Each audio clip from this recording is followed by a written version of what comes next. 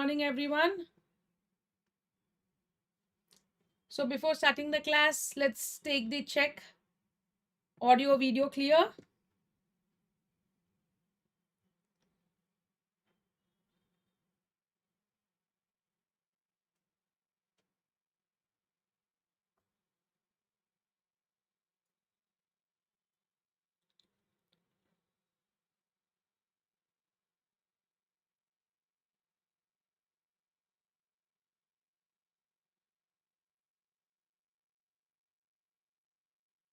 Yes, thank you Yash for that. Good morning, Murugesan. Yes, cool. So let's start. So this is the marathon and you have the entire list here. So today we are going to learn first ortho, then followed by pharmacology. So let's start trauma. So trauma, we're going to first start with trauma because that is the most important topic. And in the trauma first, we're going to start with the open fracture. So whenever you say trauma, it is mainly about fractures, right? So in the fractures, the open fracture is one which is very important, starting right from the Gustilo and Anderson's classification. So this is the classification. There are questions on it and there are now advanced questions also in it. So I am very sure that you all know this Gustilo-Anderson's classification. Just a revision for all of you. So let's start with this. So here, first thing what you know, always the Gustilo-Anderson classification, there are three grades, right? So grade 1, grade 2 and grade 3. Right, in the grade 3 again, what you have in the grade 3, you have A, B and C, right? And C is very easy for us. C is always related to what? C is always related either to a vascular injury or a nerve injury. So when you see grade 3B, grade 3C, the grade 3C, the vascular injury is present. So grade 3C, you see there is a vascular injury. And when you say all the grades, there is no vascular injury. So whenever a question is framed saying that there is a vascular injury, it straight away goes through grade C. 3C, okay, grade 3C. And then what is the difference between the other grades? So starting from grade 1, what is the main important thing you have to see? The main thing you have to see is the wound size. So main thing is the wound size. If the size is less than 1 centimeter, then it is grade 1. More than 10 centimeters is grade 3. Less than 1, more than 10, in between is grade 2. Okay, so there is no need to by heart, just remember three grades. And in the third grade you have A, B, C. C is vascular injury, fine. Then grade 1 is 1 centimeter, grade 3 is more than 10 centimeter, in between is grade 2, and all the other follow. So for example, if it is a soft tissue injury, if it is only 1 centimeter less, so obviously the soft tissue injury will be less, the contamination will be less, the pack fracture pattern will be a simple one. Okay, so no need to remember everything. Important ones you're going to remember. And the next important thing is how to differentiate between A and B. So A and B, how will you differentiate? A and B, both the wound size is more than 10 centimeters, right? But what is the difference here? The difference here is the soft tissue coverage. So differentiation between A and B is done by the soft tissue coverage. So in the 3B, what you require is reconstructive procedure. So if you want to close the soft tissue, and if you require a procedure for closing that soft tissue, that means there is an injury where there is loss of skin, loss of muscle. So now you have to close the bone with the help of a procedure such as skin grafting, such as flaps. Then it comes under 3B. Okay, if there is no procedure required, a simple suture will be enough, then it is grade 3A. So that is the difference between A, B and C. So now see, so this is grade 1 centimeter, so less than 1 centimeter. So there is no much damage to the soft tissue. You can just suture the wound and you can do your treatment. Grade 2, I told you it is 1 to 10 centimeters, right? So here also you have to take care about the wound contamination, because contamination is moderate. So again, you will start with good antibiotics and you will take care of the wound. Now when it comes to 3A, see 3A, the soft tissue coverage is still good, and still you can close the soft tissue. Okay, still you can close the soft tissue without plastic surgeon intervention. But when it comes to 3B, so you can see there is completely loss of soft tissue, and to cover this soft tissue you need a procedure like a flap or a graft. So that is the grade 3B. And when it comes to 3C, it is straightforward a vascular injury. Right, so the questions are framed accordingly and you have to answer to which grade this belongs to. And again, when it comes to grade 3, you see there is a complex pattern of the fracture and contamination is severe, so whenever you see a open injury, always remember the treatment starts right from the casualty. So first you have to check for other injuries, so always check for other injuries, right? Check for other injuries. So very important for open injuries. Then the most important thing is your wound debridement. So you have to start with the wound debridement. So how do you do that wound debridement? You give a thorough wash with the saline. So you give a thorough wash with the saline. First you remove the entire gross debridement. So whatever the entire whatever the gross debris you see, you remove entire debris, then you wash completely with the saline. Then immediately you have to start with antibiotics. So these are the antibiotics. You give triple antibiotics. So first one is your cephalosporins. So what we usually follow is we give third generation cephalosporins. Second one is amikacin, that is your aminoglycosides, and third one is covering the anaerobic organisms, that is your metronidazole. So this is how metronidazole, so this is how we do the triple antibiotic regime we follow for the open fracture. So first wound debridement, thorough wash with the saline, remove all the gross contamination. Before that, always take a photograph. So you have to always have the photograph, because you can't show everybody, right? You can't wait for everybody to come and then start the procedure. So always click a photograph of the open injury, then you start your wash, put the patient on the antibiotics, and then you shift the patient to the OT. So you shift the patient to the OT. So for the further management, so how do you do the further management? So further management is depending upon the grade. So if it is grade 1 or grade 2, so you can go for a definitive fixation. So you can go for a definitive fixation if it is grade 1 up to 2.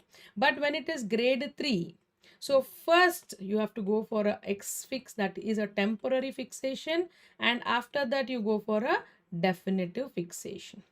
Right, so this is how you follow the protocols. So first you will wash, then triple antibiotics, then further management you do in the OT. Either you go for a definitive fixation. So what is a definitive fixation? That is open reduction, internal fixation. So before that, for a grade 3, if the wound is more than 10 centimeters, what you do first, you do a X fix. This is a temporary fixation. So this is a temporary fixation, and then you go for a definitive fixation. Right, so what is a X fix? So here this is a temporary. So I told you external fixation. So external fixation is what? External fixation is this. So this is nothing but this is a temporary adjustment. So this is a temporary adjustment for the bone. So always whenever you want to fix the limb, you should always start with the bone, right? So bone is the first to fix. So first one to fix is bone. Then follows your tendon, ligaments, muscle, soft tissue procedure. So you have to always stabilize the bone first and then proceed to the soft tissue. Right, so for the stabilization of the bone, we have two things. One is external fixation and the second one is internal fixation. So first is external, the second one is internal fixation. And now what are these two types of external fixation? What is A and what is B? Yes, very good. So very good. The first one is rail. Yeah, railroad fixation. So this is a railroad fixation. What you have in this is rods and then pins. So these rods and pins are fixed with the clamps. Okay, so these rods and pins are fixed with the clamps. And now I want you all to identify what type of pin are we using here. So this is the question they will ask. So which type of pin are we using in the external fixation? You can see that this pin, you see it is almost smooth here, but only threads are present inside the bone. So threads are present at one end. So this is the pin and you see these are the threads. So now tell me what type of pin is this? Yes, this is Elizarov. Yeah, one is railroad, the second one is Elizarov. Yes, that is clear. Very good. So these are called the Schanz pins. So this is called the Schanz pins. Very good. So these are the Schanz pins. So Schanz pins are the one which are used for the external fixator. And you see the threads are only to one end. And you see the two pins on one side, two pins on the other side. So that is how we stabilize the fracture. So that is how we are stabilizing the fracture. So this is the railroad, rods and pins. And what is this? This is your Ilizara. Very good. This is your Ilizara fixation. This is in Russia. This is a Russian surgeon who have invented the Ilizara, and this is the most stable external fixation because it gives 360 degree stabilization with the help of rings. Okay, with the help of rings. And they are small wires which we place. These are called the olive wires, not the K wires. So these are the special wires. These are called the olive wires. And now these are rings which are present here, and you use these rings. So usually this ring is a half ring like this, and then you fix two half rings to make it a full ring, so that is why you give stability in 360 degrees. That is whole thing you give the stability, right? So yes, this Elizarov can be, again, you can also use in other condition, not only in the open fractures. Can you name few of them, few of the procedures where you use Elizarov? So already we have discussed you can use that in your open injuries, right? Treat the open injuries. Then you can use them in the non-union of the bone. You can use in non-union. You can use it in the limb lengthening procedures. Right? And sometimes you can also use them in infection, right? So treating the bone infections, and sometimes tumor treatment also. Okay, so these are all very good. So limb lengthening is one procedure, infections, non-union, open injuries, all that. These are all the uses of the Ilizarov fixation, right? So that is your X-fix, both railroad and your Ilizarov. So this is very important. Questions have been asked on this. Okay, yes. And now coming to the internal fixation. So that was your external fixation. It is a temporary fixation, right? So once the patient is fine with the soft tissue, you can go for a definitive fixation. So this is your definitive fixation, where you open the fracture and then you fix it. Hence this is called open reduction and internal fixation. There are types of this. So you can use either a nail or a plate or screws. So all these have been used for fixing of the fracture. So either you use the nails or plates or the screws. Yes, infections, that is what is osteomyelitis. Yeah, you can use it in case of your chronic osteomyelitis. So this is Ilizarov. Yes, when I say infection, that is the chronic osteomyelitis where we use. Okay, now coming back to the definitive fixation, I've told you once we finish X-fix, this is the internal fixation. So in the internal fixation, you can fix the bone either by the nail or by the screws and also with the plates. Now in this X-ray, what you see? In this X-ray, you see that the fibula is fixed with the plate. So that is a plate, and you can see the screws with the fibula. So this is 1, 2, 3 and 4. So these are the 4 screws. And what do you think is this big screw which is going to tibia also? Can you identify what type of screw is that? Yes. So what screw is this which is even including the tibia and the fibula? Yes. Now this will test your knowledge right from the basics. So now you have to understand why we have put Nagraj. I will explain just in a minute. I'll just complete this screw and then I'll go back and explain. Okay. So now can you tell me why we have put this screw? So this screw, if you see, it is tight. It is from the fibula to the tibia, right? From the fibula to the tibia. Yes. I'm not asking which type of screw is this. Either this is a cortical or cancellous screws. What is the type of fixation I am asking you? So why have they put this screw right from fibula to the tibia? No, screw is okay. You can put any screw. You can put either a cortical screw or a cancellous screw. I'm asking what type of fixation is this? Yeah, this is a screw fixation. But what are we trying to fix there? What are you trying to fix there? So this screw is called as the syndesmotic screw. So this is called as the syndesmotic screw. Why it is called a syndesmotic screw? Because it is trying to fix what has broken, that is your syndesmosis. So syndesmosis is between your tibia and fibula. So whenever there are two bones are present in a single arm, like your forearm, your leg, the joint between, yeah, it is not bimalleolar, it is not into the malleoli, Shashikiran. Malleoli is this. So this is your malleolar, right? If I put screws like this, it is malleolar. Okay, so this is called the syndesmotic screw. Okay, now you will answer what type of screw is this when it goes from the fibula to the tibia. This is called as the syndesmotic screw. So this is your syndesmotic screw. Clear, everybody? Yes, they might ask you because they have not asked till now. So this type of screw is called the syndesmotic screw. And for now, Nagraj, I am just explaining this external fixation. So whenever there is a fracture of the bone like this, and now you want to do an external fixation because the infection is still there, you want to clear the infection and then go for your internal fixation. So what we are doing is, here we use the rod. So these are the two rods which are available, and through the rods we put what is called as the shank spin. So this is your shank spin.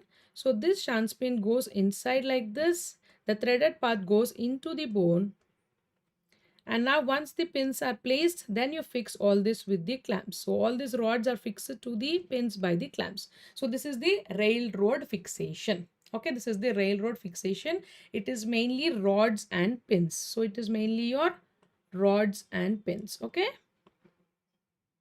and this is mainly used in your open fracture. So whenever you want to do a open fractures, a quick surgery, and it is also a main part in your damage control orthopedics. So what is a damage control orthopedics?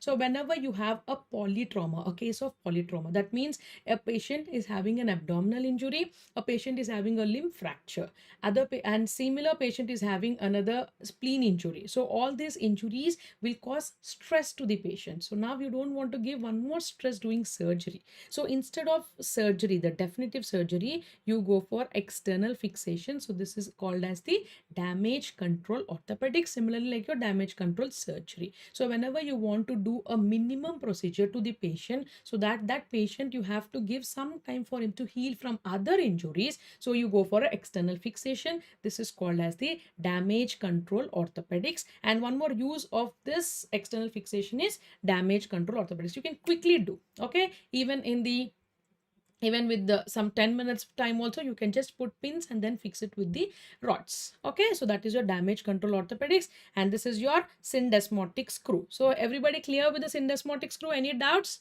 So syndesmosis is between tibia and fibula. Similarly, it is there between radius and ulna also. Okay, so here whenever you have a syndesmotic injury, again in association with the ankle fracture, so you should always assess and then put this screw. This is called as the syndesmotic screw. So you see this screw starts right from the fibula and it goes up to the tibia. Okay, yes. So that is about the X-fix and the internal fixation. Okay. Now, do you think that the Gustilo-Anderson scoring system is very, very useful? It is like, it will not tell you whether you have to go for an amputation or a limb salvage. But what is actually important in an open fracture is you have to counsel the patient that whether this limb is going to work or not. So main important thing in any open fractures, why they are very much worried, is they have to decide between whether this limb is going to amputation or it is going to limb salvage. Okay, so for this you need various other factors, like you need to decide whether what is the position of the patient, how the patient present circulatory system is, and what is the amount of soft tissue injury. It doesn't only tell in Gustilo-Anderson's, it only tells that the plastic surgery is needed or not, or vascular injury. So it doesn't tell you that whether there is a severe damage to muscles, severe damage to tendons, ligaments. It does not address everything. So Gustilo-Anderson is a vague classification.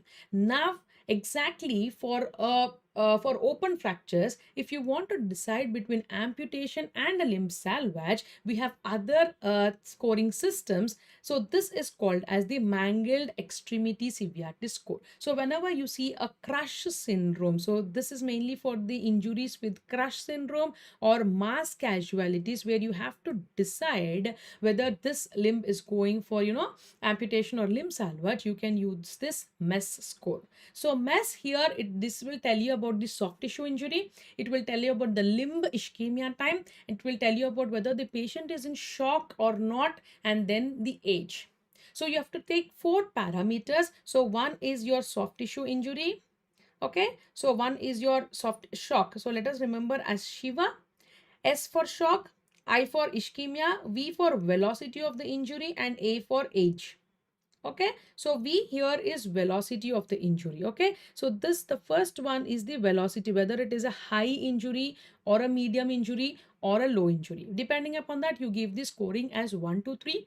And then the most important thing they consider is the limb ischemia time. So this is very important because the perfusion rate, they will tell, it will tell you about the perfusion of the limb. So again, based upon that, you give the rates 1 to 3. And again, the general condition, whether the patient is in shock or not. So if the patient SBP is more than 90, it is okay.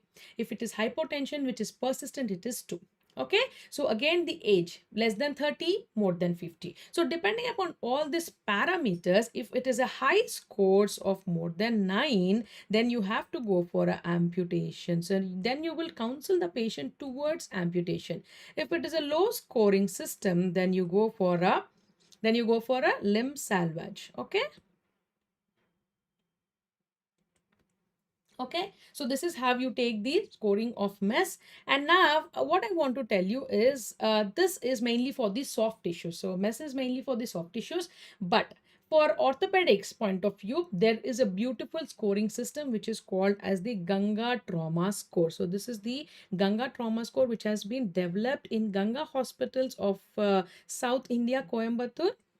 Okay, here they have done a extensive research on open injuries especially, and this Ganga trauma score will consider everything possible. So it will tell you about the tendons, ligaments, muscles, the nerves, vessels, everything. So it is a very huge scoring system, and whenever the score is more 17 and above, if you say the score is 17 above, then you can happily counsel the patient to go to amputation. If it is 14 or below, then you can go for a limb salvage. So this will tell you very easily so how to treat the particular limb in open fractures. So just remember, there is one more important scoring system which is called as the Ganga trauma score. So this, I think they have to ask a question on this because this has been given by the Indian, it is by the Ganga hospitals from Coimbatore. So this is accepted internationally. Just remember, scores of 17, 18 and 19 will go to amputation. If it is 14, it is salvage. Okay, and somewhere gray zone depending upon the patient's condition. So that is about the scoring systems. They have not asked about Ganga till now, so there is always a chance of asking it in the exam. Okay, so that is about the open injuries and its classification system. Right, and now let us see another most important topic, the complications of fractures. So no exam is there without this topic. So this is a very, very important topic, and I want you all to be very, very vigilant when I teach this topic. Okay, so the first important complications, the complications always can be a immediate complication, early complication, and a late complication. When I say immediate complication, the immediate complication is mainly, yes, what could be the immediate complication which you see as the patient arrives near you? So mainly it could be a vascular injury or it could be a nerve injury, right? So these are the immediate complications. So vascular or a nerve. For example, Holston-Lewis fracture, radial palsy, so that is immediate nerve injury. Supracondylar fracture, brachial artery, so that is a vascular injury. So as soon as the patient arrives, so these two immediate are usually vascular and the nerve injuries. Okay, then what are the early complications? Early complications could be just after 24 to 48 hours, like your compartment syndrome, your fat embolism. Okay, so these are the early complications. And now coming to the late complications, this present after 1 year, 1.5 year. Right, so these are the late complications, and one of the most important of late complication is union of the bone. So whenever there is a fracture, you should always aim for what? The fracture has to unite. So there should be a union of the fracture. So uniting of the fracture is important. But if there is a delay in this union, so this is called a delayed union. So when will you wait for the delayed union? So for this, you have to understand the basics. Yes, neurovascular very good, Shashi. So for this, you have to, for understanding the delayed union, you have to understand the timeline. So for this, the fractures, the healing of the fractures. So when you see the healing of the fractures, you know it will take 3 weeks for the soft callus. Yes, then it take 3 months for the hard callus. Okay, so 3 weeks soft callus, 3 months hard callus. So what is the time? Arbitrary, it is usually 3 months, but still you can wait up to 9 months. Okay, you can wait up to 9 months for the union. And after 9 months, if you don't see a union, okay, if you don't see a union, then this is called a delayed union. Okay, and still no signs of union are seen. So no signs of union, so you can't see anything, then it is called as a non-union. So after 9 months, when you take the x-ray and you don't see any signs of union, that means there is no little callus, there is nothing around the fracture, and you take the x-rays every month, the patient will come to you, and every month you take the x-rays, but you see no change. So when you need an intervention, so now you have to intervene. That means you have to do something to the patient for the union to occur, So this intervention, whenever you do for the union to occur, this is called as non-union. And if no intervention is required, so you don't need to do anything, no intervention required, and now the bone heals, but late. The bone heals after 9 months. After 9 months, the bone heals, but you have done nothing to it. You have just waited. So that is called a delayed union. So this is the difference between delayed union and a non-union. So when I say non-union, that means the surgeon has to do something for the union to occur. If it is a delayed union, that means still 9 months also the bone has not united, but you can wait patiently. So after 1 to 2 months, you see a small amount of changes, and then it starts uniting. So this is a delayed union. So this is a difference between delayed and a non-union, right? So now when I say non-union, that means I'm telling you that there is something which the surgeon has to do. So what actually the surgeon has to do? So before doing something, you have to understand there are types of non-union. So what is a non-union? I've told you the bone is not uniting. So for union, what does the bone require? So for the bone union, the bone requires, first thing what it requires blood supply. So it requires nutrition, right? It requires nutrition. Then it requires strength. So it requires support. So mechanical support and the blood supply. So let us remember, it requires support and it requires blood supply. So for any existence of life, we require home, right? We have to have some home and we need nutrition, right? So similarly, the bone also require mechanical support and then the good blood supply, then it happily unites. So when there is a lack of blood supply, so there is no blood supply, and this is called as the atrophic non-union. So atrophic means atrophic, there is no blood supply, hence it is called as the atrophic. But blood supply is there is no mechanical support, then this is called as the hypertrophic. So here there is good amount of blood supply, but there is no mechanical support to the bone. So that type of union is called as the hypertrophic. Yes, very good. So Shashikiran, very good. There are two types, atrophic and the hypertrophic. So now you tell me the treatment. So what would be the treatment? So what would be the treatment for the atrophic? So now I have identified this as atrophic. So now you see in this particular x-ray, you see there is no callus, right? So no callus means no blood supply. So blood supply is fully of growth factors. So growth factors will give you callus. So no blood supply, no callus. No callus means it is a atrophic non-union. So it is a atrophic non-union. So now what is the treatment of atrophic non-union? What could be the treatment of atrophic non-union? It is simple. You know there is no blood supply. So now you have to give blood supply. So you will give bone grafting, right? So you put a good bone there. So now it tries to unite with the bone grafting, right? So that is your atrophic non-union. Yes, autologous bone grafting in atrophic. Very good. And now what is hypertrophic non-union? So in hypertrophic, what you do? if it is a hypertrophic, that means there is callus is present. So in hypertrophic, there is a good amount of callus is present. But what is lacking? Support. So hence you give the mechanical support. So mechanical support, again you add a additional plate or a nail or a screw. So whatever is the support you want to give, you give the mechanical support. So that is your hypertrophic. So that is your hypertrophic. Yes, immobilization, you give a rigid fixation. Rather than concentrating on immobilizing the bone, what you give? You have to do a rigid fixation. Okay, rigid fixation. So that is how we give the mechanical support. That is how we give the mechanical support to the bone. So that is your hypertrophic. So one is atrophic, the other one is hypertrophic. So these are the non-unions. So this is the non-union. You can see this is hypertrophic. So large amount of callus is formed around. So this is your hypertrophic. So this is your hypertrophic. And now you see, so this is non-union, we are done. So now you see the second variety where it is already united. So the bone is united. But can you see that alignment? The alignment is not proper. So the alignment is not proper. So you want the bone to unite in the proper alignment along the length, the rotation, right? So length has to be achieved, the angulations has to be achieved, the rotations has to be achieved. So that is when you say it is a proper union. So length, alignment and rotations, when they're present, it is called a proper union. So here you see, if I draw a line along this and along this.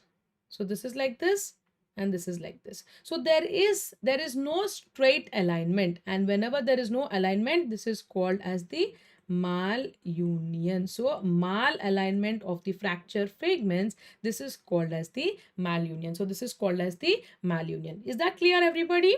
So they are being asking the clinical questions lately, right? So this is also a potential topic to ask clinical questions of non-union and malunion. So what are the examples of the malunion? So examples of the malunion: clavicle. So where you see this clavicle, then where you see malunion, you see supracondylar fracture humerus. So clavicle, supracondylar fracture humerus, right? So these are all the, then your very favorite Colles fracture. So these are all the areas where you see malunion. So IT fracture. So these are the areas. So 4 are there, always important. Whenever there are 4 options, always important, because that would be your answer. Clavicle, supracondylar fracture humerus, Colles fracture, IT fracture for malunion. Then what we have? Then you have non-union. Non-union is again very important. Tell me non-union. So talus, scaphoid, right, and lateral condyle humerus. And very important, fracture neck of femur. Okay, so femur head always go for non-union. IT fracture goes for malunion. IT fracture goes for malunion, right? So this is how you have to remember. So these are the areas: fracture neck of femur, talus, scaphoid, lateral condyle humerus. So this is all non-union, whereas malunion, clavicle, supracondylar fracture humerus, and Colles fracture, IT fracture. So these are all, yeah, lower 1/3 tibia also. Yes, lower 1/3 tibia also sometimes will go to malunion. Okay, so this is about malunion and non-union. Yes, very good. So next, let us discuss another important topic, that is your compartment syndrome. So very, very important questions are asked. And now what is a compartment syndrome? So you all know this is very easy for you. So this is where the compartment is where you see the limbs are arranged in compartments, right? So there are several compartments in upper limb and the lower limb. And what is the main thing? You have to see some tight structures might be present, or because of the fractures, So what are the important areas we have to look for? So the first is the forearm fractures. The second one is your leg fractures. So fractures of forearm, fractures of leg, and in children also you see commonly in the forearm. Okay, so these are the areas where you have to look for your compartment syndrome. So what is a compartment syndrome? It is where there is an increase in the compartment pressure. So there will be an increase in the pressure of the compartment. So what is that increase? More than 30 mm of Hg increase is there, then that is your compartment syndrome. And this is a very, very important clinical question. So how they will ask you? There will be pain. Okay, not responding to analgesia. So pain not responding to analgesia is a very important thing. You have to not take it light. So then the second one is your stretch pain. So second one is your stretch pain on stretch. So these two are important things which you have to look. And pulselessness is very late. Okay, pulselessness is a very late presentation. So why pulselessness is a very late presentation? Because this is at the capillary level. So you see in the compartment, not the artery, not its not its branches, but the capillaries are being compressed. So because it is at the level of capillaries, the pulse has to stop. That main artery has to stop functioning. It takes a long time. So that is why pulselessness is a very late presentation. So what is the most first important presentation? So first important thing is pain. So now the patient will tell you the pain, and then you give analgesia. Still the pain is not reduced. Again you increase the dose. Again it is not responding. Then that is where you have to clinically suspect that you might be dealing with compartment syndrome, because it doesn't respond to any of the analgesics. And then to confirm your diagnosis, what you do, you stretch the area. So if it is a flexor compartment syndrome, then you stretch the fingers. So all the muscles in the flexors will stretch. And now this is very sensitive to stretch. So the pain here is very sensitive to stretch. Hence on stretch, the patient will have severe pain. So that is how you deal with this. And what is the treatment? So the treatment is fasciotomy. So who is the culprit here? The culprit is the fascia. So the culprit is your fascia. Hence you deal with the treatment fasciotomy. Yes, it is a raised intracompartmental pressure, and the treatment here is emergency fasciotomy. Fasciotomy you have to do immediately. Okay, so always remember that the emergency. So this is an emergency. So emergency, you go for the fasciotomy. So the treatment is emergency fasciotomy. So that is about your compartment syndrome. Very clear. They will always put a clinical scenario telling you that this patient has come with fracture femurs or burns or tight cast, and now he's having pain, not responding. Then the stretch pain was present. They suspected compartment syndrome. What is the immediate treatment? Immediate treatment is emergency fasciotomy. You can measure the compartment pressures, but usually what we do, we take up for OT and we do thorough debridement. So you open all the fascias, not one fascia, all compartment fascias you have to open. Okay, and then you are going to leave that wound for 1 day, and then the next day you're going to close it. Okay, so you have to check for the muscles. If muscles are dead, then you go for muscle debridement. So what is the sequelae? If you don't treat properly, what will happen? The muscles will get fibros. So muscles will go ischemia and they develop fibros, which is called as Workman's ischemic contracture. So it goes into VIC. VIC is Workman's ischemic contracture. Okay, so that is the sequelae of your compartment syndrome. And next important thing, very, very important. You're not going to go to exam without reading about this. So this is your very important. That is your fat embolism. So fat embolism, what is fat embolism? Here again, it is a clinical scenario. So if the patient will have a long bone fracture. So now the patient has come with a long bone fracture. Usually young male patient, happily driving. Okay, one weekend he goes happily on the road with the high speed, because young male, high levels of hormones, and then he raises the bike and suddenly he trips and falls. So here now he comes with a femur fracture. So this is a typical story. So he comes with the femur fracture. So now he gets admitted in the casualty, right? So what happens in the casualty? You see, this is a young man. So you will tell him that you have femur fracture. Luckily, he has put helmet, so there is no other injuries. So you will tell you are having a femur fracture. So femur fracture, what is the one important complication you expect? So one is shock, because there is a huge blood loss. So there will be a huge blood loss. So now what you do, you correct the shock. So you're correcting the shock. So shock has been corrected. How do you correct the shock? You put lot of amount of IV fluids. So you put good amount of IV fluids to him. So he has been happy. And now what you do? And now what happened? So after you post him for what? So whenever there is a femur fracture, you post him for nailing. So what you do? You do a nailing procedure. You have posted him for nailing. Okay. So next day you come for the round. So next day after 24 hours. After 24 hours, so it is almost like between 24 to 48 hours, after 1.5 day, then you come for rounds and you see the patient is having severe pain, and then he's telling he is having fever since night, and now his attenders tells that there is a shortness of breath also. And then because you're very intelligent, you know that you're dealing in orthopedics, so you check for petty. So there is a rash, that is petty. And then immediately, because you are well versed with your basics, you will connect all the dots, and then you will ask how is the patient responding. So they will tell the patient is drowsy since yesterday. So the patient is drowsy. So involvement of CNS, patient is having SOB, so involvement of respiratory system, then he is having petty rashes, then involvement of the skin, along with what is the most important thing, your long bone fracture. So now you see everything is interconnected. Yes, very good. So there is a respiratory distress, there is a petty, altered sensorium, patient is drowsy, and it is after some time. So it is not immediate early, it is after 24 to 48 hours. And then you see that this is nothing but your, so now your there is a petty. Okay, there is a central nervous system, that is patient is having severe drowsiness is been seen, and then he's having SOB. So all this relates to what? A very important classical triad that is called as the fat embolism syndrome. So fat embolism syndrome, right?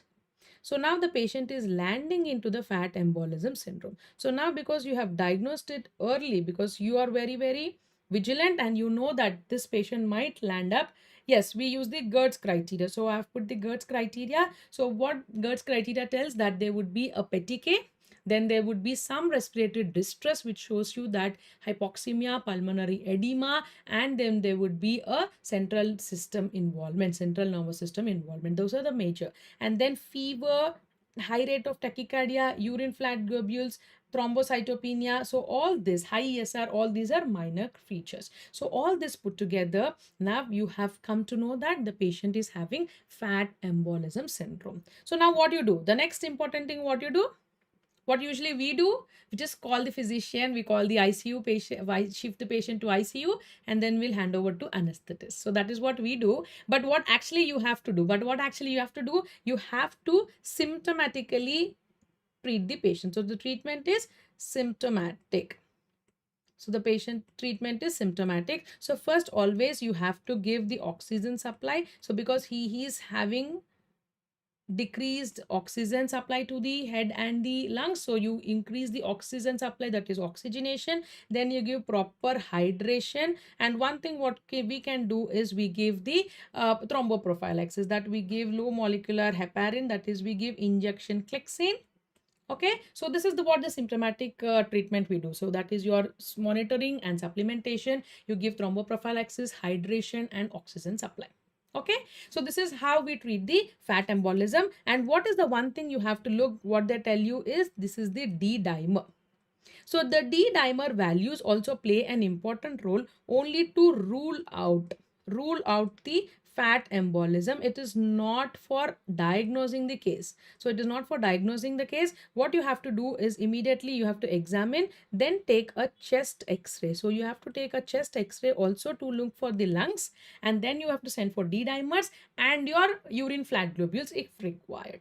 Right, so mainly this is clinical suspicion, mainly it is a clinical diagnosis, and once you diagnose, you have to do a symptomatic treatment, and once the treatment is done, then you can again do for a definitive fixation. So this is called as the fat embolism. Okay, so what is a pathophysiology? Because Nagaraj has asked, because he's curious to understand why the patient is landing in fat embolism. So what happens is there is an escape of the flat globules from marrow, and if you remember, the marrow in the adults is completely made up of fat, right? So this will be escapism of the flat globules into the circulation, and this flat globules which are present, they produce the free fatty acids, and this will irritate the capillaries, and they will provide inflammation. So they will do inflammation of the lungs and the brain.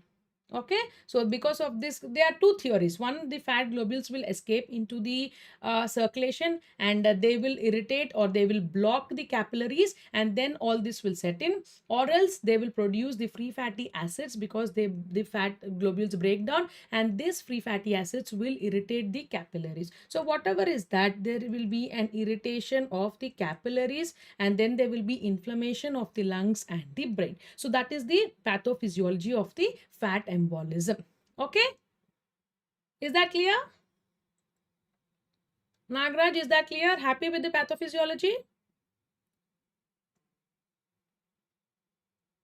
So that is your fat embolism. Okay, so that is why, because there is a high inflammation, you see there is a high ESR. So ESR is also raised. It tells that the patient is in acute inflammatory phase. Acute inflammatory phase, where you see high heart rate, fever, high ESR, and all these things.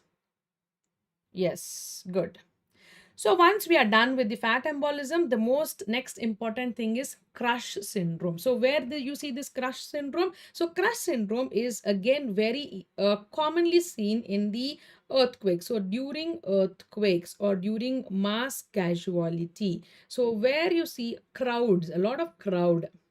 Okay, so there is a complete crushing of the extremity. So whenever there is a crushing of the extremity, you see the patient can have two things, because again this is a sudden pressure. The patient can land up in compartment syndrome. Okay, compartment syndrome. And then the other thing what the patient can have is severe crush syndrome. Okay, so what is this crush syndrome? So here, whenever there is a crush syndrome, what is actually happening? There is a crushing of the muscles of the limb. So this muscles, whenever they get crushed, they release potassium, they release myoglobin. So they release myoglobin, they release creatine kinase. So all these are present in the muscles. Yes, stampedes, earthquakes. So there will be a severe crushing of the limbs, and this crushing of the limbs, especially the muscles, will release all these toxins, that as your potassium, your myoglobin, and CK, that is creatine kinase, into the circulation. And because of this high release of the potassium, the patients will have hyperkalemia. And then because this myoglobinemia, myoglobinuria, all these things the patient will have. Myoglobinemia, myoglobinuria. Okay, and this myoglobinuria, it is having, means that is going onto the kidneys. So this kidney will have huge load of all this, and it will result in acute renal failure. So whenever you see a patient with crush syndrome, that is a mass casualty, and now you're dealing with the patients, so this crush syndrome will result in acute renal failure of the kidney, because there are a lot of products which are released into circulation, and this circulation, especially they put this load on the kidneys. Now the patient will have ARF. So one side he has the acute kidney injury, and the other side he has to deal with the compartment syndrome, where they will be in the compartment syndrome. What is happening? Where they will be, where again there will be rise in the compartment pressure. So there will be rise in the compartment pressure, and rise in the compartment pressure, and then again he'll have ischemia, necrosis of the muscles. Okay, ischemia and necrosis of the muscles. Okay, so these are the two things the patient should have. Yes, it is the acute renal failure or acute kidney injury. So he will have this renal failure, and again he has to deal with the compartment syndrome. And sometimes there is also reperfusion syndrome also, reperfusion syndrome also. So once there is there is a huge, crushing, and suddenly if the crushing is relieved, again all the toxin loads are put. Okay, so all the toxins are suddenly released into the circulation. So that is again a reperfusion syndrome. So this is all they have to deal. So this is the crush syndrome. Again, the treatment, what is there? The treatment is, again you have to deal accordingly. So you have to treat the compartment syndrome, you deal with the fasciotomy, and here what you do is you do the myoglobin, the kidney, you have to help the kidney. He might land up with dialysis, or you can give the chelating agents, where you can alkalize the urine. So urine alkalinization can be given with the bicarbonates. Okay, so all this you can do as the treatment. As the treatment, you can give dialysis or chelating agents. Okay, and alkalization of the urine to be done with the bicarbonate. So what is the question they will ask you is, what is the important electrolyte imbalance you see? That is your hyperkalemia. Why hyperkalemia? Because there is a release of potassium, and you see myoglobin again, myoglobinemia, myoglobinuria. So these are the electrolyte imbalance what we see. Yes, we give sodium bicarbonate. We do alkalization of the urine as the treatment protocol. Okay, so this is about the crush syndrome. Finish complications. Any doubts and complications of fractures? So now we are done with the complications, non-union, malunion. Okay, then we are dealt with fat embolism. So the immediate ones you have to always remember, the vascular and the nerve injury. So for example, if it is a posterior dislocation of the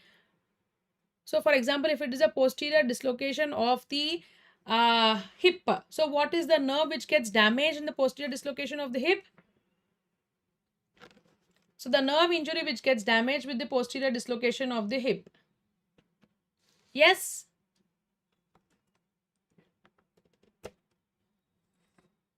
Yes, I want you all to answer this. The nerve which gets damaged with the posterior dislocation of the hip. Quick.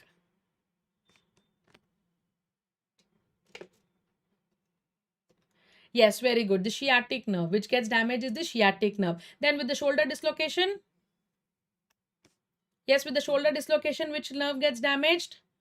Shoulder dislocation or proximal humerus fractures.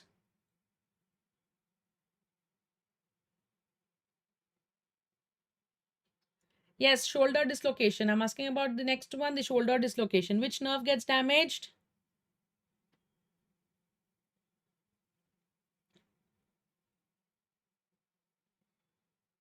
Very good. It is the axillary nerve. So now they will ask you, what is the axillary nerve action? So what is the action of the axillary nerve?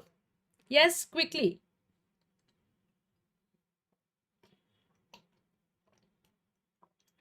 Action of the axillary nerve.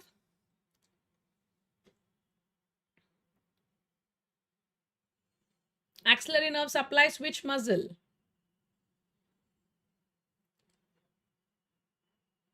Yes, axillary nerve supplies which muscle?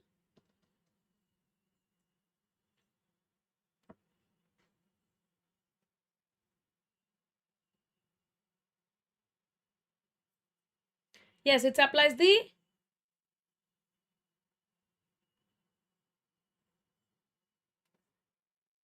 Yes, very good. It supplies the deltoid muscle. Deltoid is involved in the abduction and the... Yes, then you said external rotation or internal rotation?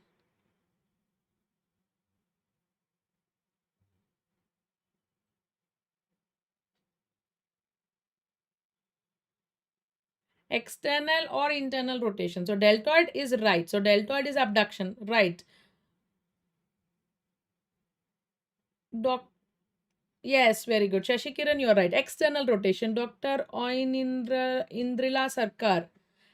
Is it external or internal?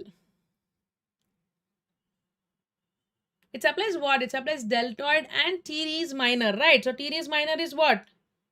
Yes, it applies teres minor. Teres minor is what? External rotation. Very good. Only you have to correct it. It is external rotation. External, not internal. Internal is by your subscapularis. Internal is hugging subscapularis. External is teres minor. Yes, perfect. Very good. Excellent. So this is how. Very good. So this is how you have to remember the complications of fractures. Okay. Now let us deal with the important fractures. Very, very important. The first one is your fracture clavicle. Why it is very important? Because it is the most common one. So first thing what you have to understand, the most common fracture is the clavicle fracture. So what actually you do in clavicle fracture? You do nothing, because you know that this is going to unite. This is going to unite, and you have to usually go for a conservative treatment. So please remember, the clavicle will unite by its own. Okay, if you see any clavicle fracture with your relatives or friends, please counsel them. It unites happily with the conservative treatment, but nowadays they are operating also with clavicle,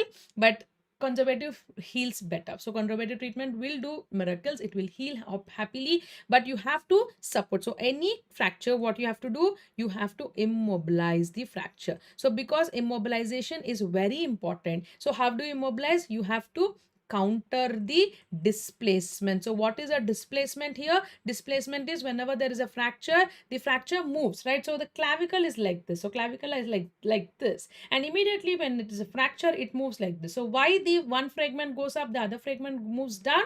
This is what you have to understand in fractures. So in clavicle, if you see, this is your clavicle, right? So on the medial part of the clavicle, here there is an attachment of what? One important muscle, which is called as the sternocleidomastoid. So one fracture goes up, the other goes down like this. So this is because the sternocleidomastoid is attached. So it goes up. So now what you have to do? You have to pull it down. So how do you pull it down? You pull it down with the figure of 8. Yes, figure of 8. Yes, figure of 8 bandage you do. But before the bandage, also what is most important thing?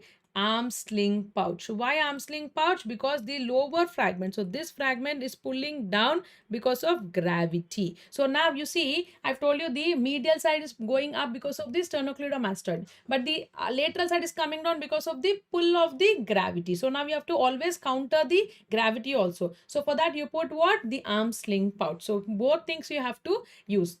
If you want to choose between one, the most important thing is gravity. So the gravity, if you counter, you put the arm sling pouch, then also it heals well. Figure of 8 bandages, pushing the fragment down. Okay, so that is the importance of using the figure of 8 and arm sling pouch. You have to counter the balancing forces of the clavicle. And now what is the important complication of clavicle? Yes, quickly, important complication of the clavicle. Yes, I have told, I have discussed before also. So important complication of the clavicle. Yes, I have told you that it heals nicely. So you have got a friend. You told him that because ma'am has told, I have told this is healing so beautifully. You put figure of 8, you put arm sling pouch. But do you leave the patient like that? You will not leave him, right? You have to review the patient for every week, every month, because there is a complication. Yes, that is the malunion. So always look for malunion, right? Always look for malunion in case of your fracture clavicles. Very good. Perfect. So that is the importance of complication. So you have to understand every complication in each fracture.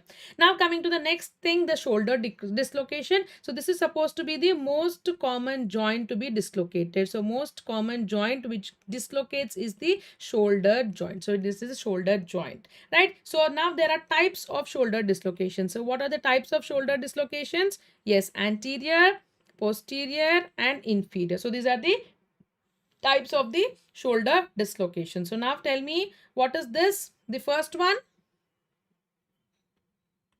A, B, C and D. So what is A? Yes, what is A? Which type of dislocation is A?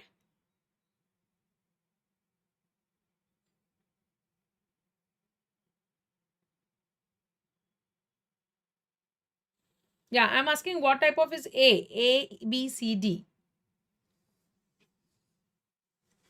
See it properly. Vayu, is the A1 is anterior or what? Malunion. So how the patient presents with malunion? So the patient will present with mild amount of pain in malunion, swelling. Okay, but mainly in the clavicle, what we have is you will see that the deformity. So the malunion, mainly what they present is with the deformity. Okay, so what is malunion? It is malaligned, right? So the main important thing why we are worried is the deformity. So you can see there would be a mild swelling which is present, and because of the orientation of the muscles is also lost, then they will have pain during the movements. So the main important thing of malunion is they present with the deformity. Okay. Yes. What is A? Yes, yes, everybody. I missed this. 1 anterior, 2 posterior, 3 inferior.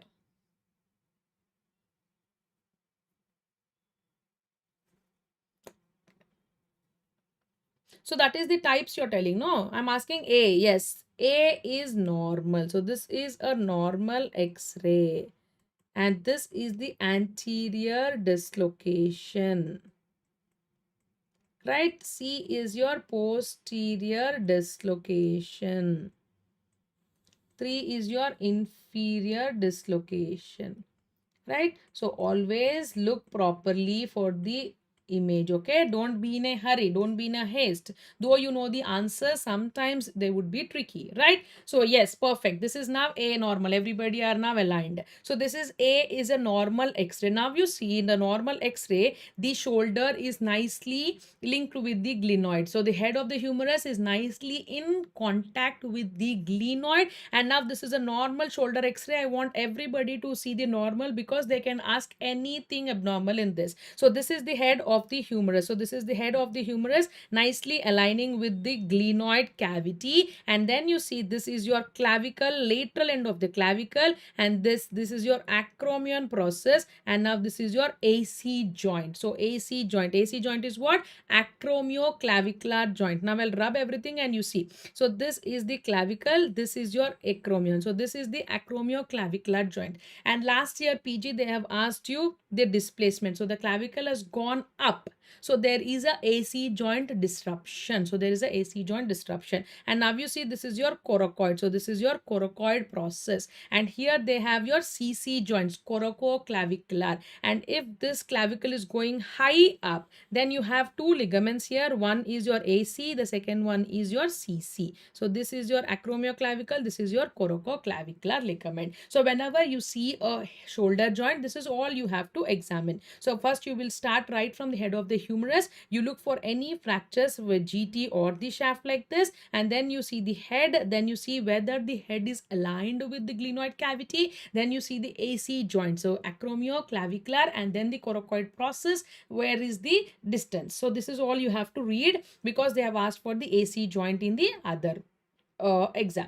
And now you see the similar x-ray. When I put this x-ray, you see this is the head of the humerus and this is the glenoid. So now there is a no contact of it, and now the head has come anteriorly, and hence this is called as the anterior dislocation. And now this is posterior dislocation, where the head is internally rotated. So there is a nice internal rotation of the head. So because of this internally rotated head, what you see this as a light bulb. So you can see this as the light bulb, hence this is called as the light bulb sign or the empty glenoid sign. So this is called as the light bulb sign or the empty glenoid sign, right? So this is your posterior dislocation. And inferior is very easy, because when you see the humeral head is facing downward, going down. So because the humeral head has to go down, what has to happen? It should hyper abduct. So you see there is an hyper abduction of the arm. So there is a hyper abduction of the arm. So because of the hyper abduction of the arm, you see there is a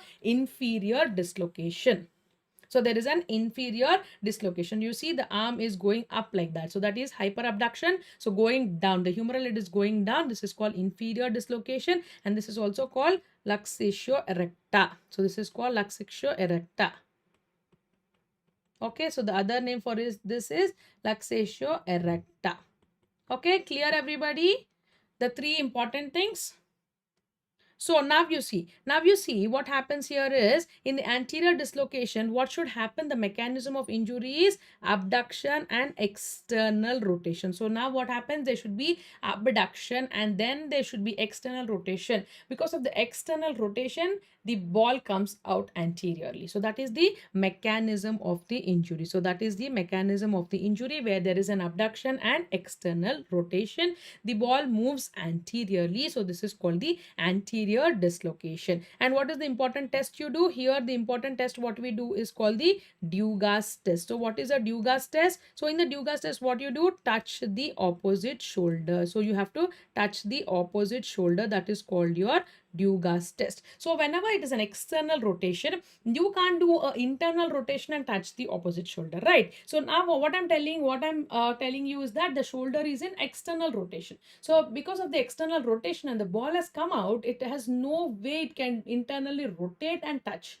So that is why touching the opposite shoulder is considered to be a test for your shoulder dislocation, right? So yes, Hamilton ruler test, a Callus test. Callus test is for axillary circumference. So this is not very useful. We don't measure this axillary circumference, and ruler test is not, not very casually done. So what we usually do is the Duga. So we tell the patient to touch the opposite shoulder. If he's unable to touch, that is a sign that the shoulder has dislocated. Okay, so that is the Dugas test. And what you do, any dislocation is an emergency. So you have to you have to take the patient to the OT, and you are going to do under anesthesia. So under anesthesia, what happens is the muscle relaxes. So because of the muscle relaxant, you will, what you do now, you'll exaggerate the deformity. So you already know the mechanism. So what you do, you give slight traction, then you do slight external rotation, then abduction, then internal rotation, right? So you're doing external rotation and abduction again,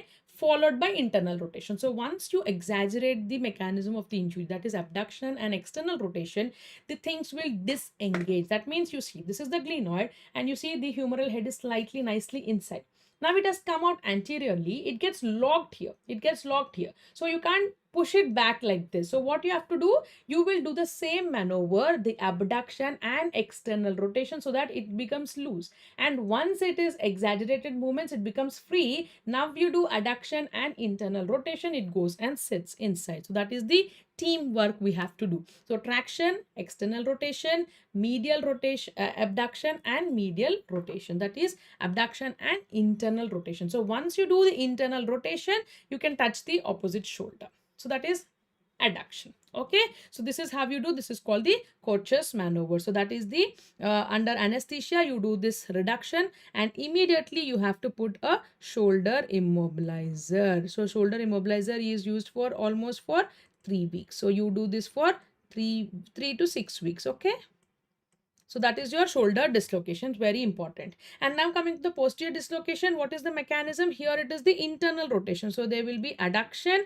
and internal rotation. So whenever there is an adduction and internal rotation, then you have this, then you have the adduction and internal rotation, then you have the ball moving posteriorly. So this is mostly seen in case of epileptic patients. So epileptic patients and patients with electric shocks. So epileptic electric shocks. So here you see there could be a chance of adduction and internal rotation, and resulting in the posterior dislocation of the shoulder will produce a nice light bulb sign. So this is a light bulb sign where the shoulder, where the head is internally rotated. And similarly opposite to the maneuver. So first you do adduction, internal rotation, and then you do abduction and external rotation for reduction. And this is hyperabduction. So you know the patient has come with hyperabduction injury. Here they can't put the hand down. So again you disengage it. You do again a slight hyperabduction, disengage it, and then you push it up. Okay, so that is the inferior dislocation. So this is about the shoulder dislocations, very, very important, right? Yes, and then coming to the humerus shaft fractures. So once you're done with the proximal, the shoulder dislocations, and here I've told you that there is a chance of axillary nerve injury. So here you have to remember there is a chance of axillary nerve injury where there could be paralysis of the deltoid and teres minor. Most of you are answered right. So there is a problem of abduction and external rotation. And sensations, yes, sensations, where do you see? Skin over the deltoid. So sensations over skin over the deltoid, and this is called as what? This is called as the regimental badge area. So this is called as the regimental badge area. Yes, we have to discuss about Bankarts also. Wait, I'll see. Okay, so now I'll tell you about the Bankarts also here. This is a very important. So now this is the complication of recurrent shoulder dislocation. So complications of whenever there is a recurrent shoulder dislocation. So there are two important complications of recurrent shoulder dislocations. So one is your Bankarts, the second one is your Hill Sachs. So there are two important things you have to remember. One is called the Bankarts. Okay, the second one is your Hill Sachs. So now let us understand what is what. So now what I have told you, this is a recurrent shoulder dislocation problem. So here what is happening, the ball And imagine that this is the glenoid. So this is your glenoid. Nicely the ball is sitting into the glenoid like this, and it is coming out. So whenever it is coming out, so what is a glenoid? Glenoid is a bone. Now this glenoid has a covering over it which is called as the labrum. So now you see, I told you that this is the glenoid, this is a hole, this is a bone, and over the bone we have a covering which is called as the glenoid labrum. So this is there as a cartilaginous structure which is the covering of the glenoid which is called as the labrum. So just imagine that this is labrum, and whenever the ball is coming out, so whenever the ball is coming out, it will tear the glenoid labrum. So which area it tears the glenoid labrum, that is important. So here you see, this is the anterior part, and the shoulder dislocation, again in the anterior also you have types. It has subcoracoid, it is subglenoid. So usually it is the subglenoid, right? So you have to go down to the glenoid, so it goes below the glenoid like this. So whenever it is going below the glenoid, it is rubbing the labrum on the inferior part, so it is going below the glenoid. So anterior and inferior part of the labrum is tear. Okay, so there is a tear of the labrum in the anterior and the inferior part. So this is very important. Anterior and the inferior part of the labrum tear is called your Bankert's lesion, And similarly, so for every action there is a equal reaction also. If the labrum is getting damaged, there will be a damage to the head as well, because the head is hitching the labrum after coming out. So this hitch on the humeral head, remember Hill sacks for the humerus. So on the humeral head, where on the humeral head? Obviously it is this side, no? This is the anterior part of the head, posterior part of the head. So the lateral posterior, so lateral posterolateral part of the head, there is a defect. Okay, so this defect is called as the Hill sac. So there is a defect in the which part? The posterolateral part of the humeral head. Okay, so that is the defect which is called as the Hill sac's lesion. So that is called as the Hill sac's lesion. Yes, Gaurav, you're right. So one is the anterior inferior labrum. The second one is the posterolateral part of the humeral head. So this is what you have to remember. This is the two important complications. And how do you deal it? So we deal it with the arthroscopy. So you do scopy and then you fix this condition. So by arthroscopy, we do these procedures. Either it is a Bankert's lesion, we fix the Bankert's, we suture the labrum. If it is a Hill sac's, we will remove or we'll clear the defect. So this is the two important things which you have to remember. One is the Bankert's lesion in the anterior inferior labrum, and the second one is the Hill sac's lesion in the posterolateral part of the head. So nothing to by heart, just remember the mechanics. So just remember the mechanics. Okay, so that is the recurrent shoulder dislocation. And now coming to the humerus shaft. So this is very important. This has been asked in the exam, right? So what is this humerus shaft?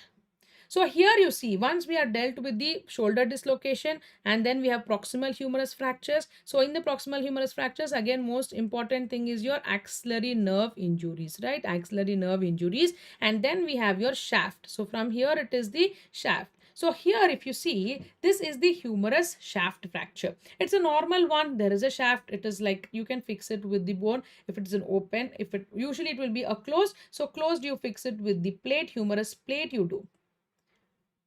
Humerus plating we do. But what is the most important part is this shaft has three parts. So now this is your proximal shaft. This is your middle shaft. This is your distal shaft. So whenever you see a fracture, which is exactly a junction between your middle and the distal. So junction between the middle and the distal shaft of humerus. Very, very important. Whenever you're seeing such a fracture, so you have to always be sure that, because this is the area where the radial groove ends and the radial nerve now will enter into the lateral intermuscular septum. So now it enters into the lateral intermuscular septum.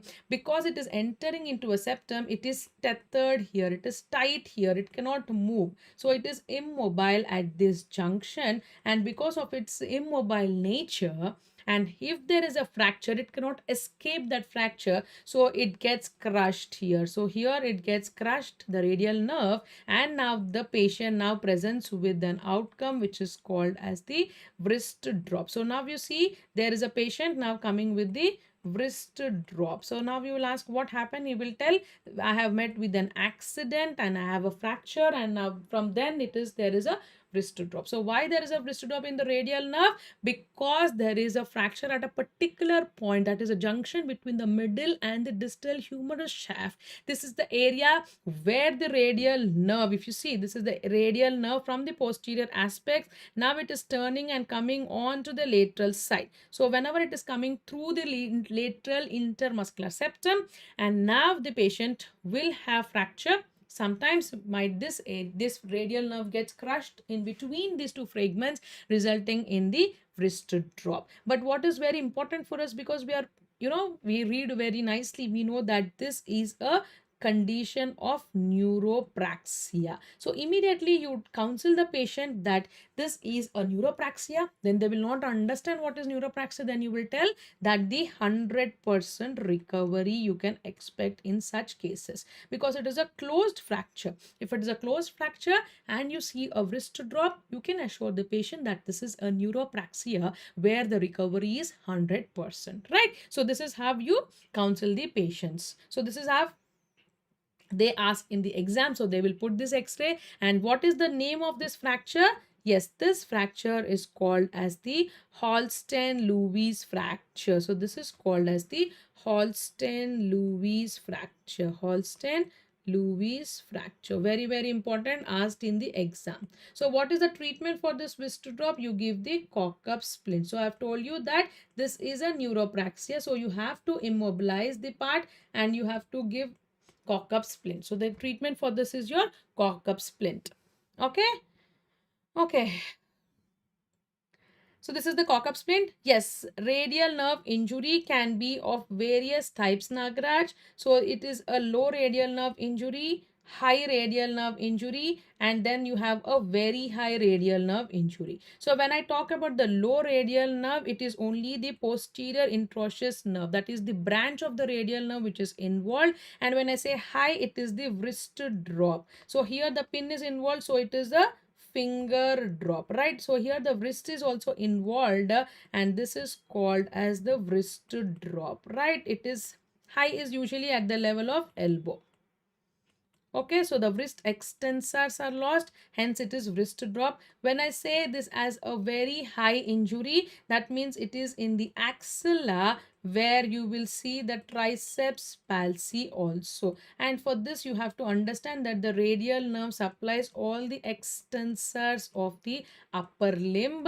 So the main extensor in the arm, which is your triceps, So here there are three different types, that is low, high and very high. Low, when I say, it is at the level of the wrist joint or the forearm. So wrist or the forearm, you can see there is a low radial nerve palsy, that is only the pin, the posterior introitious nerve is involved. So there is only finger drop. And if it is a high radial nerve, that is at the level of elbow, the injury is at the level of elbow, the wrist extensors are lost. So this is the wrist drop. Very high, it is directly in the axilla. Yes, the very important example is your Saturday night palsy. So this is the example which you can remember, is the in the axilla is your Saturday night palsy. But what you see here, you see there is a triceps weakness also. So this is considered as a very high radial nerve palsy. Okay, so mainly what we see for all the radial nerve palsies, high and very high, we see there is a wrist drop. So we treat it with the cock-up splint. Is that clear? Yes.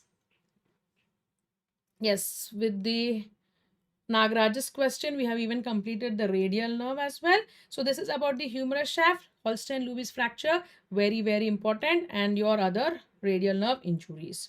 Okay, now coming to the elbow. So elbow has two important things you have to remember. One is the elbow dislocation. So it could be a simple dislocation or it could be a terrible triad. So whenever there is a terrible triad, that is, there is a dislocation, that is posterior dislocation of elbow, and associated with the coronoid fracture and associated with radial head fracture.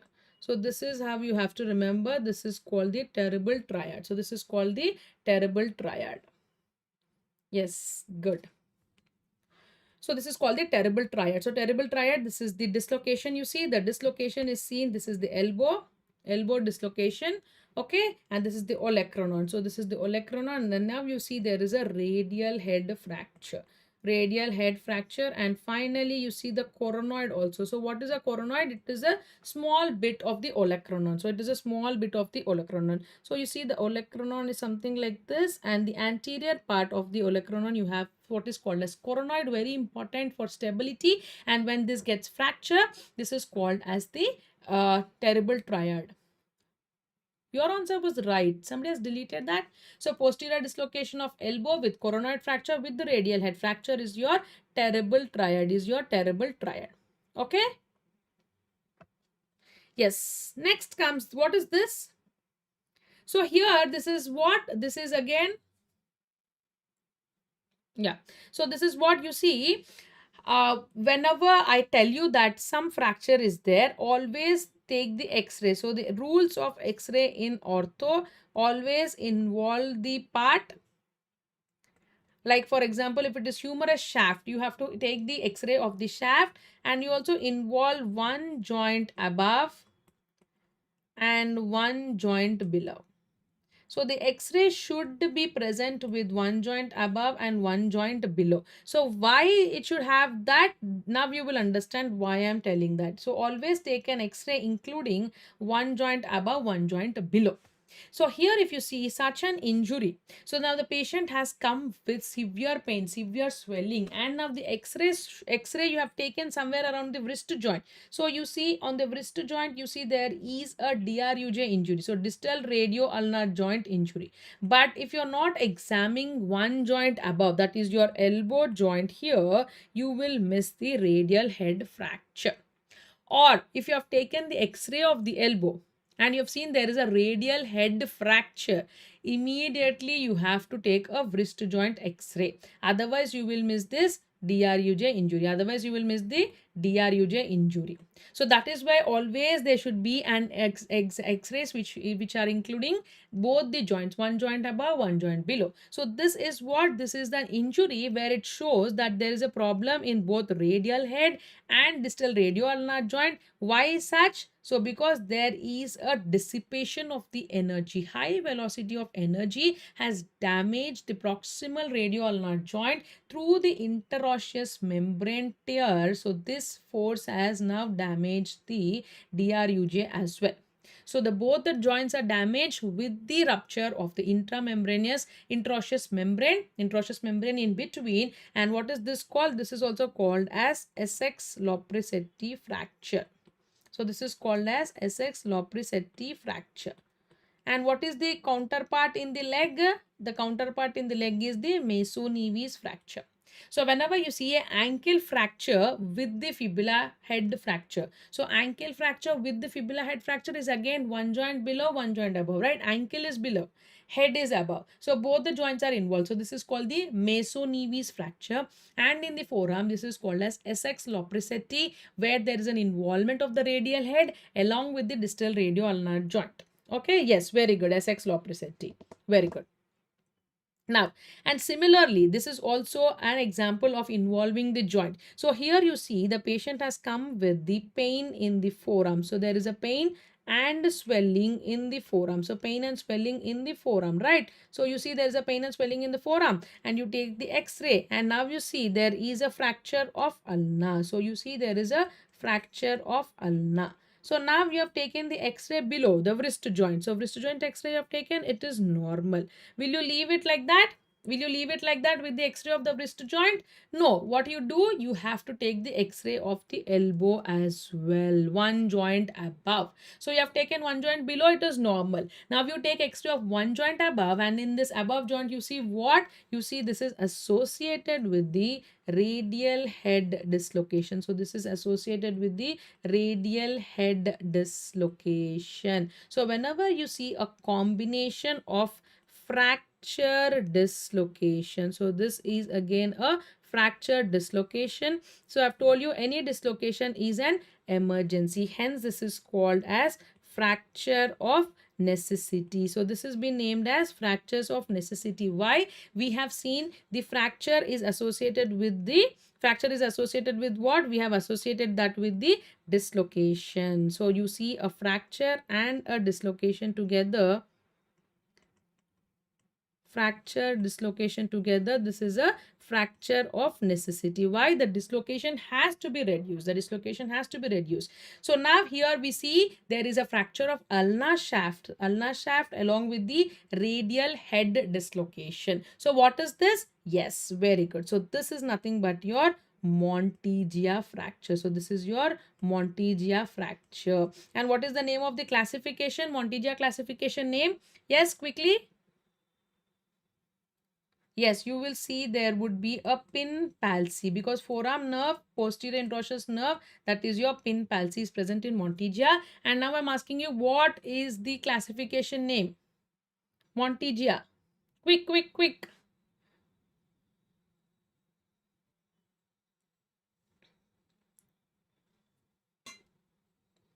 Yes, Bedo. Yeah, it is Bedo classification. Very good. It is a Bedo classification. It is seen in Monteggia. And what is the complication in Monteggia? So now what you do? You will reduce the radial head dislocation. What is the treatment? So treatment is very important. So the treatment part is, what you do? The treatment part, you reduce the dislocation first or you fix the fracture first? Quickly.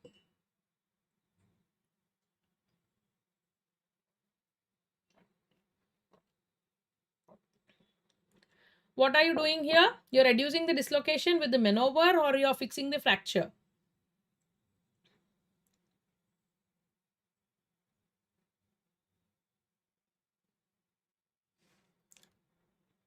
Yeah, pin injury is all okay, but what is the treatment? I've told you that there is an emergency. This is a fracture dislocation. I've told you, then what you treat it? How do you treat it? So now they will ask you the exam, what is the treatment? You fix the fracture, leave the fracture, you fix the dislocation, leave the dislocation. Yes, you do open reduction, internal fixation. Yes, very good, very diplomatic answer. But what you will internal fix? You will fix the radial head or you fix the ulnar shaft? Prince. ORIF, correct. But ORIF with ulnar plate, ulnar nail, radial head plate, radial head nail. What is that ORIF? Yes, think.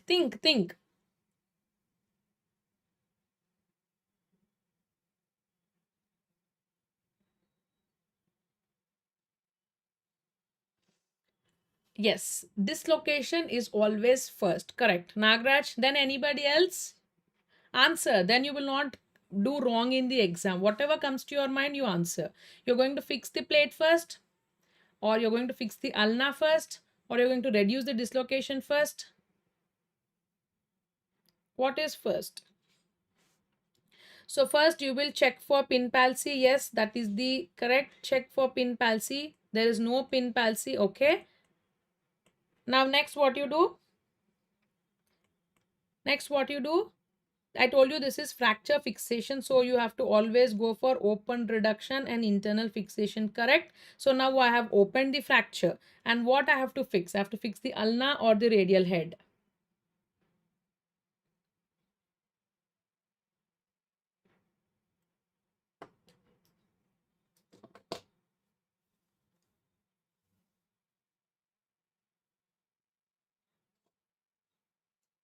Radial head fixation. Okay. So very good. Nagaraj and Prince, at least they have answered. So we are going to fix ulnar head or not. Let's see. So what we are going to do here is we are going to fix the ulna. So you do the ulna plate. So you going to plate the ulna. So you do the ulna plate fixation. That is your open reduction and internal fixation. Okay. And then what will happen? The radial head will spontaneously reduced. Okay, the radial head will spontaneously reduced.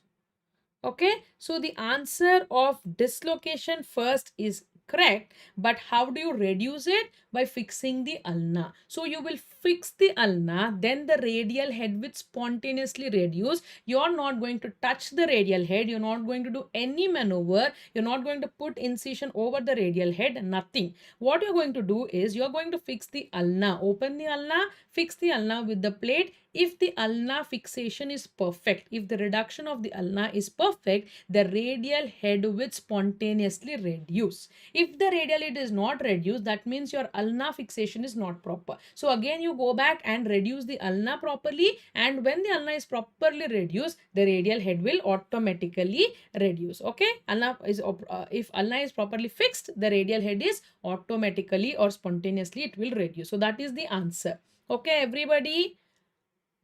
Alpha Star, Medico, Vayu, Arjun, Pratib, Nagraj, clear?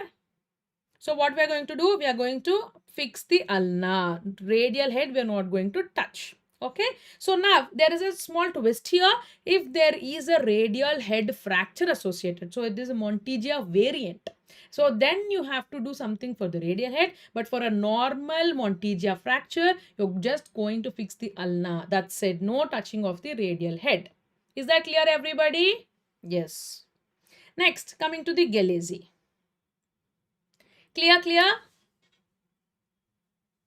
Very good. So now coming to the other one. So now what you do, you have this X-ray has come to you on WhatsApp. You are in the film. So you're watching a nice movie. Then your intern, your friend has sent this X-ray. So I've just received a case. This is a 21-year-old male patient with this X-ray. So he's telling that I can see some fracture, and he's telling this is a radial shaft fracture. So radial shaft fracture is there, and now he has taken one joint above and one joint below with the wrist joint, and now in the wrist he has seen that there is a displacement. So he's saying that this is distal radio-ulnar joint disruption. Okay. Okay. So what is the answer? What is this fracture? Yes, this is a Galeazzi fracture. Very good. Very good. I'm very happy everybody knows the answer. So this is a Galeazzi fracture. So this is a Galeazzi fracture. Very good. So here what is happening? There is a radius shaft fracture. So here there is a radius shaft fracture with the radio-ulnar joint disruption. So there is a distal radio-ulnar joint disruption. Very good. Perfect. So now what you do? So yes, Prince has been very kind and he answered that you're going to fix the radius. Yes, we are going to fix the radius first. No doubt about it. Yes, and then what are you going to do, RUJ? What we are going to do with the distal radio-ulnar joint? You're going to leave it like that? Would you think it will reduce spontaneously like your radial head? Yes? Answer quick.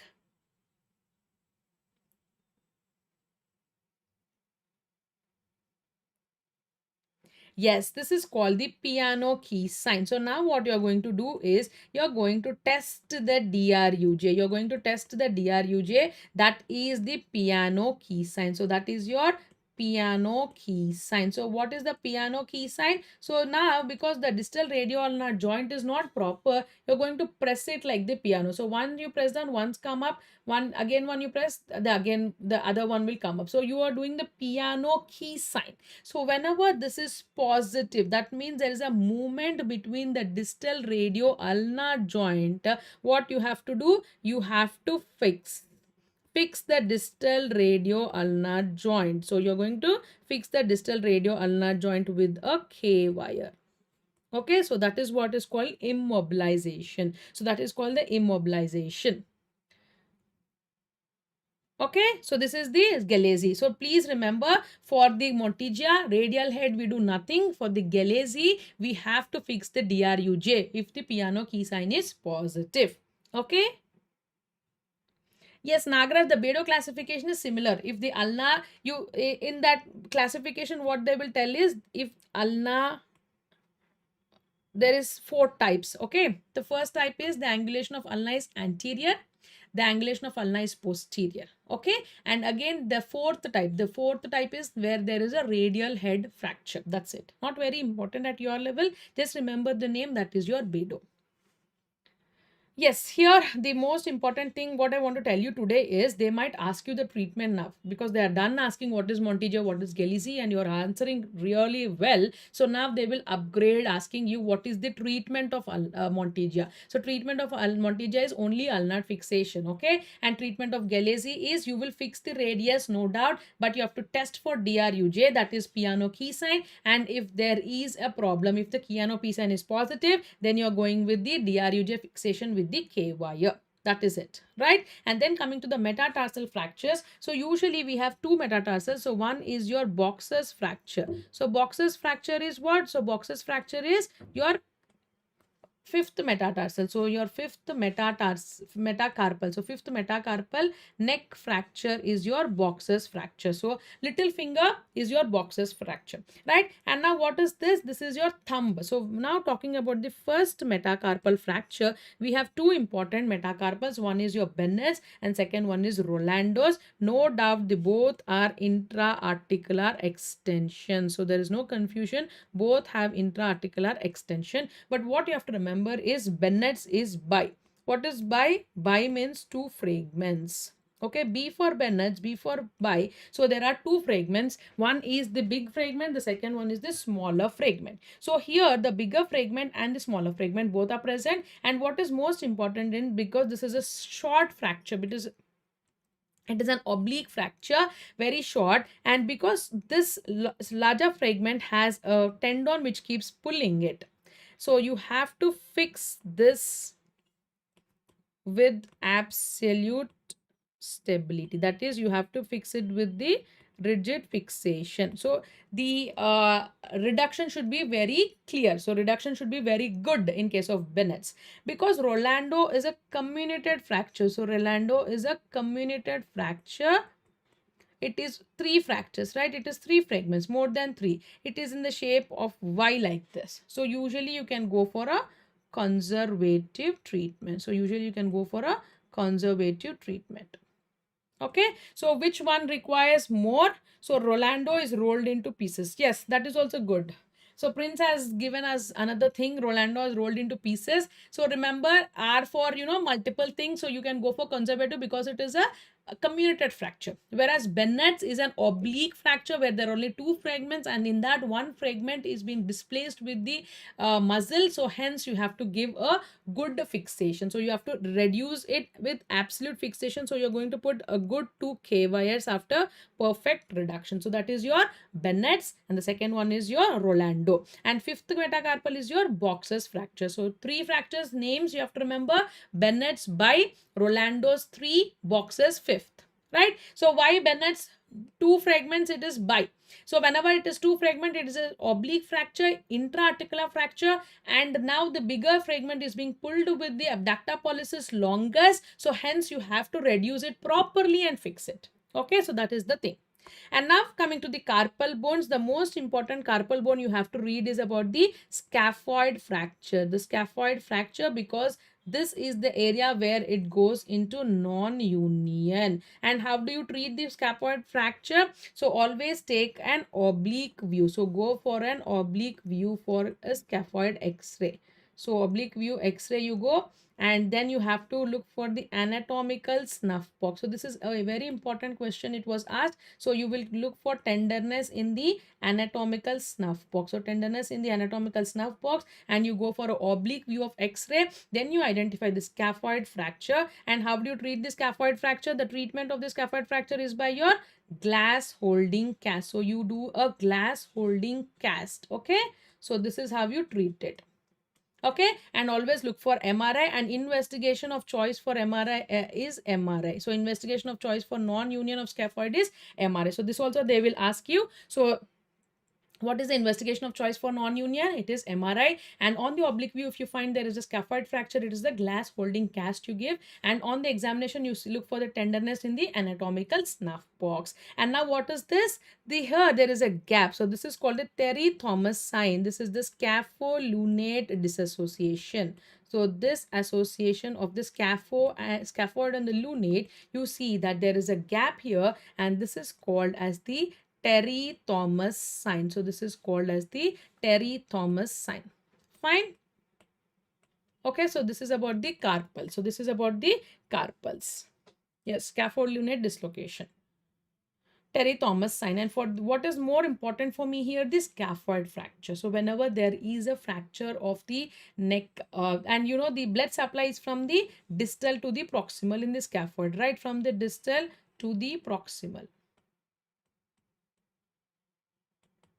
Okay, so that is why there is a risk of non-union in the scaphoid. Is that clear? Yes. Now going to the lower limbs, the most important thing is the pelvis and the acetabulum. Remember the classification of the pelvic fractures. So pelvic fracture, what is the name of the classification? It is the tile classification. Tile classification. Okay. For the acetabulum, it is your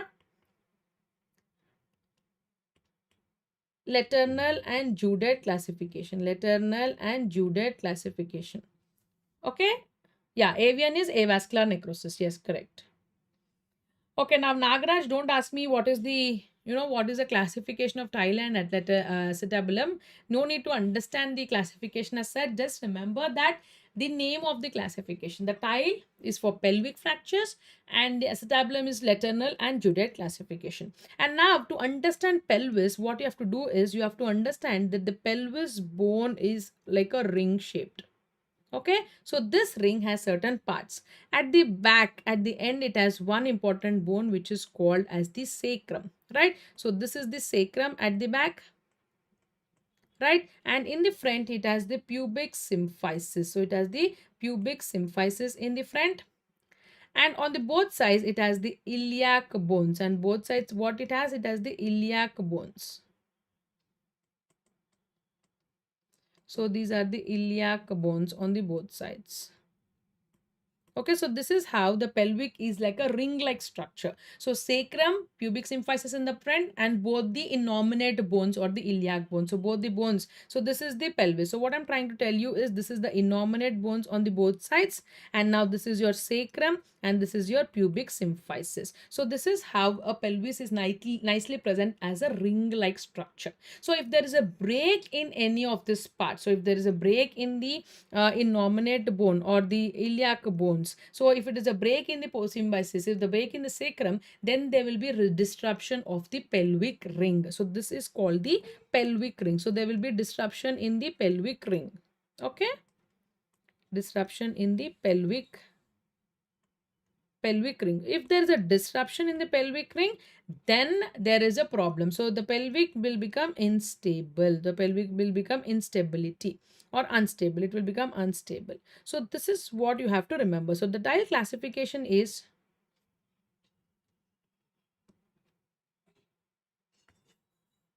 now the tile classification will tell you whether this is unstable or not. So that is a tile classification.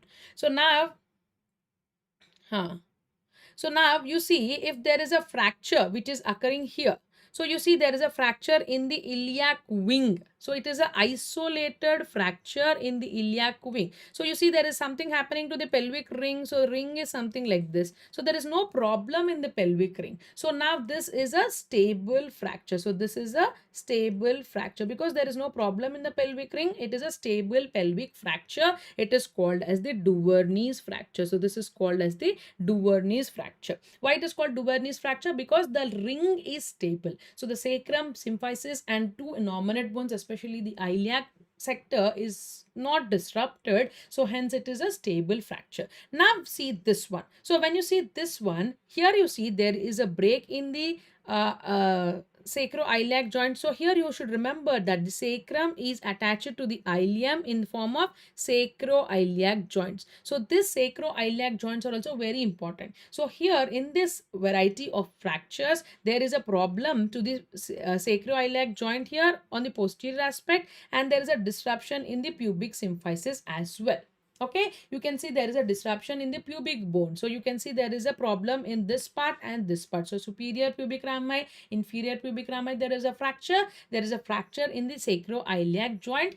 And now one thing what you see on the same side, so same side is ipsilateral. Now you see there is a disruption, in the ring. So I've told you this is the ring, and the ring is disrupted twice, one in the anterior, one in the posterior. So two times the ring is disrupted on the same side. So there is an ipsilateral break in the ring. So this is called as the Malgagne's fracture. So both the anterior and the posterior same side there is a disruption in the sacroiliac joint and in the pubic ramus. So this is called the Malgagne's fracture. And here what happens, because the ring is break at one side, one will go up, one will come down. So there is a vertical shear which is happening. So this is a vertical shear. So it's movement in up and down. So this is a vertical shear. So this is called as the Malgagne's fracture. So this is called as the Malgagne's fracture. And similarly, you see the one more important fracture. So here you see the fracture is on the both the sides, but the contralateral. So here only on the anterior aspect. So if this is the ring is break twice, both on either side. So one on the right side, the second on the left side, the ring is break. Okay. So this type of fracture is called as the straddle fracture. So this is called as the straddle fracture. And now whenever there is a break in the same side, this is style B. Okay, now the same can be happen in the opposite. So one anterior and the second one posterior. So this is called the contralateral tear. So this is called the bucket handle fracture. Okay, what is bucket handle? Bucket handle is contralateral. So contralateral break in the ring. So one on the anterior, the second on the posterior. That means right side sacroiliac, left side pubic ramus. So if it is a contralateral injury, now this is the same side. So this is the ipsilateral. So this is the ipsilateral injury you are having. This is called the Malgagne's fracture. If it is similarly on the contralateral, it is called the bucket handle fracture. And now this, whenever the two obturator foramens, there is a break. So you can see bilateral, both superior, inferior pubic rami on the same, on bilateral, on both the sides, the obturator foramen is completely disrupted. And you can see there are two O's in the straddle also. So this is called as the straddle fracture. So this is called as the straddle fracture. And now whenever there is a disruption, entire ring, that is style C. Style C is full ring disruption. Okay, so tile classification is mainly for the pelvis, right? So tile classification is mainly for the pelvis, and here you have multiple fracture eponyms. One is called the Duvernay's, Malgagne's, straddle, bucket handle. Malgagne's ipsilateral, straddle is both obturator foramen, both the rounds, and bucket handle is contralateral injuries of posterior and anterior. Duvernay's isolated pelvic wing fracture, it is a stable fracture. And now all these are unstable because the ring has been disrupted. All these are unstable fractures. So these are all unstable fractures.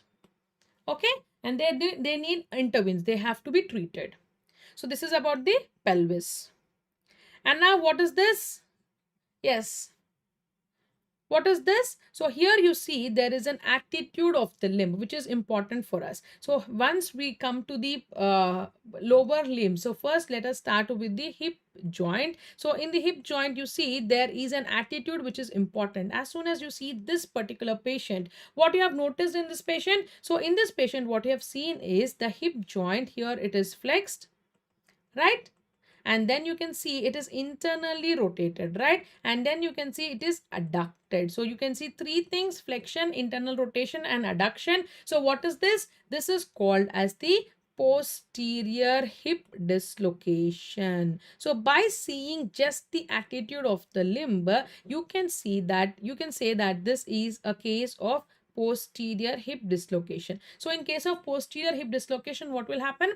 The hip goes into an attitude of flexion, internal rotation, and adduction. Flexion, internal rotation, and adduction. Clear, everybody?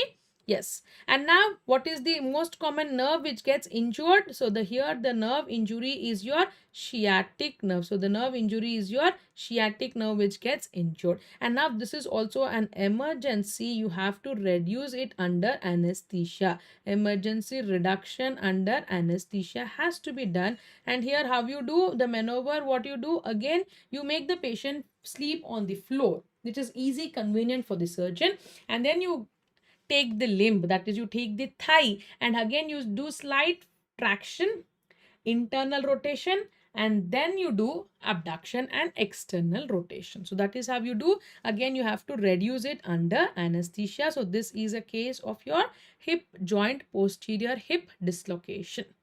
Is that clear, everybody? Yes. So once you see the posterior hip dislocation, in case of anterior hip dislocation, so in case of your anterior hip dislocation, so what is the common injury which we see? The common injury which we see is the femoral artery. So there will be a damage to the femoral artery. And anterior hip dislocation, it is flexion, abduction and external rotation. So this is the attitude of the anterior hip dislocation. So posterior it was adduction, internal rotation and flexion. Here it is flexion, abduction and external rotation in case of your anterior hip. Anterior hip, there is a, yes, femoral artery mainly. So this is the artery injury mainly we see in anterior hip, and nerve we see mainly, sciatic nerve we see mainly in the posterior dislocation of hip.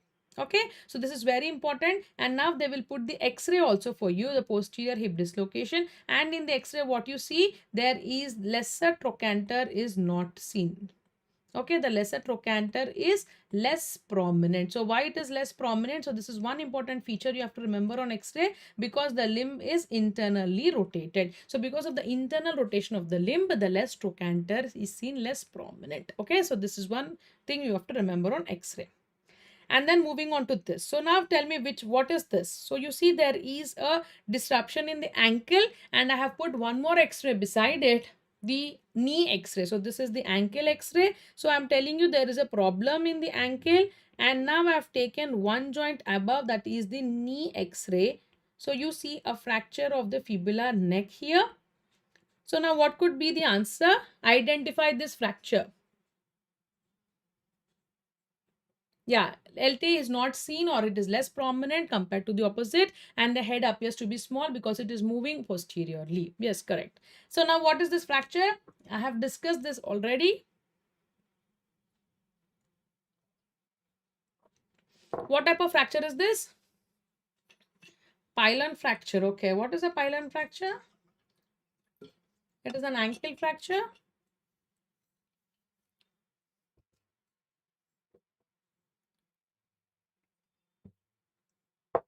Exactly, Gaurav. Very good. So this is a mesonevis fracture. So what is a mesonevis fracture? Mesonevis fracture is nothing but, it is a mesonevis fracture. It is again the involvement like the SX lopricity, where one joint below and along with the interosseous membrane, the forces go up and they damage. So whenever you see an injury around the medial malleolus, so medial malleolus is seen, the fracture of the medial malleolus, and then you don't see any fracture on the fibula, you should straight away look for fibular head. See here, there is a disruption in the medial side. So which ligament is present on the medial side? Yes, this is the medial side, right? Which ligament is present on the medial side? Yes, this is also was asked in the exam. What is the ligament injury which you see on the medial side of the ankle?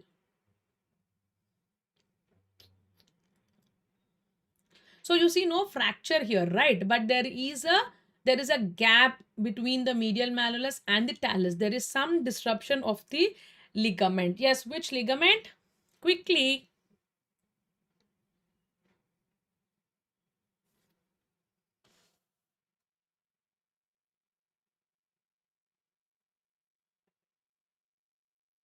Very good, Hari. Very good, Hari. So this is the injury of the deltoid ligament. So there is a deltoid ligament injury. So this is the deltoid ligament injury. And when there is a high deltoid ligament injury, but you see no fractures here. So you see no fractures in the medial malleolus or the lateral malleolus. Hence this should raise the suspicion, and then you have to go for the knee x-ray where you see the fibular neck fracture. So this fracture is called the mesonevis fracture. Why ACL is coming in between? So this is the mesonevis fracture, and this ligament on the medial side is the deltoid ligament. This is the medial side is the deltoid ligament. And now tell me, whenever there is an ankle sprain, so now I'm telling you there is an ankle sprain, and this ankle sprain, the most common injury which occurs is to which ligament in ankle sprain? So the most common injury is during the inversion of the foot. Please remember, inversion of the foot will result in ankle sprain. So what is the most common ligament which is injured, which is damaged? Exam, they asked in the exam last year, they are asked in the exam, which ligament is that most commonly damaged in ankle sprain? Because of the inversion of the foot, because of the inversion of the foot. So which is that ligament? Yes, anterior.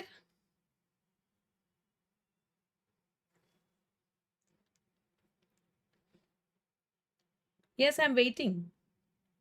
Yes, deltoid is right. On the medial side, there will be deltoid. Yes, very right. And now on the lateral side, this is inversion of the foot on the lateral side. Why ACL is coming? ACL is in the knee. I'm asking in the ankle. Ankle. ACL is anterior cruciate ligament in the knee joint. Now I'm asking about the ankle ligament. Whenever there is an inversion of the foot. Yes, ATFL, anterior talofibular ligament. In anterior talofibular ligament is the one which gets damaged. Anterior talofibular.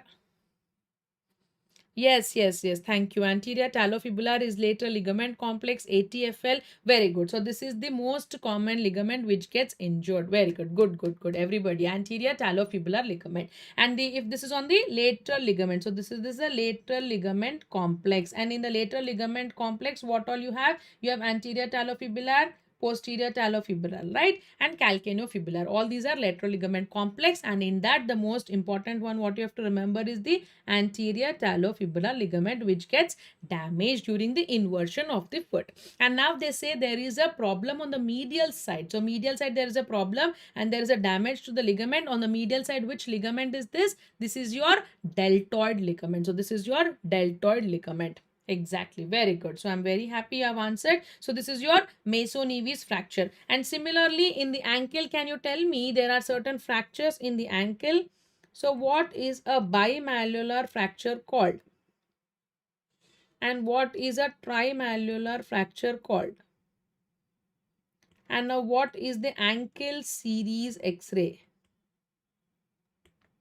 Okay, so these are the three things which you have to remember. So what is a bimalleolar ankle? Quickly, faster.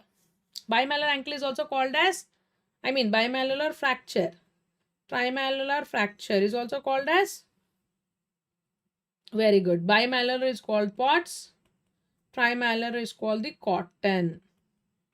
Correct? Yes. And now what is the ankle X-ray series? So in the ankle, whenever you're trying to take the X-ray of the ankle, you have to go for a proper AP view. You have to go for a lateral view. And what is the one more important view we have to go? Hawkins.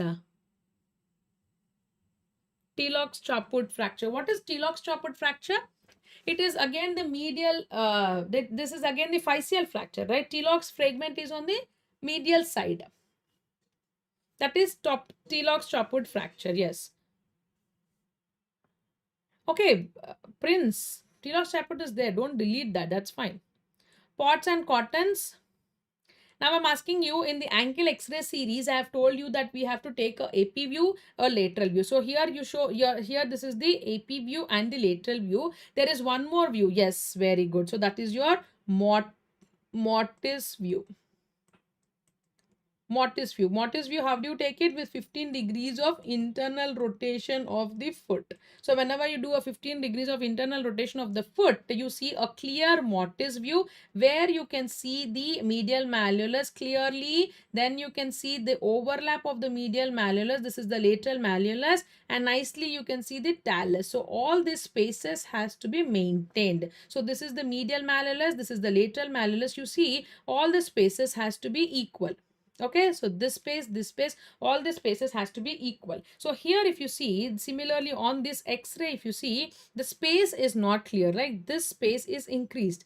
this space is decreased, this space is decreased. That means there is some problem with the position of the talus. So there should be either a fracture or a ligament injury, and here we have identified that ligament injury is the deltoid because on the medial side the gap is increased. So that is why you have to take a series of ankle x-ray, AP, lateral and the mortise view with 15 degrees of internal rotation of the foot in case of your ankle. Okay, so that is the ankle. And what is the Ottawa ankle rules? Ottawa ankle rules. So Ottawa ankle rules is that whenever there is an age of more than 50 years, person with age of more than 50 years, pain on malleoli, either malleolar or both the malleoli, or patient unable to walk, patient unable to take at least 4 steps, take at least 4 steps. So this is the Ottawa ankle rule. So whenever there is this ankle rules which are satisfied, then you can go for the x-ray. So this is the Ottawa ankle rules for x-ray. Do you think every ankle needs an x-ray? So this can be a sprain or a fracture, right? So when will you take an x-ray? So I'm telling you the sprain is the most common injury. So the most common injury is the sprain. So for the sprain you need not take an x-ray. So when will you take an x-ray? So for that we have come up with the Ottawa ankle rules. That means whenever there is age of more than 50 or 60 years above, if the pain is on malleoli or both the malleoli or either malleoli, and then if there is patient unable to bear weight or even take 4 steps, so then you have to take up an x-ray. An x-ray you have to go for AP view, lateral view and the mortise view, and then you will see either a bimalleolar or a trimalleolar fracture. And what is the classification of ankle? Classification, Lodge-Hasson's classification, Lodge-Hasson's classification, right? So this is the classification which we use based upon the injury, whether the position of the foot and the mechanism of the injury, they will give this Lodge-Hasson's classification, right? Not very much important, just remember the name of the classification, right? Yes. So that is about the ankle. And now coming to the calcaneum. So before that you have talus as well, right? So talus, whenever they talk about the talus, so you have to remember that there is a risk of non-union. There is a risk of non-union, and this is called as the aviator's fracture. And here there is an important sign which is called as the Hawkins sign. Okay, and then there is a classification that is called as Hawkins classification. So this has been asked in the exam. So what is Hawkins classification? So Hawkins classification is for talus. That's it. Okay, Hawkins classification is for talus. And what is Hawkins sign? So Hawkins sign is, I have told you that, so now this is your medial malleolus and the lateral malleolus. So here you have the talus, right? So here whenever there is a fracture of the talus, so in case of your fractured talus, there is a risk of what? There is a risk of non-union. So if there is lucency seen on the body of talus, okay, so what is a non-union? Non-union is there is a decrease in the blood supply. Okay, so there is a decrease in the blood supply. So if there is a lucency, that is especially on the subchondral bone, so there is a subchondral lucency which is seen, so that is your Hawkins signs positive. So what is Hawkins sign positive? That means there is a lucency which is seen in the x-ray, and this means there is no AVN happening in the body of the talus. So there is a risk of non-union, right? So that is why you have to take an x-ray, and after 6 weeks, after 6 to 8 weeks, you take an x-ray, and if you see the lucency in the body of the talus, that means there is no avascular necrosis. If it is avascular necrosis, there is a high risk of non-union and avascular necrosis, right? So avascular necrosis, how do you see? You see this sclerosis. So there will be whitening of the bone. White is increased in the bone. That is avascular necrosis. But what is the investigation of choice? Again, for I told you it is MRI. Remember, AVN is identified only on MRI. Investigation of choice is MRI. So what is Hawkins sign? Hawkins sign is lucency, which is present on the subchondral bone in the talus. So that is your Hawkins sign, and this is also called as the aviator's fracture. And what is the classification? The classification is Hawkins classification. Yes, whenever it is Hawkins sign is positive, that means this is not avascular necrosis. The vascularity is still intact. Very good. Now coming to the calcaneum. So calcaneum is one more important bone which you have to remember whenever there is a fall from height. So whenever you see a cases which are from the fall from height, then you have to think about calcaneum. And calcaneum, you have to first decide whether it is an intra-articular fracture or a extra-articular fracture, right? Intra-articular or a extra-articular fracture. And for that you have two important classification to decide. One is Essex-Lopresti classification, right? And the second one is Sanders classification. So when I say Sanders classification, it is mainly CT based classification. Okay. Essex-Lopresti is normal. Sanders is a CT based classification. Yes, lowest fracture. Lowest fracture is you land on the calcaneum, and whenever you're landing on the calcaneum from the fall of height, there will be a fracture of the calcaneum. And here also you can take the X-ray. So X-ray, there is one more important view for the calcaneum. Can somebody tell me the name? Yes, for the calcaneum, what type of X-ray you want? Yes.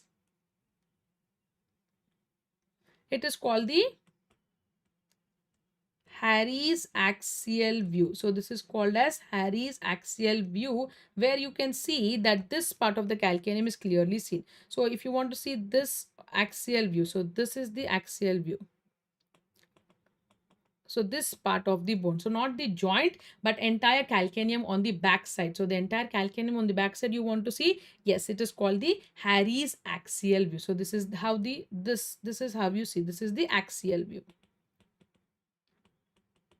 Okay, so for the fractures extension, so back of the calcaneum, this is called the axial view. This is the lateral view. So this is the normal lateral view of the calcaneum, and you have two important angles here in the calcaneum. One is called the Bowler's angle. The second one is called the Gissane's angle. Yes, now let us see what is the Bowler's angle and the Gissane. So this is your Bowler's angle, and the second one is your Gissane angle. So what is a Bowler's angle? Bowler's angle is, now you put the dot over the calcaneal tuberosity here, and then the facets, the posterior facet, this is the anterior facet. So one line you draw putting this, connecting the anterior and the posterior facets, right? And the second line you draw over the calcaneal tuberosity. And when you connect these three lines, when you connect all the three lines, you will find an angle which is called as the Bowler's angle. It is somewhere around 20 to 40 degrees. It is somewhere around 20 to 40 degrees. Okay. So that is your Bowler's angle. And coming to the Gissane's, Gissane's is along the facets, the anterior and the posterior facets you take. So this is the Gissane's angle around 145. So it is around 145. So this is the angle. And remember, Bowler in calcaneum fracture. So whenever you're dealing with calcaneum fractures, you have to fix it, right? So after fixation, you can check these angles for proper fixations. In the fixation, what will happen? The Gissane will increase, gain. There will be a gain in the Gissane. So Gissane will go up. Okay, so there will be an increase in the angle, and the Bowler's will come down. So Bowler's will come down. So low, Bowler's is low, right? So it will come in down in case of your fractures. Fractures, the Bowler's angle will decrease and Gissane will increase in case of your fractures, right? So that is your calcaneal fracture. So that is your calcaneum fractures. The most important thing is name of the classifications they will ask you. So this is Essex-Lopresti and the Sanders classification, and then you have the Harry's axial view. So this you have to remember. So there is a Harry's axial view which is there to identify the fractures, and two important angles, Bowler's and the Gissane's angles in case of your calcaneum. And fall from height. So one more interesting thing is you have to always check for spine. So whenever there is a fall from height, you have to check for bilateral calcaneal fractures, and then your spine fractures can be seen in case of your fall from height. Clear? Yes. Now finally we have reached the foot. In the foot we have various levels, right? So first there will be phalanges. So nothing to do much, body strapping. Then you have the metatarsals. So metatarsals, one interesting one is your Jones fracture. So Jones fractures is one interesting one, and Jones fracture where you see this is the fifth metatarsal base. So fifth metatarsal base is the Jones fracture because of presence of the tendon, that is peroneus brevis tendon, which is present, and because it is a watershed area, so there is a risk of non-union of the fracture. So you have to look for this fracture. It is the metaphyseal diaphyseal area. So metaphyseal diaphyseal area is your Jones fracture. So that is the fifth metatarsal, and the second metatarsal you have, sorry, and the second metatarsal you have, the second metatarsal what you have your stress fracture. Stress fracture is your neck of the second metatarsal, that is your March fracture. Okay, so these are the two important metatarsal fractures. So Jones fracture, fifth metatarsal base, the tendon peroneus brevis is involved in it, and here it is a watershed area. This is very important. That is where there is a high risk of non-union. That is the importance of the Jones fracture. And now there is again tarso-metatarsal. So junction of tarso and metatarsal. What is that? Junction of tarso and metatarsal is your varicose. It is your Lisfranc's fracture. So this is your Lisfranc. So whenever there is a fracture in tarso-metatarsal, it is called the Lisfranc fracture, and this most commonly seen in this area. So the first and the second web space, or the first web space you see, there is a Lisfranc ligament. So there is a rupture of this Lisfranc fragment. So this you can see as your tarso-metatarsal junction, that is your Lisfranc. So tarso-metatarsal is your Lisfranc. Mid-tarsal is your choke part. So mid-tarsal is your choke parts.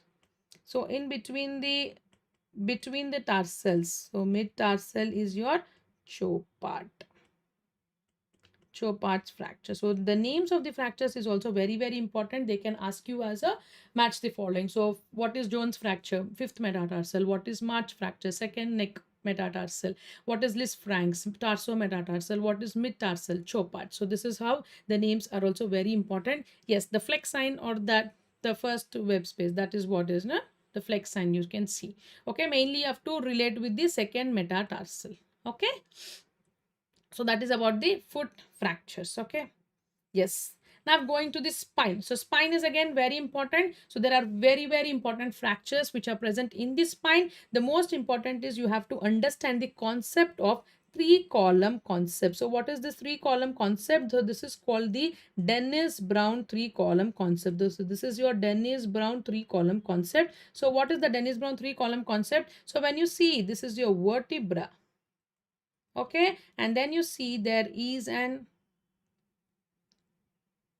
posterior elements to it, right? So what they have divided is they have divided this vertebra into three parts.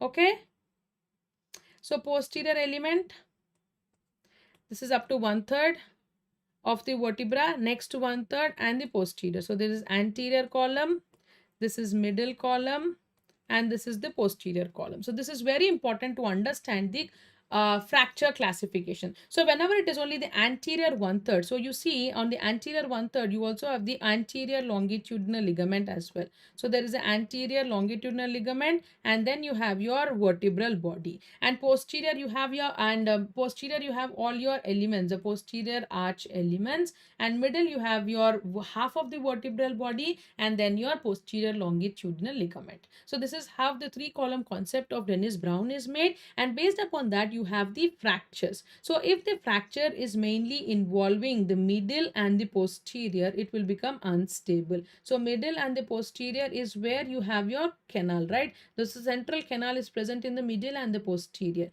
whereas anterior it is usually the stable fracture. So anterior it is mainly stable. So when it is middle and posterior, it is your unstable fracture. So this you have to remember, right? So this is your Dennis-Brown column concept.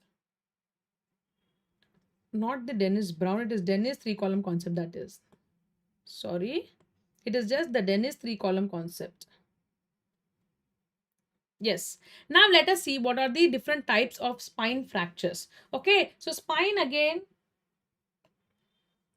whenever you're dealing with the spine, what is important is the neurological examination. So always look for the neurological examination, right? So in the neurological examination, you have to look for the weakness. So whether there is a paralysis of the limbs, okay, and then now the patient will land up with the shock. Okay, there will be shock, so you have to treat with the shock as well, and then you have to identify the level, which dermatome is involved, which myotome is involved. So what is the level of the injury? So based upon the level of the injury, you will see, based upon the level of the injury, you will see, and whether this is a complete or a incomplete injury. So what is a complete or incomplete? So complete injury is whenever there is an involvement of S2, S3 and S4. So there is an anal component which is involved, that is a complete injury. Incomplete is whenever S2, S3 and S4 are spared. So sacral sparing is incomplete. So whenever they say sacral sparing,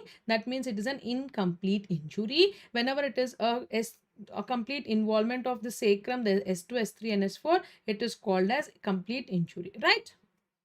Yes, so that is about the level of the injury, and this is 3-column concept. And now let us see the eponyms of the fracture. So what are the types of the fractures? So when you see the first one you see the vertebral body is completely completely damaged, right? So you can't differentiate whether it is the anterior, posterior, whole of the body is involved. So this type of fracture, this is called as the burst fracture. So what is the burst fracture? It involves both anterior and the middle compartments, and especially the load is axial compression, right? So this is a burst fracture. So this is a burst fracture. And then when you see this type of fracture, you can see there is a horizontal involvement of all the 3 columns. So you can see the anterior column, the middle column and the posterior column, all the 3 columns are involved. And now when you see something is horizontal fracture, this is called as the chance fracture. So this is called as the chance fracture. And now this is just a spinous process which is evolved. So only the spinous process is involved. So this is one more fracture. What is this spinous process involved? So here, whenever there is an involvement of the spinous process avulsion, this is called as the Clay-Showers fracture. So this is the Clay-Showers fracture. Clay-Showers fracture. Okay. So now what is a wedge fracture? The most common type what you see is the wedge fracture. So wedge fracture is only there is an involvement of the anterior compartment. So only the anterior compartment, and you can see the wedge shaped vertebra. So there is a wedge shaped vertebra, and this is clearly because of compression. So this is clearly because of the compression, and it is mostly commonly seen in osteoporosis. This is most commonly seen in the osteoporosis. Is that clear? So there is a wedge compression. So wedge compression is what? So you can see that the vertebra has become smaller on the anterior aspect. So the vertebra has become smaller on the anterior aspect. This is called the wedge shaped vertebra, and this is because of the compression and most commonly seen in the osteoporosis. Okay, so now next is your burst fracture. Burst fracture, I have told you the anterior and the middle compartment are involved, and entire vertebral body is comminuted. So it's a type of comminuted fracture. And chance is it is also called as seat belt fracture. It is also called as seat belt fracture, where you see there is a horizontal fracture which is involving all the 3 segments like anterior, middle and posterior. It is called a seat belt fracture. Okay, and this is Clay-Showers. This is just a spinous process C7 avulsion fracture of this spinous process. And similarly, we have dense fracture, we have your Hangman's and the Jefferson's. So whenever you see the Jefferson's fracture, you have to remember that this is of the cervical spine, and in the Jefferson's, it is the C1, F for first. So there is an involvement of the C1. So Jefferson's is C1. And when it comes to whiplash, what is a whiplash? What is a Hangman's fracture? Hangman's fracture is a C2 fracture. So there is a spondylolisthesis. So there is a spondylolisthesis especially to the C2. So Hangman, 2 words, so C2. Jefferson's is C1. Jefferson's is F. that is first, and that is first vertebra is also called as atlas, and it is a bilateral fracture of the ring of the atlas. This is called as Jefferson's. Whereas hangman's is traumatic spondylolisthesis of C2 over C3. C2 over C3, that is hangman's. Whenever I say dense fracture, dense is your odontoid fracture. So dense is your odontoid. Odontoid, what is an odontoid? Odontoid is a projection on the C2, right? So that process is called this C2 is called odontoid fracture. Okay, and again I've told you chance is horizontal, burst is comminuted, Clash-Overley is avulsion fracture of C7.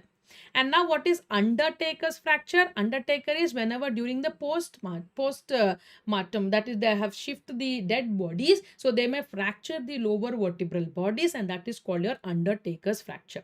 And now what is whiplash injury? A whiplash injury is a soft tissue injury. So this is nothing but this is not a bone, this is a soft tissue injury where this injury is seen during driving. So there is a sudden hyperextension and flexion. So what you do, whenever you put a sudden brake, you go hyperextend and sudden flexion. So this hyperextension and recoil flexion will cause severe soft tissue damage, and now patient will present with severe head and neck pain. So they will have severe head and neck pain. So you should be aware of the whiplash injury as well. So this is a whiplash injury. So these are certain spine fractures. So for the burst is your comminuted, chance horizontal, the third one is Clash-Overley, and then your dense is odontoid. So you have to remember that C1 and C2 are two different ones. So C1 is this, it is a ring like atlas C1, and when it comes to C2, C2 is something like this with the projection. So this projection is called the dense or the odontoid process. So whenever there is a fracture of the odontoid, this is called as the dense fracture. This is called the dense fracture, right? So this is called as the dense fracture. And C1 atlas is your Jefferson's fracture. Jefferson's fracture. So these are all the names or eponyms of the spine fractures, spine trauma. So very, very important. And what is important is you have to identify the level of the injury, and you have to tell whether it's a complete or an incomplete with sacral sparing. Okay. And now coming to the names of the fractures. So we have already dealt with many of them. Acetabulum, Letournel, Monteggia, Bedo. Supracondylar fracture humerus is Gartland's. Proximal humerus is Neer. So this Neer is a 4-part fracture in case of proximal humerus. So this you have to remember. So Neer, calcaneum is Essex, Lopresti and Sanders. This we have discussed. Femur, neck is Gardens and Powell's classification. Lateral condyle is Milch. Okay. Some important names you can remember. You can revise. Okay. So next coming to the pediatric. So pediatric trauma is again a very important trauma, and in that what you have to remember is the most important thing what you have to remember is the physis. The physis, or what is a physis? Physis is nothing but your growth plate. What is physis? Physis is nothing but your growth plate. And in this growth plate, whenever there is an injury to the growth plate, you have to be very careful. And now this has been detailedly explained with the help of your classification, which is called as the Salter-Harris classification. So we have a classification which is called as the Salter-Harris classification. So whenever there is an involvement of the physeal growth or the physis, in the fractures, you have to use this classification, the Salter-Harris classification, and this classification has how many types? It has the 5 types. So 5 types, there are 5. You can remember this as with the mnemonic Salter, S-A-L-T-E-R. So this ER is nothing but your, it is a crush injury. So this is your crush injury. Okay, Salter. So how do you remember Salter? And what is S? Yes. So type 1 is S. What is S? Yes. S is straight. So the meaning of S is straight. Okay. So this is through the straight, means nothing is involved, only the growth plate. So the fracture, whatever is happening, is exactly through the growth plate. Okay, now it is not involving anything above, anything below. It is only the growth plate which is involved. Straight across, yes. And what is A? A is going above. So A is going above. So whenever something is going above, you remember what is above to the growth plate? It is your metaphysis. So straight, and this is above, it is going to the metaphysis. So this is above, right? And it is involving the metaphysis. So whenever the metaphysis is involved, it forms a fragment. So can you tell me the fragment? Yes, can you tell me the fragment? Quickly. Can you tell me what is that fragment name? It is called as the Thurston-Holland fragment. It is called as the Thurston-Holland fragment when it is involving the metaphysis. And similarly, the third one, it is going down. L is for, it is going down. L is for your lower. L is for your lower. Lower is your epiphysis. Lower is your epiphysis. So whenever it is involving the epiphysis, it is called as lower. And this is the third type. And what is T is through. So T is through, where it is starting from the metaphysis and the epiphysis. All three are involved, and T is called the through the physis, involving all the three. That is your metaphysis and physis and epiphysis. All the three are involved. This is your through, that is T. And ER, I told you, this is a crush type of injury, not actually seen on X-ray. So this is only after the patient comes back to review. If there is a growth disturbance, then we will tell that this could be a crush injury. Okay, so you should always be very careful whenever you're dealing with the crush injury of the type 5, not seen properly on the X-ray. Okay, so this is about the Salters-Harris classification. Very, very important. S is straight, A is above, L is lower, involving the epiphysis, and T is through, V is a crush injury. Yes, and you should always remember there is one more. There is a RAND classification. It is having type 6. So what is type 6 of RANDs?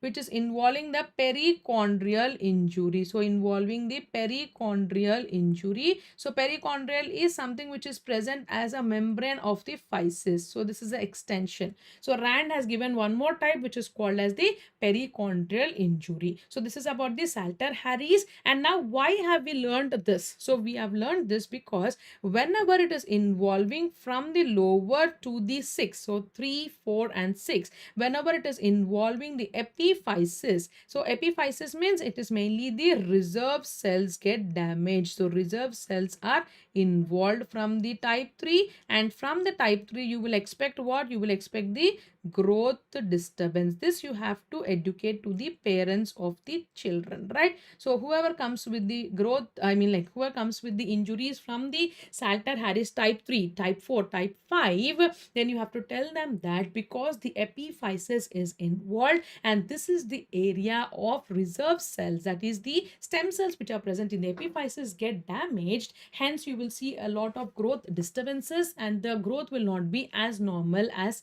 other kids. Okay, so that is why we use the Salter-Harris classification to understand the prognosis of these fractures. Is that clear? So can you tell me the example of this? Yes, example of, straight. This is important for us. Can you tell me the example?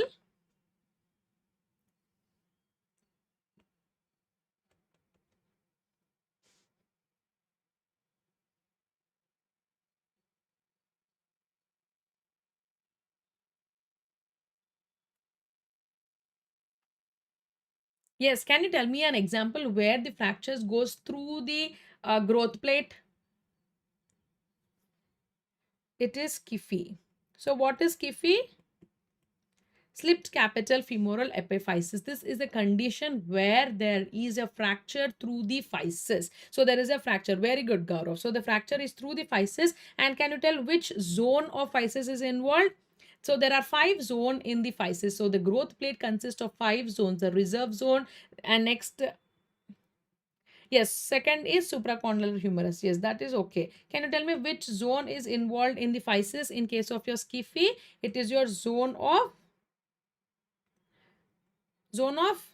Yes, hypertrophy. So zone of hypertrophy. This is very important. This might be asked in the exam. So there is a patient with skiffy and they have told that it is a type 1 fracture, and in this type 1 fracture the physis, the involvement of physis is through the zone of hypertrophy, through the zone of hypertrophy. And next, type 2 is supracondylar humerus fracture, where there is an involvement of the metaphysis. There is an involvement of the metaphysis, right? And type 3 is the T-Lox fracture. So somebody has mentioned that ankle, so there is a T-Lox Chaput fracture where there is an involvement of the physis. And type 4, you can see there is a lateral condylar humerus fracture. So lateral condylar humerus, you can see there are two types in it, and the type 2, you see there is an involvement of metaphysis through the physis, right? Yes, so this is type 4. And type 5, example here, type 5 is a crush injury, right?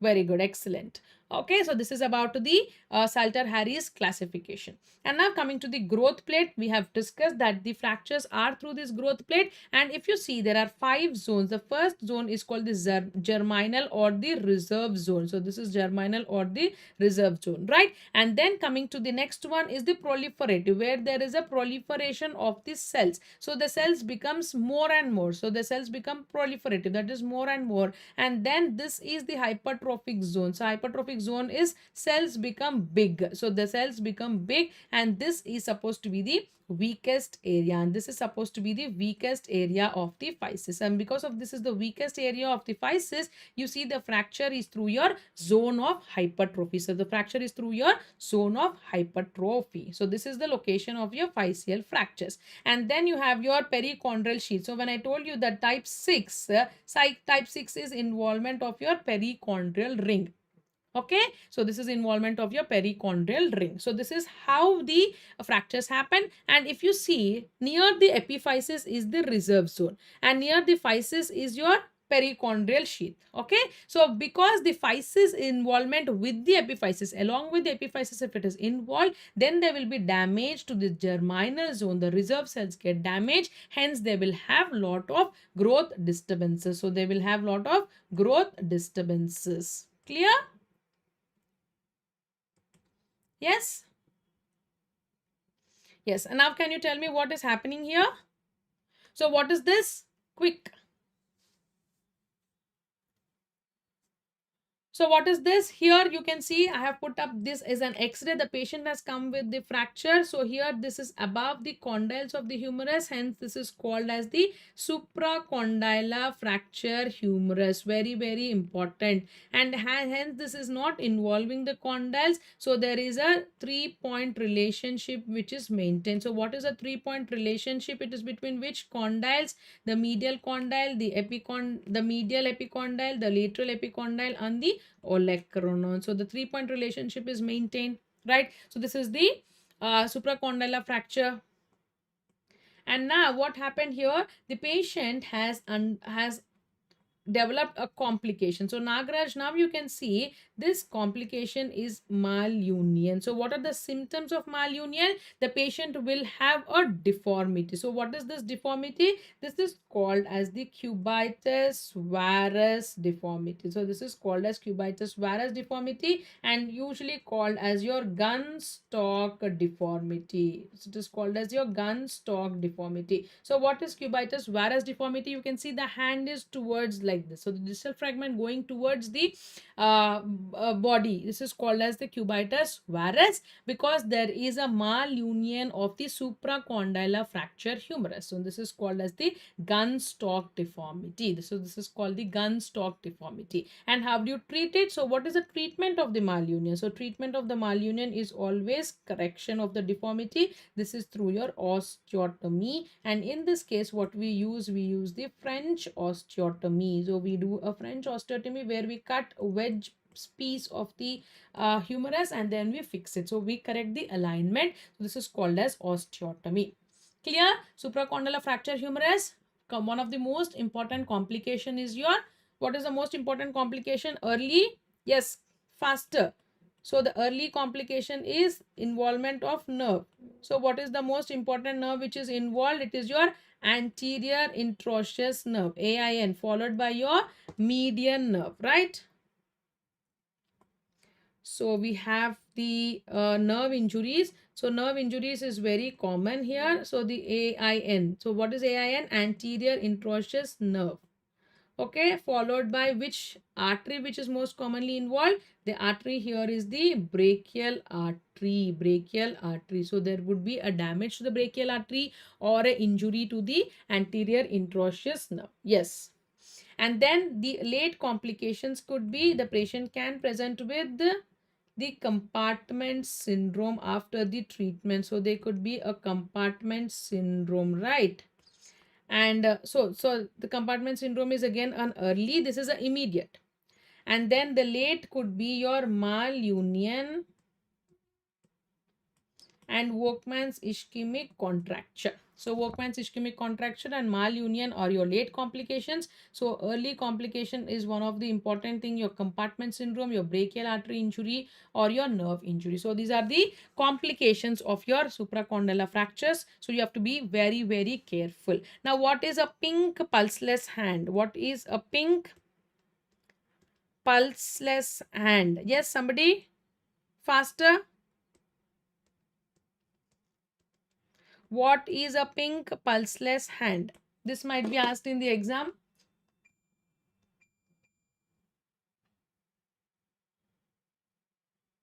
Okay, what is a pink pulseless hand? Yes, Workman's ischemic contracture is because of the sequel of compartment syndrome or because of the injury to the brachial artery. All the muscles will become fibrous and this will cause what? Contractures. This is the Workman's ischemic contractures. And whenever you want to extend the fingers, what you have to do? You have to flex the wrist and now the fingers extend. And whenever you're extending the wrist, what will happen? There will be flexion of the fingers. That is because tightness of the muscle, fibrosis, tightness of the muscles, because all the muscle is fibrous. There is no movement which are connected in the muscles. So you do, whenever you do a wrist extension like this, the fingers completely flex. And when you do a wrist flexion, they relax and they extend. So this is called as the Workman's sign. Okay, now what is a pink pulseless hand? So what is a pink pulseless hand? So whenever you deal with a supracondylar fracture humerus, the first thing what you have to do is radial pulsation. So first thing you have to feel is the radial pulsations. So whenever you do a radial pulsations, you feel if the pulsations are present, it is good. Okay, sometimes the pulsations are absent. So sometimes the radial pulsations are absent. Then you shouldn't panic and you should check for capillary perfusion. So you should check for capillary perfusion because sometimes the brachial artery can be, you know, like the neuropraxia. It can have ischemia, slight ischemia. So whenever the capillary perfusion is present, so the hand will be pink. So this hand is called the pink hand, but the radial pulsations are absent. Hence this is called as the pink pulseless hand. Okay, yes, it could be a kinking of the brachial artery. So this is the pulseless pink hand which is seen in the supracondylar fracture humerus. So what is the treatment of supracondylar fracture humerus? How do you treat it? You do a close reduction with the K-wire fixation. So you do a close reduction with the K-wires fixations, right? So that is the treatment of the supracondylar fracture humerus. Okay. Next, and it's few pediatric fractures. So one is called the torus, second one is called the green stick. So when I say it is a torus fracture, so what do you mean by torus fracture? Torus is nothing but there is a bend in the cortex. So there is no fracture, there is a bend in the cortex and you can see this buckling. So bend or the buckling of the cortex is called as the torus fracture. So it is like this pillars, then down they'll have this torus, right? So that is your torus fracture. So this is buckling of the cortex. And what is a green stick fracture? Green stick fracture is like a wet stick. So you take a matchstick, put it in the water. And now you take the matchstick, dry one. Dry one, if you break, it will break easily. But wet one, if you want to break, the wet matchstick, if you want to break, what will happen? Bend first, bend. Bend first, then break. Okay, it will bend first, then it will break. Similarly, your pediatric bones, because there are more of water, they are more malleable, they are more flexible. So what they do, they first bend and then they break. So the force required to break is more, right? So you have to put more force and then break it. So if the force which is only has applied to cause the bend of one cortex, break of one cortex, this is called as the green stick fracture. So you can see there is a bend in this cortex. So this is a bend in this cortex, there is a break in this cortex. Similarly, you can see there is a bend in this cortex, there is a break in this cortex. So bend in one, break in other is called as your green stick fracture. So bend in one cortex and then there will be break in other cortex. So this is called as your green stick fracture. So these are all the names which they can ask you in the exam. Okay, so image also they can ask you, or they can just put the words as the bone bends before breaks. What type of fracture is this? This is the green stick fracture. Clear?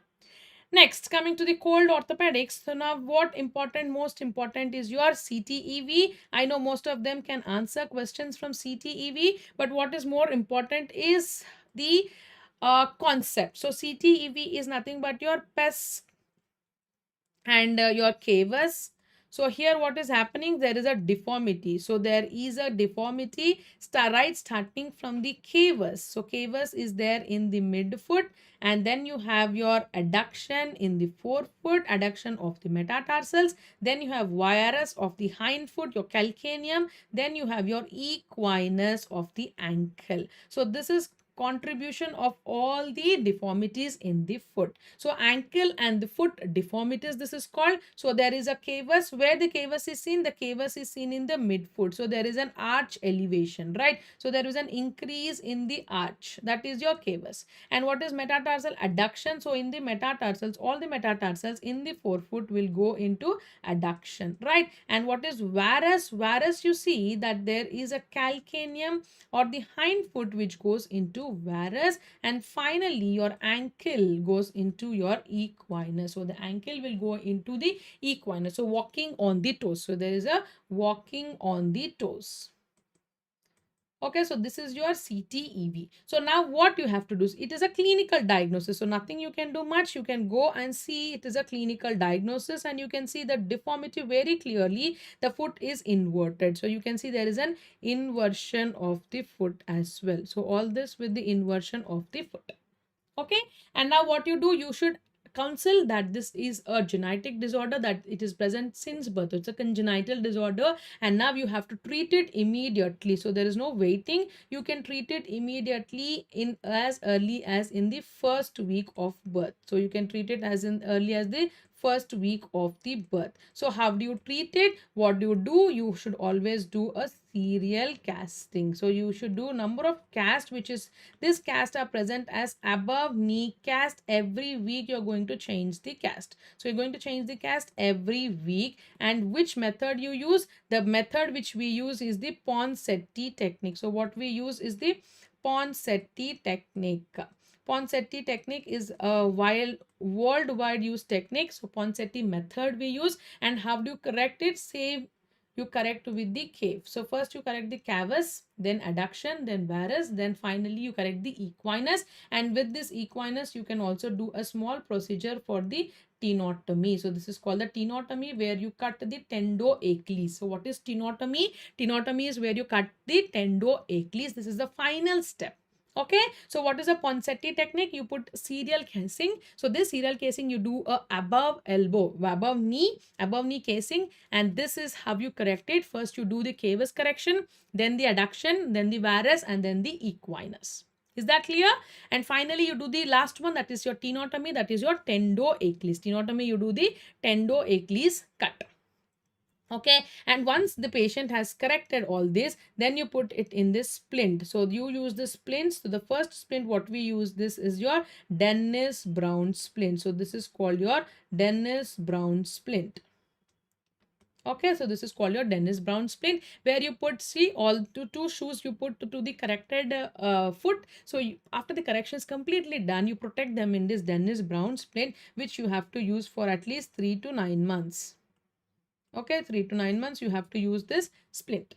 Okay, and after the patient starts walking, then you can go for your CTEV shoes. So you can go for your CTEV shoes once the patient starts walking. So this is all the normal things. This is all the normal things you do. But if the person is not, if the patient is not recovering, then you go for surgical procedures. The first one what you do is posterior medial soft tissue release. So first start with the soft tissue.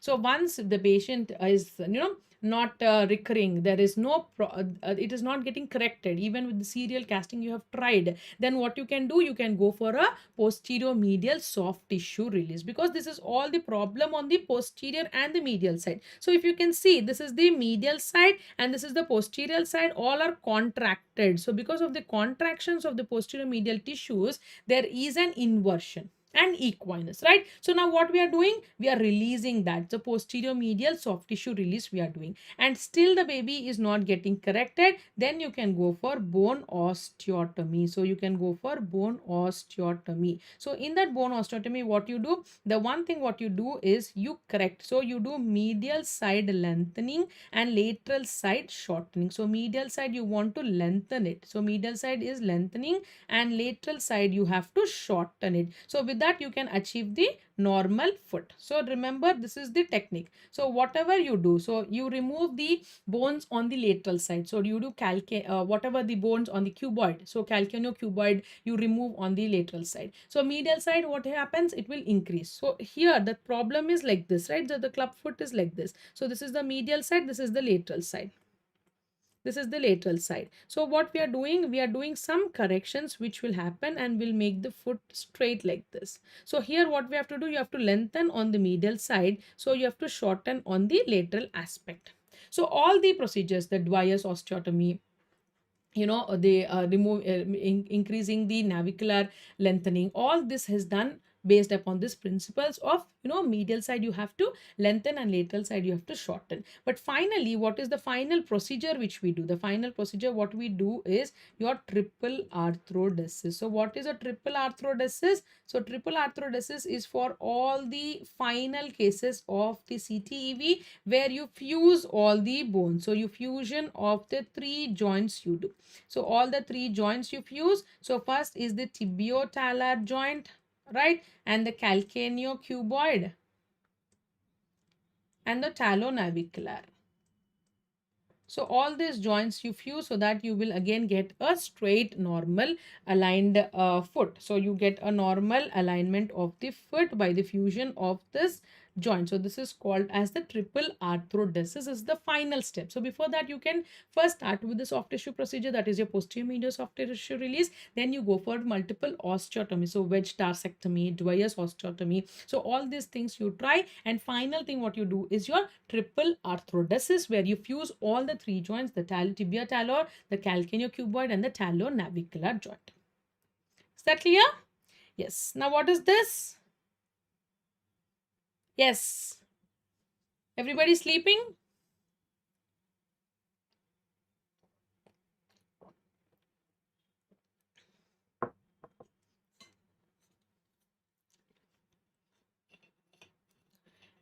Yes. Now answer, what is this X-ray?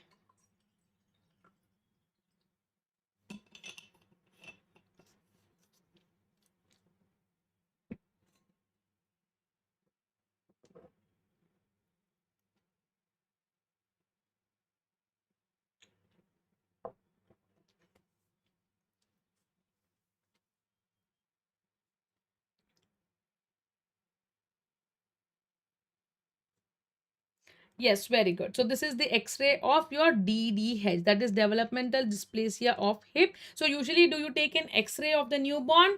No, you don't take an X-ray of the newborn. What you do is you do an ultrasound to identify the DDH, and before that you will always look for the risk factors. So if there are certain risk factors for DDH, so what are the risk factors for the DDH? If it is a female, firstborn female with a breech presentation, right? And oligohydramnios, and if there is twins, So all these are the risk factors, and if there are risk factors, what you have to do, you have to screen. So screening of the baby. So how do you screen? You have two important. One is your Barlow's, the second one is your Otterlony. So all these things, the test you do, Otterlony and the Barlow's test you do to screen. So you do the screening test, and once the screening is done and you see that the hip is unstable, then what you do, you go for the ultrasound. That is right. Otterlony and Barlow's. Otterlony and Barlow's, these are the screening test. We do the screening test for the babies. And once you see the hip is unstable on the screening test, what you do, you go for an ultrasound to confirm. So confirming is by your ultrasound. So when you take the X-ray, X-ray is only taken after 1 year. X-ray is only taken after 1 year. Then only you can see the ossification of the head. So once you take the X-ray after 1 year, what you see is, so you will draw two important lines, what is called the Hillingren's line, and the second one is called the Perkins line. So this is the Hillingren's line and the second one is the Perkins line. So I've told you that here this is the outer, outer quadrant, inner quadrant. So this is the superior quadrant, this is the inferior quadrant. So here if you see the head which is present in the inferior quadrant. So here this is the head, right? So this is the head. Head is present in the inferior quadrant, inner quadrant, inferior quadrant, both I and I. So but here if you see, it is present in the outer quadrant. It is present in the outer quadrant and the superior quadrant. Outer quadrant and the superior quadrant. So now name, this is the H line. So what is the name of this? This is the H line and the, so this is your H line. You can see, wait, okay. So this is your H line and this is your P line. So Hillingren's line and Perkins line. So outer upper quadrant, you see the head. So this is the diagnostic of your DDH. So there is a proximal migration. The head is in the upper outer quadrant. The head is small in size. All this will tell you that this is a case of DDH. But this diagnosis of the DDH should start when? You should start while the baby is a newborn. So newborn, you have to look for the risk factors and then you have to do a screening test. So what is a screening test? Barlow. So what you do, you will do an adduction and internal rotation. So whenever you do an flexion, adduction and internal rotation, that means you are dislocating the hip. So that is what, no, hip dislocation. If you remember the posterior hip dislocation, what is the attitude?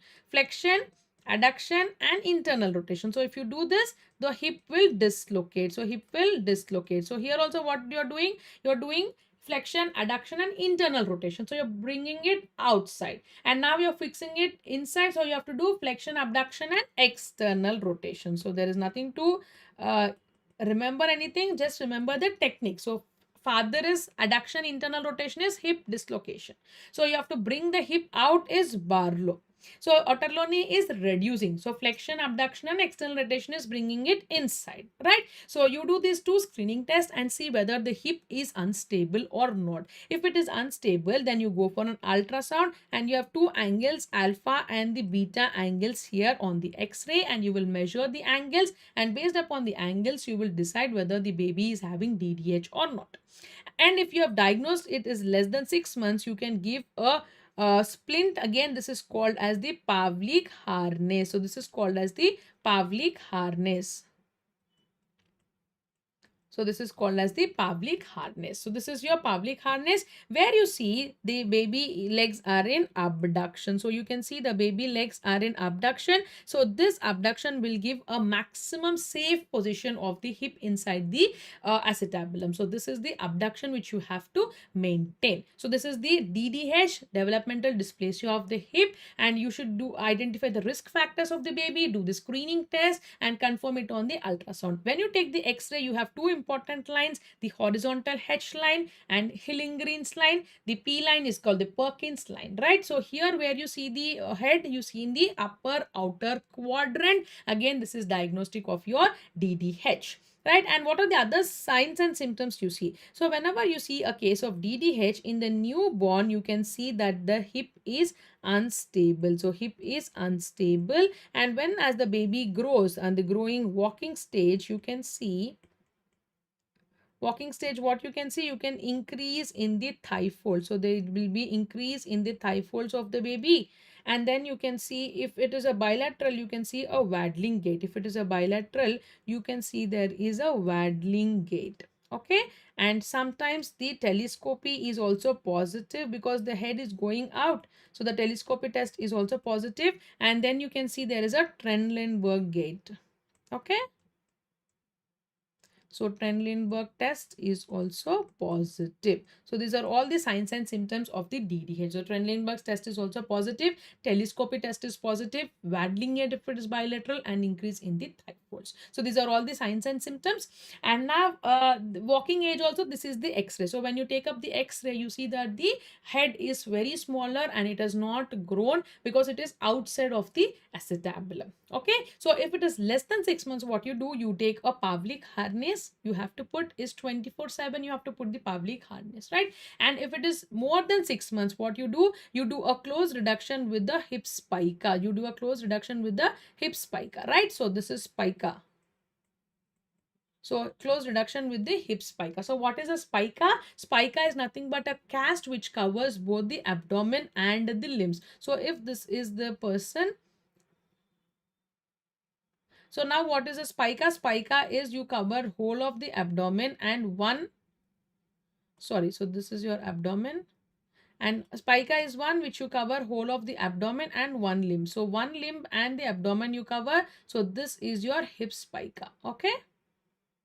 So this is nothing but again your plaster of Paris where you put only one limb and your abdomen is covered. So this is called your hip spica.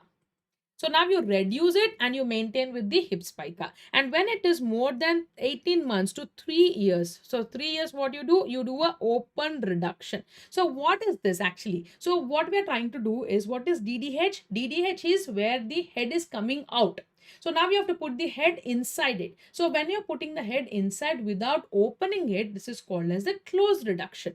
But after 18 months, what will happen? You have to open it and then put it inside. So this is called as the open reduction, because with close reduction, there are certain problems where the head doesn't reduce. So after 18 months, you have to go for open reduction and hip spica. And if it is more than 3 years, you have to go for osteotomies. So you have to do certain pelvic osteotomies or femur osteotomies for putting the head inside. And finally, if it is neglected, and then you can go for a total hip replacement. And finally, if the patient is entering into the teenage, then you go for a total hip replacement. Is that clear? Yes. So now the DDH is what? DDH is the head moving outside. So now you have to put the head inside. So putting the head inside is close reduction. So if the soft tissue is allowing you, if it is normal, then you can nicely put it. But if the soft tissues are being contracted, or the capsule is not allowing you inside, then you have to do a open reduction and fix it inside. And if it is more than 3 years, you have to go for osteotomies. And if it is completely neglected, you go for a total hip replacement. Okay, and what is important, what will they ask in the exam? They will ask you about this. What is this splint? So this splint is your Pavlik harness for your DDH. So Pavlik harness for your DDH. This is very important. Fine. Yes. The next one, what is this? Yes, I want you all to answer the X-ray.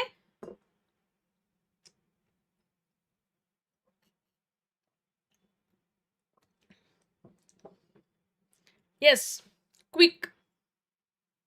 So what is this X-ray? This X-ray is, you can see there is an avascular necrosis of the femoral head. So whenever there is an avascular necrosis of the femoral head, especially in the age group of 4 to 8 years, more common in the males. So this is a condition which is called as the Perthes disease. So this is a condition which is called as the Perthes disease. And here in the Perthes disease, what will happen? The patient will present with painless limb. So this is asked in the exam. So just last NEET, what is the question? The first question from the orthopedics is, the patient has presented with the painless limb. Age group is about 8 years. So painless limb, 8 years age group. The first and foremost diagnosis is your Perthes disease. The Perthes disease is what? It is a self-limiting disease, and you have to just put the head inside the acetabulum. So it will heal by itself. So the treatment is containment surgery. What is a containment surgery? You have to just put your head inside the acetabulum.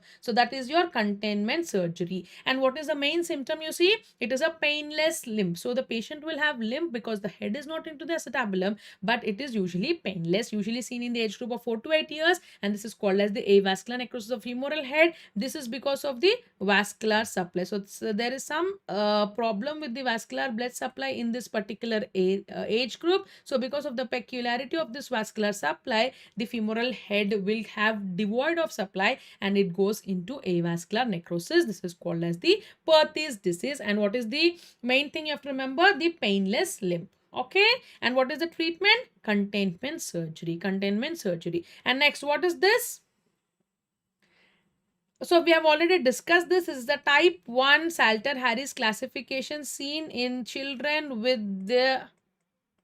Okay, whenever I tell you skiffy, there are certain things you have to think. So this is a child usually in the teenage and presents with obesity, right? And with endocrinopathy, so such as diabetes, hypothyroid, hypogonadism, hypergonadism. So they have endocrinopathies, especially diabetes mellitus. So whenever you see a teenage obesity with endocrinopathies complaining about pain in the hip, so complaining about pain in the hip, or sometimes they will complain with the referred pain in the knee. This is very important. When they come with the referred pain in the knee or directly pain in the hip with trivial trauma, right? So age group, yes, 10 to 15 years, very good. 10 to 15 years is the age group with the trivial trauma, complaining about pain in the hip and the knee. So all this will tell you that we are dealing with slipped capital femoral epiphysis.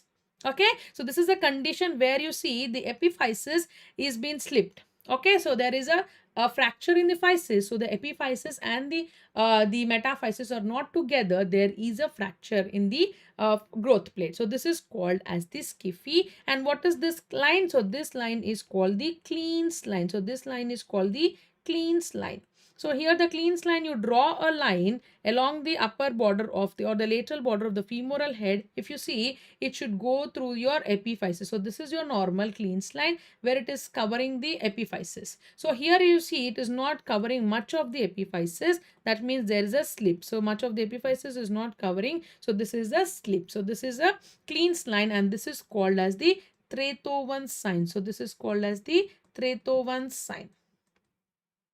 Clear, everybody? So what is skiffy? Skiffy is again a clinical condition. They will give all these things. They will give the patient is 15 years old, obese, endocrinopathies with mostly diabetes, hypothyroid, with the pain in the hip and knee, and there is a slight history of trivial trauma. And when you take the x-ray, you will see that there is a slip in the epiphysis of the femur. And how do you fix it? You fix it with the CC screw. So you do a CC screw fixation. You fix it with the CC screw fixation. So sometimes because it is a bilateral condition, so opposite side you can do a prophylactic fixation. So you can do opposite side, you can do a prophylactic fixation. Fine. So this is about your skiffy. So this is the condition where they will ask you. So these are a scenario. That is about the skiffy. The Kleene line and the Tretovan sign is important. Next coming to the sports medicine, very important again. So what is a thing which you have to remember here? So this is all about your knee and the shoulder. So here the questions are mainly on the knee and shoulder, and mainly they will test your knowledge on the ligaments. So whenever you see a knee, it is the most unstable joint. Why it is most unstable? Because it is condyle or condylar, like so two condyles. So this is the femur condyle, tibia condyle, both touching each other. There's no stability. It's not like ball and socket. So the stability of the knee joint is given by all these important tendons. So you have to remember, one is your medial collateral ligament, which is very important. It is band-like, and this is cord-like lateral collateral ligament. And anteriorly you have your anterior cruciate ligament. Posteriorly you have your posterior cruciate ligament. And next you have your medial meniscus and you have lateral meniscus. So all this together give the stability to the knee joint. And now you can see this is the extensor apparatus where you have the quadriceps tendon and where you have the patella tendon with the patella in front. Okay, so then the patella is called a sesamoid bone. Why it is called a sesamoid bone? Because it is present in the tendon. So from the above, the quadriceps tendon, the patella and the patella tendon together, these are called the extensor apparatus. So these are called the extensor apparatus. Okay, so these are called the extensor apparatus. And now you see the ACL and PCL can be clearly seen. So one which is present on the anterior part is called anterior cruciate. The posterior is called the posterior cruciate ligaments. So whenever there is an injury, especially if they want to talk about the injuries, these injuries will be a twisting injury, and they will be injury whenever there is a with are associated with the sports. So sports twisting injury. So usually the twisting injury with the sports such as your football, your baseball, okay, your rugby, all this will result in your a fall of twisting injuries of the limbs, and this twisting injuries will present a variety of sports injuries, right? So now let us see the first and foremost important question about the meniscus.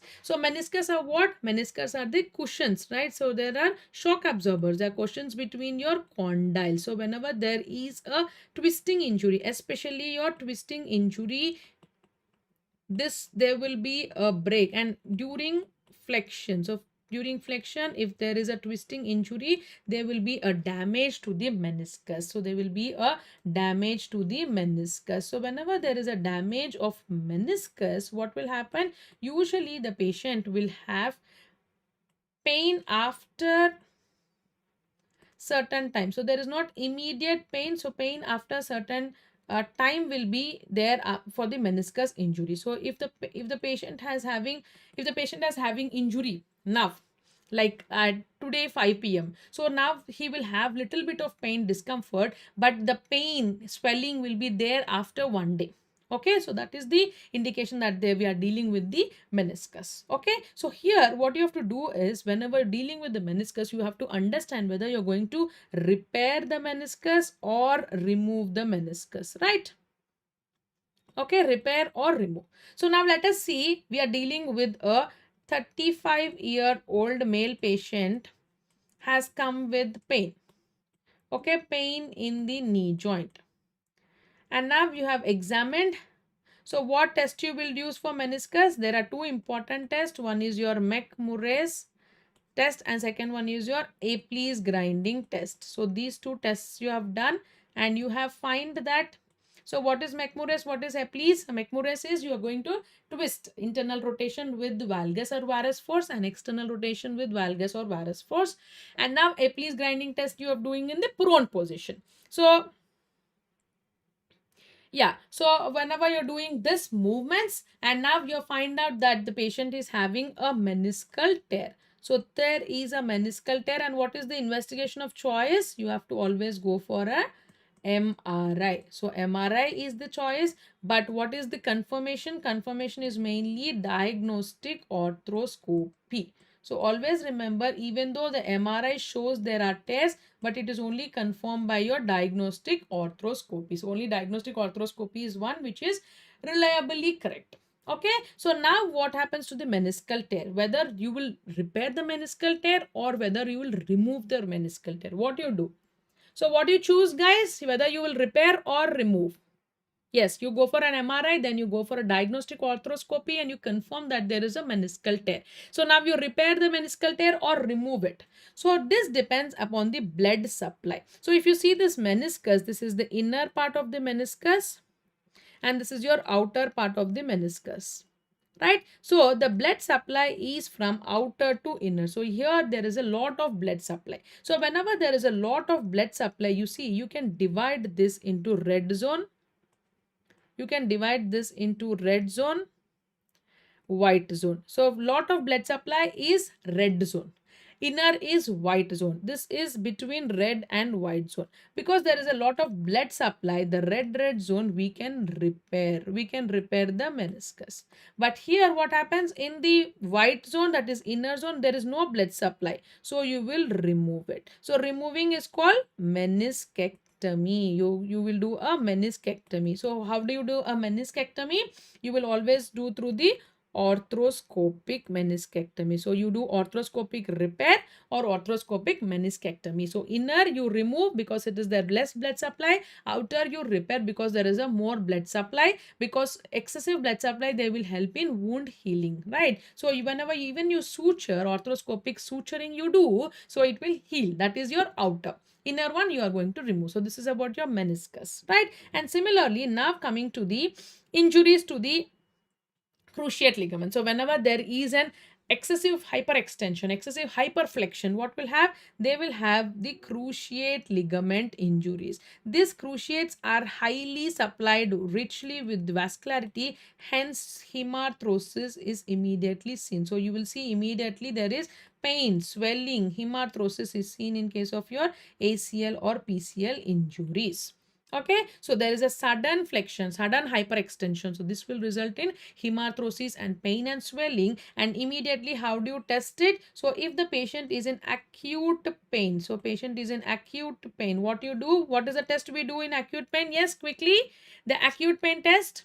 Yes, we do a Latchman's test. So what is a Latchman's test? Latchman's test is nothing but 15 degrees of flexion only. If it is a chronic case, what you do? Chronic case, we have your very important, your anterior draws test. So anterior draws test, plus we also have your pivot shift test. So pivot shift test is mainly under anesthesia. So pivot shift is mainly under anesthesia, where you put the MCL is the pivot and then you try to dislocate the joint. Okay, so this is your pivot shift test. Yes, very good. Latchman's, anterior draws and pivot shift is for your anterior cruciate ligament. So this is for your anterior cruciate ligament. And similarly, we have one more cruciate, the friend of anterior, the posterior cruciate ligament. We do the posterior draws test. Similarly, you do the posterior draws test for your PCL. So very important, ACL and PCL, anterior draws and posterior draws test. Fine. And finally, you go for an MRI. So no ACL seen is sign of ACL tear. So what you see, there is no ACL which can be identified on the MRI. So that means there is a tear in the ACL. So there is a tear in the ACL. So investigation of choice is again what you do? You go for MRI. But remember, what is confirmatory? Confirmatory is only your diagnostic arthroscopy. You will confirm only by your diagnostic arthroscopy. Okay, and then this is your anterior draws test. You're going to sit. This is stabilize the ankle. So you will put your thigh on the ankle. You will stabilize the ankle and then you will hold, putting the thumb on the tibial tuberosity, 4 fingers over backside and trying to push it front. So whenever you feel easy pulling, so easily if it is moving anteriorly, that means your anterior ligament laxicity. So there is a tear in the anterior ligament, so you're easily pulling it forward. So this is your anterior draws test. Similarly, if you're trying to push it backward, so if you're easily pushing it backward, it is called your posterior draws test. It is called your posterior draws test. Fine. And next, coming to the rotator cuff. So if you see, there are certain rotator cuff injuries. So this rotator cuff is again there 4 important muscles which are called the sits muscles. So subscapularis. So now quickly, what is S? Supraspinatus, infraspinatus, teres minor and your subscapularis. Fine. This is your subscapularis. So what is the subscapularis action? Subscapularis is mainly for your internal rotation. These two are is for your external rotation. Supraspinator is for your abduction. Okay, so abduction, external rotation and internal rotation. So there are certain tests which you have to identify. So subscapularis is your belly press test. Yes, quickly, belly press, bear hug sign. So belly press and bear hug. Okay, and infraspinatus, and this is called the lax sign. So external lax sign. For teres minor, you have the horn blower sign. So teres minor, you have the horn blower sign. So whenever you're doing horn blowing like this, so usually they can't do this horn blowing. So horn blowing you can't do. So this is your what? The teres minor, the lax sign, the external rotation they can't do. That is a lax sign, and your horn blower sign. Okay, and then we have your supraspinatus, which is called as the empty can test. So empty can test, also called as the Job's sign. So empty can test, also called as the Job's test or Job's sign or drop arm sign. So drop arm sign. So supraspinatus is mainly responsible for holding in abduction. If there is a loss of abduction, you will be dropping the hand. So this is called as the drop arm sign, and then you cannot even do the empty can. So this is your empty can and trying to elevate the limb like this. So this is the empty can test. So this can also cannot be done. So the empty can test, Job signs, drop arm sign is all for supraspinatus. Infraspinatus and teres minor is the external rotation where you see the lax sign. Teres minor, remember the horn blower sign. Subscapular is the belly press. You're trying to belly press like this. This is the internal rotation, right? And then you have your lift off test. So the third one is lift off. So putting the hand back and lifting off the hand like this. So this is called your lift off, Gerber's lift off test. Okay, and the third one is your bear hug. So you're going to hug it for the internal rotation. These three are for your subscapularis. Okay, so this is the rotator cuff. This we have already confirmed this. So Bunkert's, what is Bunkert's lesion? I've told you, anterior inferior labrum. So this is the labrum I was telling about. So anterior and inferior part of the labrum. And the Hill-Sachs, so Hill-Sachs you can see the defect on the humeral head. So humeral head you see the defect, right? So that is your Hill-Sachs lesion on the posterior lateral. So this is what is important. So posterior lateral part, anterior inferior part.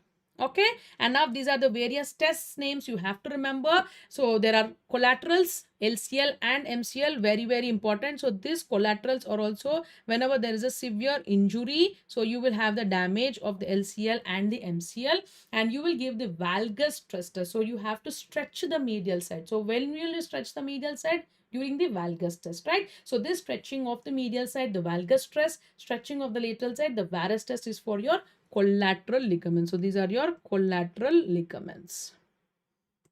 Fine. Yes. So that is your what is O'Donoghue triad? O'Donoghue triad is MCL, medial meniscus, and your next one is what? O'Donoghue triad.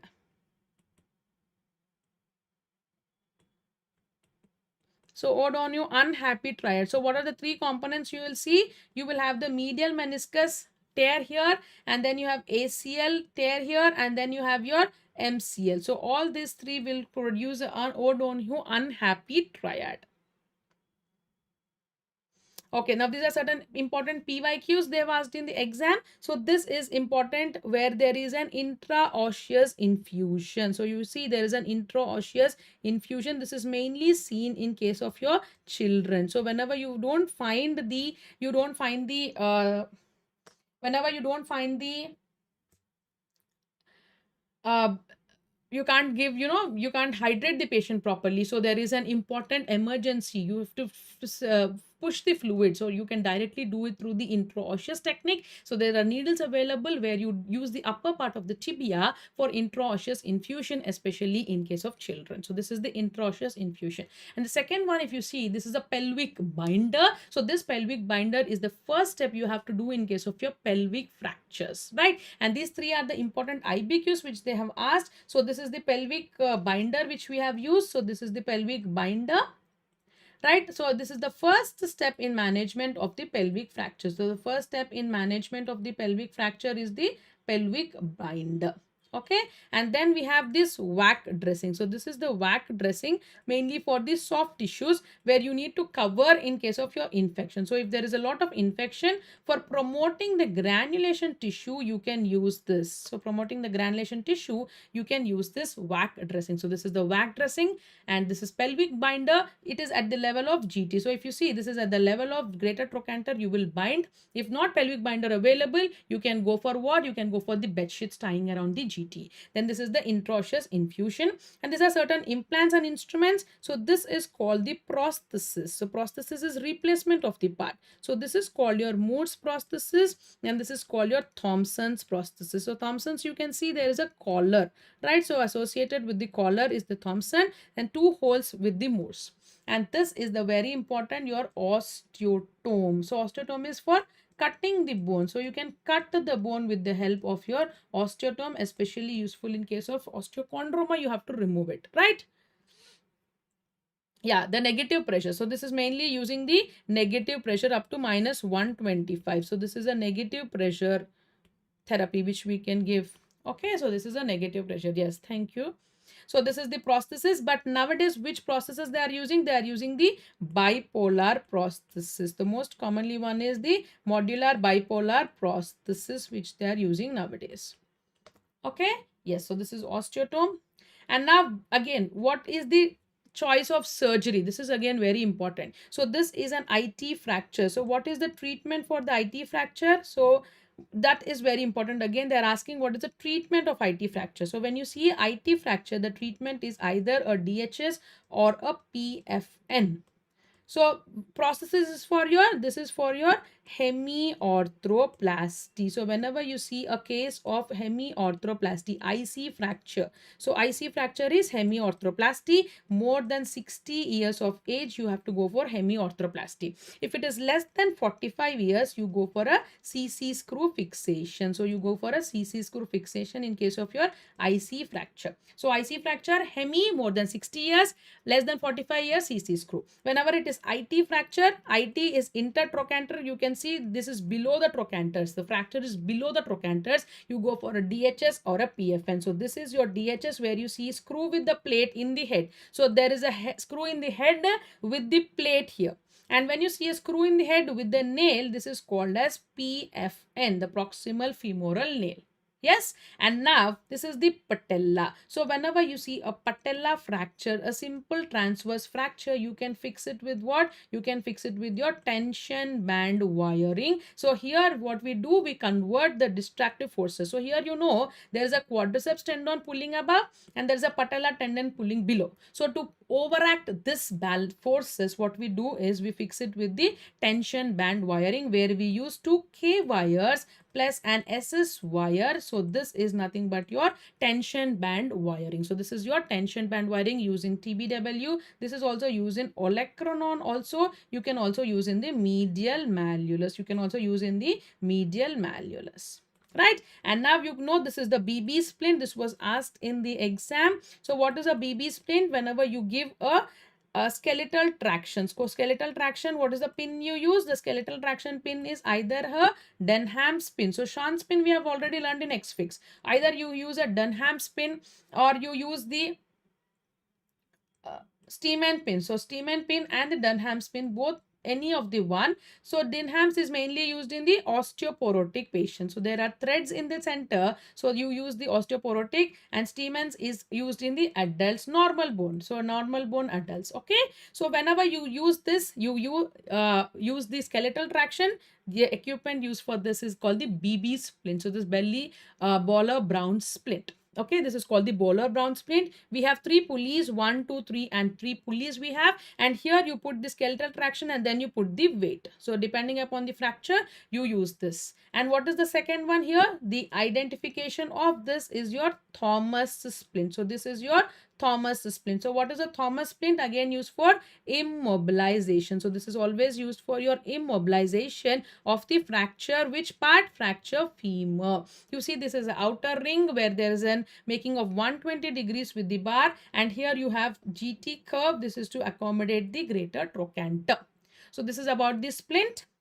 And then this is the Milwaukee brace. So these two, where they are used in the scoliosis. So they are used in the scoliosis. And this is used in what? This is used in tuberculosis or osteoporotic fractures. So osteoporotic fractures and tuberculosis, you use the Taylor's brace. Use the Taylor's brace. And these two are the scoliosis, where you use either the Milwaukee or the Boston's brace. Milwaukee is up to the mandible, so it will also support the occiput and the mandible, hence you can use for your cervical as well. This is for your thoracolumbar scoliosis. So whenever you are using for thoracolumbar scoliosis, this is your Boston's brace, only covering up like a jacket. Okay. Yes. And then coming to the nerve injuries, the first one you have the brachial nerve injuries. This is called the Erb's palsy. So this is your Erb's palsy. So where you see the Erb's palsy, you in the neonate where there is an injury to the brachial plexus. There is an injury to the brachial plexus where you see that the Erb's point is disturbed. So Erb's point is the area where the upper trunk is involved. So upper trunk is C5, C6, right? C5, C6. And here what will happen whenever there is an upper trunk involvement, you see there is a damage to the deltoid. That is the axillary nerve is involved, damage to the deltoid. Then you have the musculocutaneous nerve also to be involved. So there is a damage to the abduction, external rotation. Musculocutaneous is for your flexion, right? Flexion and supination. So everything is reversed. So now you see the deformity here is it is adduction. You see, because abduction is lost, it is adduction. External rotation is lost, it is internal rotation. Forearm flexion is lost, that is why forearm in extension with pronation. Right? So this is the involvement of the Erb's point where you see adduction, internal rotation, extension and pronation in the forearm because there is a damage to the upper trunk, that is involvement of the C5, C6 which involves the deltoid along with your musculocutaneous nerve. Okay, and then this is your claw hand. So what is a claw hand? Claw hand is nothing but there is an involvement of C8 and T1. This is the lower trunk. So this is mainly seen in case of your Klumpke's palsy. So there is a Klumpke's palsy where you involve the lower trunk, that is C8 and T1, and this is called the clawing of the fingers. So this is called the clawing of the fingers. And now there are certain nerves which you have to remember, the median, ulnar and the radial. So you know the radial we have already discussed, that is your extensors are involved, and this is your high radial nerve where you see there is a Saturday night palsy. So this is Saturday night palsy, right? And the second one is your Holstein-Lewis. So second one is your Holstein-Lewis. So what is the outcome of these two? You see it is the wrist drop. And what you can treat it with? You can treat with either a static cock-up splint or a dynamic cock-up splint. Is that clear? I'm going little fast because this is all already revised. Okay. So we have the Saturday nerve palsy and Holstein-Lewis, wrist drop. And coming to the median and the ulnar nerve, these two will supply the flexors. Okay. And mainly the long flexors. This will supply the FDP and FCU, and the rest of the flexors is by this. Okay, so whenever there is a median nerve palsy, you have ape thumb deformity. Then you have the pen test. So pen test is mainly to identify the thenar muscle. So it will supply the thenar muscle, right? So thenar group of muscles, especially the thumb. So pen test is mainly for the abduction of the thumb. And then you have your pointing index because it supplies all the long fingers. What you have is the pointing index. Pointing index because especially the index finger long flexors is supplied is completely lost with the median nerve. So it has pointing index, and this is called as the Pope's sign or the benediction sign. So Pope's sign or the benediction sign. Clear? So Pope's sign or the benediction sign. And next, the branch of the median nerve, this is the AIN palsy. So this is the AIN palsy. This is called the OK or the Kilo-Nevin sign. So OK or the Kilo-Nevin sign. Clear? Kilo-Nevin sign or the OK sign. And then coming to the ulnar nerve. Then coming to the ulnar nerve.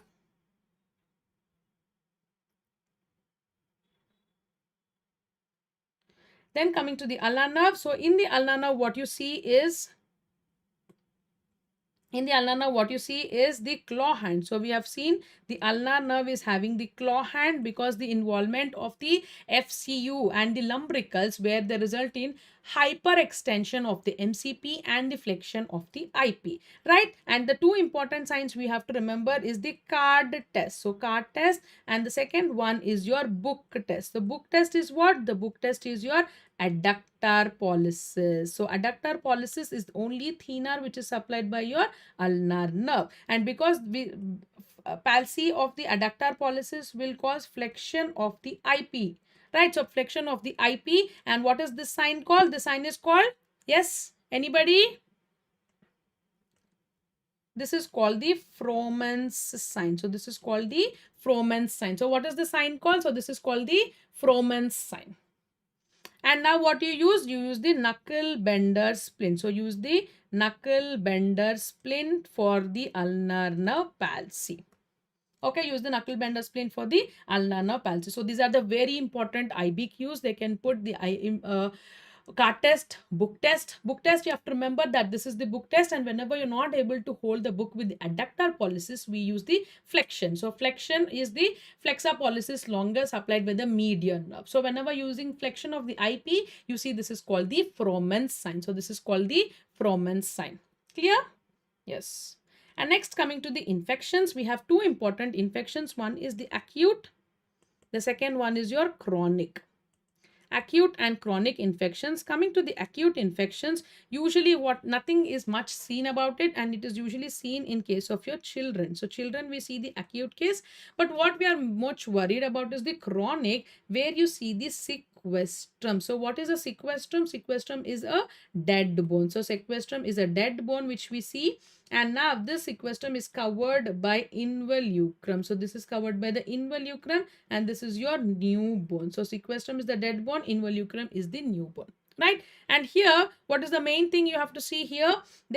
You have to remove the sequestrum, and this is called as sequestrectomy.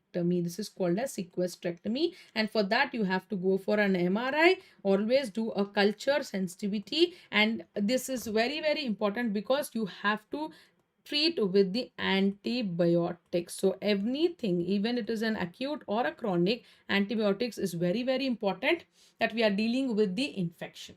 Okay, so questions usually asked in the chronic osteomyelitis is what is the investigation of choice, where you go MRI, and what is the culture sensitivity, and what is the organism. The most common organism is your Staph aureus, and sometimes in the sickle cell, associated with the sickle cell is Salmonella.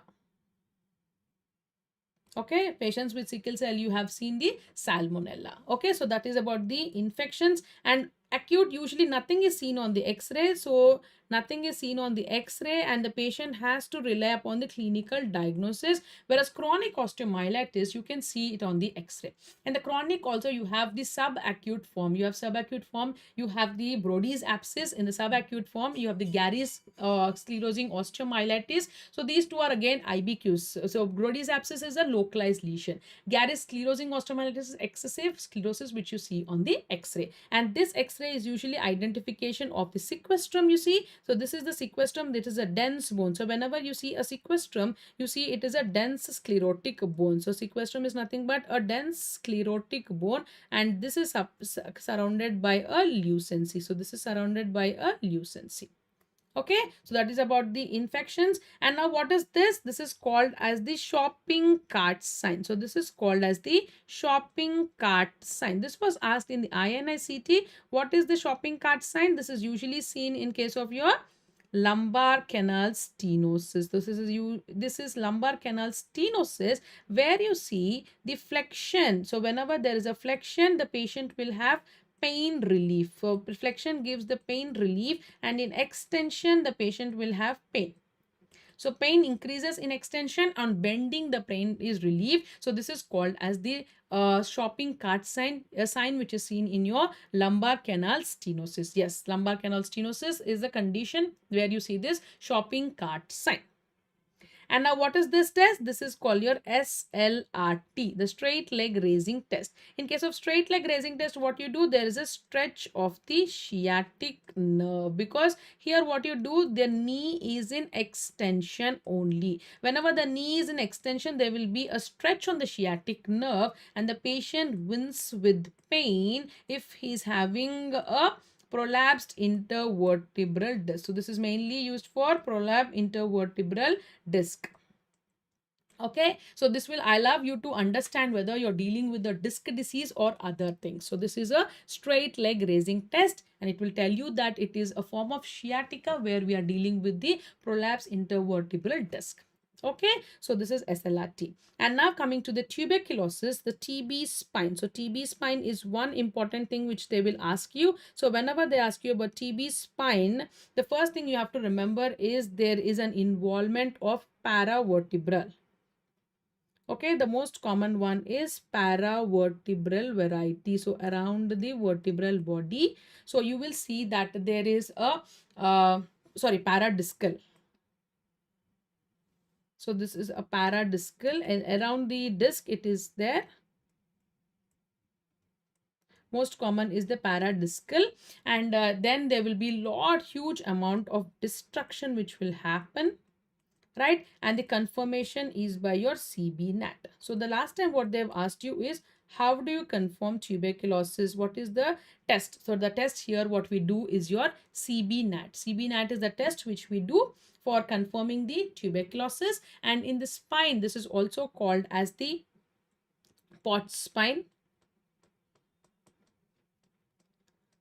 This is also called as the pot spine, and most common is the DL variety. So the dorsolumbar level T11, T12, L1 are the most common one to be involved, and there are anterior, posterior, paradiscal. So paradiscal type is the most common one, and you will see a lot of destruction of the vertebral body with the pus formation. So there will be pus which is present, and on the X-ray you can see this as the bird nest abscess. So on the X-ray you will see this as the bird nest abscess, right? So in X-ray you see this as bird nest abscess. And what is the confirmatory? Confirmatory is by your CB-NAT. Confirmatory is by your CB-NAT. This is very important. And now coming to the TB of hip joint. So when I say the TB of the hip joint, so any joint with understanding that with tuberculosis, so there are 4 stages. The first stage is stage of synovitis. So you see there is a stage of synovitis, stage of early arthritis, right? Stage of late arthritis, and then you have subluxation and dislocations. Okay, so here whenever we see there's the first stage of synovitis, there is a huge amount of synovial fluid increase. So to accommodate this synovial fluid, what will happen? The limb goes into flexion, abduction and external rotation. So this is the attitude, flexion, abduction and external rotation. So because of this, what you see, there is a lengthening which we can see. So because of abduction and external rotation in the first stage, we see there is a lengthening. And then in the second stage, because there is a damage which is happening, in the second stage, there is a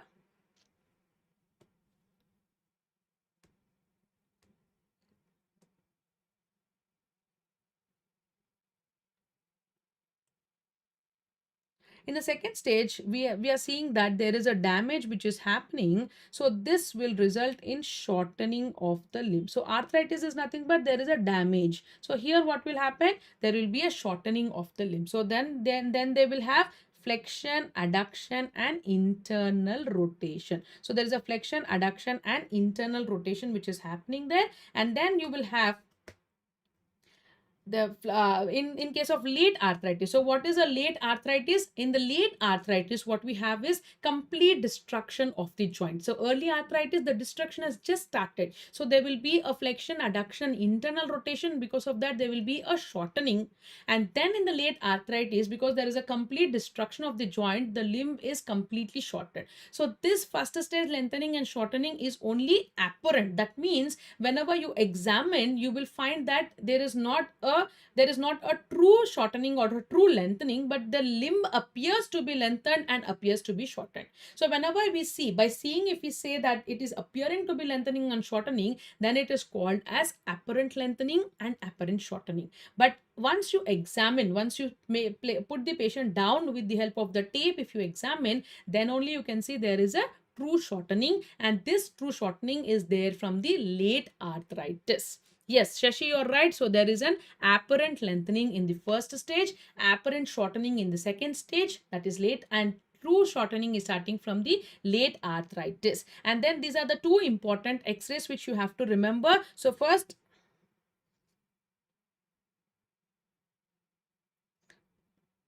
So the two important x-rays, the first one is called the wandering acetabuli. So what is a wandering acetabuli? After the stage of late arthritis, what will happen is the destruction, the complete destruction of the joint happens, and the acetabulum becomes big and the femoral head becomes very small, and it keeps moving up and down. So here if you see, there is a empty lower acetabulum. So the acetabulum at the lower side is empty because femoral head has gone up. So this is called as the wandering acetabuli.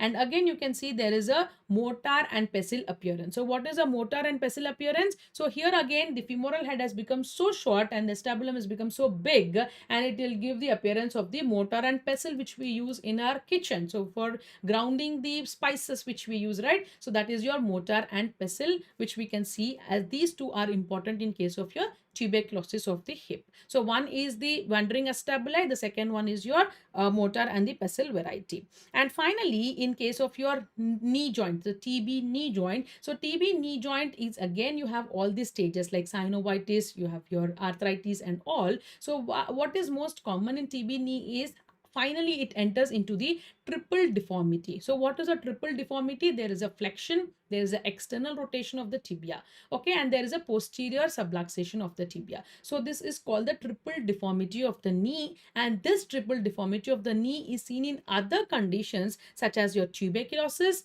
rheumatoid arthritis, iliotibial band contracture, polio, and your hemophilia. So all these conditions you can see a triple deformity where you see the posterior subluxation, external rotation of the tibia, and flexion of the tibia. So this is called the triple deformity of the knee, which is most commonly seen in the tuberculosis of the knee, right? So that is about the TB, hip and TB knee. And now coming to the spine. So this is called the scoliosis. So we have seen the braces of the scoliosis. Now this is the angle of the scoliosis. So this angle of the scoliosis is called the Cobb's angle. So this is called the Cobb's angle. So what is a Cobb's angle? So here what you see, you will identify the upper vertebra. So wherever you want, where you see the curve. So imagine that this is the scoliotic curve, right? And in this curve you see the upper vertebra which is normal, lower vertebra which is normal, and then you draw a lines along the upper and the lower vertebra and perpendiculars to those lines. So this is the line along the upper and the lower vertebra, and these are the perpendiculars along the line,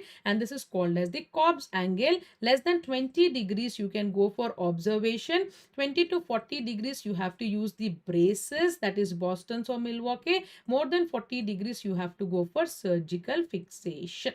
So this is about your scoliosis curve. This is the Cobb's angle. Then this has been asked in the exam also, right? And next one is your joints. So coming to the joints, we have two important things. One is your rheumatoid and the second one is your osteoarthritis. So coming to the rheumatoid arthritis, this is an inflammatory variety. Osteoarthritis is a degenerative variety. Rheumatoid arthritis is associated with the morning stiffness. So you can see rheumatoid arthritis is associated with the morning stiffness, whereas osteoarthritis is mainly at the end of the day.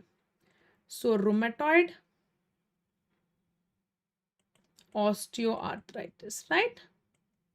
So very, very important. They will tell you the, they will mainly give you the clinical scenario. So this is an inflammatory variety. This is a degenerative variety, right? So what is inflammatory? That means it is an autoimmune condition. So this is an autoimmune condition where you see most commonly in the females, and you see there is a polyarthralgia. So there is a polyarthralgia. So here it is a degenerative, it is wear and tear mechanism. So here morning stiffness is most common. So usually what we see is associated with the morning stiffness. Here it is end of the day. It is the end of the day where you see the patient will have severe pain, right? And here the involvement of the hand MCP, it is involvement of the hand MCP. Here it is the involvement of the thumb MCP is very important. Involvement of the thumb MCP. Here it is other fingers, that is fingers MCP, right?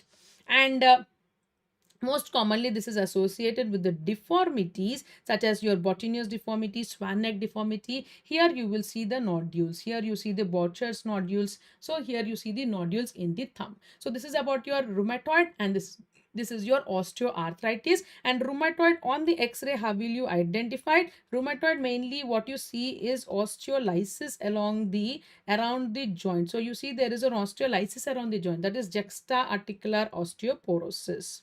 So this is termed as the juxta-articular osteoporosis, and there is a lot of what erosions which are present. So a lot of erosions and juxta-articular osteoporosis. Whereas in the osteoarthritis, what you see is mainly the osteophytes. So you see osteophytes and you see a lot of sclerosis and the osteophytes. So this will tell you that you're dealing with osteoarthritis, and whenever you see the juxta-articular osteoporosis with the erosions, you see that there is a rheumatoid factor involved in it, right? And here you can see there is an increase in the ESR, there is an increase in the CRP, because it is an inflammatory condition. This is an inflammatory condition, right? And the most important thing you have to remember, the Botrytis and Swanek, I know most of them you know.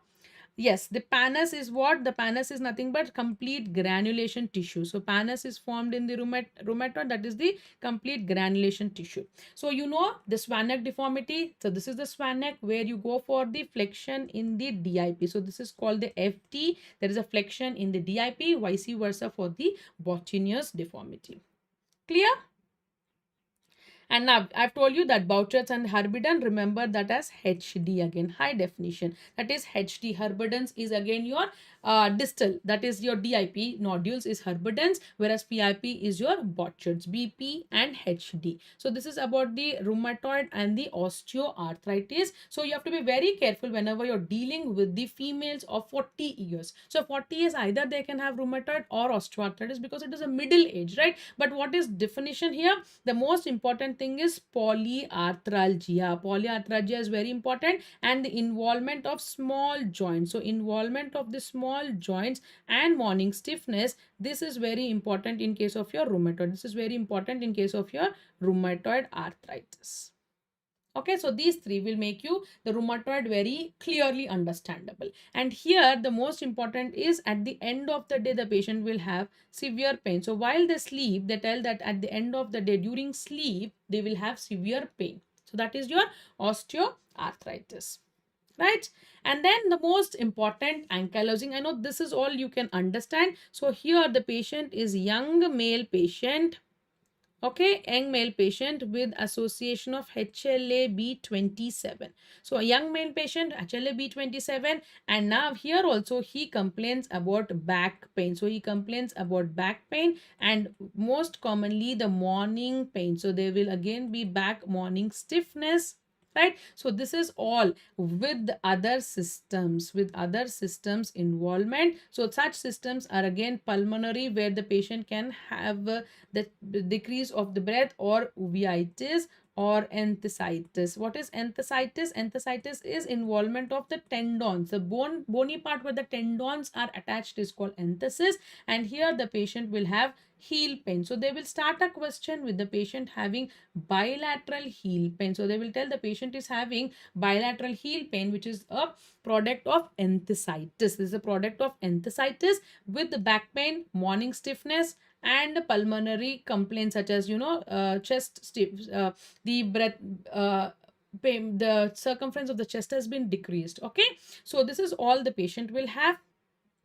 And in the eye they will have the uveitis. Uveitis is again you can see in case of your ankylosing spondylitis. And now you have certain signs where there is a calcification of the spine. This is called as your dagger sign. So this is called as your dagger sign. So dagger sign is what? It is calcification of the ligament. So there is a lot of calcifications which occur, and this is called as the syndesmophytes. So what is a syndesmophyte? The fusion of the spine with the help of the osteophytes.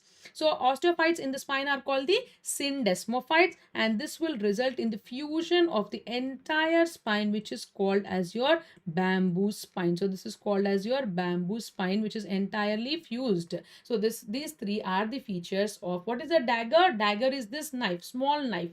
So this is called as the dagger sign, the syndesmophytes, the bamboo spine. So completely it is, completely the spine becomes a straight thing. So you can't bend. So there is a decrease in the flexion, and this is identified by your modified Schober's test. So what is a Schober's test? Schober's test is where you can identify there is a restriction in the flexion. So there will be a restriction in the lumbar flexion, right? So that is your ankylosing spondylitis.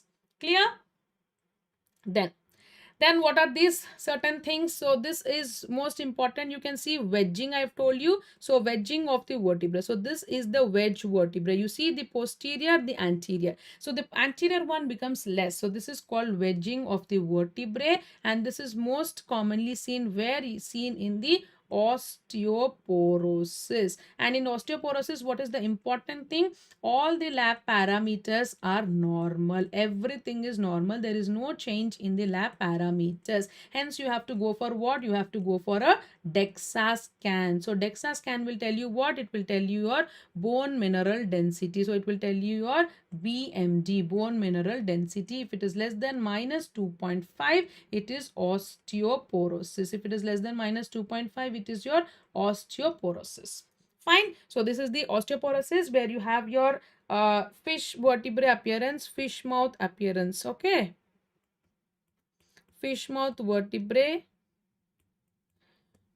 So there will be wedging, and all lab parameters are normal. How do you identify? DEXA scan, BMD, and you also have FRAX. You have to remember FRAX is fracture risk assessment. So FRAX is a fracture risk assessment. Again used, this is an INI-CET question which was asked. So remember what is the full form of FRAX they have asked. That is fracture risk assessment, and they will tell you how probability of fracture you can have. They will take the parameters of what is your age, your bone mineral density, your alcohol, your smoking history, your corticosteroids, your family history, and all that history they take, and they will do a probability test. This is called as FRAX.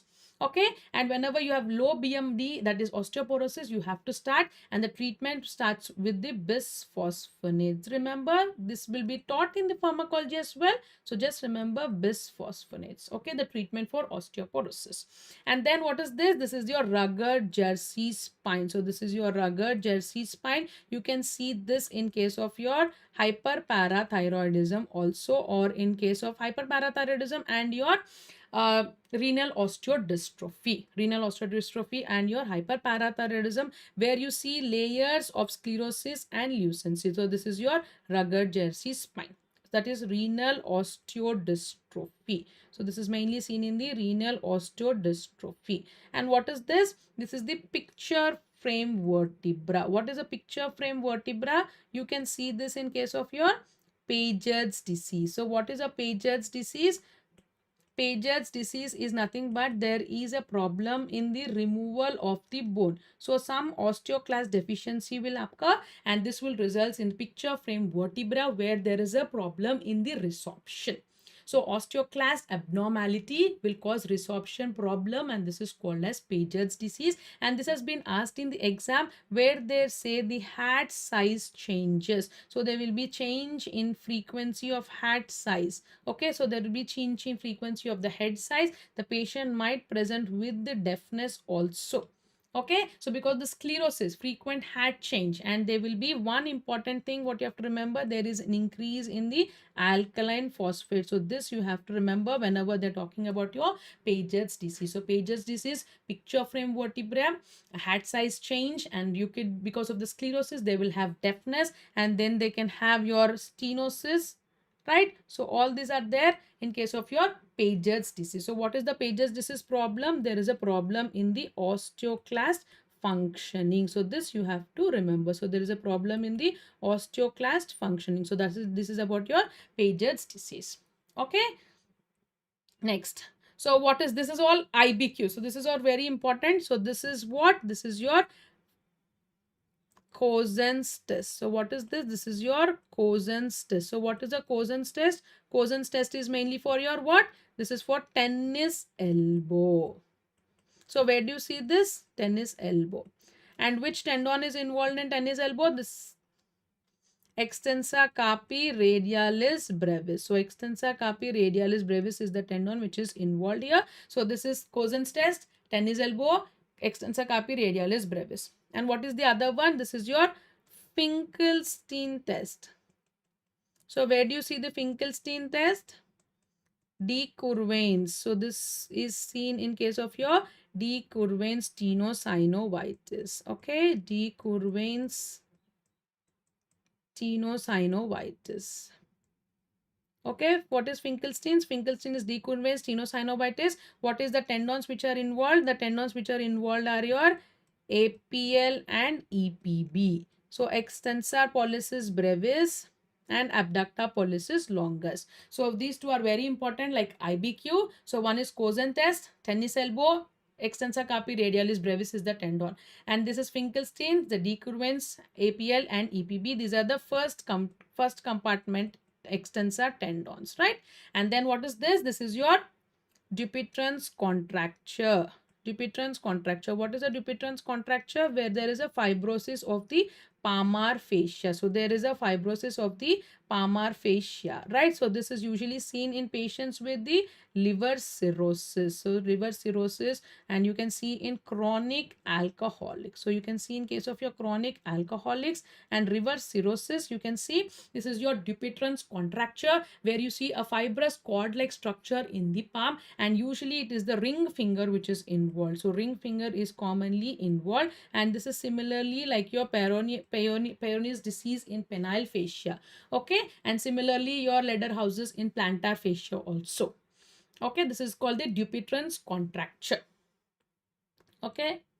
And now what is this? This is your trigger finger. What is a trigger finger? Trigger finger is a condition where you see there is a tenosynovitis of the tendon. So the synovial sheath has some problem and it will not allow the tendon to move freely. So here you see there is a nodule which is present. So now the tendon cannot move freely inside the synovial sheath, and whenever you try to extend it, this was the triggering. So this is called the trigger finger. So this is called the trigger finger. This is the tendon sheath which gets inflamed. So tendon sheath gets inflamed and it forms a nodule. So here this is the nodule, and now it becomes stenosis. So it is called the stenosing tenosynovitis. That means the space for the tendon to transfer gets smaller. So this is stenosing. So that is why you can hear a sound while it is traveling. So this is called as the trigger finger. So here you will excise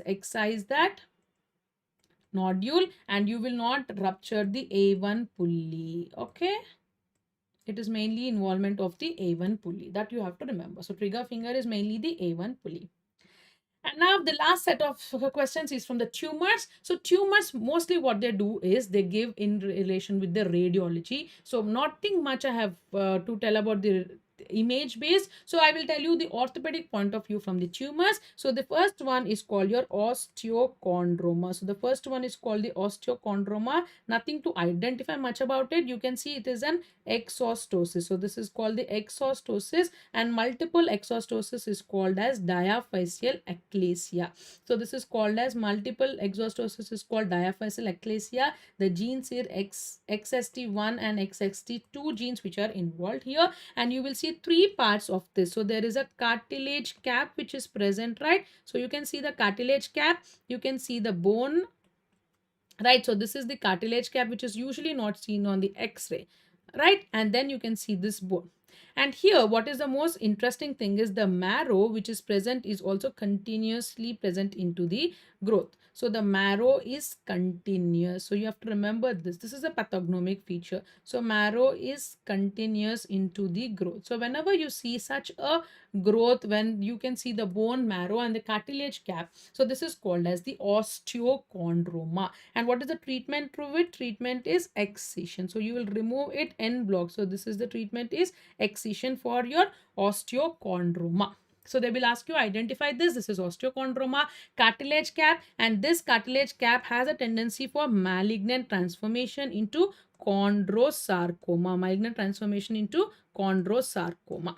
Okay, so you should measure the thickness of the cap. If it is more than 2 centimeters, it is risk for your chondrosarcoma.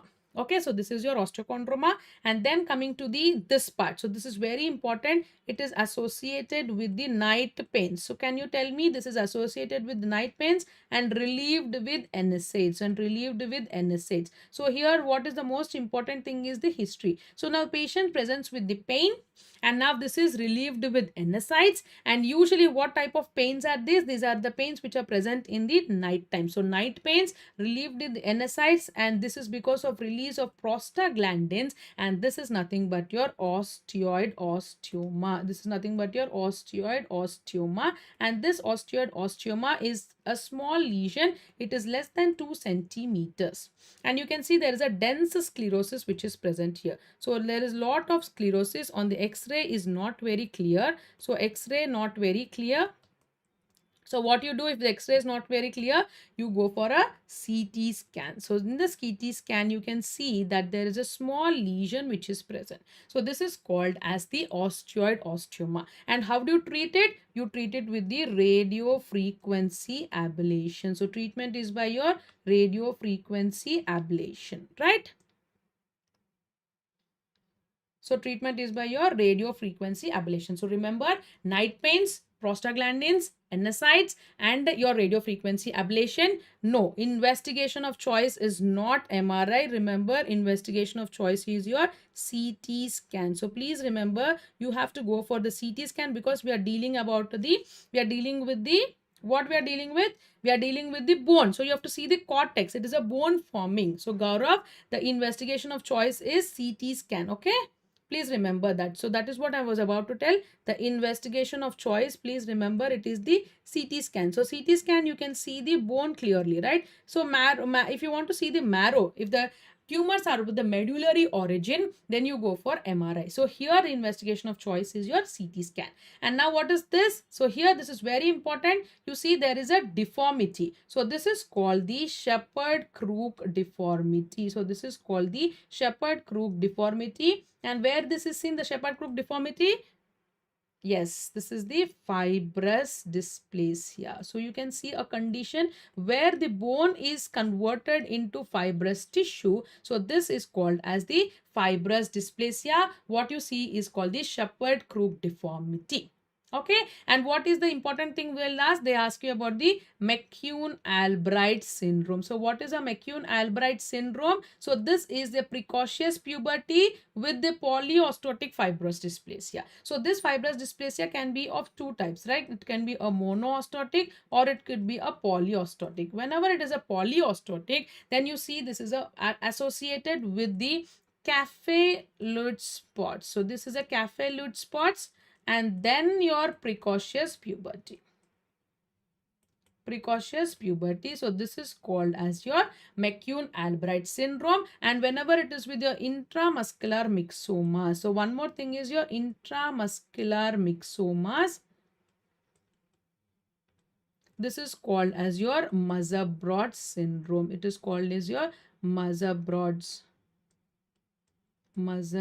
syndrome. So these two are very important. One is McCune-Albright, the second one is Musser-Brod. Okay, please remember the two syndromes. One is your precocious puberty with capillate spots, and the second one is your Musser-Brod syndromes with your intramuscular myxomas.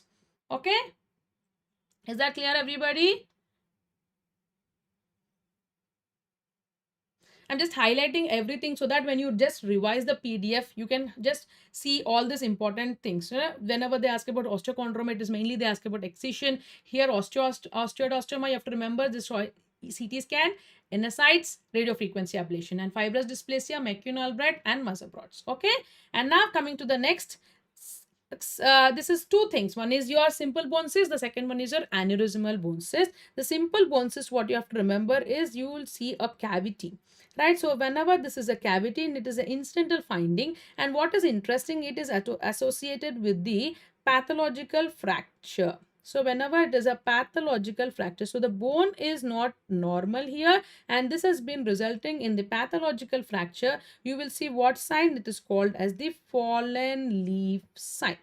So it is the fallen leaf sign or the trap door sign. So you see a fracture, and the fracture fragment is falling in the cavity. This is called as the fallen leaf sign. So this is called as the fallen leaf sign. Okay. So this is called as the fallen leaf sign. I don't know what is happening to this. Okay, leave it. Just remember there is a fallen leaf sign where you see there is a cavity, and in that cavity, if the fracture fragment is fall, that is called fallen leaf sign. And what about ABC? ABC and GCT, you have to be very careful. In ABC, what you see is the fluid levels. On MRI is the investigation of choice, and you will see multiple fluid levels. So you will take an MRI, you see there are multiple fluid levels in case of your MRI. And GCT, as you all know, it is the thing which is the tumor which is present in the epiphysis, right? And it is an expansile tumor, right? And the treatment here is extended curettage, and the treatment here is extended curettage. Okay, so GCT, very, very important. You see there is a soap bubble appearance in the GCT. So soap bubble appearance. And what they have asked of late is the diagnosis. So they have put the x-ray, that is as the image based question, and they will see that this is a tumor which is present in the epiphysis. You can see that it is an expansile lesion, whereas the ABC, you can see this is in the metaphysis. So this is in the metaphysis, and usually there you see there are a lot of septations, and in the MRI you see there is multiple fluid levels in case of your aneurysmal blown cyst. And in this is where you see the septations and you see a soap bubble appearance. And extended curettage, what you use is you use the phenol or you use the liquid nitrogen. So phenol or the liquid nitrogen or the bone cement, these are the adjuvants which we use to clean it. So curettage is, again you use the adjuvant, so hence it is called as extended curettage. So this is the epiphyseal involvement. And here one more thing, in the hands and feet. So whenever you see an x-ray of hands and feet, that is the tubular bones,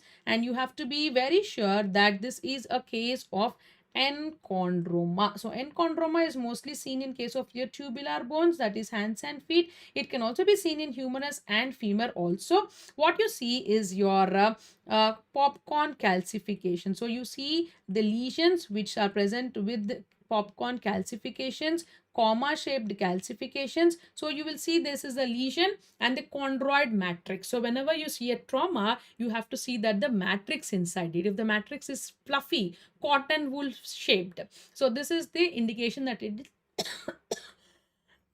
excuse me. So this is an enchondroma. Similarly, if you see a osteoid, so similarly if you see an osteoid like this, so similarly if you see an osteoid, if you see an osteoid like this, then that is a bone forming tumor. So matrix of the tumor is very important. If it is an osteoid shape, then it could be osteoid-osteoma, osteoblastoma. Okay, if it is a chondroid, it is mainly enchondroma. Chondroid is, it is cotton wool shape, popcorn calcification, comma shaped calcification. So all that related to your enchondroma. Again, curettage is the treatment. And now the second one here is your Ewing's sarcoma. So the most important thing is Ewing's sarcoma is, you already know that this is a childhood tumor. So you will see the tumor most commonly in the first decade, that is below 10 years of age, right? So 10 years of age, you see the Ewing sarcoma, and this is mainly present with fever also, and there is an increase in ESR and CRP. So this is very important. You have to be very clear that if the patient is having fever, ESR and CRP, this could also be a Ewing's sarcoma. This would also be a Ewing sarcoma. And the X-ray, you see what? X-ray, you see the lamellated periosteal reaction, which is called as the onion peel appearance. So this is a lamellated periosteal reaction. This is the onion peel appearance, right? So onion peel appearance you see on the X-ray. And sometimes you see there is a hair on end appearance also. This is hair on end appearance. So whenever you see a hair on end appearance, this means the tumor is aggressive. So this means the tumor is an aggressive lesion. Okay. So you have to be very careful whenever you're dealing with the Ewing's sarcoma. It is a highly radiosensitive tumor, but we'll not use radiation because it might land up in secondary osteosarcomas, but it is a highly radiosensitive tumor. Okay, so first you always treat it with the chemotherapy and then you remove the tumor, right? So chemotherapy is the treatment. So now it is a very aggressive tumor, mostly seen in children, associated with fever, ESR and CRP increase, and X-ray you have the periosteal reactions, highly radiosensitive tumor, but you treat it with chemotherapy and surgery. Okay, and the favorite tumor of everybody, this is your osteosarcoma. So osteosarcoma is again a IBQ of the image, so where they will give you Codman's triangle, where there is an elevation of the periosteum. Second one is called the sunburst appearance. So second one is called the sunburst appearance or the sun ray appearance of the tumor, and this is because along the osteoid forming tumor, I've told you, the osteosarcoma is a osteoid forming tumor. That means it is a bone forming tumor. So this bone formation is along the Sharpie's fibers. So this is along the Sharpie's fibers, right? Or along the capillaries, so vessels, so small capillaries. So because of that, it is because of that you give this sunburst appearance. So because of that you give this sunburst appearance. Sorry, not Sharpie, it is Sharpie's fibers. Okay, yes.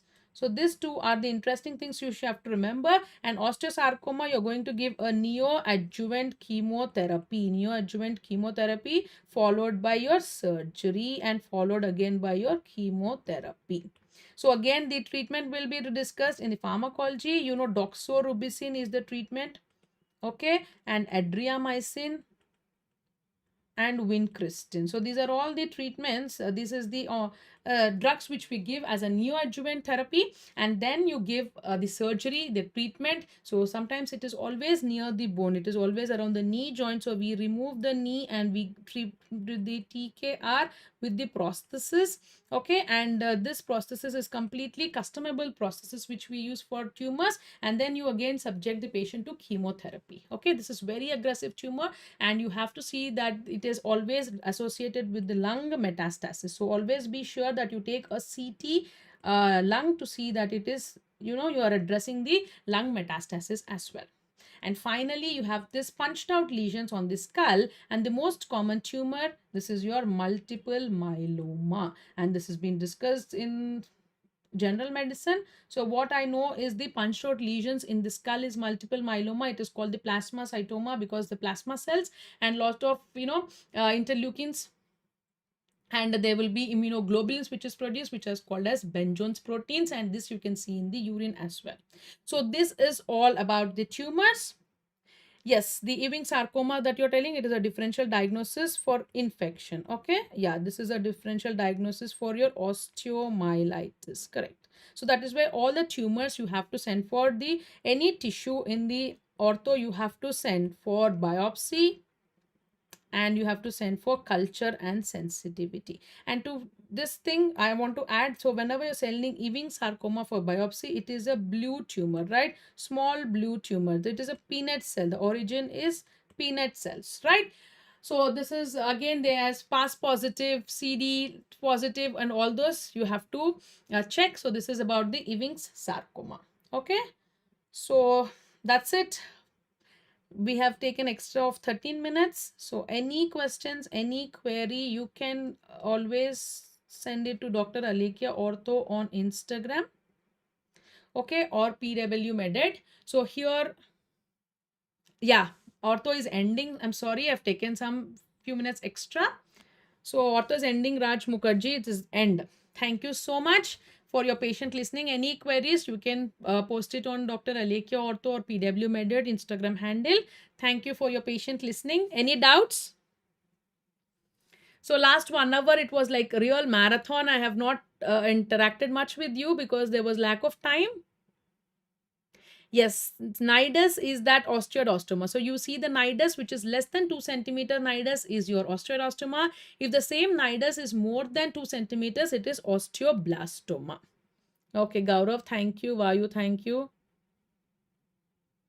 Hope it is really helpful for you, and I wish and I pray that all questions come from this marathon session and you do really well in your exams. Thank you so much. Over to Dr. Siraj Sir for Raj. Thank you is for ending the class. Okay, I'll share the PDF soon. Thank you. Bye.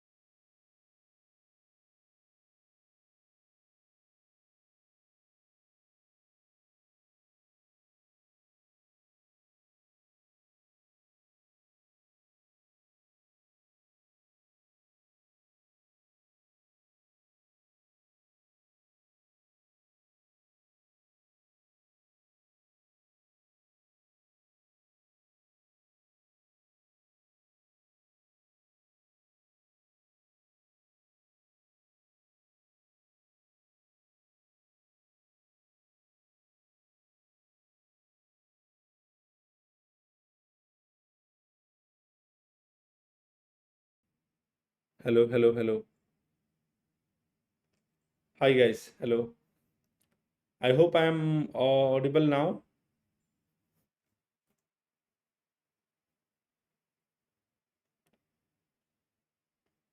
Hi guys, a very good afternoon to all of you guys. I am Dr. Siraj Ahmed, your faculty of pharmacology, and I'm starting once again. I think there was some issue with the audio, but I hope it is sorted now. We are going to have this NEET PG revision for pharmacology in the upcoming, next 4 to 5 hours. So I'll be needing your undivided attention for the next 4 to 5 hours, where we'll be discussing all the high yield topics on the basis of the previous year question and previous year topic that has been asked. So I hope everything is fine now. I hope I'm audible now. Yes. Very nice. Okay, great. So सबसे पहले हम वो topic लेंगे जिससे usually question बार बार आ रहे हैं and students are still making mistake. So one of the topic that we are having is the poisonings and important antidotes. How will you recognize the poisoning and what are the important antidotes that are going to be? One of the important poisoning that we are having is going to be organophosphate versus carbamate poisoning or organophosphate and carbamate poisoning. So be it a case of organophosphate or carbamate poison, remember this organophosphate and carbamate. What are these? Organophosphate and carbamate ये हैं क्या basically? They are actually going to be your irreversible acetylcholine esterase inhibitor. They are actually irreversible acetylcholine esterase inhibitor that will increase the level of acetylcholine very high. They will increase the level of acetylcholine, and because of this the patient will have all the cholinergic symptom. Now whenever you want to see the poisoning, I always say that follow my rule, and my rule is start from the eyes. Start from the eyes because eyes never lies. If you are going to look at the eyes in a patient where the acetylcholine level is very high, if you are going to look at the eyes where the acetylcholine level is very high, there will be meiosis, and this meiosis, excess meiosis, sometime may look like pinpoint pupil as well. Excess acetylcholine की वजह से there will be pinpoint pupil meiosis or pinpoint pupil. Usually when I teach the regular classes, we discuss multiple mnemonics like sludge, FB, like salivation, lacrimation, urination, diarrhea, GI distress, all those. But now I'm telling you to the point you have to remember. Be it a case of organophosphate or carbamate, if it is going to be a case of, if you look at the eyes will be having meiosis, then you are going to look at the, let's say, heart. Then you are going to look at the heart. Because of the excess acetylcholine, there will be decrease in the heart rate. Heart rate will be lesser. Heart rate is actually going to be lesser. If you are going to look at the body secretion, the body secretion will actually be more. The body secretion will actually be more because of the acetylcholine. The glands are mainly innervated by the acetylcholine, so body secretion will be more, right? Apart from that, if you are going to look at the body temperature, usually body temperature, because of the excessive secretion, body temperature may be normal. Body temperature may be normal or little cold. Body temperature may be normal or little cold because of the excessive secretion, right? So again, this is going to be body secretion may bronchial secretion, oral secretion, all this secretion. Now if I'm going to compare the same with the atropine, पहले हम diagnosis कर लेते हैं, treatment की बात करेंगे. Atropine, this is, remember, non-selective muscarinic antagonist. It's actually non-selective muscarinic antagonist. So they are going to block all the receptor that is going to be M1. They will be blocking M2, and they will also be blocking M3. Now again, because of the blockade of M1, M2, M3, different symptom will be coming, and we'll start from the symptom again from the eyes, because as I told you, eyes never lies, right? So we'll be starting at the level of eyes.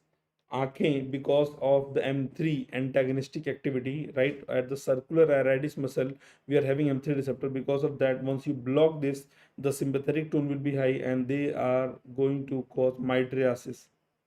They are going to be causing mydriasis. तो बड़ी बड़ी आंखों वाली, है ना, बड़े बड़े आंखों वाला पेशेंट आएगा. बड़े बड़े आंखों मतलब माइड्रियासिस होगा. Then again you look at the heart rate. Because of the less amount of acetylcholine activity and the heart nodal tissue, the heart rate will be increased. Then you look at the body temperature. When you are going to look at the body temperature, the body temperature actually will be increased. Body temperature is also going to be increased. है ना, hot body, या मैं बोलूँगा heart rate बढ़ा हुआ, body temperature बढ़ा हुआ, आंखें भी हैं बड़ी बड़ी.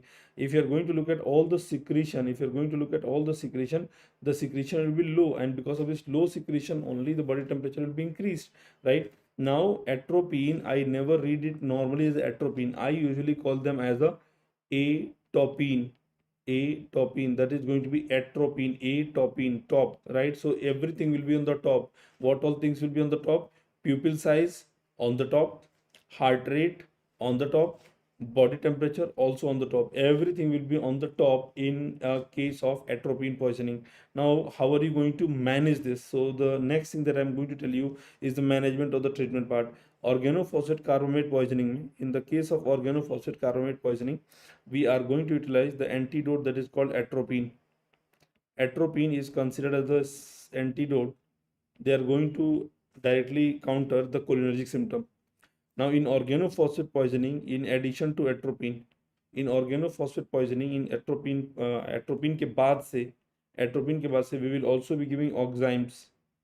We are also going to give oximes. Example of oximes are going to be drugs like your pralidoxime, obidoxime, right? Pralidoxime, obidoxime. नाम में oxime आएगा. They are the acetylcholine esterase reactivators, right? And then there is another one that is called DAM, diacetyl monoxime. So they are the oximes, and oximes are only and only going to be given in case of organophosphate poisoning, not in case of carbamate poisoning. Atropine poisoning के case में, for the management of atropine poisoning, where everything is going to be on the top, atropine, the drug of choice is going to be physostigmine. Physostigmine. Now remember, if it is going to be atropine, sometime if it is asked about a patient consume some plant product, so let's say if there is a case of datura poisoning also, because uska bhi active component तो same होता है, they also have the anticholinergic activity. So atropine poisoning or datura poisoning, दोनों का presentation and antidote is going to be same, right? Atropine and presentation both are going to be same. All right. Now next that we are going to see is a case of opioid poisoning. A case of opioid poisoning, वो कैसे present होगा? Now this will always be a history of a drug addict. This will always be a history of a drug addict. A drug addict will be coming. So sometimes they'll bring the patient from a railway track. The line of the question says the patient is brought from the railway track. The patient is brought from a street, है ना? कोई question रहता है patient को, let's say कहीं नाले से लेकर आ रहे हैं या सड़क के किनारे से लेकर आ रहे हैं, इस तरह के लैंग्वेज रहेगा, right? So they are going to bring the patient and this will be a history of a drug addict. Remember, if you are going to look at this opioid do not have any direct receptor in the eyes. They will be working centrally because they are the centrally acting analgesic agent, right? So they are going to act via Edinger-Westphal nucleus. कौन सा nucleus मैंने बोला? Edinger-Westphal nucleus. And via that again you will look at the eyes, and they are going to cause meiosis, and excess meiosis will actually be leading to pinpoint pupil. So this can also lead to your pinpoint pupil. Then as I told you, look at the heart. Opioid like opioid or morphine word, right? Opioid usually do not have much action on the heart in the therapeutic dose, but in the higher dose, in the toxic dose, they are having cardiac suppressant, a cardiac depressant property. So the heart rate will actually be low and their BP will also be low. Cardiac depressant property will lead to decrease in the heart rate, decrease in the BP. In addition to that, what will be the additional symptom that could be seen? What will be the additional symptom that could be seen in a case of opioid poisoning or morphine poisoning, right? Opioid poisoning के लिए usually next what you can see, if you're going to look at the level of GI, you will find a case of constipation. GI में usually constipation की feature दे सकता है आपको, right? GI में there will be feature of constipation. And antidote की बात अगर करेंगे हम, if you're going to look at the antidote, so antidote is going to be naloxone. Naloxone is a non-selective opioid receptor antagonist, right? It is given IV, fast acting है, rapid acting है. It will immediately reverse the situation of opioid poisoning. Next it is going to be cocaine. A case of cocaine poisoning. अगर cocaine poisoning का case आता है तो सबसे पहले आपको समझना पड़ेगा कि how will the patient present. So here also there will be history of drug addict. तो आप बोलोगे sir a history of a drug addict दोनों है, how will you recognize? Cocaine का action is, cocaine is mainly going to act by inhibiting the net transporter. Norepinephrine reuptake transporter को inhibit करेगा. They will inhibit the net transporter, norepinephrine transporter को inhibit करेगा, and they will always increase the catecholamine or the level of noradrenaline.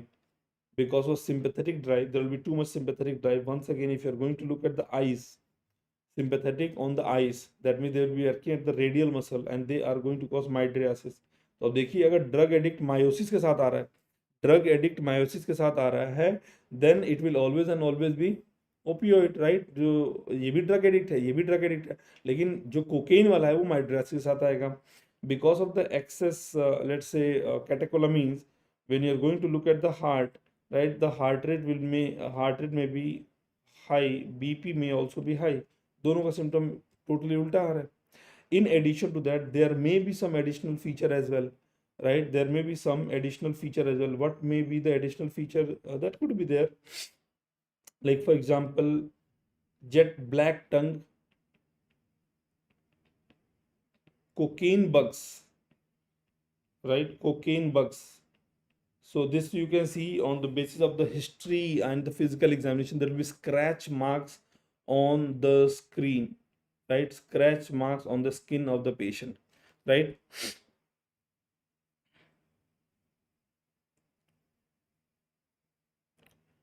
All right. So this is actually going to be opioid and cocaine poisoning. In the case of cocaine poisoning, see, we do not have any specific antidote. So whatever symptom that is coming, you will manage the symptom. You will start the hydration of the patient. You will start the hydration plus you manage the symptomatically. For example, अगर patient का heart rate बढ़ा हुआ है, तो you can give the beta blocker, right? So you have to just manage the patient symptomatically. All right. We can actually expect good amount of question. And speaking louder, let me see. Opioid and cocaine poisoning. In the case of cocaine See, poisoning, मेरे system में तो काफ़ी loud आ रहा है. अभी मैं full volume पे भी नहीं रखा हूँ, तो मे बी रानी मुखर्जी, नहीं सॉरी, राज मुखर्जी, एक बार प्लीज़ अपना सिस्टम एक बार चेक कर लें डॉक्टर. अगर सिस्टम में कुछ परेशानी जिसकी वजह से आपको ऑडियो नहीं आ रहा, बिकॉज मेरा ऑडियो तो मतलब सालों से यही है और काफ़ी लाउड है. मेरे सिस्टम में तो ठीक चल रहा है. एक बार आप देख लीजिए, ठीक है? You will definitely expect good amount of question. करारे कुरकुरे, प्लीज़ अपना नाम आप लोग सही लिखें ना, ठीक है? तो these are the 4 important cases: organophosphate, carbamate, atropine, opioid and cocaine. एक क्वेश्चन इसमें से रहता ही है. If you are lucky you may get more. Then we have acidic drug poisoning. Acidic drug poisoning, aspirin, barbiturate, chlorpropamide, TCS. In a case of acidic drug poisoning, if antidote is not available, the case is if antidote is not available, in that case scenario, we are going to manage this by forced alkaline diuresis. Forced alkaline diuresis. And this forced alkaline diuresis will be done using soda bicarbonate. Forced alkaline diuresis using soda bicarbonate हम use कर सकते हैं. और we can also utilise carbonic anhydrase inhibitor like acetazolamide, dorzolamide, right? Post alkaline dialysis करेंगे. अगर antidote available नहीं है, then we are going to do alkaline dialysis. So you will make the urine more alkaline, and you know when the drug and pH is different, the drug will not be the drug will not get reabsorbed, they will only go out. So you are going to do forced alkaline diuresis. Then in case of basic drug poisoning, and again the case is same, if antidote is not available, जैसे कि मैंने अभी आपको बताया ना, morphine का antidote is available.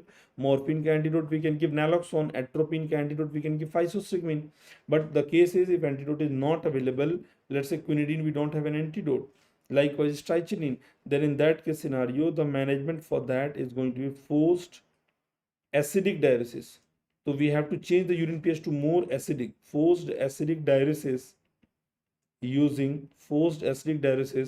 using ammonium chloride, or we can also utilize vitamin C or simple ascorbic acid, जिसको हम बोलेंगे ascorbic acid. All right. So this is again going to be your two important drugs. One is going to be acidic drug poisoning and other one is going to be basic drug poisoning. Acidic drug poisoning and basic drug poisoning का आपका हिसाब हो गया. For a case of paracetamol poisoning, for a case of paracetamol overdose अगर हो जाए, तो in that case scenario what we are going to do, in that case scenario the treatment is going to be N-acetylcysteine. तो पहले ये पूछा था कि भाई क्या देंगे, N-acetylcysteine. अब now they started asking why are you giving, what will they do? So this N-acetylcysteine, what are they going to do? N-acetylcysteine, it will mainly replenish the glutathione store. They are going to replenish the glutathione store.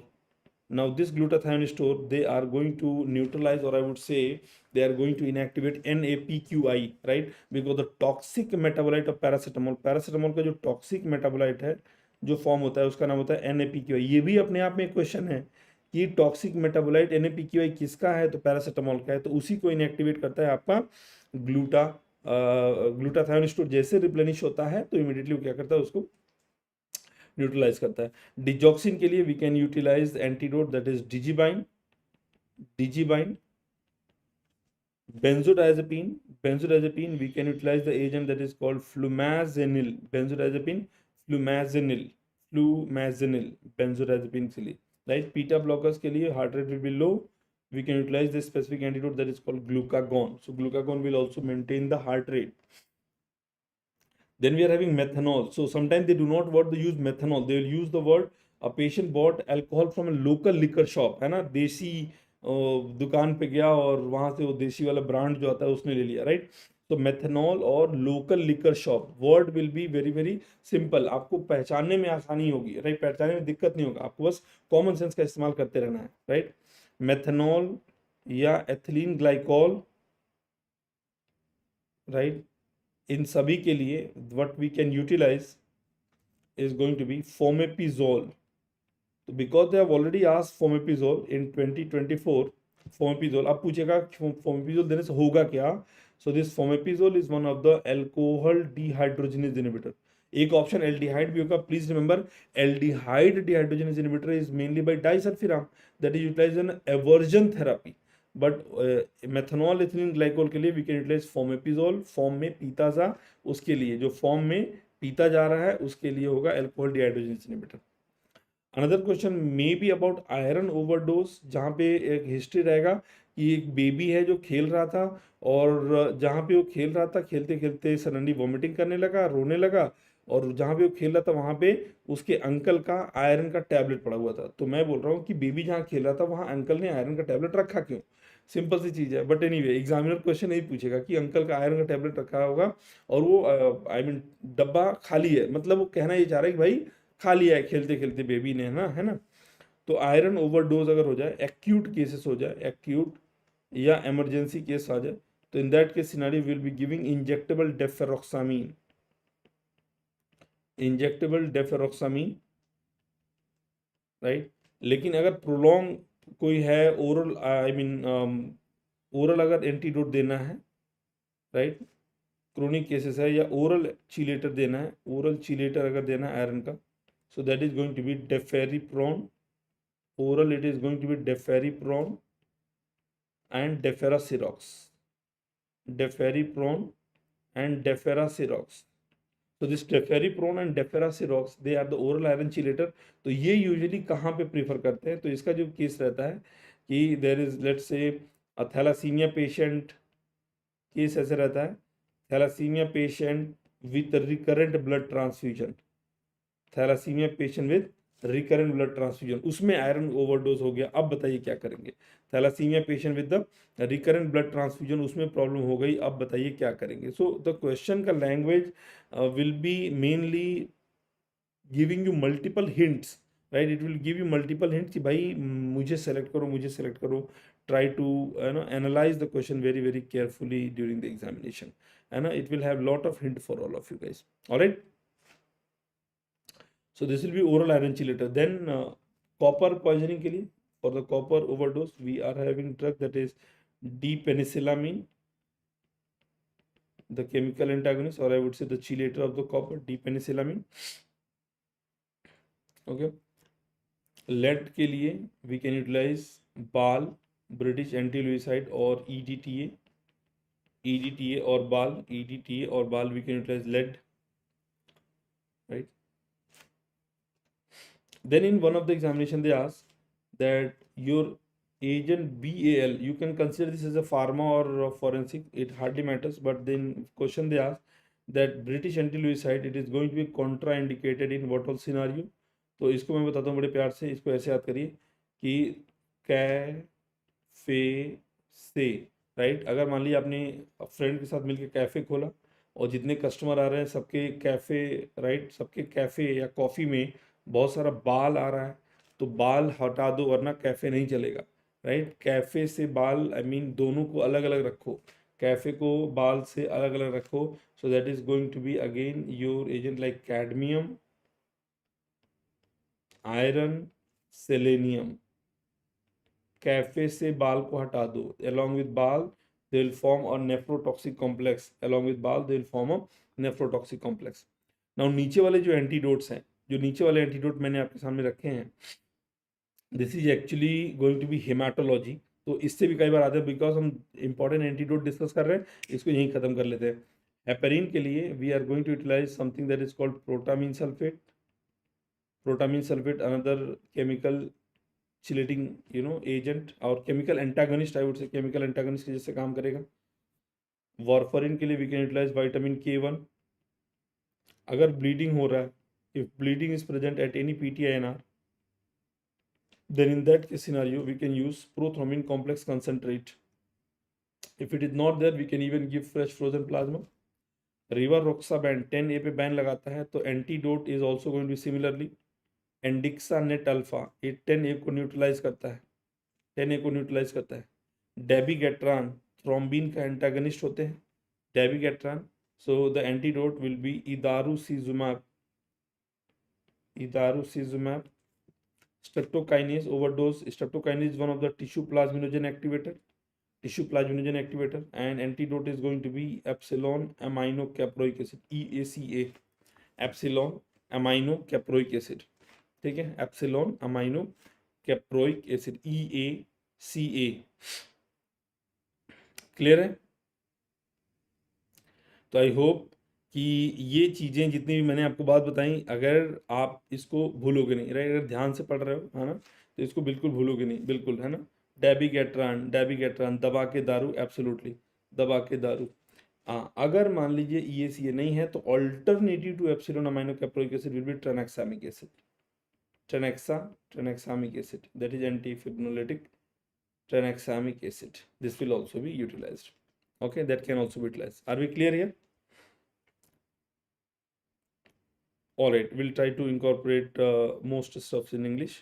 Thank you very much for the reminder.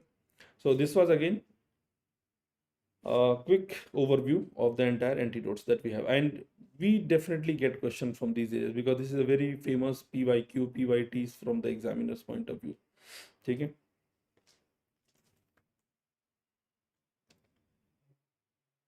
तो examiner ना इन topics को usually भूलता नहीं है, examiner do not miss this topics, है ना, no matter what happens, है ना।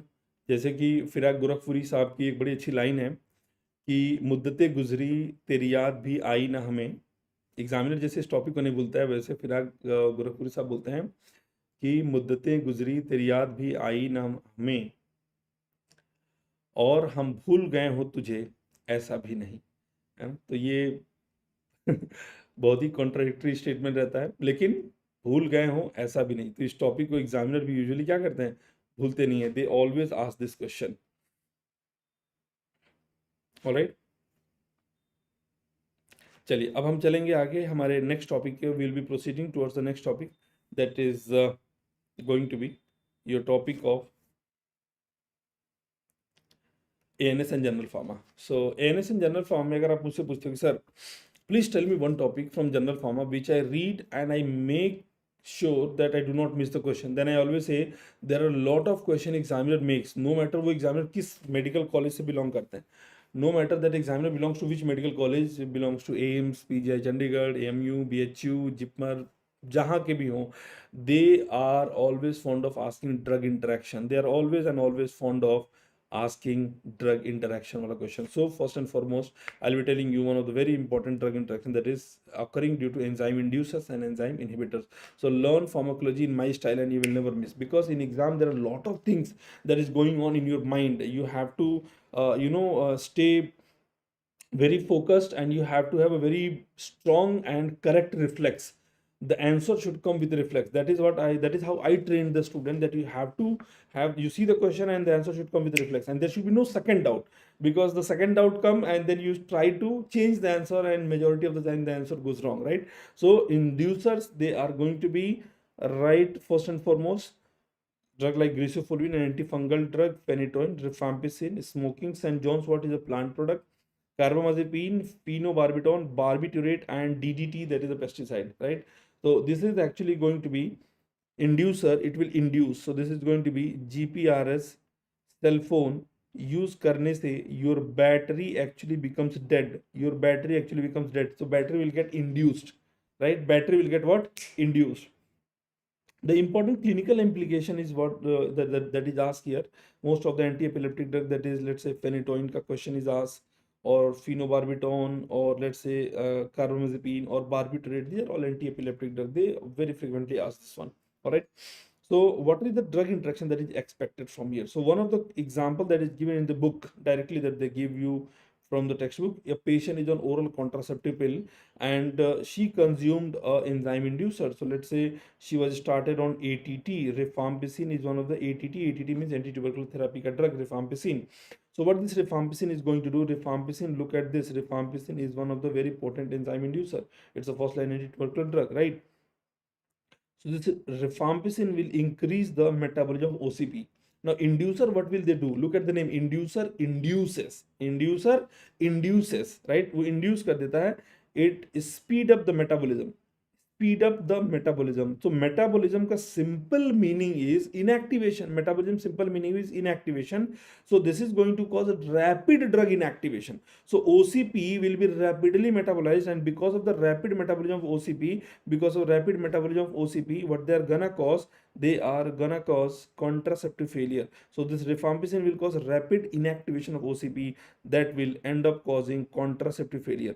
Now the examiner doesn't stop their question here. One question, what will happen? Contraceptive failure. So what kind of advice will you give? See, I always say the best advice is, if two drugs are having problem, if two agents are having problem, don't give them together. If two agents are having problem, don't give them together. As simple as that. OCPs, rifampicin having problem, don't give them together. But this everyone knows, even the non-medical knows, right? But the examiner will ask, what will you do in this situation? What kind of dose adjustment will you do? So I would say, see, rifampicin is the, let's say there is a patient who want to consume rifampicin or ATT, it's a first line drug, he or she will continue, right? So in terms of OCP, what you can do? So I would say, use an alternative method of contraception. Use an alternative method of contraception, possibly let's say barrier method like condoms, right? So alternative method of contraception. In fact, this was also one of the question. Examiner asked, patient on OCP was started on ATT and she was advised to use an additional method of contraception. What is the reason? So again, because rifampicin is one of the very, very potent enzyme inducer, you can check it out. I think this was asked not very long ago, 2023, 2024, somewhere around that this question was asked. I can give you one more example because examples are very, very frequently asked here. So the one that I give in class only, that one only I'll use. Let's say there is a patient on warfarin, and along with warfarin is one of the what?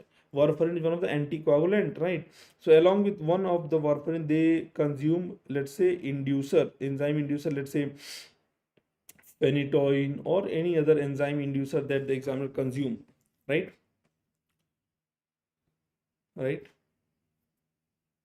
Phenytoin. So what will this enzyme inducer do? What will this phenytoin do? So this phenytoin is going to cause speed up the metabolism. What kind of drug is warfarin that I told you? What kind of drug is warfarin? It's one of the anticoagulant. In simple bhasha, in simple language, I can say it's a kind of drug that keep your blood thin. है ना? Anticoagulant. It do not allow the coagulation of the blood. So warfarin was utilized for some condition. Maybe the patient is having some hypercoagulable state. So for that warfarin was started. But along with the enzyme inducer, like let's say phenytoin, this warfarin will be metabolized very, very fast, rapidly metabolized. So what will be the outcome, guys? Who can tell me what will be the outcome? Inducer will induce, and they will always lead to failure of the therapy. So they will speed up the metabolism and they are going to cause failure of therapy. They are going to cause failure of therapy. Inducer will induce and they are going to cause failure of therapy. So they will always be causing failure of therapy. So what happens? What happens to the warfarin? Warfarin will be rapidly metabolized. rapidly metabolize, that means the anticoagulation effect will not be optimal, right? So in that case scenario, what is the outcome? What is the outcome that is going to be? Yes, very good, Hari Bala. There will be increase in the risk of, there will be increase in the risk of coagulation, hypercoagulable state, right? Hypercoagulable state, there will be hypercoagulable state, increasing the risk of coagulation. All right, so in that case scenario, what kind of advice will you give? What is the best advice that I told you? If two drugs are having problem, don't give them together. That is the best advice. But here examiner is not interested in knowing that, because that everyone knows that, है ना? So what kind of advice will you give in this case scenario? The one of the advice that you could give in this case scenario is enzyme inducer मत दो. That is again, two drugs don't give together. That I'm not asking. I'm asking, yes, thrombosis का risk बढ़ जाएगा. बिल्कुल सही, absolutely correct. So advice is that you can actually increase the dose of warfarin. Increase the dose of warfarin. Inducer, induce.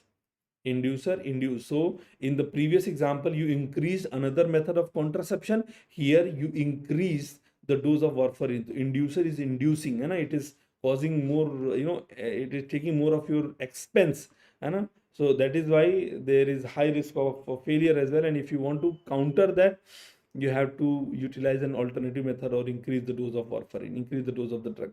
All right, then we are having enzyme inhibitors. We have HIV protease inhibitor. All the HIV protease inhibitor are ending with the navir, like indinavir, ritonavir, sequinavir, right? All these are going to be navir drug. Erythromycin, and the brother of erythromycin is also going to be clarithromycin. Clarithromycin, very frequently asked example. Clarithromycin, amiodarone, ciprofloxacin, omeprazole, cimetidine, ketoconazole, and valproate. So they are enzyme inhibitor. They are causing inhibition of the majority of the enzymes and one of the very important enzyme is called CYP3A4. So enzyme inhibitor, you can remember very easily by the simple mnemonic of PEACOCK, peacock, and I say wala, peacock wala. Repeat with me, peacock wala, and you will never miss this, right? Why there is so importance of wala? Because wala is valproate, and valproate is the only anti-epileptic drug among the list which is having inhibiting property. Rest all anti-epileptic drug. Did you see the other anti-epileptic drug? Phenytoin, carbamazepine, St. John's wort also have anti-epileptic property. Phenobarbital, barbiturate. All these anti-epileptic drugs are mainly having enzyme inducing property, but valproate is one of them that is having enzyme inhibiting property. So I say learn pharma in my style and call it as a PEACOCK wala, peacock wala. तो मेरे साथ बोलिए peacock wala, and we will make it as a rhyme, है ना? peacock wala आएगा, inhibit करके जाएगा. Peacock wala will always come in your examination, and it always does the inhibition. Peacock wala आएगा, inhibit करके जाएगा. Peacock wala will cause the inhibition, right? So again, I'll take the example. If I can take one example of, let's say I'm taking the example of same warfarin. So what will these enzyme inhibitors do? Enzyme inhibitors, as I have already mentioned to all of you guys, enzyme inhibitor, they are going to slow down the metabolism. They are going to slow down the metabolism. So speed of the drug inactivation will be slowed down. बहुत ही धीरे धीरे metabolise होगा. Very slow inactivation will take place, and you continue to take the next dose. Right? So because of slowing down the metabolism, you continue to take the next dose. There will be increase in the risk of toxicity. Risk of toxicity is going to actually increase.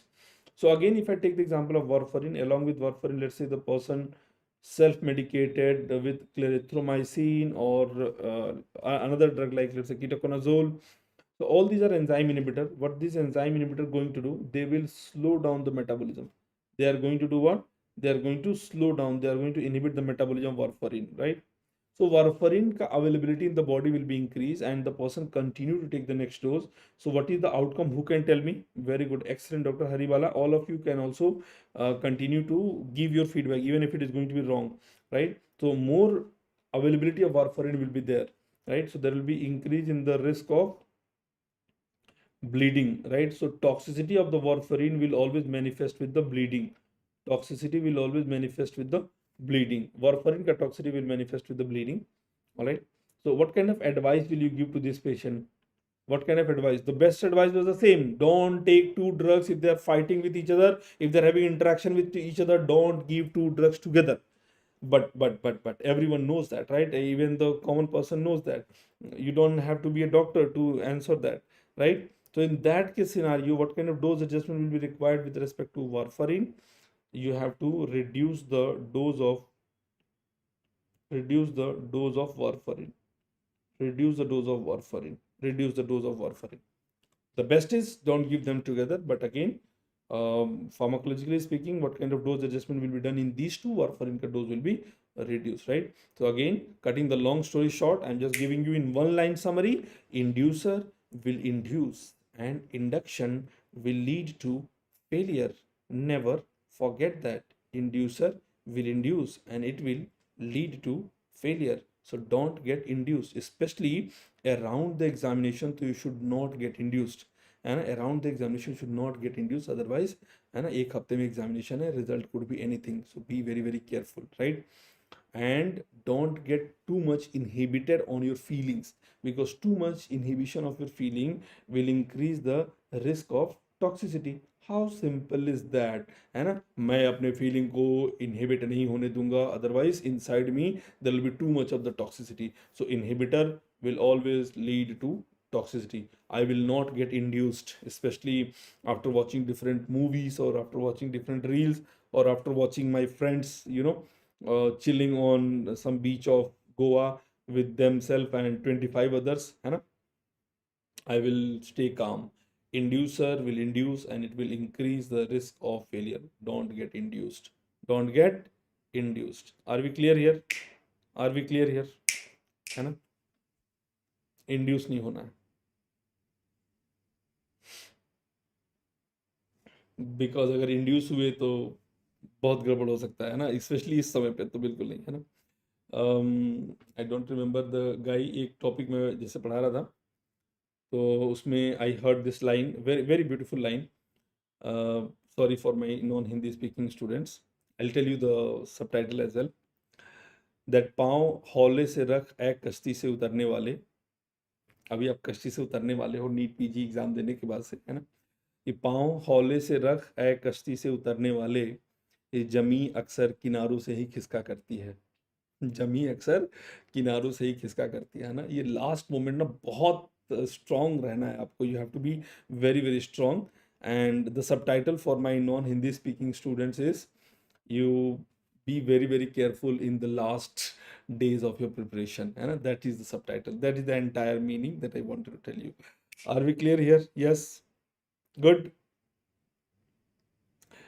All right, so that was one very very important topic with respect to microsomal enzymes. See, the microsomal enzymes that are mostly utilized for breakdown of majority of the drug will be CYP3A4, that is taking care of nearly 50% of the drug metabolism.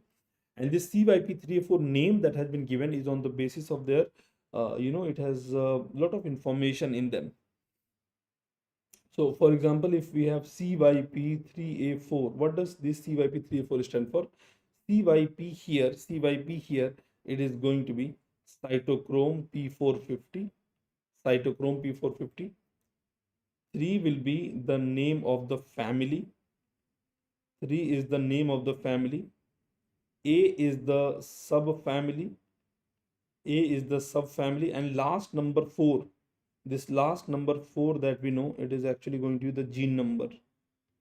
It is actually going to be gene number. So if the examiner is going to ask you the question on these, that in CYP3A4, what is the gene number? So that is going to be the 4. So CYP is cytochrome P450. 3 is the family. So we have 1, 2, 3, 4 family. A, B, C, D is the subfamily. And last number is always going to be the gene number. All right. So nearly 50% of the drug metabolism is mainly happening by CYP3A4. Now the CYP3A4 that is present in my body is very much similar to what is present in your body. So there is very less genetic variation in this, right? Less genetic variation in that. Other microsomal enzyme that we have is going to be CYP2D6, that is taking care of nearly 20 to 30% of drug metabolism. CYP2C19, one of the ultra important topic. CYP2C9, why it is very very important? Because it is causing activation of a very famous antiplatelet drug, that is clopidogrel. Usually clopidogrel is a prodrug. Usually clopidogrel, that we know already, that is one of the antiplatelet drug. It's one of the P2 white cell inhibitor.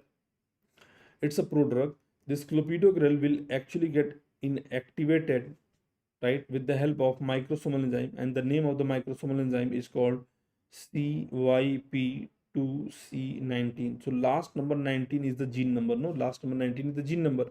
So clopidogrel will get activated with the help of CYP2C19.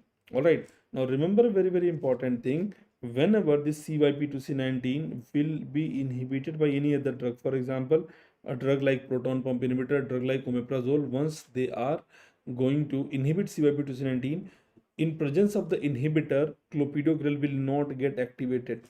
In presence of inhibitor, clopidogrel will not get activated. For example, look at this. The omeprazole has been given here already. This omeprazole is having inhibitory effect on the CYP2C19, and clopidogrel will not get activated. Therefore, examiner asked two questions. Which drug is avoided with the clopidogrel? So remember, omeprazole is avoided with the clopidogrel. What is avoided? Omeprazole, not other PPIs, not other PPIs. No, it's only omeprazole that is going to be avoided, not other PPIs. All right. Second question that they asked, that if there is a genetic defect in the gene coding for CYP2C19, which drug will not be effective? So the question was, if there is a defect in the gene encoding for CYP2C19, which drug will not be effective? That is going to be clopidogrel will not be effective, right? So these two questions, both of them has been asked in different times. Other drugs, microsomal enzymes like CYP2C8 or 9, metabolizing your phenytoin and warfarin, and clomipramine PCM will be metabolized with 1A1, 1A2. That is not very, very important. What is important? CYP3A4, CYP2D6, CYP2C19. CYP2C19, ultra important, multiple time repeated question. In the pharmacodynamic section, I'll be asking you the different receptors. So we are having some intracellular receptor, we are having some extracellular receptor. So these are all extracellular receptor, like for example, ionotropic or ligand gated receptor, right? So they are very fast acting receptor. They are considered the fastest acting receptor. They are the fastest acting receptor, and I always say that put their name in the Guinness Book of World Record. These are the fastest acting receptors. GABA A and C, NMDA, nicotinic receptor, both kind of nicotinic receptor, like nicotinic at the nerve, nicotinic at the neuromuscular, and 5-HT3 as well, right? 5-HT3 is the same receptor that is mainly involved with the nausea and vomiting. All right, so put their name in the Guinness Book of World Record. Another extracellular receptor will be enzymatic receptor. Enzymatic, the most important enzyme in the enzymatic receptor, most common enzyme that is linked to enzymatic receptor is going to be your tyrosine kinase. Tyrosine kinase is the most important enzyme that is linked to the enzymatic receptor. So apart from that, we also have other enzymes in the enzymatic receptor, a variant of the tyrosine kinase that is called Janus kinase, Janus, Janus kinase. All right. So tyrosine kinase mediated activities will be seen. Tyrosine kinase mediated activity will be seen with the insulin or insulin-like growth factor 1. Other growth factor will be VEGF and HER2. HER2 का other name होता है new, HER2 new receptor. So we have insulin or insulin-like growth factor or VEGF. The receptor that are related with the Janus kinase, that will be mainly acting as JAK-STAT pathway. Janus kinase will increase the activity of STAT protein. So certain cytokines like interleukin, interferon, TNF and TGF, IITT, certain cytokines that we have is going to be IITT, interleukin, interferon, TNF and TGF, and hormones that we have is going to be growth hormone, prolactin. Hormones that we have is going to be growth hormone and prolactin. Growth hormone and prolactin, they are also acting by the enzymatic receptor, right? Enzymatic receptor. Majority of the drugs are acting by G protein coupled receptor. So this is the most commonly utilized receptor, or I would say majority of the drugs, they are going to act via G protein coupled receptor, GPCR, G protein coupled receptor. So this G protein coupled receptor is further subdivided into GS, GI and GQ. GS, GI and GQ. Mind the fact that GS, what they are going to do, they are the stimulant, as the name is saying, GS. So what GS is going to do, if let's say this is going to be a receptor here and they are mediated by GS, if they are mediated by GS, GS will do what? GS is going to increase the activity of enzyme that is called adenylate cyclase. They will increase the activity of enzyme that is called adenylate cyclase, and this adenylate cyclase will cause breakdown of ATP into cyclic AMP. ATP का breakdown will take place by into cyclic AMP. So this was the question that was asked. Which of the following receptor act by increasing the activity of adenylate cyclase? So when you increase the activity of adenylate cyclase, you are actually talking about GS. Because I'm discussing this one, let me take this opportunity very quickly to summarize one more important areas. For example, let's say on the surface of the same there is another receptor, and the activity of this receptor is mediated by GI. Activity of this receptor is going to be mediated by GI. Then what will this GI do? GI is mainly going to inhibit the adenylate cyclase, and because of that, the breakdown of ATP to cyclic AMP will be decreased. Breakdown of ATP to cyclic AMP will be decreased. GI has an additional property. GII itself is standing for inhibitory. It is having an additional property that this is going to also open the acetylcholine sensitive potassium channel. They are going to open the acetylcholine sensitive potassium channel. They are going to open the acetylcholine sensitive potassium channel, right? That will lead to potassium efflux. This will actually lead to potassium efflux. So they can also ask you question like this about GS, GQ, है ना, GS, GI, GQ. GQ कैसे काम करता है? Let me just give you that summary as well. Because examiner ये आएगा पूछेगा कि what is the secondary messenger in the GS, or which of the following receptor is acting by increasing the cyclic AMP. Cyclic AMP level here is going to increase. If it is mediated by GQ, let's say there is a receptor जिसका activity is mediated by GQ. So what will this GQ do? It is going to increase the activity of an enzyme that is called phospholipase C. So this is what you have to see. Which of the following is acting by increasing phospholipase C activity? That means they are asking about your GQ. So if it is stimulated, right, by phospholipase C, then what they are going to do? They are going to cause breakdown of PIP2 into secondary messenger that is going to be IP3 and DAG. Breakdown of PIP2 into IP3 and DAG, right? Yes, phospholipase C, right? That will be causing breakdown of PIP2 into IP3 and DAG. So what is the name of the secondary messenger here? That is going to be IP3 and DAG. What is the name of the secondary messenger in GS mediated activity? That is going to be your cyclic AMP.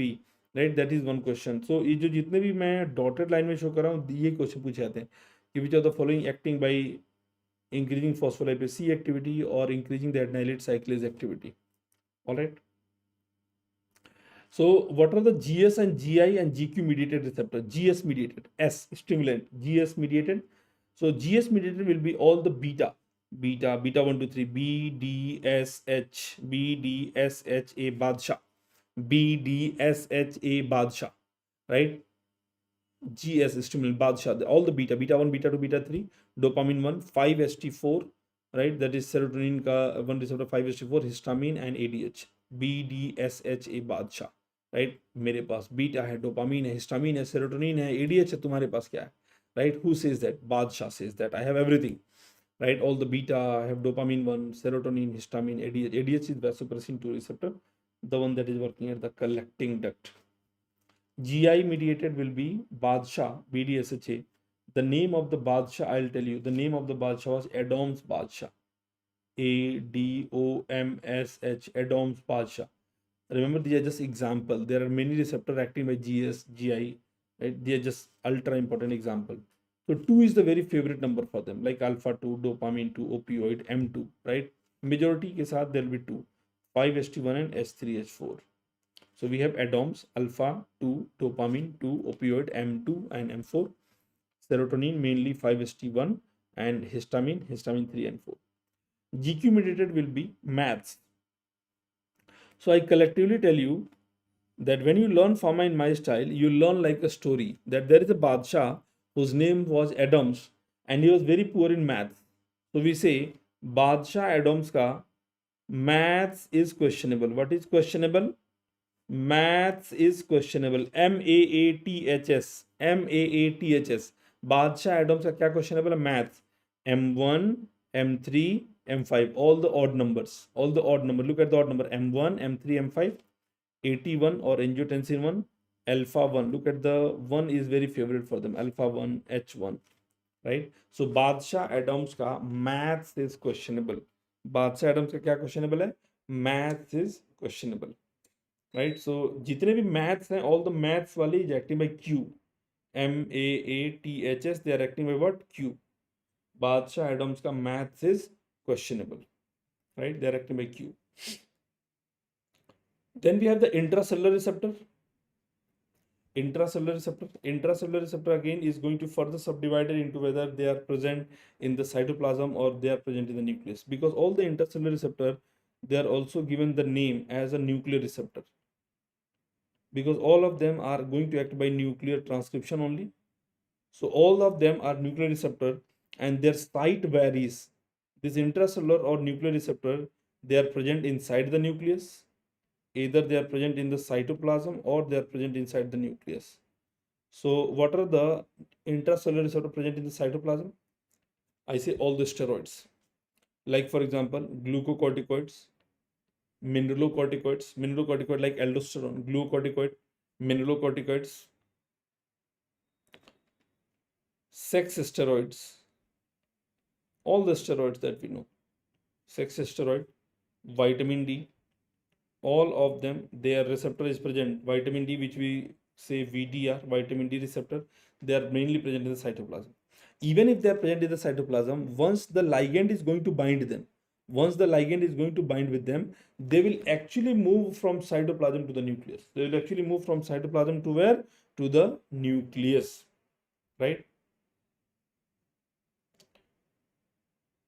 Then we have the one that is present inside the nucleus, the one that is present inside the nucleus, the one which is present inside the nucleus, it is going to be your thyroxine. So T3 T4 hormone thyroxine nuclear receptor के through काम करते हैं. Retinoic acid receptor. Retinoic acid receptor is another name for vitamin A. So are they acting by nuclear receptor? Yes, right. So even the one that is present in the cytoplasm, they are also working as the nuclear receptor and they are also working as a nuclear receptor. तो ये सारे के सारे nuclear receptor की family हैं. Let me tell you once again, these all are coming in the family of the nuclear receptor only. They are all acting by the nuclear receptor. Anything that is working inside the cell, they are all nuclear receptors, right? So some of these nuclear receptors are present in the cytoplasm, some of these nuclear receptors are present in the nucleus. Then we also have one more that is called aryl hydrocarbon receptor. Aryl hydrocarbon receptor. Through aryl hydrocarbon receptor, agent like proton pump inhibitor, they are going to act by aryl hydrocarbon receptor. PPAR, peroxisome proliferator activator receptor, alpha and gamma. Peroxisome proliferator activated receptor. Alpha ke through a very famous drug that works is called fibrates, like fenofibrate, bezafibrate. Because it's a revision class, you can easily understand what I'm talking about here. They're utilized for hypertriglyceridemia. And gamma, PPR gamma is for glucose, I used to tell you, and they are going to be drugs like pioglitazone, right? They are going to increase the activity of PPAR gamma, and gamma activity increment that will increase the insulin sensitivity. Therefore, we can utilize them in diabetes, right? And then we also have estrogen, right? So estrogen, they are also one of the sex steroid present in the nucleus. So they can be present in the nucleus also, cytoplasm also. So because they are very deeper inside the nucleus, we are having TRAPE. They say we feel we are very trapped inside the nucleus. We feel we are very trapped inside the nucleus. Trap, TRAPE. Thyroxine, retinoic acid, aryl hydrocarbon, PPAR, alpha and gamma, and estrogen, right? So these are going to be the important receptors. So NEET PG में and INI-CET में this question has been asked many number of times. Sometimes they just ask you to do the match the following, that whether it is acting by the intracellular receptor, nuclear receptor, or they are working as an enzymatic receptor. So this type of question have been asked in the past. All right, G protein couple receptor, Badshah Adams ka maths is questionable. BDSHA, repeat with me, BDSHA, Badshah Adams ka maths is questionable. Maths wale, all the maths wale are acting by questionable is Q. All right. Now another question that is expected is vasomotor reversal of Dale is caused by. Vasomotor reversal of Dale is caused by, or Dale's reversal phenomena is caused by.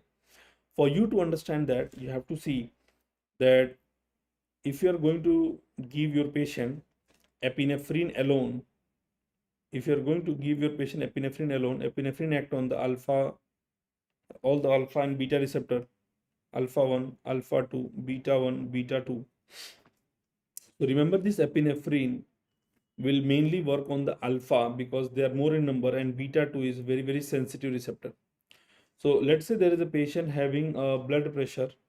एक ऐसा patient है जिसका blood pressure is normal, या एक ऐसा experimental setup we are going to create here where there is a 120 blood pressure, and at this given point of time you are going to expose your patient with the epinephrine, or in the experimental setup you are going to expose with the epinephrine. Because I told you alpha is more in number, epinephrine will actually work on the alpha receptor, leading to vasoconstriction. When the vasoconstriction will be there, the BP will increase, and once the drug will be lesser in the body, because when the BP was 120, you gave epinephrine initially, alpha 1 will be more in number, so they will take more amount of epinephrine, and the BP will increase from 120 to, let's say, 160. When the level of drug falls down in the body at the lesser plasma concentration, now the sensitive receptor will get activated. Which one is the sensitive receptor? The beta 2 is the sensitive receptor. They will be more predominantly acting at the lesser plasma concentration. So at the lesser plasma concentration, now beta 2 will get activated, and because of the beta 2 activation, the BP will further fall down. The BP will further fall down to, let's say, 90. This is mainly happening because of the beta 2.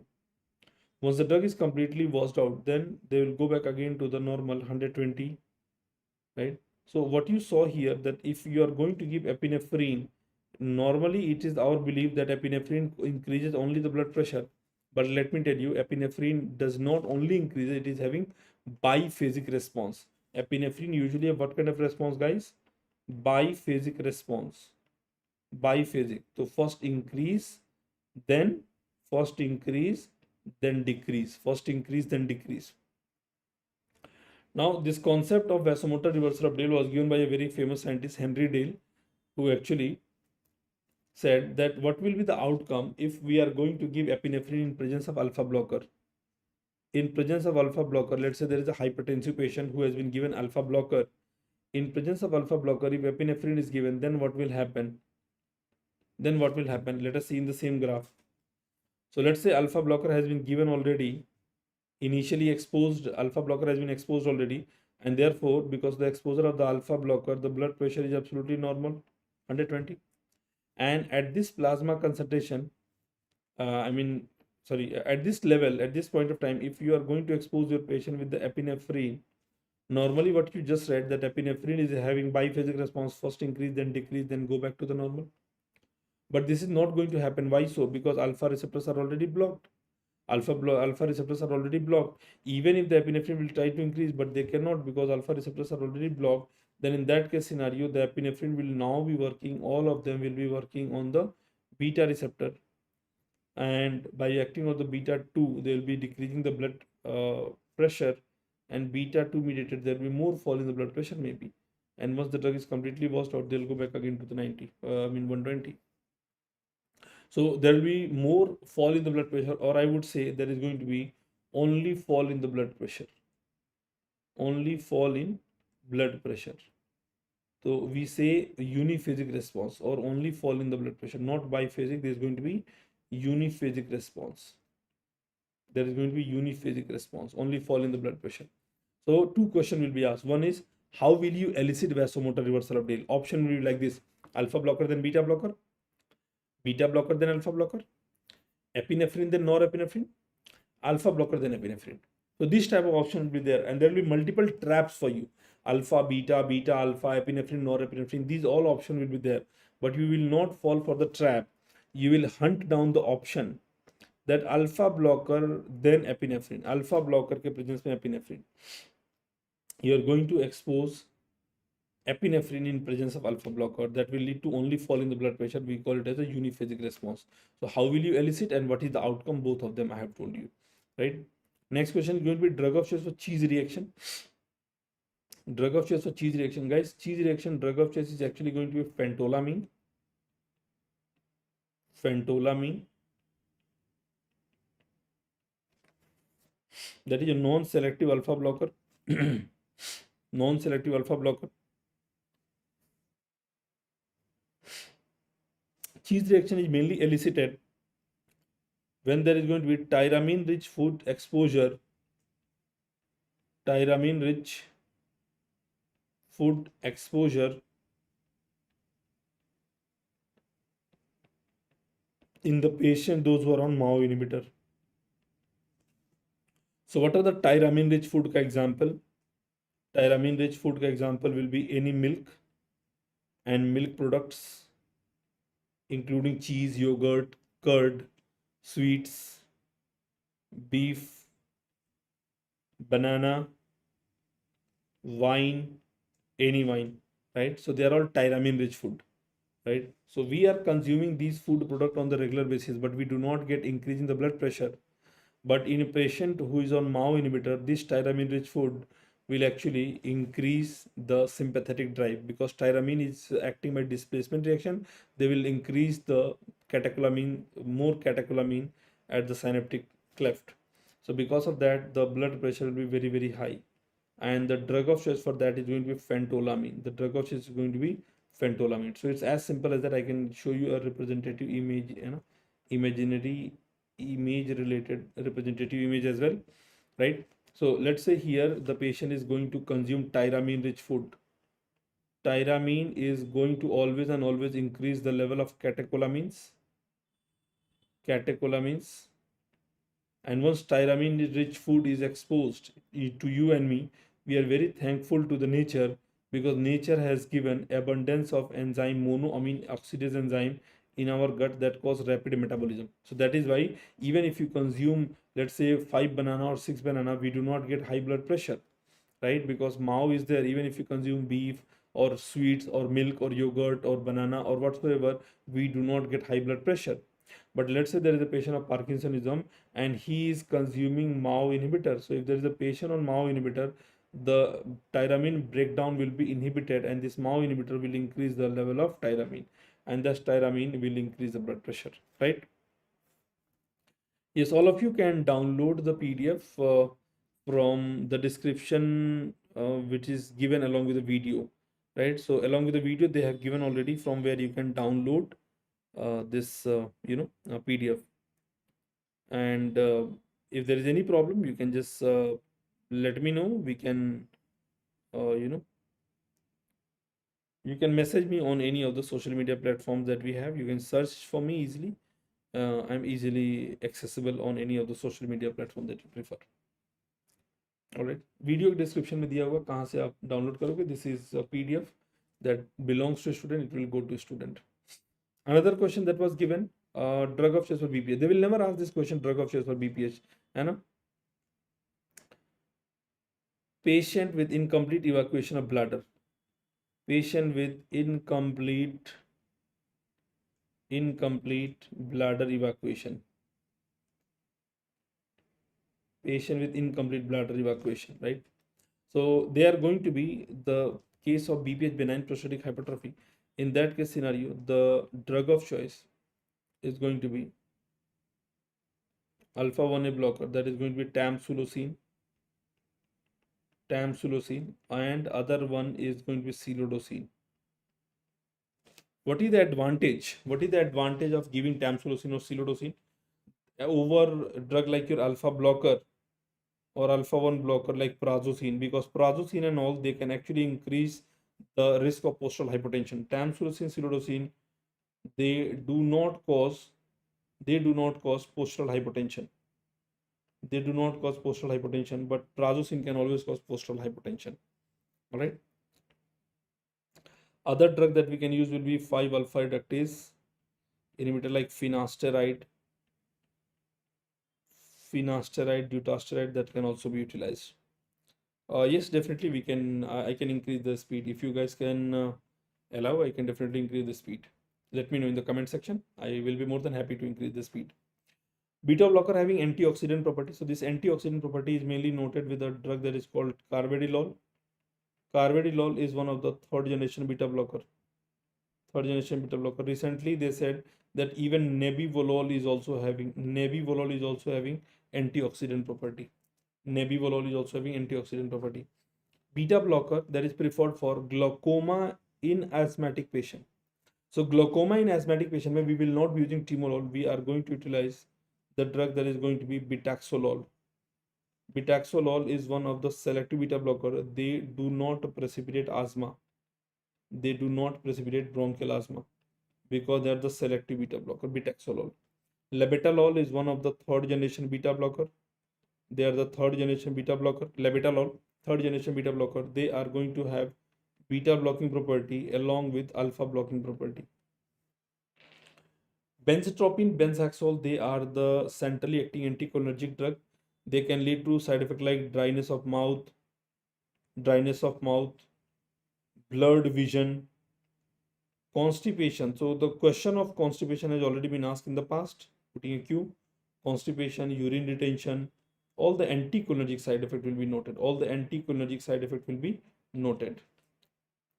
ED50 and LD50 क्या है? So ED50 and LD50 are actually the component of the therapeutic index.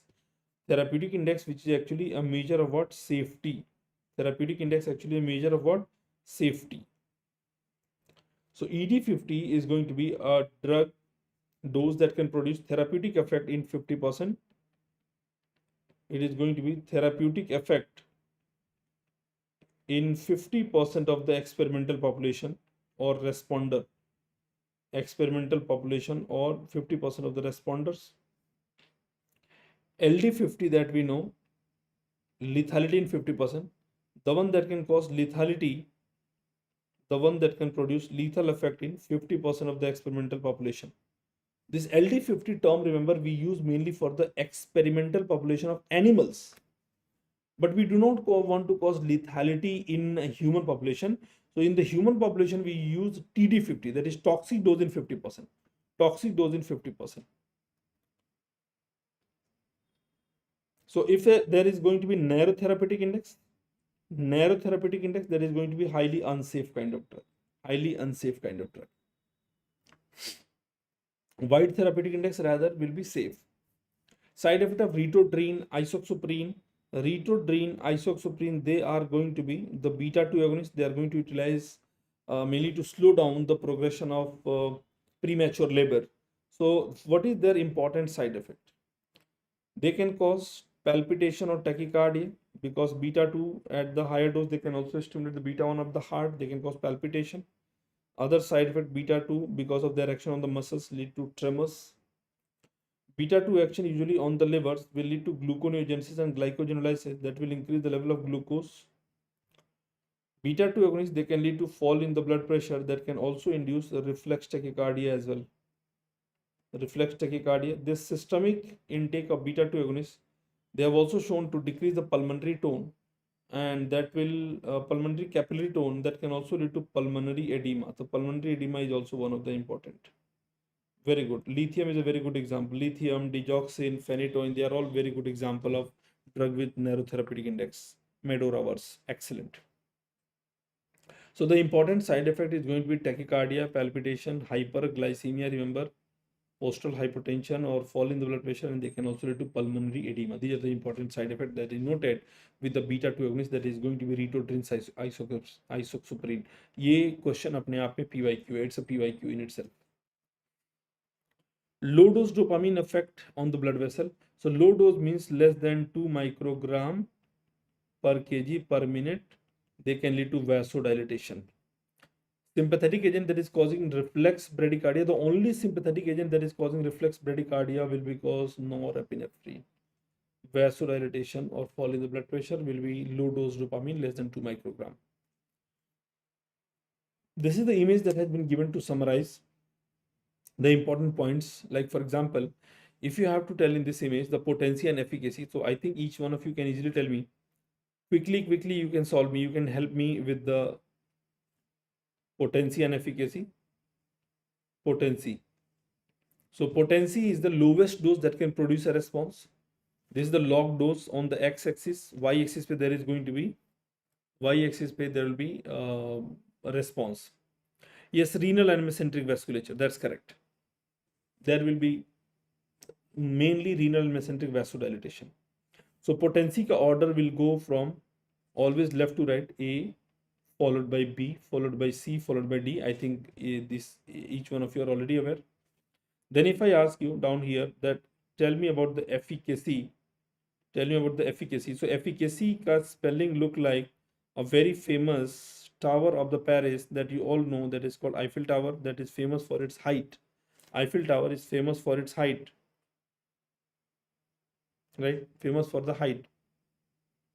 So Eiffel Tower height के लिए famous है, remember. So you look at the graph, whichever is very high will be most efficacious. For your confirmation, I'll just tell you that B and C are having similar height. So efficacious, B and C are equi-efficacious to each other. B and C are equi-efficacious. Then next in the order will be, next in the order A का थोड़ा सा height ऊपर है compared to D. Next in the order will be A followed by, next in the order will be A followed by D. So you always look at the height. So whoever is at the maximum height, they will be most efficacious. As the height will go down, the efficacy will keep on decreasing. So we have potency, power, P for potency, P for power. Something which is very powerful will be effective at a very, very low dose. Efficacy, B and C are equi-efficacious, followed by A, followed by D. I hope it is clear to all of you. Now remember, there is another point that I can add here. Very good, little Paul, right? That this potency will be mainly affected. Potency usually will get affected by a case of competitive inhibitor. So what does this competitive inhibitor do? If you are going to give this one along with a competitive inhibitor, let's say there is a drug and you got the response here, along with the competitive inhibitor, if you are going to give, remember at the high dose, you may receive the same response, but this competitive inhibitor will always make sure that it will interfere with the activity of your drug. So competition may, the height could reach similar, right? But usually that will be seen at a very high dose, at a higher dose. So this potency usually will get affected by a competitive inhibitor, and because of that, a competitive inhibitor, they will decrease the potency. They will affect the potency. How will the potency decrease? Because the graph is shifting more towards the right side. So they will decrease the potency, and the graph in this case scenario will be shifted more towards the right side. So this same image, the same graph will be maybe given, and they can ask what kind of inhibition is being shown here. So potency, they will be mainly, right, decreased by the competitive inhibitor. Then we have the efficacy. Then we are going to talk about the efficacy. So efficacy will be mainly affected by non-competitive inhibitor. A non-competitive inhibitor, they will not target the same site, they will target a different site. And let's say that we have a drug action here. A non-competitive inhibitor do not compete for the same site. So no matter how much dose you give, it will not be able to provide the same kind of response.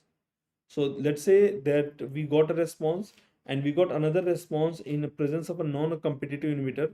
So non-competitive inhibitor, no matter how much dose you increase, the same response cannot be increased. So non-competitive inhibitor will always keep the graph नीचे की तरफ, the graph will always be right on the lower side compared to a normal response. So a non-competitive inhibitor, what they are going to do, a non-competitive inhibitor, they will actually decrease the efficacy. When the height of the graph will be lesser, the efficacy is low. Efficacy is low, so they will decrease the efficacy.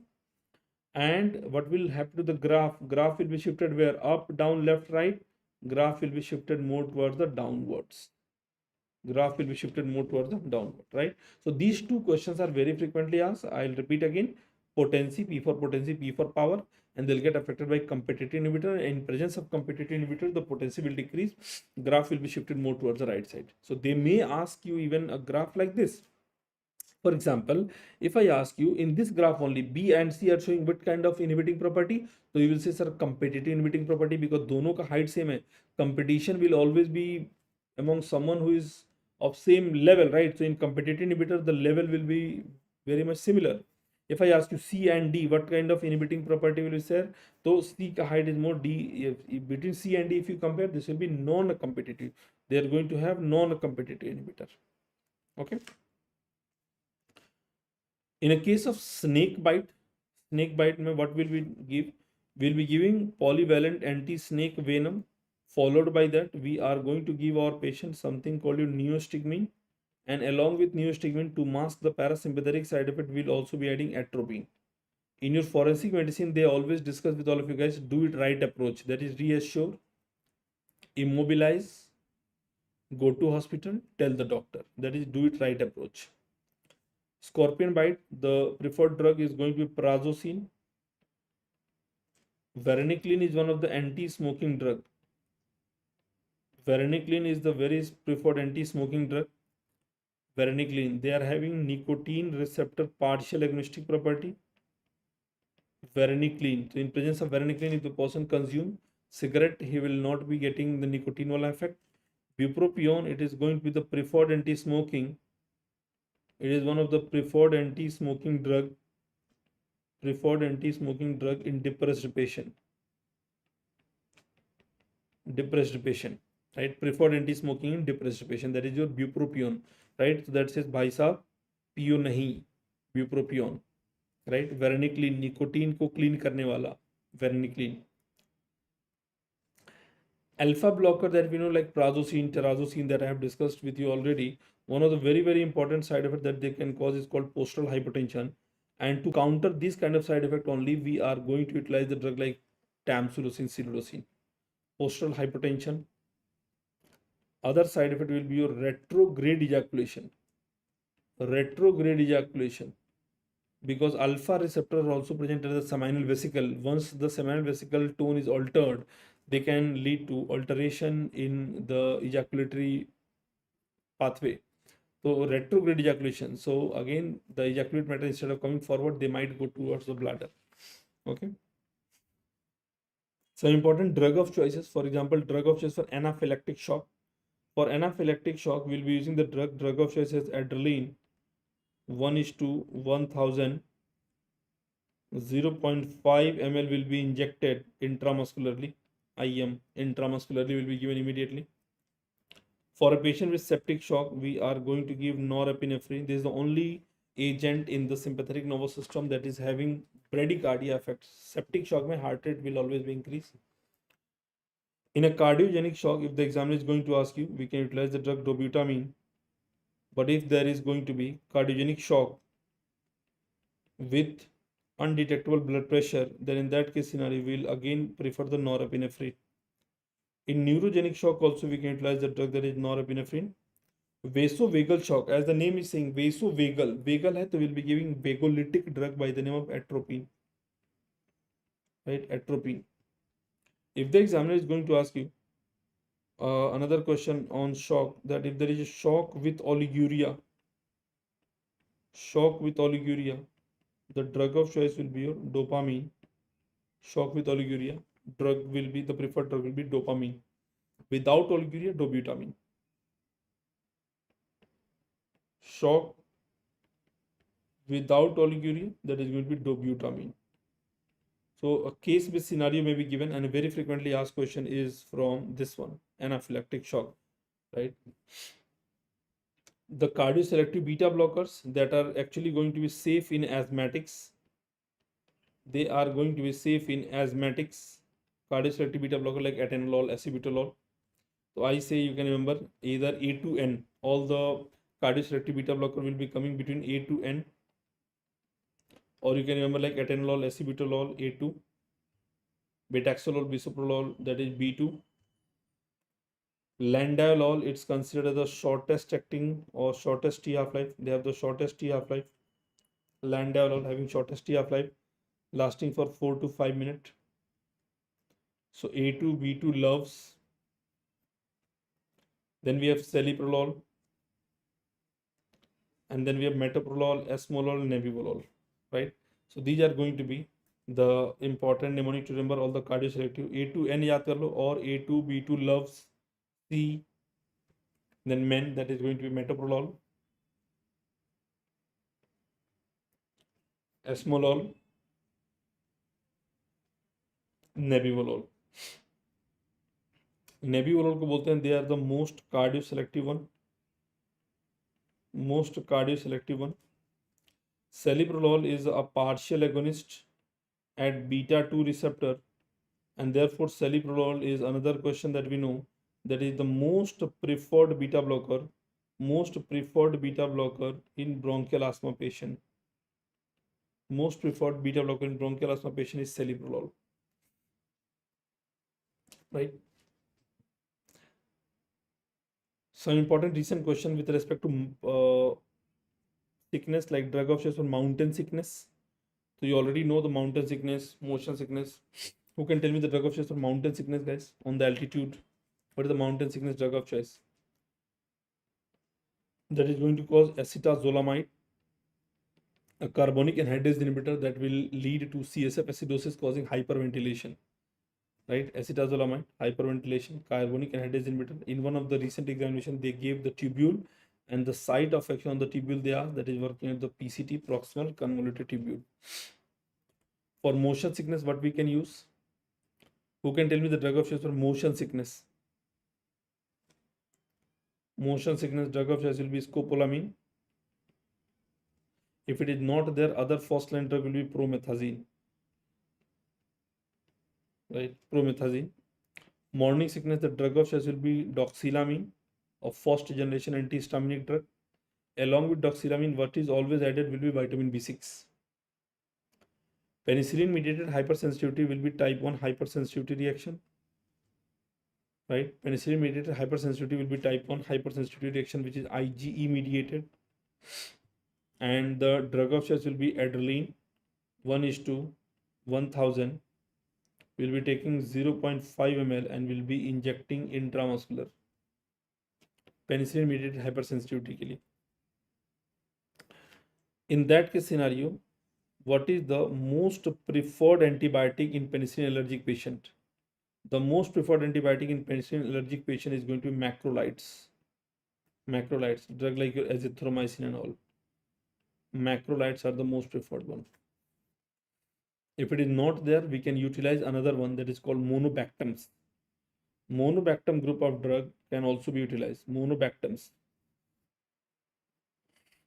Monobactam group, maybe we have one drug that is called azetrionam. Azetrionam. There is single drug under monobactam that is called azetrionam. The most preferred, most safer one is macrolide. So definitely vancomycin can also be used. See, if a patient is allergic to one type of beta-lactam, they are likely to be allergic to others. So none of the beta-lactam should be utilized. Mydriatic and cycloplegic patient preferred in pediatric patient. So the mydriatic cycloplegic preferred in pediatric patient is actually going to be atropine. Pediatric patient मतलब 0 to 7-year-old patient, atropine. 1% ointment will be preferred. Atropine 1% ointment. Remember, we will not be using eye drop. Eye drop will have increase in the risk of atropine fever. We are not going to use eye drop. We will be preferring mainly your ointment form. Right? Ointment is mainly going to be preferred. Right? So this question is also very frequently asked. If this would be case of adults, then I would prefer, let's say, tropicamide. Nowadays, they're very frequently available at any ophthalmology center. If you go Tropac, right? Tropac P, that is also having phenylephrine. If it is not there, then we can utilize other one that is called cyclopentolate. Cyclopentolate, because they are having lesser half-life, less potent, right? Lesser half-life, less potent as compared to atropine. Right, so this was the ultra important areas which I wanted to discuss with all of you guys from ANS and general pharmacology. Now in central nervous system, some important seizures and what all topics that we need to discuss from here, right? So if you keep on revising and keep on trying, believe me, you'll be able to cover most of the question. These are just a quick review of the entire topic that we are supposed to discuss here, है ना? And जो भी आपका एक aim है, whatever is your ultimate goal, right? You have done your studies already. This is a quick revision portion, so you have to keep pushing, keep trying, keep revising, है ना? तभी जाकर के वो मिलेगी जिसकी आपने ख्वाब देखे हैं, जिसकी आपने कल्पना की है ना? तो मंजिल मिले ना मिले ये तो मुकद्दर की बात है, जो मुकद्दर में मानते हैं कि मंजिल मिले ना मिले ये तो मुकद्दर की बात है, पर हम कोशिश भी ना करें ये तो गलत बात है. है ना, तो हम कोशिश करते रहे, बाकी लेट्स लीव ऑन, है ना, द फेट, देखते हैं क्या होता है। आगे स्टार्ट करेंगे हम CNS टॉपिक पे। I hope all of you guys are ready. Alright, so we are going to utilize different type of seizure. Drug of choice for absence seizure that we are going to use is called to be ethosuximide. Ethosuximide will be mainly acting as a T-type calcium channel blocker. My dear students, remember that examiner will never give you what is the drug of choice for absence seizure. वो कभी नहीं देगा. Examiner will give you a case-based scenario. So you will always get case-based scenario. And a case of a child, and a poor scholastic performance, इस तरह के. तो you have to be ready for this, है ना? Poor scholastic performance, right? Blank stare from time to time, and a blank stare from time to time, right? And plus EEG will give you the finding 3 hertz per second spike and wave pattern, 3 hertz per second spike and wave pattern. So ethosuximide is the preferred drug in that case scenario, right? Then we have myotonic, atonic.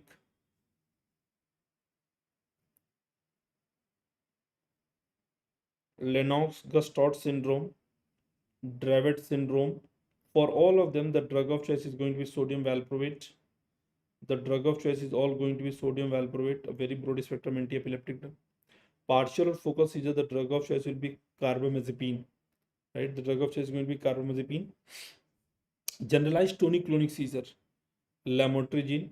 If it is not there, we can also utilize valproate, lamotrigine. Remember, generalized tonic-clonic seizure is the most common type of seizure. Febrile seizure is going to be intranasal midazolam. पहले हम जो prefer करते थे that was per rectal diazepam, that can still be utilized, but intranasal midazolam is more easy to give. Status epilepticus, IV lorazepam, IV lorazepam. Okay. Infantile spasm, the drug will be your ACTH. Infantile spasm. There is a new drug that came. Along with that, we can also add that new drug that is called ganoxolone. Ganoxolone, that may be added if it is non-responsive to ACTH. Okay. Infantile spasm with the tuberous sclerosis, the drug that is going to be given will be vigabatrin. That is one of the GABA transaminase inhibitor. Anti-epileptic during pregnancy, one of the SV2 inhibitor that is called your levetiracetam. Levetiracetam, and other one is called brivaracetam, which is one of the SV2A inhibitor. Eclamptic seizure, eclampsia induced seizure, we are going to use magnesium sulfate, which you already know the loading dose. That was a question that was asked, how much will be the loading dose? The loading dose for them will be 14 gram, right? That will be 4 gram stat, 4 gram stat IV, and then 5 gram plus 5 gram on the gluteus, 5 gram and 5 gram on both the gluteus it will be given, and 5 gram and 5 gram on both the gluteus it will be given. All right, so that was also another question that was asked. Now another question that is expected is non-epileptic uses of this anti-epileptic drug. Valproate is one of the anti-epileptic drug that is utilized for the prophylaxis of the migraine. They are the non-epileptic use like prophylaxis of the migraine. It is also utilized for bipolar disorder, like for example as a drug of choice in rapid cycler. Drug of choice in rapid cycler. Anyone who is having mania and depression more than 4 episode in a more than 4 cycle in a year, we call it as a rapid cycler. So prophylaxis of the migraine, bipolar disorder. This is a non-epileptic uses. Lamotrigine can also be utilized in bipolar disorder. Phenytoin is an anti-arrhythmic drug. Do you know phenytoin is used as an anti-arrhythmic drug, class 1B anti-arrhythmic drug, plus which anti-epileptic drug can increase the wound healing? So that is going to be phenytoin. It can increase the wound healing. Carbamazepine is the drug of choice for trigeminal neuralgia and glossopharyngeal neuralgia. Your favorite actor Salman Khan, who had this trigeminal neuralgia, right? Topiramate, it wears the topi and does all the good work. Topiramate, carbamazepine can also be utilized in bipolar disorder. Absolutely correct. Topiramate, it wears topi and does all the good work. So what does topiramate do? It is anti-epileptic drug, agreed. But in addition to that, they are also utilized as a bipolar disorder. We use them in bipolar disorder. They are also used as an anti-alcoholic or decrease the alcohol craving. They decrease the craving of alcohol. They are utilized also an anti-obesity drug. They cause weight loss. So obesity treatment, we can utilize them as an anti-obesity drug, and also can be used in migraine prophylaxis. We also can use them in migraine prophylaxis. So we are having A B com, right? A B com. So टोपी पहनने वाला drug, anti epileptic drug, bipolar disorder, craving of alcohol, obesity treatment, migraine. Zonisamide, again, it causes weight loss, but the weight loss is statistically not significant. Weight loss is statistically not significant. Another question that I can tell you about topiramate. Topiramate is having some property of carbonic anhydrase inhibiting property, and because of that, they have shown to precipitate angle closure glaucoma. They have shown to precipitate angle closure glaucoma. Topiramate. Then a new drug that I would like to add on here for the epilepsy, a new drug for epilepsy that I would like to add. The name of the drug I would like you to say styripentol. Styripentol is one of the new drug that you should know that is mainly approved for Dravet syndrome, or I would say for Dravet syndrome it's one of the very specific drug. तो ये सवाल आपके exam में होगा, तो please आप घबराइएगा नहीं. A specific drug that approved for Dravet syndrome is styripentol. Dravet look like a very famous cricketer of our country, Dravid, and whenever Dravid is playing, we want to see Dravid on the strike, right? So styripentol, Dravid को हमें strike पे देखना है. So they are the GABAergic component, GABAergic agent, a new drug, a specific drug for Dravet syndrome, a specific drug for Dravet syndrome, styripentol. All right. Then we are also having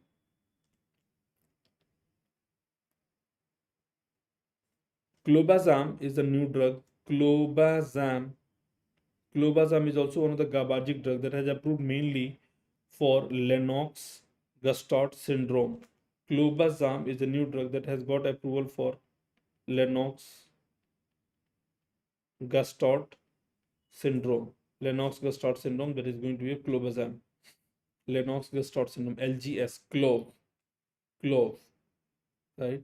Clove in Hindi is called long, right? Clove, you know already, right? Clove, the one that you use in spices, clove. So clove is called long, Lennox-Gastaut syndrome. And when I told you already, for infantile spasm, another new drug that I told you is going to be ganoxolone. So if you look at the infant will always sing their own song, and I say infant गाना गाता है alone. What do I say? Infant गाना गाता है alone. गाना गाओ alone. And an infant make their own music, make their own noises, make their own sound, and they sing alone. Infantile spasm. So ganoxolone is also one of the GABAergic drug. Repeat. Ganoxolone, गाना गाता है alone. कौन गाता है? Infant, right? Then we have styripentol. Strike पे किसको देखना है? Dravet को, Dravet syndrome. Clobazam, clove और long Lennox. Three important newer drugs. इन तीनों में से कोई एक आपके एग्जाम में होगा. I hope so. Sizzler, Rizzler updates are taught wherever it is coming, definitely yes. Then we are having antipsychotics. So we have typical antipsychotics that are going to be D2 blocker, and we have atypical antipsychotics that are mainly going to be 5-HT2A blocker. But remember, this is just one mechanism. They have many other mechanisms, like for example, alpha blocking property, antihistaminic property, anticholinergic property. All these properties are also noted. So all these typical antipsychotics that are D2 blocker, they are mostly associated with drugs like haloperidol, droperidol, or flu or zukam ek saath aa gaya, flupentixol, zuclopentixol. These are all very high potency drug. These are all going to be very high potency drug. HP is high potency drug, and down here these two are considered the low potency drug. LP is low potency drug.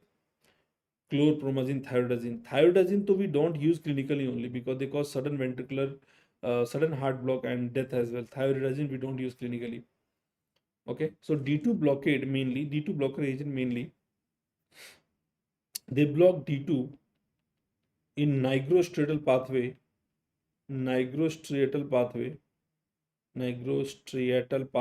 because of the nigrostriatal pathway D2 blockade, because of the nigrostriatal pathway D2 blockade, they would actually lead to increase in the risk of extrapyramidal symptom, increase in the risk of EPS, that is called extrapyramidal symptom.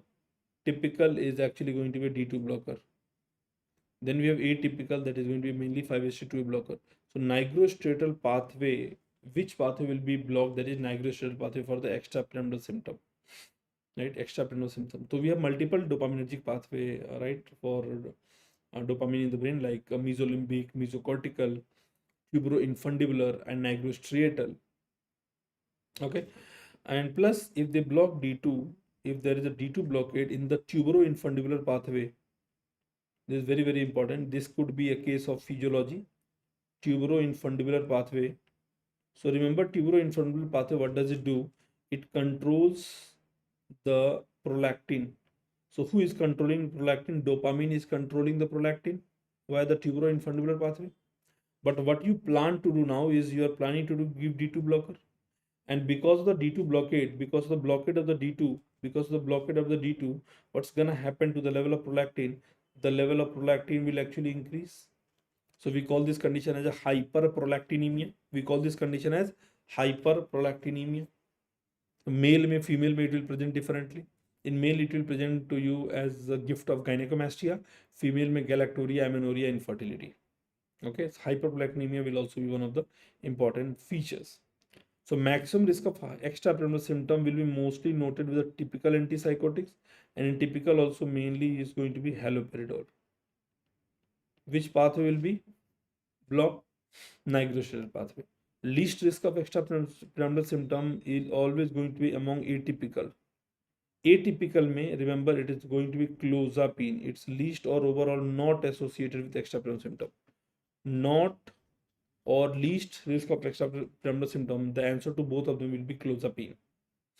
Atypical very less commonly caused, but some of them definitely they cause. Which atypical that can cause cardiac arrhythmia? So there are many agents that can cause cardiac arrhythmia. Like for example, right, we have drugs like quetiapine, they can cause QT prolongation, right? Ziprasidone, ziprasidone, quetiapine, ziprasidone. Okay. Ziprasidone, sertindole, they can cause arrhythmia. Clozapine is one of the atypical one, and atypical are mostly going to be associated with metabolic syndrome. Metabolic syndrome include weight gain, dyslipidemia, weight gain and dyslipidemia, insulin resistance. All right, and this weight gain dyslipidemia is maximally noted with something that will make your figure 0. For example, olanzapine, clozapine, and quetiapine. Olanzapine, right? Clozapine and quetiapine. So look at this. Maximum weight gain, obese, right? So O will they'll make you like a O, make you like a 0. O, right? Then C, clozapine, or quetiapine, Q, है ना? Again figure 0 के जैसा बना दे रहा है आपको. Olanzapine, clozapine, quetiapine. But if it is asked least associated with, अगर यही सवाल को चेंज कर दे, पूछे least associated with, weight gain is least associated with, so this will be least associated with aripiprazole, ziprasidone, ziprasidone. So you can remember Shipra को देखा गया, aripiprazole, ziprasidone. अरे किसको देखा? शिप्रा को देखा गया, शिप्रा को देखा, right? She is not gaining weight, she is very, very slim, right? So they do not cause weight gain. Aripiprazole, ziprasidone. Acinapine sublingually given, है ना? So we have risperidone, quetiapine, aripiprazole, brexpiprazole, clozapine, olanzapine, ziprasidone, acinapine, durasidone, sertindole, right? So they are the atypical one. Risperidone को I never read it as a risperidone. I always read them as a risperidone. It is the most potent atypical, most potent, risky drug. Quetiapine queen, एक ऐसी queen जिसको दिखाई नहीं देता था because she has cataract, अंधी रानी. So they are mainly associated with cataract. Quetiapine associated with the cataract. Now with respect to extrapyramidal symptom, I'll come back again. Clozapine was one of the drug here that was having least risk of extrapyramidal symptom. Remember clozapine is considered the first anti-suicidal drug. It is the first anti-suicidal drug. It's the first anti-suicidal drug. Okay. It do not increase the risk of suicidal tendency. That was one of the question. Clozapine increase the risk of suicidal tendency? No, it do not increase the risk of suicidal tendency. It's anti-suicidal drug. The important side effect that we know apart from the metabolic syndrome, they can lead to side effect like agranulocytosis. That is a very, very dangerous side effect. Agranulocytosis, sialuria. Because of the anticholinergic effect in the daytime, usually the salivation will be very, very low. So because of that, there will be dryness of mouth. But once the effect of the drug goes down in the night time, there will be hyper salivation. So sometimes this sialuria is also given the name as the wet pillow syndrome. Sialuria, sedation, seizure, and they can also lead to myocarditis. They can also lead to what? Myocarditis. We are having the side effect that is going to be metabolic syndrome, agranulocytosis, sialuria, sedation, and myocarditis.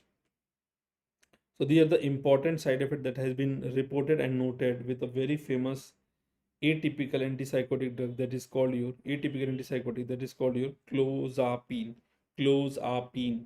है ना, close आप पीने चलेंगे, है ना, weekend है, close आप पीने चलेंगे, and because of that you will lose all your count including the count of the cell of the body, एग्रेनुलोसाइटोसिस.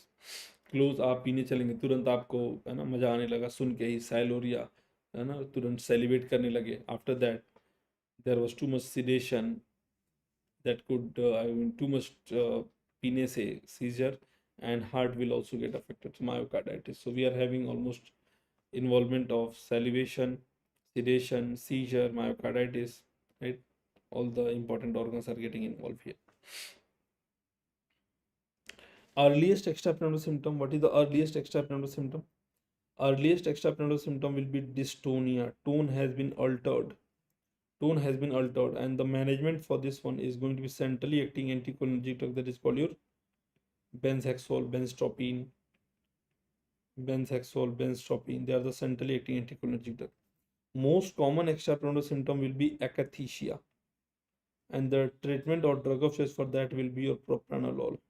Motor restlessness without anxiety, right? Motor restlessness without anxiety. So recently in the FMG examination, we saw that there were many, video-based question that was asked. Let's hope that they do not replicate the same in NEET PG. But even if they do, the most of the video-based question is coming on the basis of the image-based question only. तो image based question को video में convert कर दिया है. कई सारे question ऐसे जैसे बच्चों ने बताया. Dangerous extrapyramidal symptom will be neuroleptic malignant syndrome, and for that you can utilize the drug that is bromocriptine. And remember earlier we were using dantrolene sodium, वो अभी भी use करेंगे, but a specific agent will be your bromocriptine because there is too much blockade of the dopamine.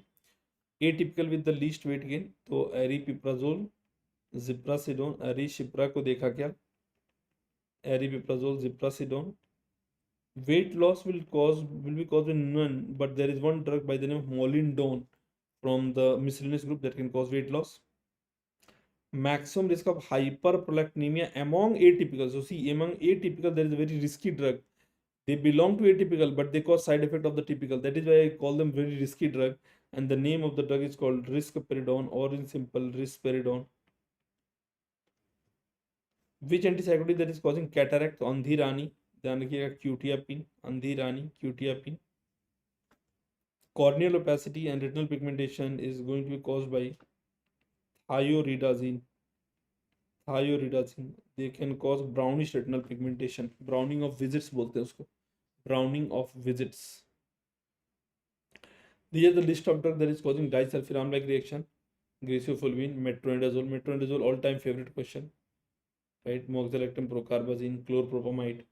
For causing disulfiram-like reaction, which enzyme is inhibited? So enzyme that is inhibited is called your aldehyde dehydrogenase. Aldehyde dehydrogenase enzyme will be inhibited, and because of that there will be increase or accumulation of acetaldehyde. This increase or accumulation of acetaldehyde leading to nausea, vomiting, flushing, and all the symptom of disulfiram-like reaction. Clear? Now another topic in CNS apart from epilepsy and psychosis is going to be the opioid. Methadone is one of the long-acting opioid. Methadone is one of the long-acting opioid. And where do we use of methadone? So they are mainly utilized in opioid de-addiction therapy. Opioid de-addiction therapy.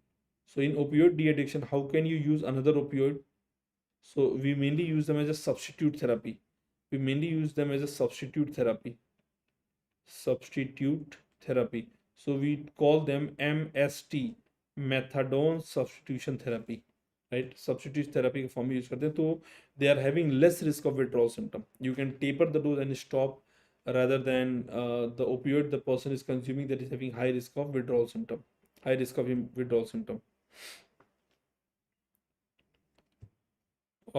Yes, although Deepak Gupta, I have already given that in the previous session, but definitely today also, if you want, I can give you a table of all the important drugs that are associated with the ocular side effect.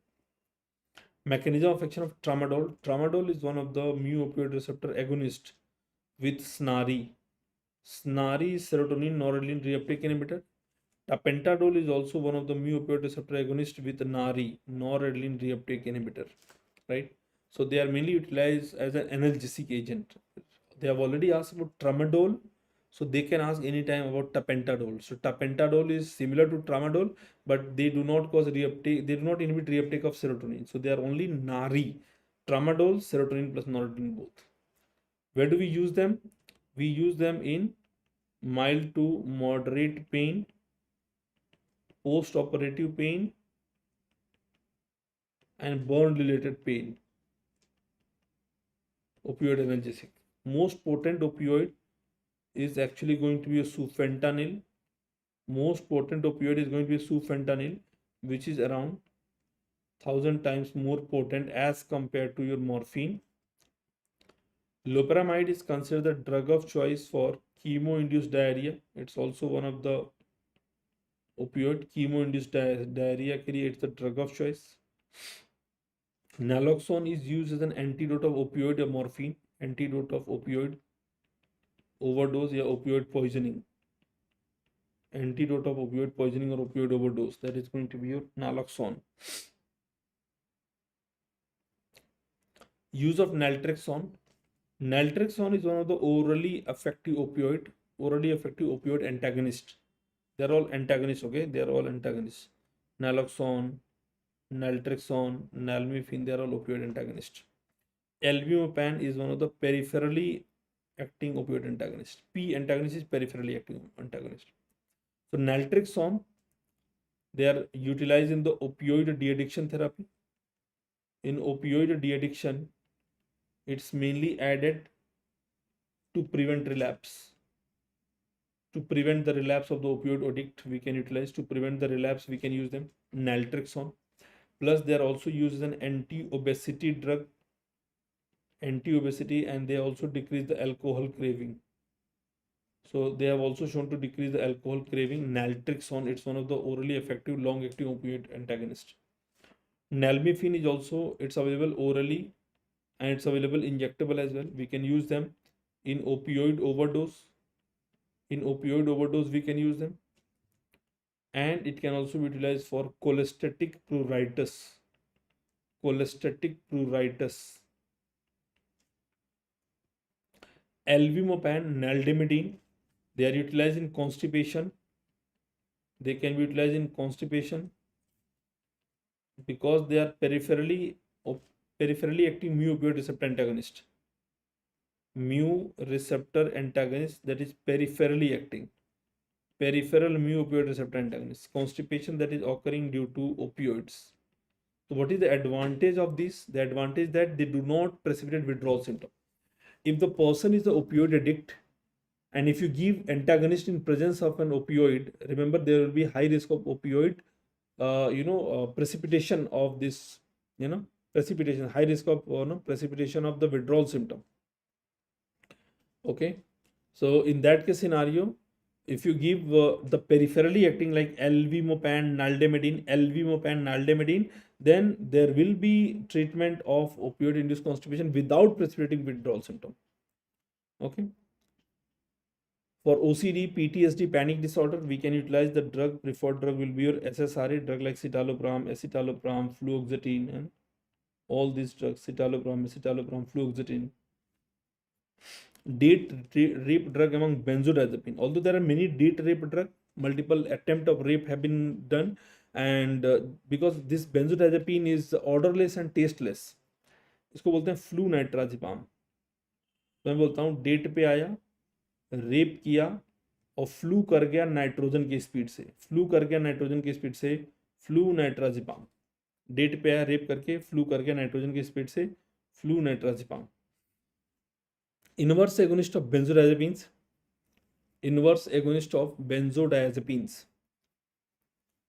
That is going to be your beta carbolene.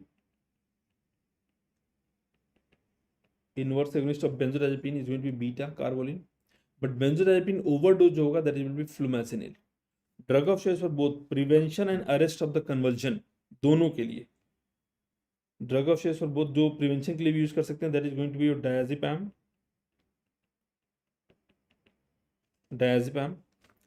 Treatment of choice for management of the acute alcohol withdrawal. In that case scenario, जो भी symptom आ रहा है हम उसको target करना है. Acute alcohol withdrawal में, if the patient is having, let's say, seizure, we have to give lorazepam. अगर tachycardia हो रहा है तो we'll be giving beta blocker. Anti-amoebic that is showing disulfiram like reaction, that is going to be anti-amoebic, metronidazole. All-time favorite question of the examiner. Right? Antidote of opioid poisoning. What is the antidote? Opioid overdose का antidote will be naloxone, that we have covered already. Now there is a question on domperidone versus metoclopramide. They both are actually D2 blocker. With the metoclopramide, remember, they can actually cross the blood-brain barrier. And with the domperidone, they are also D2 blocker. They do not cross blood-brain barrier. So domperidone is a drug. It can be utilized in levodopa-induced nausea and vomiting. Metoclopramide is a drug because they are crossing blood-brain barrier. It is this one that is associated with extrapyramidal symptom like dystonia, akathisia and all. Parkinsonism, all these, right? So metoclopramide is the one that is going to be associated with extrapyramidal symptom, that is going to be known as dystonia, because they are crossing blood-brain barrier. They can cause extrapyramidal symptom. Drug of choice for mania will be lithium. Lithium will be IMPase inhibitor. That will decrease the level of secondary messengers. IMPase, decrease the level of secondary messengers. Side effect of lithium that we know. The side effect of lithium, remember guys, it's going to be LITTH. Side effect of lithium is going to be LITTH. So L stands for leukocytosis. Insipidus, that is known as your diabetes insipidus.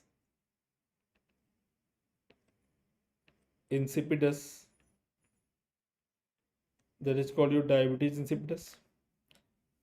Tremor, initially there will be fine tremor, later on they will become coarse very visible tremor. This is going to be the most common side effect. Teratogenic effect. Teratogenic effect that is going to cause Epstein anomaly. Epstein anomaly. And they can also lead to hypothyroidism. So lithium side effect will be LITTH, lithium. Lithium का side effect will be LITTH, leukocytosis, insipidus, that is diabetes insipidus, tremor, teratogenicity, and hypothyroidism. Tremor, teratogenicity, and hypothyroidism. All right. So this will be the important side effect of lithium. Lithium is one of the drug that is drug of choice for mania. Lithium is one such drug. Remember, it is also having narrow therapeutic index. Narrow therapeutic index. Therefore, they require therapeutic drug monitoring. They require therapeutic drug monitoring. The range, the safer range for lithium is going to be 0.6 to 1.5 milliequivalent per liter. 0.6 to 1.5 milliequivalent per liter is going to be the safer range. Safer range would be somewhere between 0.6 to 1.5. Right? In the acute setup, in the acute mania, we have to keep the range between 1 to 1.5, and in the prophylaxis, it will be 0.6 to 1 milliequivalent per liter. Safer range. Lithium overdose में we will be using the treatment that is called hemodialysis. We will be doing the hemodialysis. Depressed patient with smoking dependence. I think I have already told you, bhai sab, PO nahi, that is bupropion. Bupropion. So this will all be a case-based scenario that will be given. In one of the PYQ, examiner said that hemodialysis contraindicated in lithium. No, it is not. It is the preferred treatment, remember. For depression, we have different class of antidepressant that is called SSRI, TCA, and SNRI. SSRI, right? Selective serotonin reuptake inhibitor, that you can remember the simple mnemonic of CHEF, CEFFPS. CEFFPS, that is going to be citalopram, escitalopram, fluoxetine, paroxetine, and sertraline. So they are all the SSRI drugs: citalopram, escitalopram, fluoxetine, paroxetine, sertraline. They are associated with important side effect, and their side effect also you can remember by the simple mnemonic of SSRI. SSRI. The side effect is going to be SSRI. That is going to be your one is called your serotonin syndrome, which is nausea, vomiting, diarrhea. Right? Serotonin syndrome, nausea, vomiting, diarrhea. BP fluctuation, nausea, vomiting, diarrhea, blood pressure fluctuation, right? Then they can even lead to anxiety, vivid dreams. They are also the side effect of SSRIs. Then they can also lead to other side effect, that is sexual dysfunction. Please remember, sexual dysfunction is a side effect of all these reuptake inhibitors. So sexual dysfunction will be seen with SSRI, SNRI, and also with the TCA. But they are not seen with the receptor modulators like bupropion, right? Sexual dysfunction. This sexual dysfunction is going to have two types of sexual dysfunction. One is called happy, one is called unhappy. So what is the unhappy? That is going to decrease in the libido, anorgasmia, decrease in the libido, anorgasmia. What is the happy sexual dysfunction as side effect? That is going to be delayed ejaculation. Delayed ejaculation. Mind the fact, because of this delayed ejaculation, SSRI currently is one of the FDA approved drug for premature ejaculation. This sexual dysfunction that we know, it is maximally noted. It is maximally reported with a drug that is called paroxetine. और आजकल तो paroxetine का एक isomer आता है, paroxetine का एक derivative है. There is a derivative of the paroxetine, a derivative of the paroxetine that we know, a derivative of the paroxetine that is utilized for premature ejaculation is called dapagliflozin.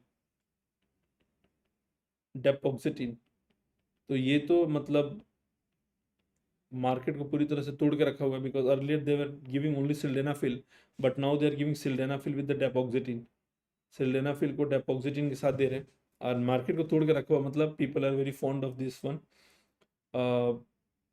Depoxetine is not used for depression now, they are used for again premature ejaculation. So any patient who is a case of premature ejaculation, they are taking depoxetine, और दोनों का combination भी available है sildenafil और इसके साथ, है ना।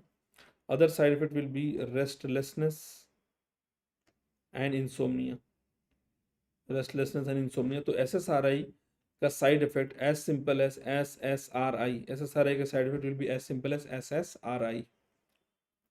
Then we have SNRI. Please note that the side effect of SNRI, the side effect of SNRI, that is, you remember first what are the SNRI drug that we have. SNRI, we have venlafaxine, a very famous ice cream flavor that you know called vanilla और venlafaxine का derivative है desvenlafaxine। तो vanilla duals my love, vanilla मेरे प्यार को दुगना कर देता है, दुगना, dual, right? Their side effect is going to be same as SSRI, that means ये भी sexual dysfunction, serotonin syndrome, सब कुछ कर सकता है, right? Plus venlafaxine at a very high dose, it is going to have high cardiotoxic event as well. So they can, because of the SNRI, they will increase the level of serotonin and they will also increase the level of noradrenaline. There will be cardiac events as well. So venlafaxine is highly cardiotoxic, especially at the high dose. Cardiotoxic usually at the high dose. Then we are left with the TCA, tricyclic antidepressant. So TCA, tricyclic antidepressant, I say that learn pharma in my style once again. And try का मतलब होता है तीन, try, TRI, try मतलब तीन होता है. So I always say that you see imipramine, I, trimipramine, a desi club, imipramine, trimipramine, desipramine, a desi club for Amy and Nora. I try a desi club for Amy and Nora. I, imipramine, I am trying for two more people, for my two friends, so we totally become three. I, imipramine, trimipramine, desipramine, club, clomipramine. All right, I am trying a desi club for my two friends, Amy and Nora, amitriptyline and nortriptyline. मेरे साथ repeat करिए. I, imipramine, trimipramine, desipramine, club, clomipramine for my two friends, desi club for two friends, Amy and Nora, amitriptyline and nortriptyline. Because of their multiple side effects, remember, these are not utilized preferred drug in depression. They are mainly utilized as second line drug in depression. Plus they have other uses as well. They are also used in neuropathic pain. They are also used in neuropathic pain, prophylaxis of the migraine. They have multiple uses. Neuropathic pain, prophylaxis of the migraine, nocturnal enuresis. The important side effect that is reported with them, with the TCA, because of their pharmacokinetic property mainly, because they are having alpha blocking property, and that will lead to postural hypotension. Any postural hypotension, they will actually lead to reflex tachycardia. Any postural hypotension will lead to what? Reflex tachycardia. Apart from that, they are also having antihistaminic property, and because of that, they will be causing sedation. Due to their anticholinergic property, acetylcholine blocking property, anticholinergic property को ऐसे, they will lead to dryness of mouth, blurring of vision, constipation. So constipation is a common side effect that we always see. Constipation, mostly we are going to see constipation as a side effect in this patient. So we have alpha blocking property, anticholinergic property, and they also can lead to metabolic acidosis. And this metabolic acidosis can actually induce arrhythmia. Metabolic acidosis can induce what? Arrhythmia. And this arrhythmia, metabolic acidosis induce arrhythmia, right? If you want to treat that, you have to simply treat the metabolic acidosis, because TCA overdose, मैंने बोला था soda bicarbonate we can utilize. Post alkaline diuresis by soda bicarbonate will be utilized. तो क्या TCA भी sexual dysfunction कर सकता है? Yes, they can also cause sexual dysfunction. They can also lead to delayed ejaculation and all. That is also there. But SSRI will have more risk. Okay, so they are the antidepressant drug. So that is about your central nervous system. Important areas of the central nervous system we have covered, including anti-epileptics, antipsychotics, थोड़े बहुत anti-depressants, थोड़े बहुत mania, है ना, इन सारी चीज़ों को हमने, है ना, कवर कर लिया आप सभी के लिए. नाउ हम बात करेंगे cardiovascular system. Right, all good here. बस हार्डली आई गेस अभी कितना समय चल रहा है. This time is actually you are just 1 week away, right? Barely 1 week away from your examination, right? So you may be feeling sometime that things are going overwhelming and you are forgetting, you are reading forgetting. That's absolutely fine. It's a normal phenomena. Remember, anyone who read tend to forget. तो इस बात को हमेशा ध्यान रखिएगा. भूलता वही है जो पढ़ता है. Many people may give you many type of advice कि ऐसे मत करो, वैसे नहीं करो, right? Do not take any new advice. As long as it is about intra examination, during examination strategy, okay, you can adapt to something, but other than that, ये मत पढ़ो, वो नहीं पढ़ो, वो सब, do not listen to any of these. Just continue to follow your revision notes, and if you are revising from here, just attend the class. At the end of the class, flip the pages, try to download the PDF and try to flip the pages, है ना, जितनी जल्दी हो सके. Quickly आपको cover करते जाना है. ठीक है.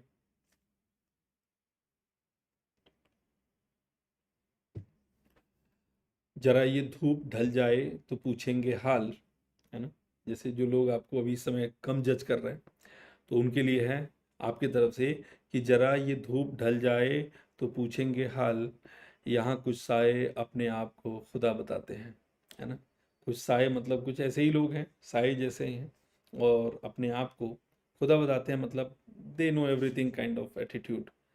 But believe me, you know everything. All right.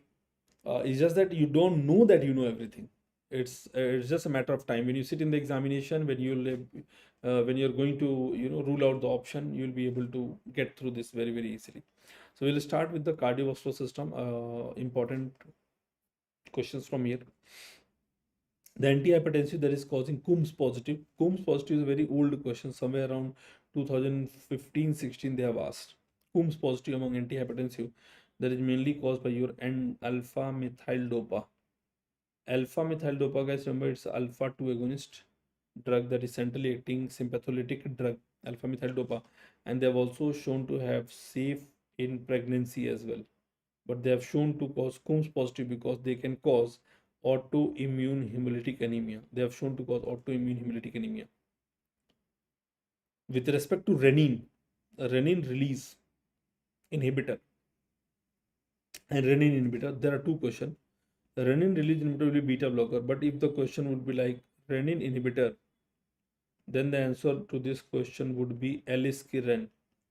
We will be having answer like Aliskiren, Remikiren, Inalkiren. So the answer will be Aliskiren. Most common side effect of alpha blocker, most common side effect of ACE inhibitors. ACE inhibitor का most common side effect. So remember ACE का side effect जो होता है, that is ACE सबसे पहले. अब उसमें एक तो हो गया angioedema, cough, that is going to be dry cough. That is going to be the most common side effect. So both these side effect, angioedema and dry cough, they are attributed due to bradykinin level, and they can also lead to elevated potassium, that is going to be hyperkalemia. You see, there are many other side effects, but important side effect मैंने दिखा यहाँ पे ACE. They can also lead to orthostatic hypotension, right? Dysgeusia, that is also one of the important side effects. Dysgeusia, that is taste alteration. Which ARB that can cause anti-aggregant property. So anti-aggregant property, platelet anti-aggregant की बात करेंगे. Anti-aggregant action of platelets, right? That is actually going to be losartan. Losartan, it's mainly causing anti-aggregant. This is mainly occurring due to thromboxane A2 inhibiting property, right? Losartan. So losartan may everything will be low, right? So they are going to lower the platelet aggregation. They are also going to lower the uric acid level.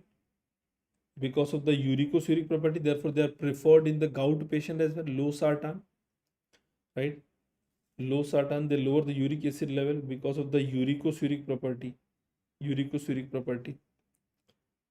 Antiarrhythmic, that is causing QT prolongation. So QT prolongation is mainly caused by any drug that is having potassium blocking property.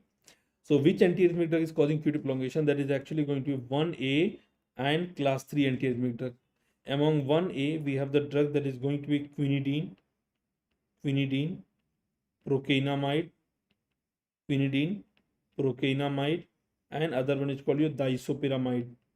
Quinidine, procainamide, and other one is called your disopyramide. So they are the class 1A antiarrhythmic drug, quinidine, procainamide, and disopyramide. And among class 3 antiarrhythmic drug, we have drugs like your amiodarone, dronedarone, right? Amiodarone, dronedarone, ibutylide, right? Sotalol. Sotalol is one of the antiarrhythmic drug that is having dual property because it's a beta blocker plus it is also having potassium blocking property.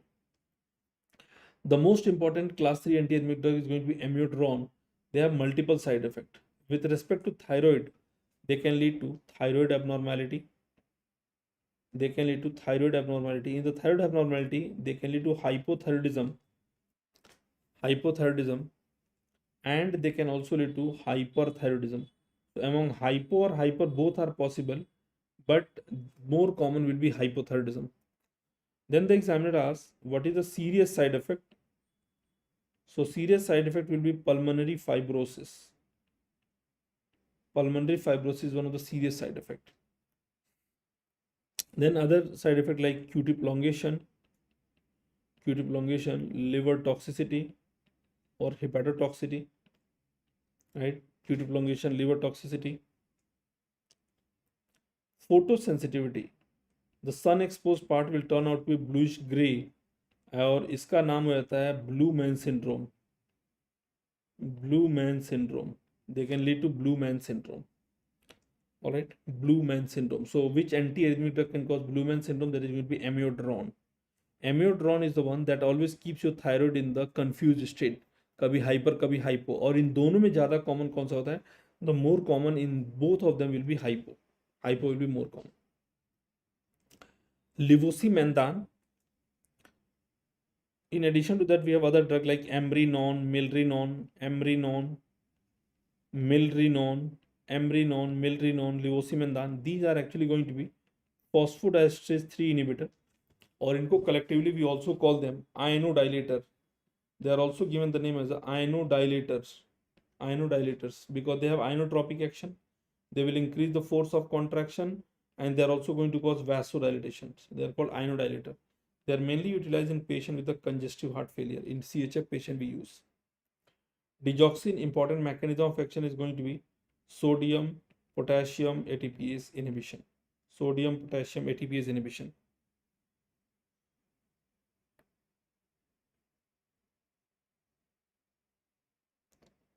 Sodium potassium ATPase. ADR chart. Which ADR chart?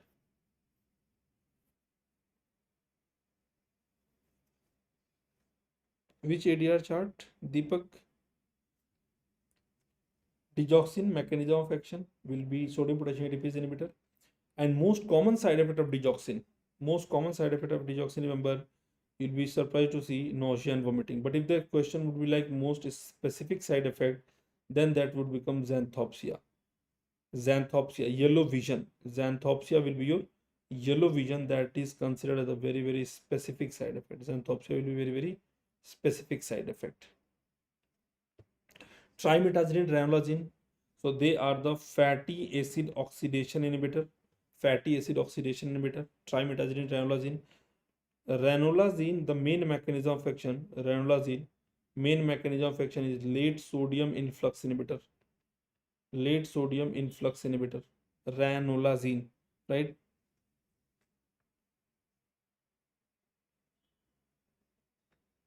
Okay, different colors. Okay, ठीक है. Although ये सारी चीजें जो है ना, जो summary of the different colors, summary of the ocular side effect, that we have taken in multiple, social media sessions like Insta sessions and all.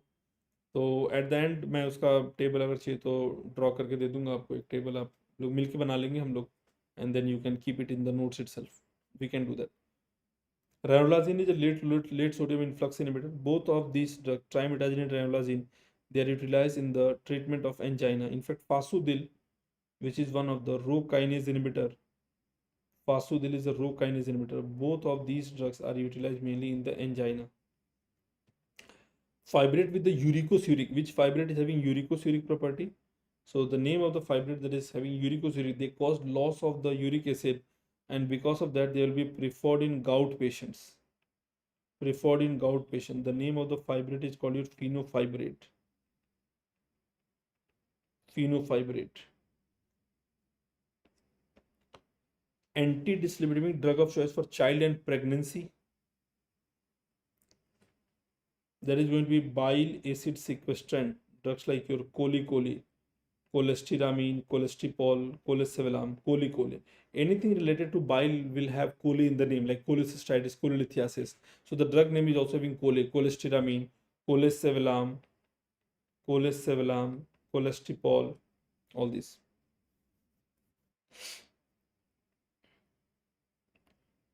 Drug of choice for hypertension, low GFR, that is going to be spironolactone. Low GFR वाले patient के लिए, resistant hypertension के लिए. Reno protection in diabetic patient, ACE inhibitor. And treatment of choice for severe hypocalcemic tetany. Severe hypocalcemic tetany, that is going to be calcium gluconate. Another question from hypertension that is very frequently asked is the antihypertensives during pregnancy. Antihypertensive during pregnancy, there are two types of questions. One is what is safe, what is unsafe. So safe antihypertensive during pregnancy is going to be remembered by the very simple mnemonic of Lady Harding Medical College. So if the patient is coming to you during pregnancy, आप उनको प्यार से बोलिए कि बहन जी आप lady Hardinge Medical college चले जाओ. Lady Hardinge Medical College is very safe. That is going to be labetalol. Labetalol is going to be the drug of choice for hypertension and hypertensive emergency both. Harding will be hydralazine. Hydralazine, a potassium channel opener. Med will be alpha methyl dopa and clonidine. They both are safe. College will be calcium channel blocker, mainly the one ending with the dipines like amlodipine, nifedipine, and cardio-selective beta blockers. C say cardio-selective beta blockers are also safe. That is beta 1 blocker. But what you will ask to avoid, what is avoided, तो आप वहाँ बोलोगे कि देखिए lady Hardinge Medical college ठीक है, but avoid the DNB colleges. Avoid the DNB colleges. So all the ACE inhibitors, Pril wale drug, all the ARB, Sartan wale drug should be avoided. ACE inhibitor, ARB should be avoided. All the diuretics should also be avoided. All the diuretics should be avoided. Right? ACE inhibitor, ARB, diuretics. Then non-DHPs like verapamil, diltiazem should be avoided. And beta blocker, the non-selective beta blocker should also not be selected. Non-selective beta blocker should also not be selected. So avoid DNB colleges. लेकिन कहाँ भेजोगे? प्यार से बोलना कि भाई lady Hardinge Medical college आप चले जाइए. Right? So anti-hypertensive during pregnancy is also one of the important question that is frequently asked in your examination. Next, what we can do will be quickly summarize. We can quickly summarize diuretics, right? And उसके बाद से अच्छा एक ये topic आ गया ना, तो ये पहले कर लेते हैं. Mortality reducing drug in congestive heart failure. तो ये ऑल टाइम आई वुड से 3 स्टार है ना, ट्रिपल स्टार क्वेश्चन है ये. Mortality reducing drug in congestive heart failure. So one of the mortality reducing drug in congestive heart failure is going to be ARNI, which is a combination of ARB, which is valsartan, and neprilysin inhibitor. That is sacubitril, valsartan and sacubitril, ARNI. ACE inhibitor, the Pril wale drug, ARBs, sartan drug, aldosterone receptor blocker like spironolactone, aldosterone receptor blocker like spironolactone, they are also having mortality reducing property. And we also have beta blockers. Remember, beta blocker that we know is always given or started always at the low dose. Start always at the low dose beta blocker. Always start the beta blocker at the low dose, right? Always start the beta blocker at the low dose. And the one that is utilized is going to be bisoprolol, metoprolol, and other one is going to be carvedilol. These are the BMC, bisoprolol, metoprolol, and carvedilol are the approved beta blocker. They are going to be started always at the low dose. Never start at the optimal dose, because one of the option will say start beta blocker at the optimal dose. Beta blocker, they will inhibit the RAS system activation. They inhibit the RAS system activation, and they will also decrease the oxygen consumption. The beta blocker, they will decrease the heart rate, they will decrease the oxygen consumption. Last but not the least, we also have one more that is going to be SGLT2 inhibitor that will also be having mortality reducing property. Drug like your empagliflozin. They will also be having mortality reducing property, right? Empagliflozin. So we are having A, B, S. I say if you want to reduce the mortality, rather than having a single pack family app, you should have a 4-pack wala apps. 4-pack wala apps, right? 4-pack wala apps से आपको याद रखना है 4A and BS, that is going to be ARNI, ARB और neprilysin inhibitor का combination, ACE inhibitor, ARB, aldosterone receptor blocker, beta blocker, and SGLT2 inhibitor, right?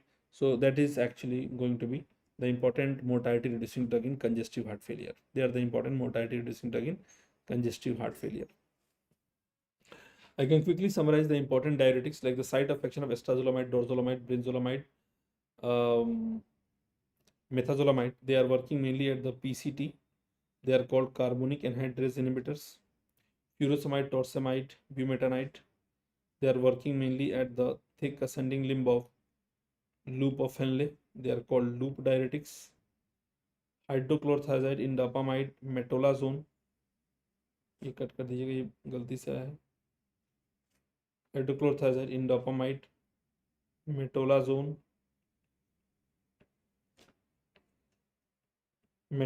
triamterene, amiloride, right? Triamterene and amiloride. So this is called your, they are working mainly at the early part of DCT. They are called thiazide diuretics.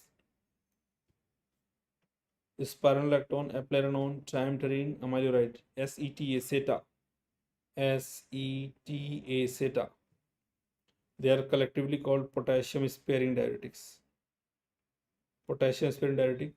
This is called aldosterone receptor blocker, and this is called epithelial ENaC blocker, right? Spironolactone, eplerenone. This is the only diuretic in the entire diuretic one that works, or it is going to act at the interstitial end. It is going to act at the interstitial end, matlab towards the interstitium, not towards the lumen. Rest all will be acting towards the lumen, including ENaC blocker will also be acting towards the lumen. Proximal convoluted tubule पे carbonic anhydrase inhibitor estrazolamide, dorzolamide will be working. At the thick ascending limb of loop of Henle, we have a channel that is called NAK2Cl. So they act by blocking sodium, potassium, 2-chloride, NAK2Cl blockade. This will be blocking NaCl, sodium, chloride at the early part of DCT, hydrochlorothiazide, indapamide. Okay, aldosterone receptor blocker, it's already mentioned here, that is going to be potassium sparing diuretic. They both are potassium sparing actually. This is also potassium sparing, this is also potassium sparing. Now the next thing that we are going to quickly summarize is the important side effect.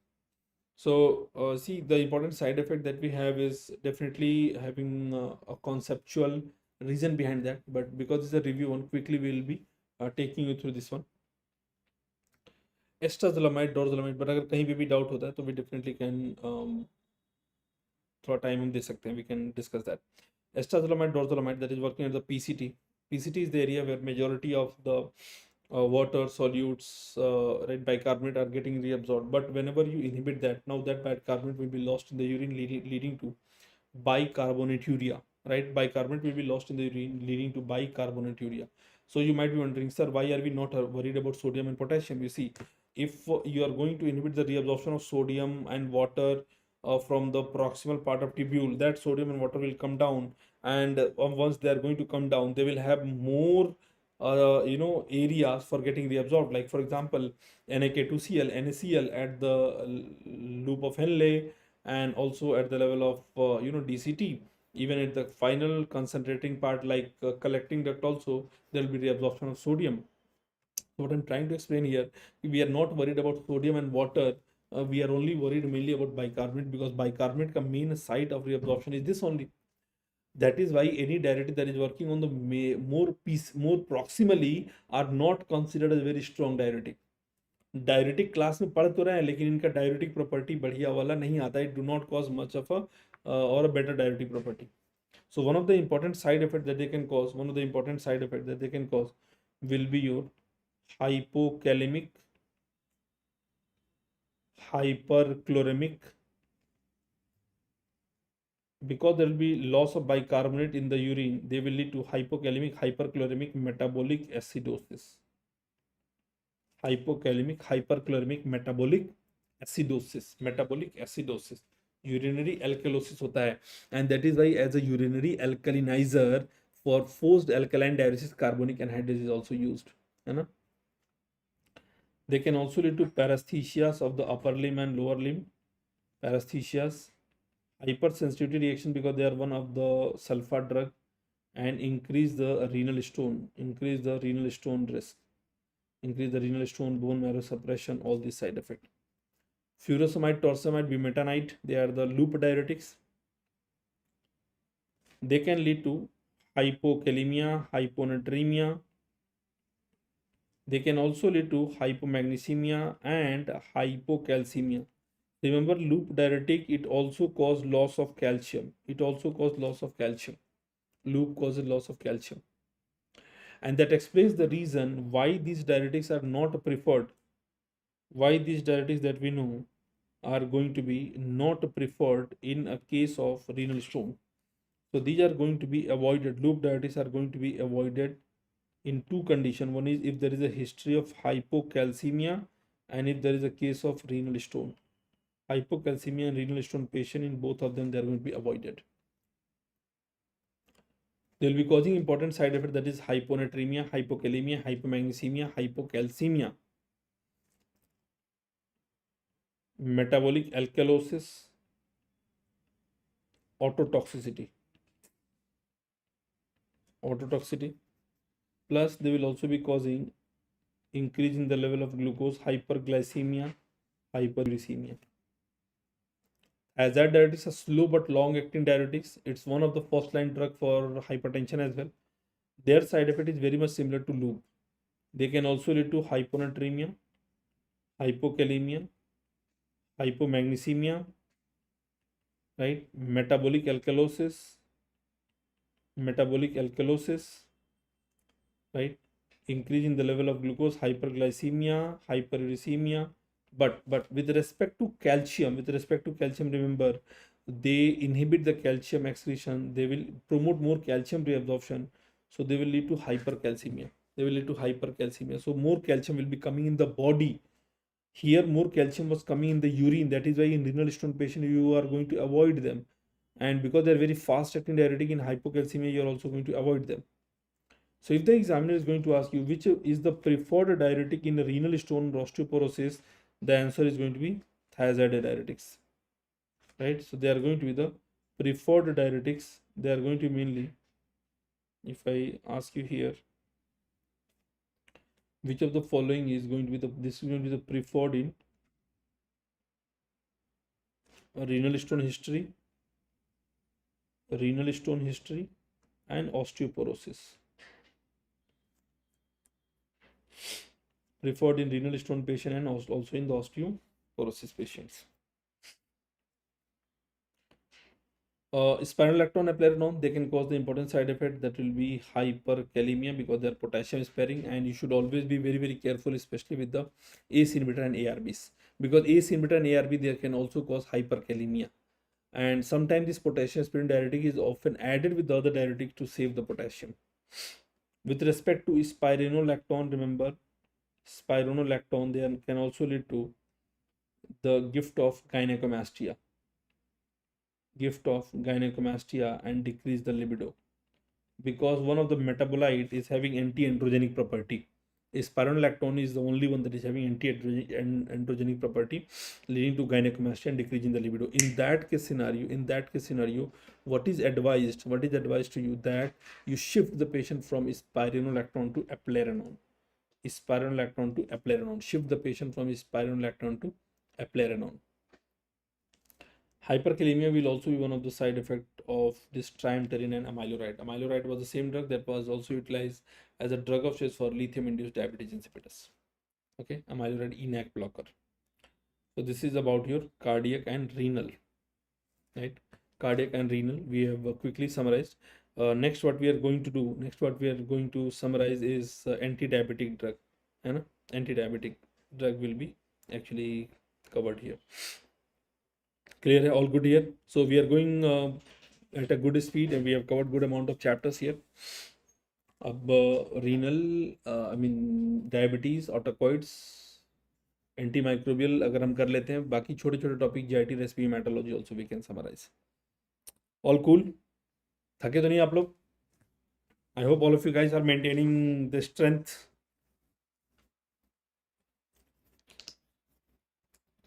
अभी मैं charge हूँ, मैं बिल्कुल नहीं थका हूँ. मैं तो मतलब जब तक ख़त्म नहीं हुआ था 9 o'clock तक मैंने प्लान किया है कि I will wind it up by 9 o'clock, but अगर थोड़ा बहुत ऊपर नीचे हो जाए तो ठीक है, एडजस्ट कर लीजिएगा.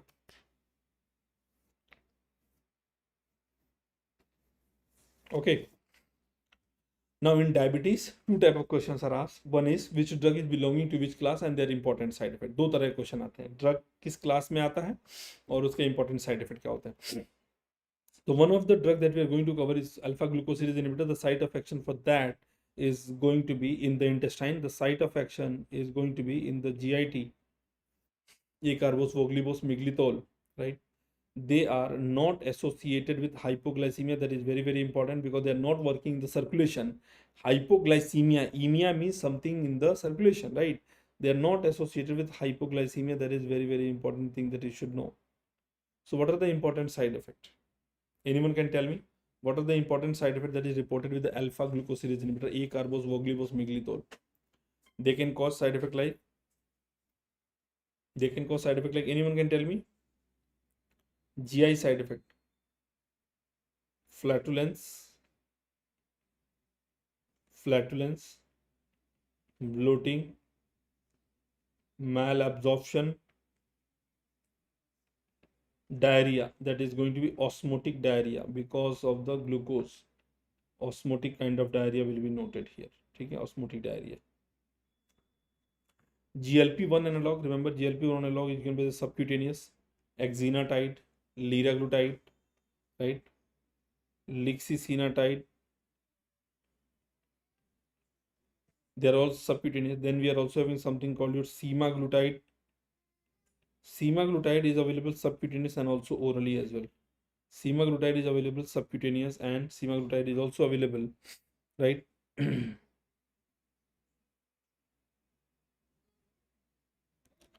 Semaglutide that we know.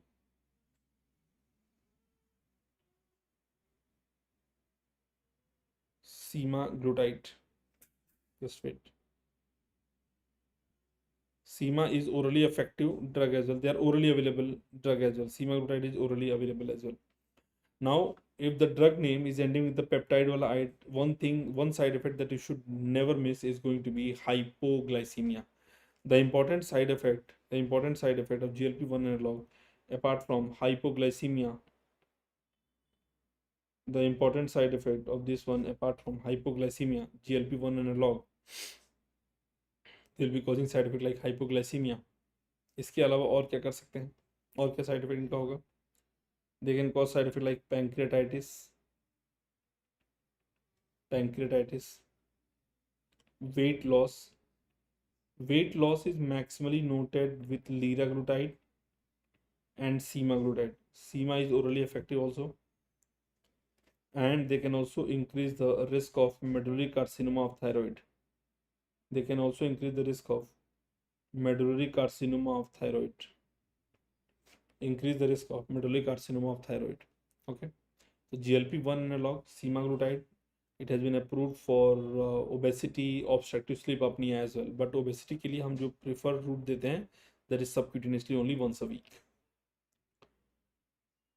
Okay, DPP-4 inhibitor, all of them are going to end with the gliptin like sitagliptin, saxagliptin, alogliptin, right? Sitagliptin is the one that is having maximum reduction in HbA1c among DPP-4 inhibitors. They are orally effective drug. They are associated with the important side effect that is called your nasopharyngitis. Nasopharyngitis. Sometimes it is also given the name as a URTI, upper respiratory tract infection. Other than that, they are very, very safe drug, right? Sitagliptin, saxagliptin, vildagliptin, teneligliptin. Linagliptin is the only gliptin that is excreted mainly via. They are the only one that is excreted mainly by the hepatic route, and therefore they are considered safe DPP-4 inhibitor in renal failure. Safe DPP-4 inhibitor in renal failure patients.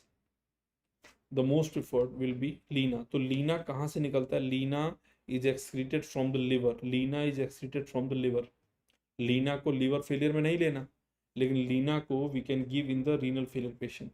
In the renal failure patient, लीना can be utilized. Okay. Sitagliptin, saxagliptin, alogliptin. Saxagliptin that we know, it is one of the substrate of microsomal enzyme CYP3A4, right? It's one of the substrate of microsomal enzyme CYP3A4, and therefore saxagliptin as a drug, they also are associated with lots of drug interaction. They are also associated with lots of drug interaction, especially with the enzyme inducer or enzyme inhibitor. Amylin analog like pramlintide, amylin analog, it's also subcutaneously given, right? Pramlintide, amylin analog that induces satiety. Induces satiety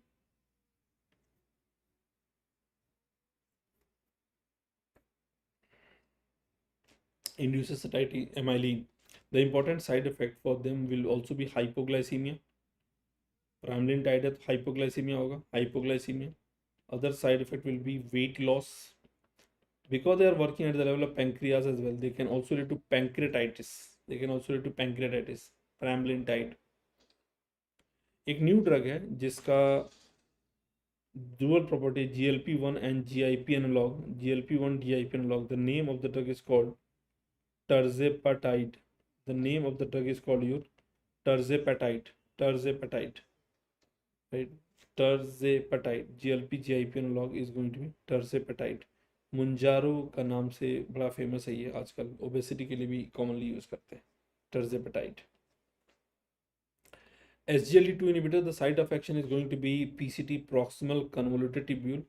They are inhibiting the reabsorption of glucose, therefore the glucose will be mainly lost in the urine. So we have canagliflozin, dapagliflozin, empagliflozin, right, remogliflozin, R2gliflozin. All these are going to be gliflozin in their name. The important side effect that is associated with the most common is going to be UTI, urinary tract infection. Sometimes examiner also uses the term urosepsis. In female, it will be same, that is called vulvovaginal candidiasis. Vulvovaginal candidiasis. Right? It can also lead to other side effects like weight loss, Fournier's gangrene.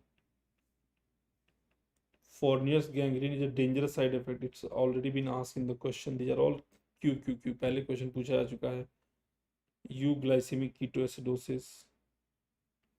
पहले ऐसा बोलते थे, earlier they used to say that canagliflozin increasing the fracture risk, but now that thing has been removed, right? That is not accepted now. I mean, that they say that earlier they say that canagliflozin is causing fracture risk, but now that is denied.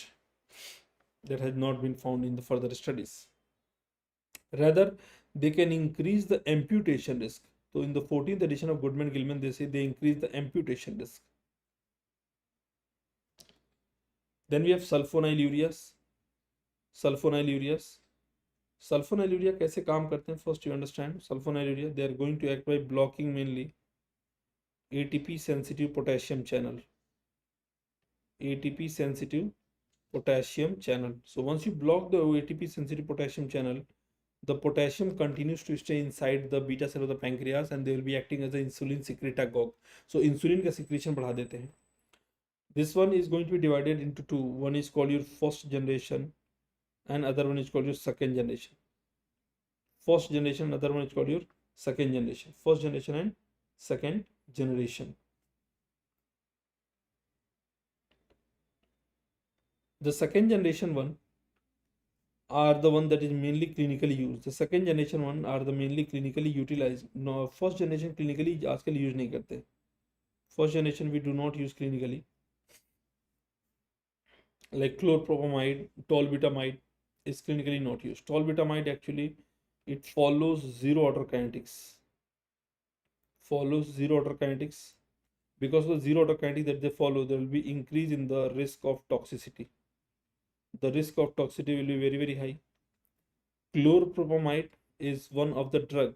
Chlorpropamide is one of the first generation sulfonylurea that is associated with disulfiram-like reaction and also associated with SIADH, syndrome of inappropriate ADH secretion.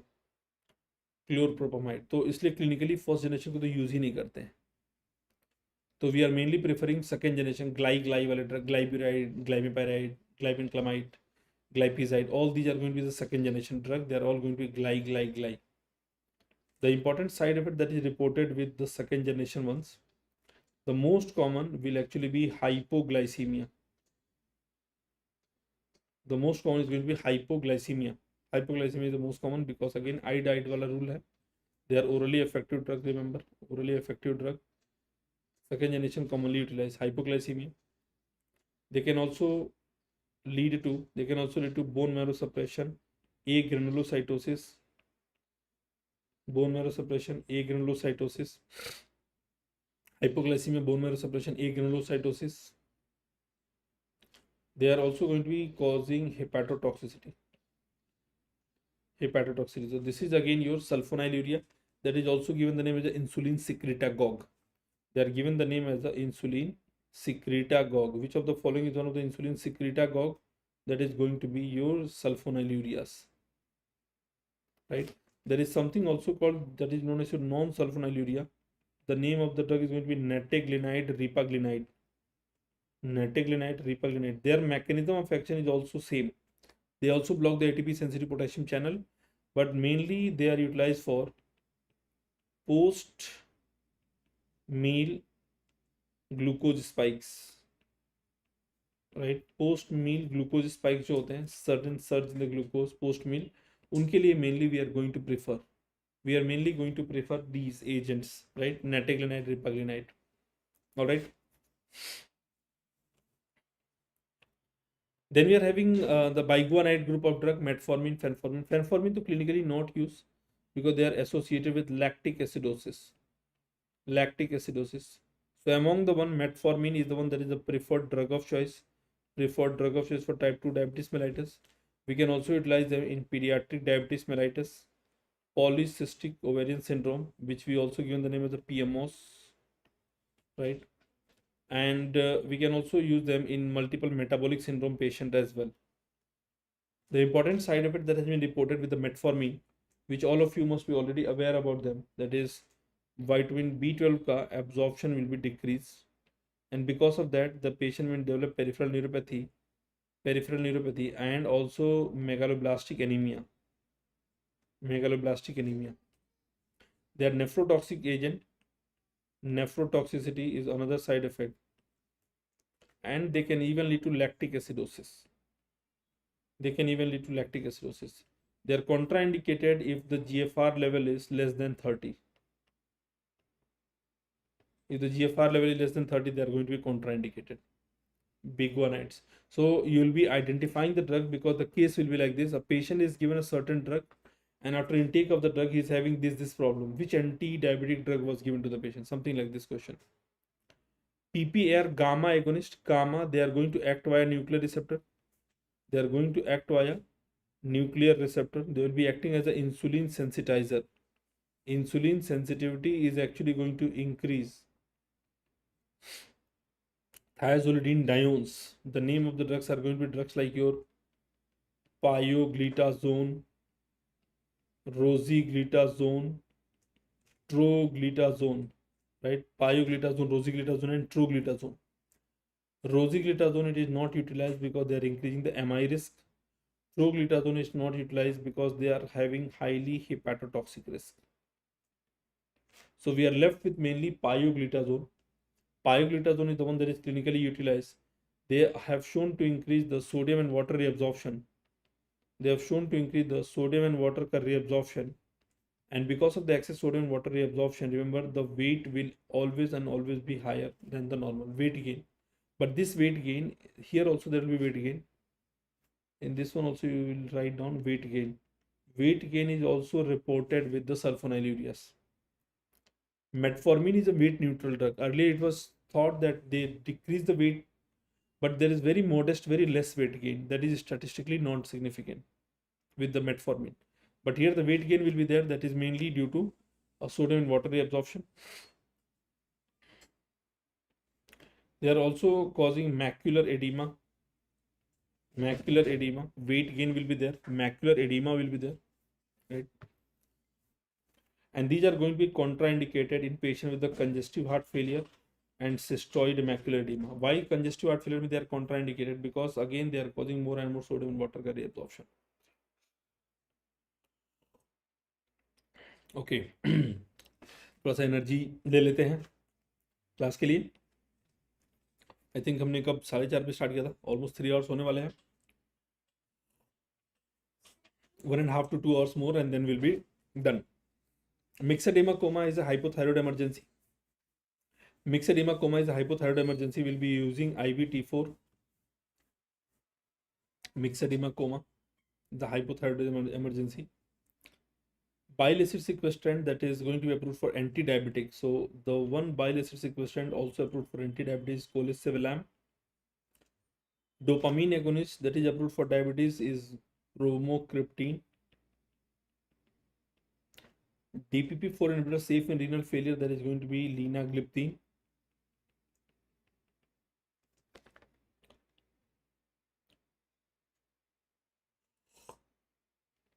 Drug of choice for hyperthyroidism in the first trimester. Hyperthyroidism in the first trimester is going to be propylthiouracil. Second, third trimester में we can utilize the drug that is methimazole and the pro-drug of the same that is called your carbimazole. Methimazole and carbimazole. If they are exposed in the first trimester, methimazole, carbimazole, remember these are actually associated with a very famous teratogenic event that is called aplasia cutis. Aplasia cutis, right? That is one of the scalp defect. Aplasia cutis, scalp defect.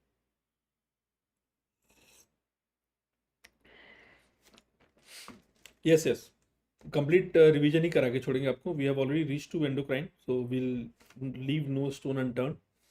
हम बहुत ज़्यादा भी नहीं दे सकते, आप limitation ही समझिएगा, because बहुत ज़्यादा दे देंगे तो फिर आर नोट्स से और इसमें कोई फ़र्क नहीं रह जाएगा. Because you have done from the main notes, then you have done from the are.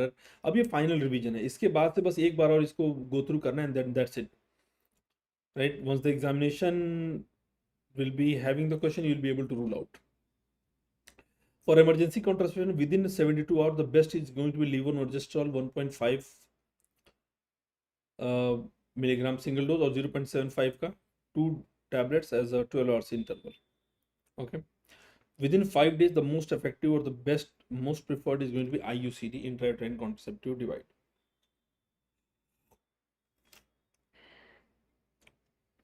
Lanreotide, pasireotide, lanreotide, pasireotide, octreotide. What are these? These are actually somatostatin analog. Somatostatin analog that is actually going to inhibit the growth hormone. They are going to decrease the level of growth hormone. So they are like GHIs, growth hormone inhibitory hormone, right? They will decrease the level of growth hormone. So mainly utilized as a drug of choice for acromegaly. Drug of choice for acromegaly. The good news with the lanreotide is that lanreotide is available as depot preparation. As a depot preparation, it's available. Lanreotide is available as a depot preparation. That means deep intramuscular. So we can use them for the prolonged duration of action के लिए. Lanreotide का depot preparation is available. In addition to that, where else we can use drug like octreotide, esophageal varices, esophageal variceal bleed, VI poma, right? VI poma, esophageal variceal bleed. Secretory diarrhoea में भी इसका इस्तेमाल किया गया है. Secretory diarrhoea, severe secretory diarrhoea, वहां पे भी इसका इस्तेमाल किया गया.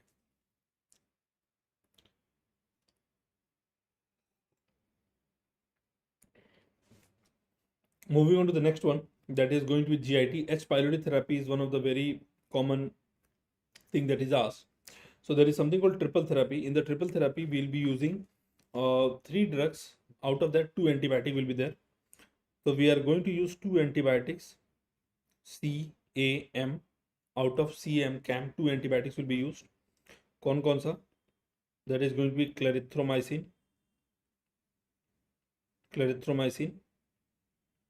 amoxicillin, and other one is called metronidazole. Clarithromycin is one of the macrolides. So whenever the patient is penicillin allergic, we'll be using clarithromycin. So out of these 3, we'll be preferring, let's say, amoxicillin, metronidazole. साथ में we'll be giving PPI, proton pump inhibitors. So any 2 antibiotics. So overall, these are given the name as a CAMP. Quadruple therapy, there will be 4 drugs. So this is going to be tetracycline based therapy. So here we'll be using one of the tetracycline. So tetracycline like doxy can be utilized.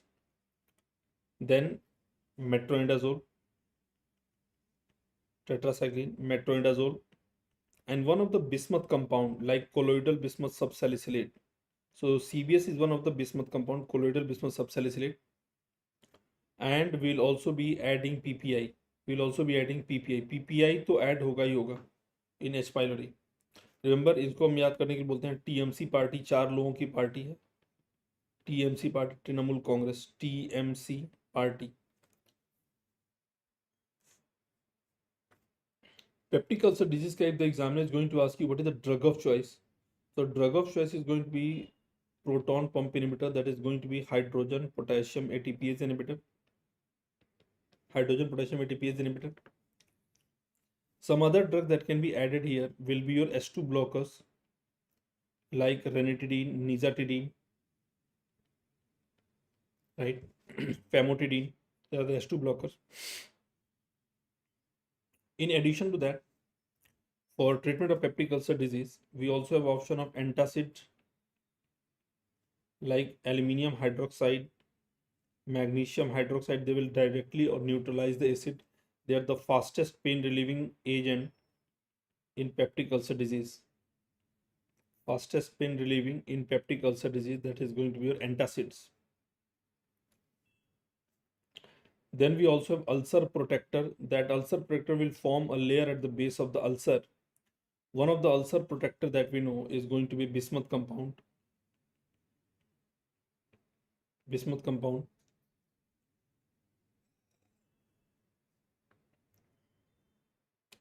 Sucralfate. The only problem with the sucralfate is that sucralfate will mainly be polymerized in acidic pH. They'll mainly be polymerized in the acidic pH. Polymerization will be required for their activation. So they will be in simple language, if I say, they'll be activated mainly in the acidic pH, and therefore sucralfate will actually be avoided with PPI. इनको PPI के साथ नहीं देंगे. Oftentimes, the sucralfate is also available with local anesthetic like oxytocin. So in market, they are available by the name of sucralfate and oxyticane. So they are also having ulcer protector. So local anesthetic के साथ देने से they will also have pain relieving property, because local anesthetic will anesthetize the nerves that was causing the pain, right? So ulcer protector like bismuth compound is there. They are safe with PPI, and sucralfate, they are not safe with PPI. They are the drugs that we can use in peptic ulcer disease. In addition to that, remember, we also have one more. That is one of the prostaglandin E1 analog, that is called your misoprostol. Mind the fact, misoprostol we can utilize. They are considered as the specific drug for. They are considered as the specific drug for NSAID-induced peptic ulcer disease. NSAID-induced peptic ulcer disease. But these are not the drug of choice for peptic ulcer disease. If the examiner is asking NSAID-induced peptic ulcer disease का drug of choice क्या है? NSAID-induced peptic ulcer disease का drug of choice वही है जो बाकी सारे peptic ulcer disease का है. But there is a specific use. A specific drug is going to be misoprostol. Another question that was asked in one of the recent examination, that misoprostol, which of the following will be avoided in pregnancy? So they will be avoided in pregnancy. एक तो ये prostaglandin analog है, तो they can precipitate labor at any point of time. Precipitate labor, especially third trimester में तो बिल्कुल नहीं देना है. And they are also associated with the teratogenic effect. They are also associated with teratogenicity. And the name of the teratogenicity, that is called your Mobius syndrome. The name of the teratogenicity that it can cause is called your Mobius syndrome. ठीक है. सबसे पहले H pylori के लिए हम triple देंगे. Order कैसे जाता है देखिए. ऑर्डर जाता है सबसे पहले ट्रिपल, इससे काम नहीं चला देन आप जाते हैं क्वाड्रुपल, इससे भी काम नहीं चला then there is something also called sequential therapy. There is something also called sequential therapy. उससे भी काम नहीं चला then there is something called rescue therapy. तो हम क्लास में डिटेल में डिस्कस कर चुके हैं. सीक्वेंशियल थेरेपी में they are saying don't exhaust all your antibiotics together, give the antibiotics in sequence. So they say day 1 to day 5 you give only amoxicillin, high dose amoxicillin, 1 gram of amoxicillin twice daily, and PPI. Then they say give day 6 to day 10 में you give clarithromycin and metronidazole. If it is metronidazole is non-effective, you can give tindazole as well. In addition to that, you give PPI. So they are saying you give the therapy of triple, but in sequence. So day 1 to 5 you give amoxicillin, that one antibiotic. Day 6 to 10 you are going to give 2 antibiotic along with the PPI. That is sequential. इसके बाद से rescue therapy, that is a fluoroquinolone based therapy, right? So it goes in this order. So the answer to your question, करारे Kurkure, please अपना नाम थोड़ा correct कर दीजिए. करारे कुरकुरे, आपका नाम अगर करेक्ट रहेगा तो अच्छा रहेगा. फर्स्ट ट्रिपल, नॉन रेस्पॉन्सिव में क्वाड्रुपल, नॉन रेस्पॉन्सिव में सीक्वेंशियल. ठीक है. एच पाइलोरी एक बार हो गया तो इट्स डिफिकल्ट टू ट्रीट, है ना, जल्दी से इरेडिकेट नहीं हो पाते हैं वो. मल्टीपल फैक्टर होते हैं, कॉम्प्लायंस का भी इशू होता है. Then we have a new class, that is PCABs. PCABs are new class of drug that is called potassium competitive acid blocker. Potassium competitive acid blockers, PCAB. Potassium competitive acid blockers. So they are going to target again the hydrogen potassium ATPs only, but they will be targeting mainly the potassium sites. All the PPIs are given the name prazole, like for example omeprazole, pantoprazole. Their name will have prazole, but this is going to be prazan, vonoprazan, chigoprazan, kivarprazan. Their name is going to be all prazan. Another question that I'm putting a star, right? Prazan. Newer drugs में ये question कभी भी आ सकता है. PCABs, new class of drug, potassium competitive acid blocker. So what is the advantage of giving PCABs over PPI? Remember, they are active compound. Unlike PPI, they are prodrugs. PPIs are prodrugs. They are active compound. That means ये prodrug नहीं है. They are active compound. PPIs you have to give prior to meal because they supposed to get activated in the acidic area. They are active compound. Therefore, their dosing around meal is not required. Dosing around meal is not required मतलब कभी भी दे सकते हैं इनको. They are not prodrugs, they are active compounds. Dosing around meal is not required. They have no enzyme inhibiting property, unlike omeprazole that was potent inhibitor of CYP2C19. They can also be effectively utilized for erosive gastritis.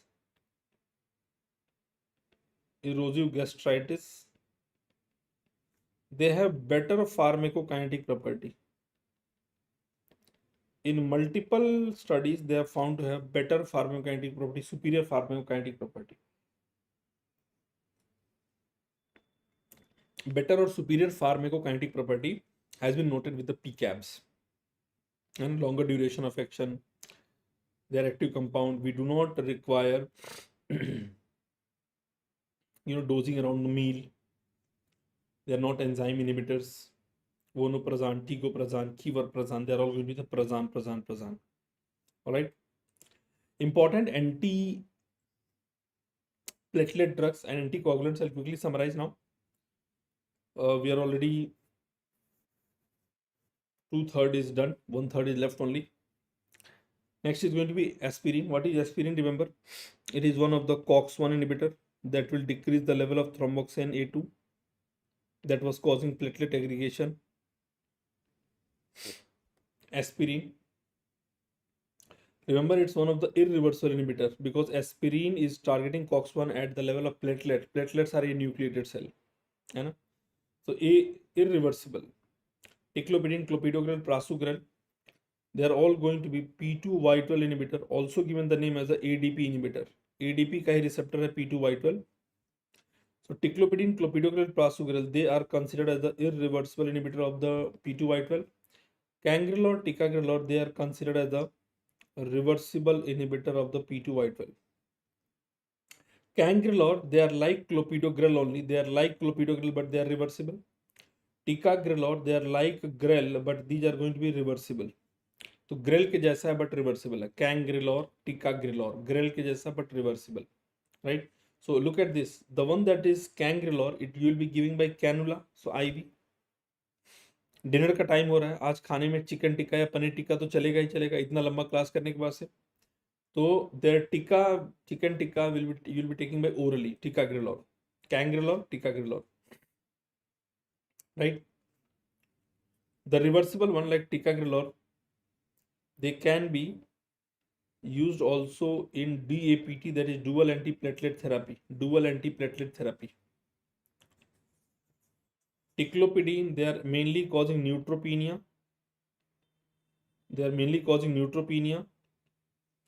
Prasugrel के साथ क्या है, they can lead to cerebral bleed बहुत ज्यादा. तो basically हम एक ही use करते हैं जिसका नाम होता है क्लोपिडोग्रेल, जो कॉमनली यूज कर सकते हैं. Clopidogrel is one of the agent that can actually be utilise. It can also be used in DAPT. What is DAPT? Dual antiplatelet therapy. Whenever I say DAPT, dual antiplatelet therapy, इसका मतलब कभी नहीं होता है कि double dose. Dual antiplatelet therapy means you are going to use one of the drug that is called aspirin, which is one of the thromboxane A2 को कम करने वाला, और we say COX-1 inhibitor, और साथ में we can utilize either clopidogrel or ticagrelor. They both are orally available, right? Ticagrelor, grelor ग्रेल के जैसा है बट रिवर्सिबल है.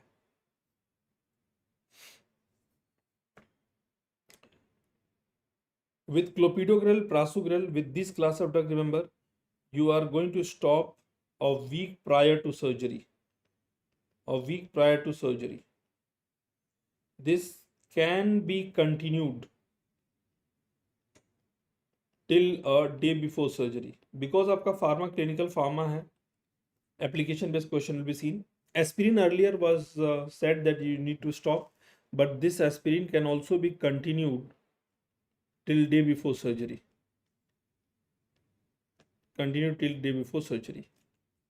Abciximab, tirofiban, eptifibatide. These are going to be GP2B3A inhibitor. They are very strong antiplatelet drug. They are going to decrease the platelet cross linking.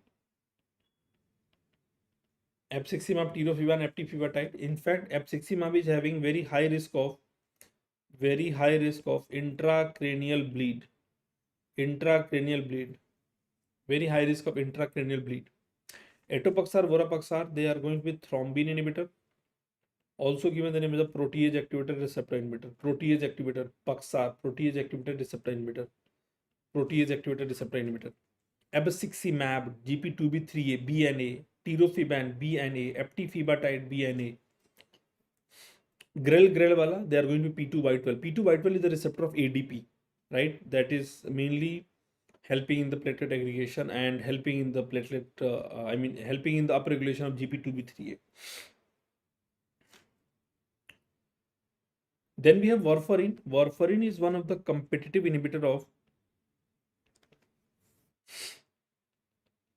vitamin K dependent factors. Vitamin K dependent factor, ये जो word मैंने competitive लिखा है ना, इस पे भी question है वेदर कम्पिटिटिव और non competitive. So they are competitive inhibitor of the vitamin K dependent factor, right. This warfarin as a drug, they inhibit the enzyme vitamin K epoxide reductase. Look at this VKER, right. So vitamin जो active form है, reduced form is the active form, ये नहीं होगा. Once this will not form, then this gamma carboxylation that was happening of the clotting factor will also be reduced. After the gamma carboxylation, remember, gamma carboxylation is going to be actually affected. So vitamin K, competitive inhibitor of the vitamin K dependent factors, warfarin. Warfarin is a drug. They are going to be associated with paradoxical hypercoagulation. Paradoxical hypercoagulation state, which we say purple toe syndrome, which we call purple toe syndrome, or warfarin induced skin necrosis, that will be seen mainly within the first 5 days.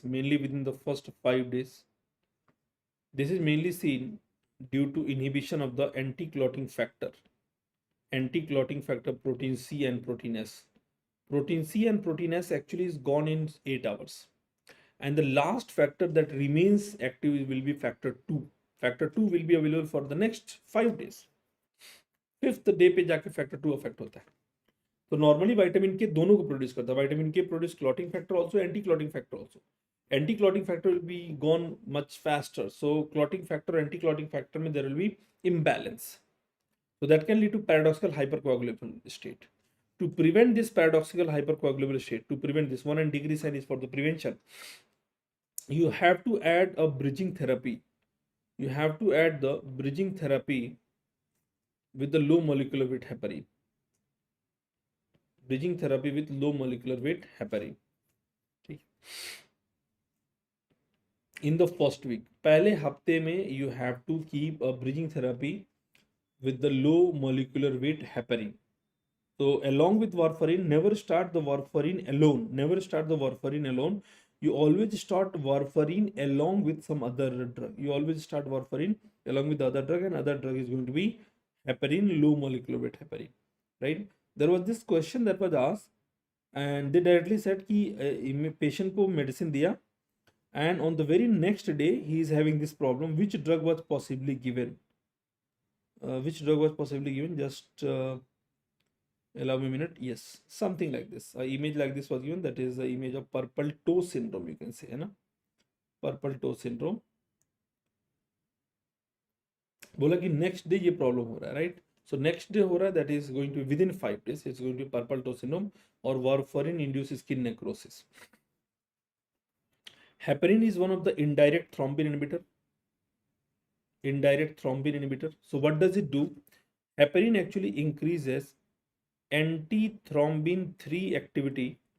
It increases antithrombin 3 activity 1000 times, right? And this antithrombin 3 is going to bind with factor 2A and factor 10A.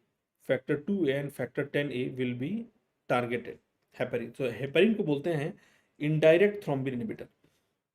Because ये thrombin मतलब factor 2 को directly target नहीं करता है. ये जो thrombin है उसका दुश्मन है एंटी थ्रोम्बिन, तो ये दुश्मन के पावर को बढ़ा देता है। दुश्मन के पावर को बढ़ा दिया अगर, है ना, तो अगेन वहां पे आप समझ सकते हैं दुश्मन के पावर को बढ़ा दिया तो क्या होगा, दुश्मन दुश्मन आपस में लड़ेंगे और हेपेरिन आराम से अपना काम करके निकल जाएगा। Alright, like for example you can understand by geopolitical situation. Let's say there is a situation of America, Israel, and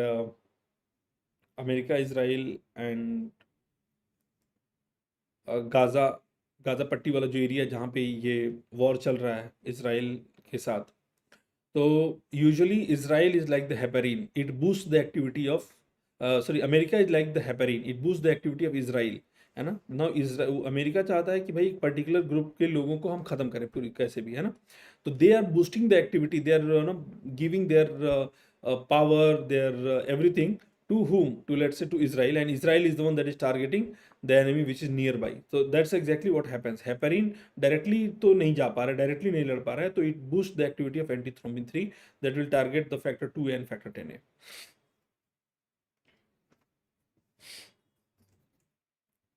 So we have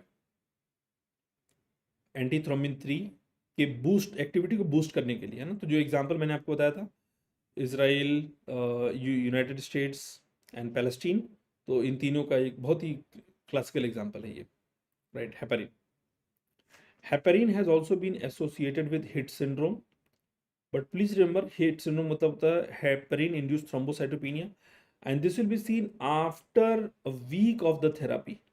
तो मैं जैसे बोलता हूँ मेरी बात को ध्यान से देखिएगा, वार्फरीन विद इन 5 डेज, मैंने क्या लिखा, विद इन 5 डेज वार्फरीन, हफ्ते भर बाद अगर कुछ प्रॉब्लम होता है, heparin induced thrombocytopenic and thrombocytosic syndrome, that is HIT, HITT, heparin induced thrombocytopenia and thrombocytosis, तो अगर हफ्ते भर बाद होगा तो वो हेपेरिन होगा। Warfarin, remember, it is avoided in the first trimester pregnancy, first trimester में इसको अवॉइड करेंगे because they have been associated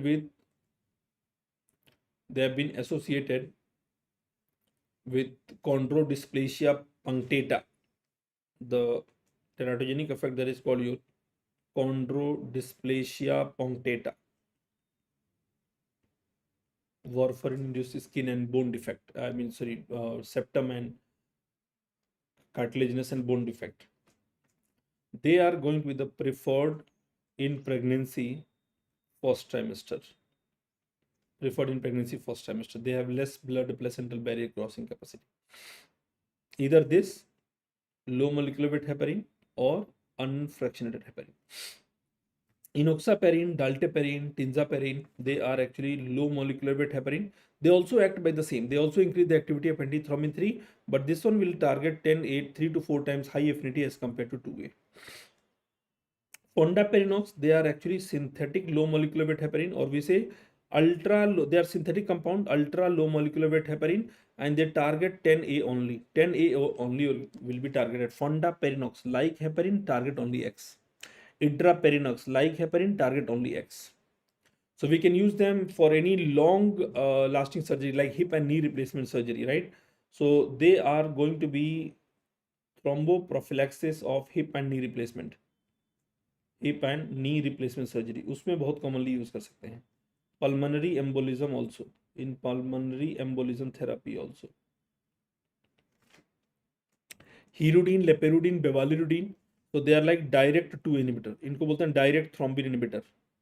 they are not going to increase the activity of antithrombin, they will directly target. Hirudin, direct inhibitor.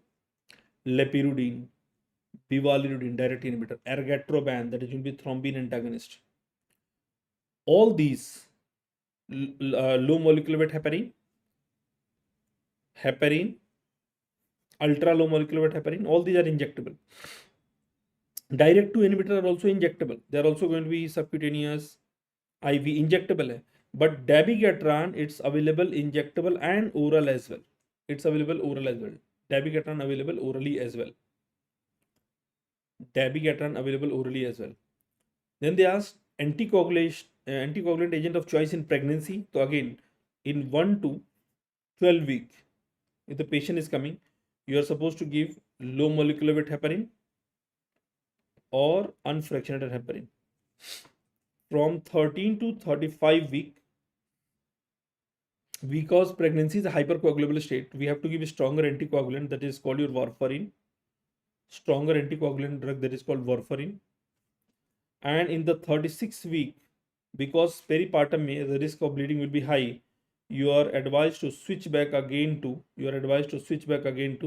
low molecular weight heparin. Switch back again to low molecular weight heparin. Dual antiplatelet therapy I have given you already. We are going to give COX-1 inhibitor by the name of aspirin. Along with that, you are supposed to give, along with aspirin, you are supposed to give one P2Y12 inhibitor. Along with aspirin, you are supposed to give one P2Y12 inhibitor, that is going to be clopidogrel और ticagrelor. ठीक है, dual antiplatelet therapy, दो antiplatelet drug देंगे. Now the topic of antimicrobial. तो antimicrobial को quickly हम summarise करेंगे. इसमें एक टॉपिक है टीबी. रिमेंबर टीबी का जो अभी करंटली जो प्रोग्राम चल रहा है, नेशनल टीबी एलिमिनेशन प्रोग्राम 2020, उसका एक अलग से मैंने वीडियो बना रखा है, यूट्यूब पे है, आप सर्च करेंगे इजीली मिल जाएगा. और आई थिंक 15 से 20 मिनट में आपको रिवाइज भी कर लोगे 1.5 स्पीड से या 1.25 पे देखते हो. 20 मिनट्स में easily you can revise that, right. क्या प्लान है, शॉर्ट लॉन्ग क्या है ना. NTEP has been summarised. अभी क्या है, एग्जामिनेशन पॉइंट ऑफ व्यू से देखा जाए तो यू हैव टू अंडरस्टैंड कि क्या क्या इंपॉर्टेंट साइड इफेक्ट है. Like for example first line drug isoniazid है, so they will be associated with peripheral neuropathy. Why peripheral neuropathy? That is a question, because your application based question आएगा. So remember isoniazid as a drug, it is causing peripheral neuropathy because it inhibits the pyridoxine activation to pyridoxal phosphate. Actually pyridoxal phosphate is the active compound नहीं होने देता है, ये active compound नहीं होने देता isoniazid. Plus isoniazid it also promote vitamin B6 का excretion और पायरिडॉक्सिन का एक्सक्रीशन. तो दो रीजन है why they are causing peripheral neuropathy. और ये क्वेश्चन आपके एग्जाम का पार्ट हो सकता है, बिकॉज पहले they have already asked anti TB drug देने के बाद टिंगलिंग सेंसेशन हो रहा है, राइट. कौन सा ड्रग है, isoniazid. Then they said okay tingling sensation हो रहा है, what will you add vitamin B6. Now what is potential MCQ is why there is tingling sensation, because now it is application based question. Why पे बात आ जाएगी, है ना. और जब व्हाई पे बात आएगी तो बात वहां रुकनी नहीं चाहिए, है ना, बात आगे बढ़नी चाहिए. आप बताओगे कि दो रीजन है जी, पायरिडॉक्सिन को पायरिडॉक्सल फॉस्फेट में नहीं बनने देता है, they inhibit pyridoxine conversion to pyridoxal phosphate, and they also promote the vitamin B6 का एक्सक्रीशन और पायरिडॉक्सिन का excretion. As simple as that. ठीक है, दैट इज व्हाई हमेशा आइसोनाइजिड के साथ वी ऑलवेज ऐड पायरिडॉक्सिन. ठीक है, विटामिन B6 हमेशा ऐड करते हैं. पेरिफेरल न्यूरोपैथी, जेरोस्टोमिया, साइकोसिस, SLE, and they can also cause hepatotoxicity because they are mainly metabolized by acetylation. Any drug metabolized by acetylation can cause lupus. Rifampicin, red orange urine discoloration, flu-like symptom, and they can also cause hepatotoxicity. Pyrazinamide, pyrazinamide, प्यार बहुत ही toxic होता है, बहुत ही toxic. Maximum hepatotoxicity is noted with the pyrazinamide. प्यार हमें दर्द भी देता है. कौन सा दर्द, गाउट वाला दर्द. Hyperuricaemia, more hyperuricaemia they can actually precipitate gout. In 2023 NEET PG question पूछा कि भाई गाउट प्रेसिपिटेट हो गया, क्या करोगे. तो मैं क्या बोलता हूँ, इफ प्यार इज गिविंग यू पेन, तो ऐसे प्यार से तो छुटकारा पालो, ज्यादा बेहतर है. प्यार दर्द दे रहा है, जीवन का लेसन भी है. प्यार दर्द दे रहा है और आपको पता चल गया कि ये दर्द प्यार की वजह से आ रहा है. Let me refine it again in English. If it is already proved that the pain is coming because of प्यार, so get rid of such प्यार. Pyrazinamide, in my class I always call pyrazinamide as pyrazinamide.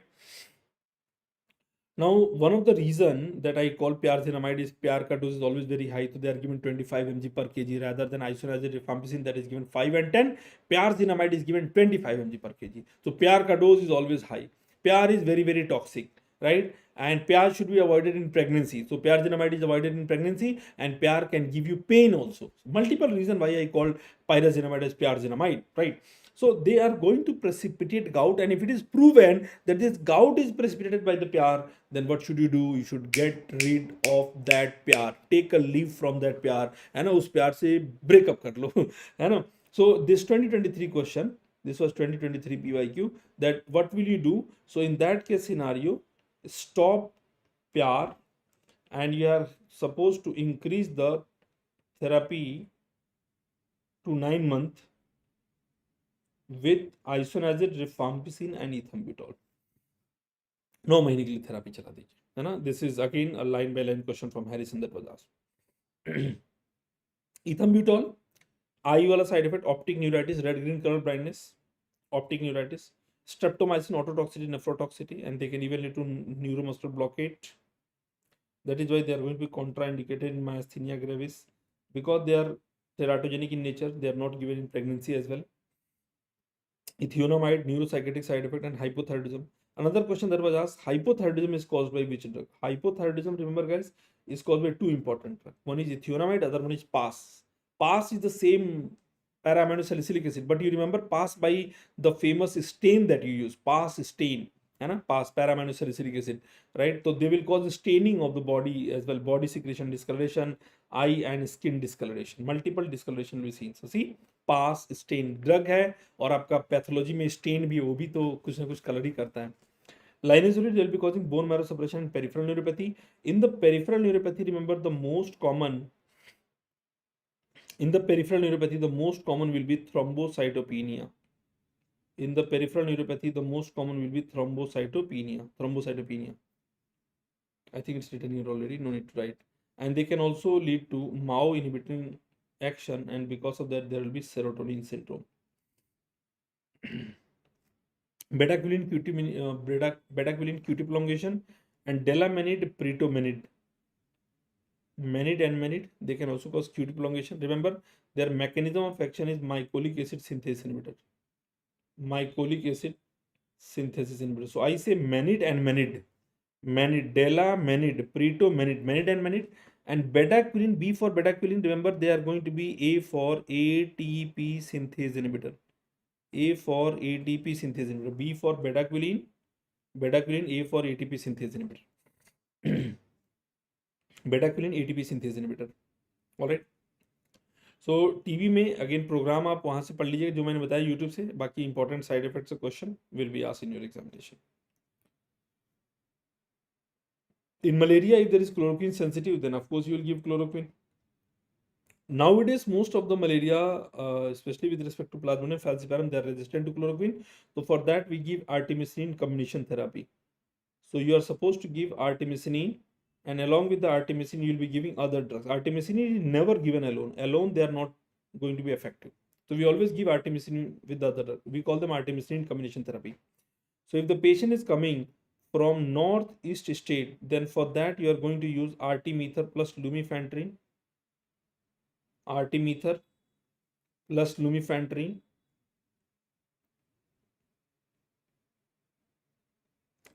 Lumefantrine. So this is called your NEAL, artemether lumefantrine. If the patient is coming from the rest part of country, rest part, बाकी कहीं और से आ रहा है, बाकी दुनिया मतलब इंडिया में कहीं और से आ रहा है, then we give ASP. ASP is going to be artesunate sulfadoxine pyrimethamine. Artesunate plus sulfadoxine pyrimethamine. Sulfadoxine pyrimethamine.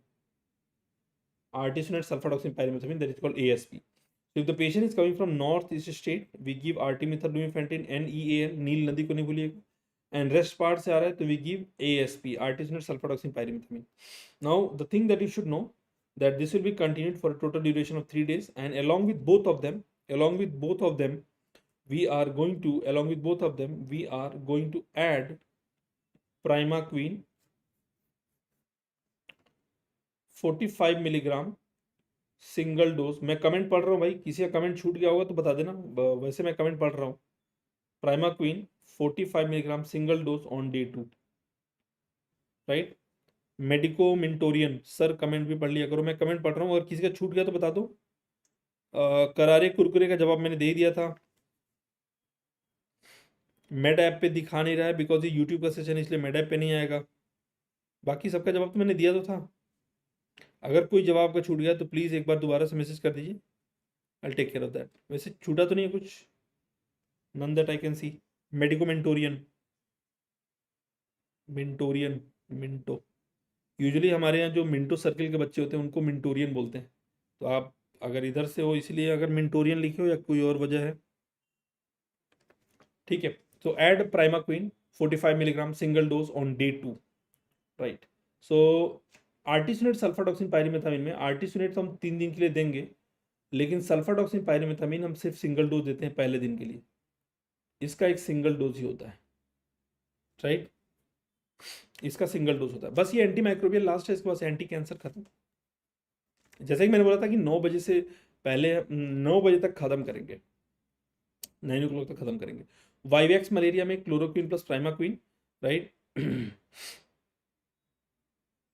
हाँ, अब दोनों में अलग ड्रग क्यों देते हैं? Because of the pattern of the resistance in the north east state, there is resistance pattern that is noted with the sulfadoxine pyrimethamine, so we do not prefer that in the north east. लेकिन मैं बता दूं, जो आर्टिमिथर लुमिफेंट्रिन है, ये हमारे patient को दे सकते हैं, हमारे पेशेंट को दे सकते हैं, मतलब रेस्ट पार्ट ऑफ इंडिया से लूमेट 80 के नाम से जो टैबलेट आता है that is having artemether lumefantrine, it can be utilize in our people, ठीक है। क्लियर हो गया? Sahil Kumar, justice for FMG. Definitely we all are praying and seeking the justice for FMG, but at the same time मैं फिर से बोलूँगा आपको, because आपका एग्जामिनेशन बहुत जल्दी जल्दी आएगा, and sometime the justice in our country is so much delayed कि उस कंडीशन में बहुत सारे बच्चों का ज़्यादा नुकसान हो जाता है। आप जस्टिस के लिए बिल्कुल डिमांड करो, प्रे करो, लेकिन पढ़ाई के साथ एक होल्ड बना के रखो आप, है ना, because there are multiple discrepancies that we have, है ना, जो मैं अभी वीडियोस पे we can not speak, we can not say. I think most of you are already aware about that how the legal system works in our country. तो आप बिल्कुल अपनी डिमांड को रखिए, आपकी डिमांड बिल्कुल फेयर है, we are all with our FMG students, but at the same time पढ़ाई मत छोड़िए, आप अपनी पढ़ाई करते रहिए। और कई बार ऐसा होता है ना कि आप जस्टिस के लिए फाइट करते हो और आपके बहुत सालों बाद वो चीज़ें निकल के आती है, तो आने वाले जनरेशन को, आने वाले फ्यूचर वाले स्टूडेंट्स को उससे बेनिफिट मिलता है। Coming back again to the topic, so we have different pattern of resistance. So north east state से आएगा तो नील नदी याद रख लीजिएगा, NEAL, एंड रेस्ट पार्ट से आया तो आर्टिसोनेट सल्फाडॉक्सिन पायरिमेथामिन, ठीक है। Clear? In Vivax or oval malaria, we are going to give chloroquine with primaquine. Chloroquine will be given for 3 days, but primaquine that we have, it is given 15 milligram on the daily basis for 2 weeks. Because Vivax and oval malaria, they require radical cure. Because इसमें हमें radical cure चाहिए, इसीलिए we have to give primaquine as a exoerythrocytic schizonticide, because इनके life cycle में hypnozoid stage आता है, and to target that hypnozoid stage we have to give primaquine for 15 days या 2 weeks मान लीजिए। Severe malaria or cerebral malaria, that is the same thing. We are going to give the IV artesunate as a drug of choice. IV artesunate will be giving IV for a duration of 48 hours, and after that we'll be shifting per ORM artemisinin combination therapy, that will be given for a duration of 3 days. Pregnancy, first trimester quinine with clindamycin, second third trimester में artemisinin combination therapy, but any given point in pregnancy, remember in pregnancy primaquine is always contraindicated in pregnancy. Primaquine will not be given. All right. Now, according to WHO, this is according to National Vector-Borne Disease Control Program, National Vector-Borne Disease Control Program. According to WHO guideline के according, they are saying in pregnancy all trimesters, we can give artemisinin combination therapy. So they are saying the benefit is more as compared to the risk. Benefit, I mean, artemisinin has shown to have some teratogenic effect like ventricular septal defect in animal model. In the first trimester, if it is exposed, they have shown to have ventricular septal defect in animal model. Artemisinin combination therapy में कोई भी artemisinin वाले drug लेंगे तो they have some teratogenic effect. But WHO is saying कि the benefit is more than the risk, so we will be giving artemisinin in all trimesters according to WHO. But this is according to National Vector-Borne Disease Control Program. But if the examiner specifically asks you according to WHO, then only you will be choosing the artemisinin combination therapy for all trimester. If nothing is mentioned, like patient is coming with blah blah blah, if nothing is mentioned, then you will be treating the patient according to your guideline that you have, National Vector-Borne Disease Control Program. All right. Or if they specifically ask you that a patient is coming from India, a patient coming from Rajasthan, or sometimes they give you north state Assam, ऐसे करके देते हैं वो लोग ना। Pregnancy में Vivax malaria, we will continue to give weekly chloroquine throughout the pregnancy. Primaquine will be contraindicated. Prophylaxis, doxycycline for few days के लिए if the patient is going, mefloquine if the patient is going for few months. So prophylaxis, for short term prophylaxis, we give doxycycline. You start 2 day prior to the journey and should be continued till you start 2 day prior. But how much will you start? 100 milligram on the daily basis. Doxy 100 milligram on the daily basis. You start 2 day prior till 4 week after. So after the journey for both of them, it will be 4 week. All right. भाई आपका कोई comment miss हो गया क्या? आप कोई comment तो कर ही नहीं रहे हो, मैं कमेंट तो पढ़ रहा हूँ बैठ के। आपका क्या कमेंट मिस हुआ बताओ। अगर आप क्लास को डिस्टर्ब करना चाहते हो तो फिर वो अलग बात है, but did I miss any comment? Medico Mentorian या any other student, if you think that I miss any of your queries, you guys can let me know. सारे कमेंट को मैं एड्रेस करते हुए चल रहा हूँ, कमेंट सामने चल रहा है, comment I am reading all your comments. यार कमेंट भी पढ़ लिया करो, है ना, ठीक है यार। 250 milligram on the weekly basis. It will be started 2 week prior, should be continued till 4 week after. All right. So mefloquine कुछ महीनों के लिए, doxycycline कुछ दिनों के लिए. If the patient is going for few days, doxycycline. ठीक है. For few months, then we give mefloquine. Chloroquine, that we know, it's one of the fast-acting anti-malarial drug. Chloroquine is one of the fast-acting anti-malarial drug. Fast-acting anti-malarial. They are heme polymerase inhibitor. Heme polymerase inhibitor acting as erythrocytic schizonticide. Erythrocytic schizonticide. They are working in the erythrocytic stage, erythrocytic schizonticide, right? Chloroquine, पहले ये chloroquine को ही हम मानते थे main anti malaria drug, but now we have artemisinin, that is the best drug currently. They are very fast acting drug as well. Important side effect that has been associated with the chloroquine. Important side effect. One of the important side effect, the most common, right? The most common side effect of this one, the most common side effect is going to be your gastritis. Apart from that, nausea and vomiting. They can lead to other side effect like rash, ototoxicity, और इसका जो oculotoxic side effect है that is going to be irreversible, that can cause bull's eye maculopathy, that can cause bull's eye maculopathy and cornea verticillata या vortex keratopathy जिसको बोलते हैं, vortex keratopathy. Sir, cardiac side effect of anti-malarial drugs, if we have to choose one, choose one out of what? जैसे ये chloroquine है, इसका भी cardiac side effect है. They can also cause QT prolongation, right? ये भी cardiac depression property होता है, इसका जो कार्डियक डिप्रेशन प्रॉपर्टी होता है, cardiac depression property. So chloroquine is one of the drug that is having cardiac depression property. So if you have to choose one out of the option, you can let me know. But अगर कुछ भी नहीं है, आप randomly पूछ रहे हैं, तो chloroquine is one of the cardiotoxic drug as well. In fact, during COVID, we saw that India become the highest, supplier of chloroquine, because some studies somewhere said that chloroquine is mainly having anti-COVID effect. So India started, sending their chloroquine, throughout the world. Later on, when it was proved कि भाई chloroquine का there is no effect on the COVID, then the world people they started saying भाई there is too much chloroquine, अपना chloroquine कैसे आप तक पहुँचाएं, आप मुझे बता दीजिए, right? Many patient from different countries like United States, they consumed overdose of chloroquine, and because of the QT prolongation, because of the cardiac proarrhythmogenic condition, they lost their life.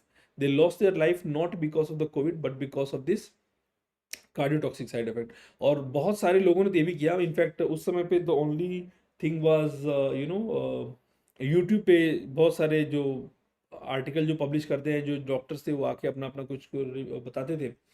So many people consume chloroquine, along with chloroquine they consume macrolide, because एक hope था azithromycin उस समय पे. तो azithromycin is also having cardiotoxic event, chloroquine is also having same, so combined effect आ गया, है ना. तो ये क्लोरोक्विन की बात कर रहा हूँ, I am talking about this, the chloroquine का side effect, this chloroquine. Sulfonamide is one of the drug that is going to be folic acid synthase inhibitor. Sulfonamide is one of the folic acid synthase inhibitor. Right, folic acid synthase inhibitor that is going to have bacteriostatic property, right? Yes, QT interval prolongation mainly जो आपका ECG interval होता है ना, इसमें basically action potential, जो action potential इसका होता है, this P Q R S T, QT prolongation.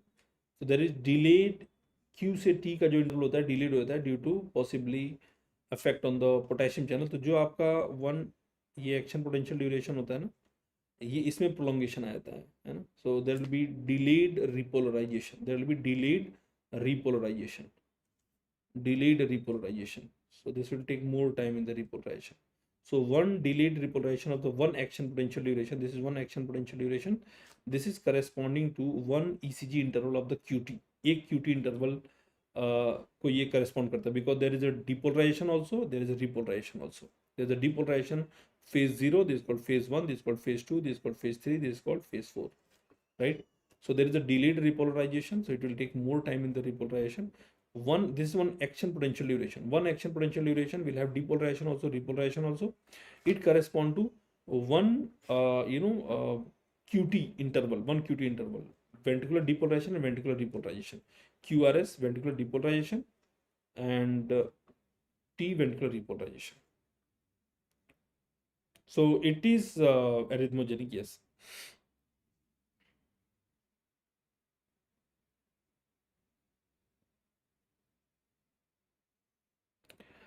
Yes, इतने लंबे समय से ले रहे हैं तो that is definitely one of the side effect. So it is always advised to you कि you continue along with your drug Mucain as well. That will have Mucain will have this protective property for you. Dr. Deepan Boy could be, yes.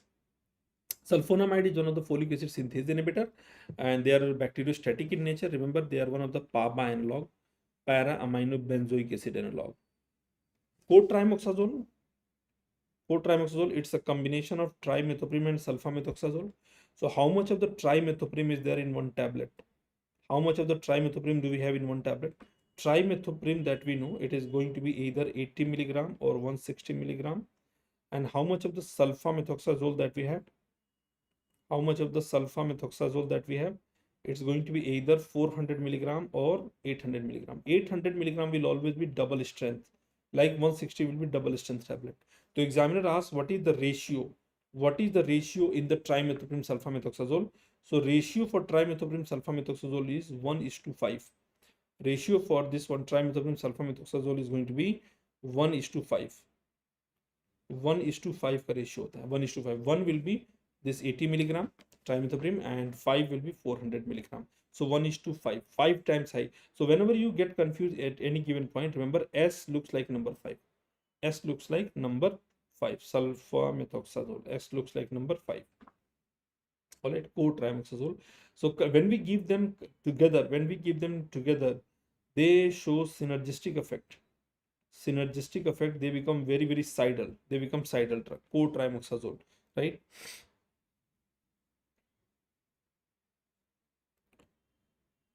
All right, trimethoprim is one of the folic acid dihydrofolate reductase inhibitor. This is one of the dihydrofolate reductase inhibitor. Sulfonamide is one of the folic acid synthase inhibitor. They are synergistic effect, and they are also going to be an example of sequential enzyme inhibitor. Sequential enzyme inhibitor. ठीक है? Why these two drugs? Is there any similarity? Medicomentorian, are you appearing for this upcoming NEET PG examination that is going to be conducted on 30th? अब आप ये पूछ रहे हो कि कोट्राइमोक्सोजोल में यही दो दवाइयाँ क्यों? Are you sure you are asking the right question?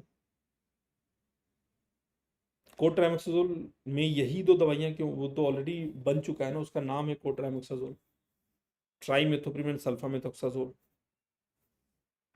Important side effect of cotrimoxazole is going to be kernicterus,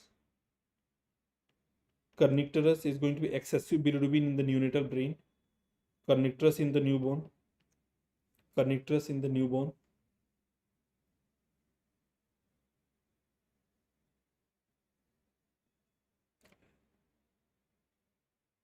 Then there is going to be crystalluria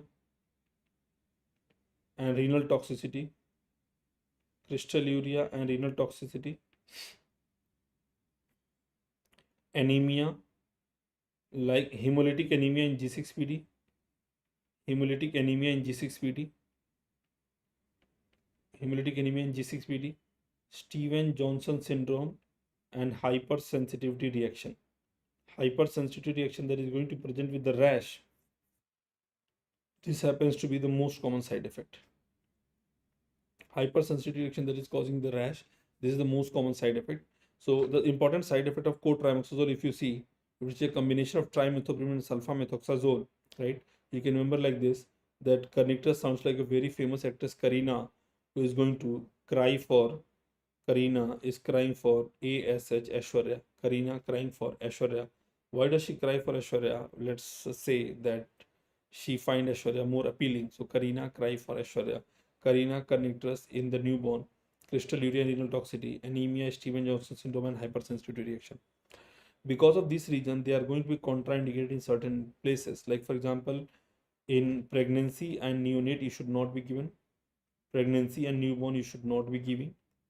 If there is already a case of renal stone and renal failure, उसमें भी नहीं देंगे because they're causing renal toxicity and crystalluria. If there is going to be G6PD patient because they're causing hemolysis in G6PD, you should not be giving. And अगर already आपको पता है कि this is going to be a sulfur drug allergy, उसमें भी इसको नहीं देंगे. So करीना आजकल बहुत ज़्यादा न्यूज़ में थी due to her recurrent pregnancy. तो PREGS pregs, Kareena pregs is a very simple way to remember. ठीक है. हाँ, दो दवाइयों का हम I mean when we combine two drugs and when we are going to call them as a rational combination, their important pharmacokinetic property should match. Like for example, they both should be orally effective, orally absorbable. They both should have almost similar half-life, right? They both should have almost similar half-life. Like sulfamethoxazole is one of the intermediate acting one, let's say lasting for 1 day. Trimethoprim should also be having similar kind of half-life, right? If sulfamethoxazole is having, let's say, around 10 to 12 hours, then trimethoprim is also having similar half life. तो जब भी दो दवाइयों को हम मिलाते हैं तो उनका हाफ लाइफ ऑलमोस्ट सिमिलर होना चाहिए, फार्माकोकाइनेटिक सिमिलर होना चाहिए, राइट? तो ऐसी दवाओं को हम बोलते हैं रैशनल कॉम्बिनेशन. अगर मान लीजिए one medicine is lasting for 5 hour, other medicine is lasting for 25 hours, so that is irrational combination, right? तो रैशनैलिटी जब डिसाइड करते हैं तो मल्टीपल फैक्टर होता है. One of the factor will be pharmacokinetic property including the half life. Right. So cotrimoxazole, remember it should not be given. Pregnancy में अगर दे दिया तो they will be mainly associated with a side effect that is called yellow baby syndrome. Yellow baby syndrome, आपने grey baby syndrome पढ़ा होगा chloramphenicol के साथ. This is going to cause yellow baby syndrome. Yellow baby syndrome. Penicillin mainly अगर आप देखते हैं, penicillin that is one of the beta lactam. along with the beta lactam, this beta lactam, they are mainly going to target the beta lactam that we know, they are mainly going to target the bacteria, and bacteria mainly is not very happy. Bacteria is not very happy on this beta lactam because they are constantly causing their cell wall destruction.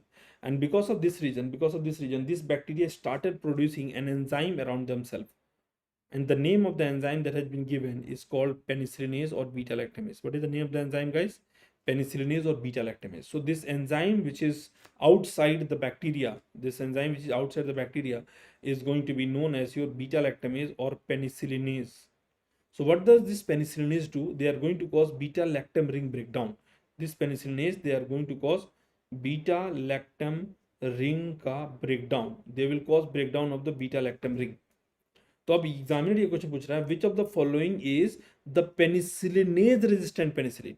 So there are two questions that can come here. One is penicillinase or beta lactamase inhibitor. Penicillinase का ही दूसरा नाम होता है beta lactamase, and penicillinase resistant penicillin. So penicillinase resistant penicillin are going to be penicillins like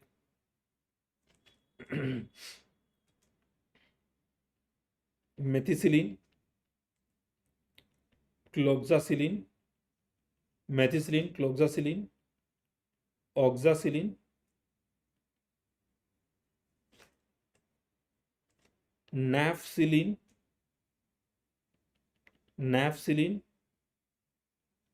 dicloxacillin, nafcillin, dicloxacillin, all these.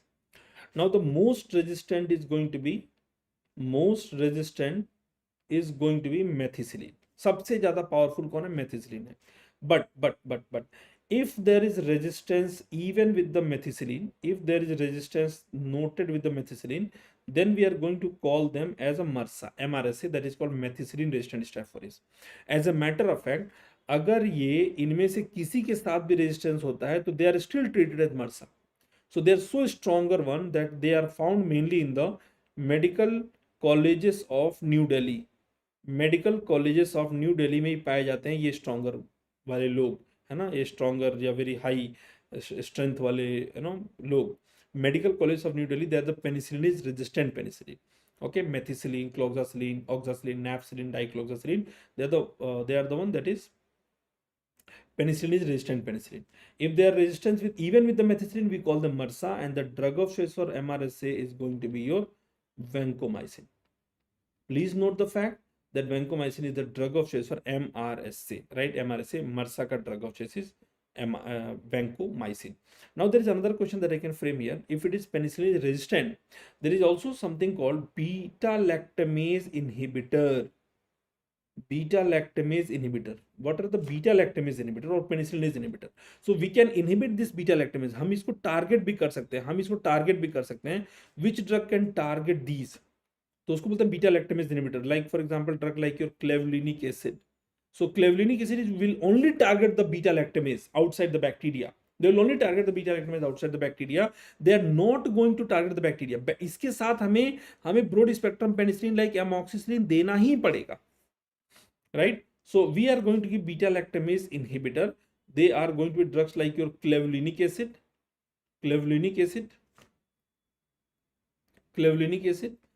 We also have drug like your avibactam, sulbactam,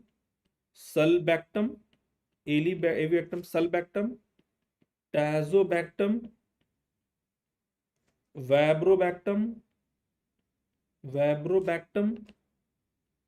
These are all. There are so many of them. Vabrobactam, relibactam,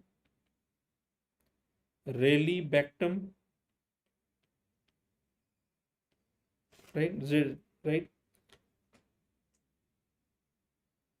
Clavulanic acid, avibactam, sulbactam, tazobactam, vabrobactam, relibactam. So along with them, a broad spectrum penicillin will always be added.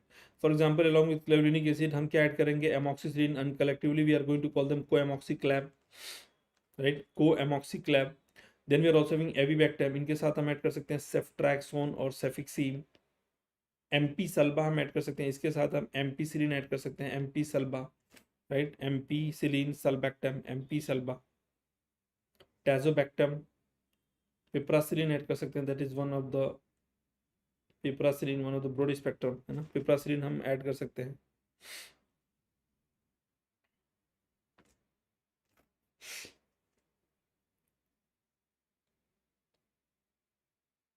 फेब्रोबैक्टम, रेलिबैक्टम के साथ we can add मेरोपेनिम.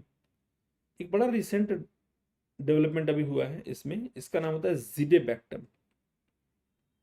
जिडेबैक्टम तो beta lactamase को target करता है, ये साथ में ये सेल वॉल को भी टारगेट करता है. तो they are given the name as a beta lactam enhancer. Beta lactamase inhibitor है plus beta lactam enhancer also. इसको हम ऐड करते हैं सेफेपाइम के साथ. That is the 4th generation cephalosporin. So this is a very new one. It's a very new one, है ना. इसको हम बोलते हैं mainly, we call them beta lactam enhancer, है ना. Cefepime that the 4th generation cephalosporin, उसमें use करते हैं. Mainly utilise to treat severe and complicated UTI pyelonephritis, है ना. सीवियर और कॉम्प्लिकेटेड यूटीआई यूज कर सकते हैं. पाइलोनेफ्राइटिस में यूज कर सकते हैं. All right, Zidebactam is a very recently approved one. Zidebactam, if you know Zidebactam already, they are beta-lactam enhancers. So basically, they are inhibiting beta-lactamase, plus they are also having inhibiting effect at the beta-lactam ring. Listeria drug of choice is going to be ampicillin. We'll go a little fast here. MRSA, that is going to be vancomycin. Mind the fact, vancomycin is a drug of choice for MRSA, and VRSA, that is vancomycin resistant staph aureus. We can use the drug linezolid, and also right, linezolid and daptomycin, right? Gram negative organism वाला। अगर आप इसका पूछ रहे हैं ज़िडेबैक्टम का, तो gram negative के साथ है। Cephalosporin for Pseudomonas,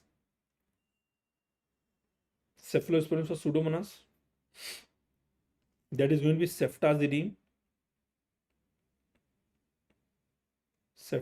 being the drug of choice. Ceftazidime. Then we have cefepime, 4th generation. Cefpirom. Pi वाले ड्रग को 4th जनरेशन बोलते हैं। पाई वाले drug are considered the 4th generation, right? VRSA drug of choice is going to be daptomycin. Remember, daptomycin is one of the cell wall inhibitor. They are not effective in pulmonary infection. Daptomycin is one of the drug that is going to get inactivated. It is mainly getting inactivated by pulmonary surfactant.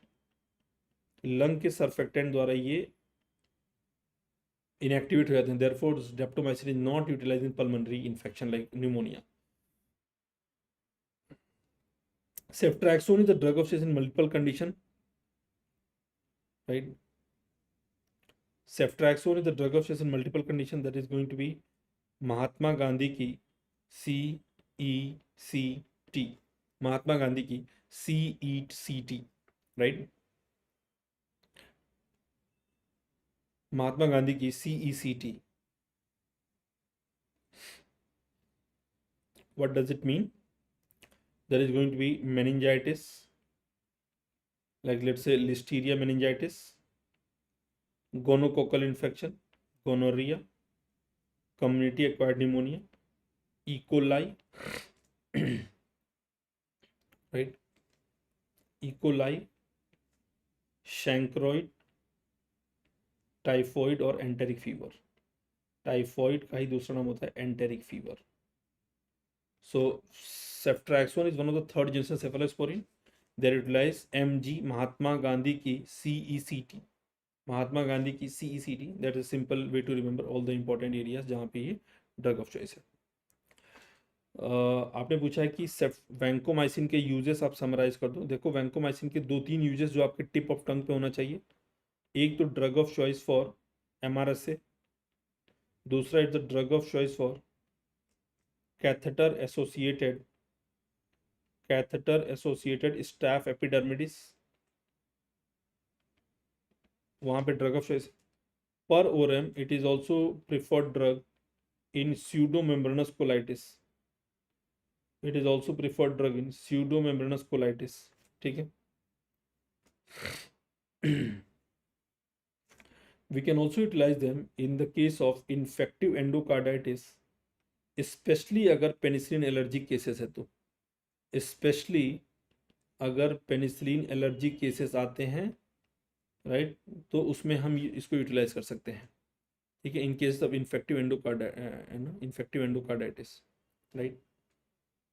Meningitis, like bacterial meningitis, pneumonia, we can utilize them also in hospital acquired pneumonia, उसमें भी use कर सकते हैं, right?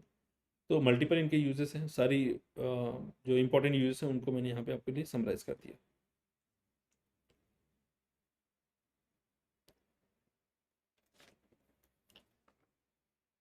As an add on drug, yes we can add गोकुलो। लेकिन question ये नहीं पूछा एग्जामिनर, वैंकोमाइसिन तो कई जगह यूज कर सकते हैं, ये तो बात सही है। एग्जामिनर क्वेश्चन नहीं पूछा कि वैंकोमाइसिन कहाँ इफेक्टिव नहीं होगा, राइट? और ये बहुत ही पुराना क्वेश्चन है। एनीवन कैन टेल मी कि ये which is the question that vancomycin is not effective in which of the following? Vancomycin is not effective in which of the following condition? Vancomycin इन सब जगह पे यूज करते हैं, लेकिन कहाँ पे यूज नहीं कर सकते हैं, ये क्वेश्चन बड़ा पुराना है. Anyone can tell me? अगर आपने ये क्वेश्चन देखा होगा पुराना तो बता सकते हैं. Effective in all of this, लेकिन कहाँ पे इफेक्टिव नहीं है? Not for Pseudomonas. ठीक है, जब तक आप बताओगे मैं लिख दूंगा. मेडिकोमेंटोरी ने लिख भी दिया, वेरी गुड. ठीक है. Protein synthesis inhibitor 30S inhibitor, 50S inhibitor. Among 30S inhibitor we are having aminoglycosides like drug like streptomycin, capreomycin, kanamycin, and we are also having tetracycline. Aminoglycoside is the one protein synthesis inhibitor that is having cidal property, and here we have T stand for tetracycline. T stand for your tetracycline, that is having bacteriostatic drug. Among 50S inhibitor we have linezolid. Then we have macrolides में we have drug like your erythromycin, clarithromycin,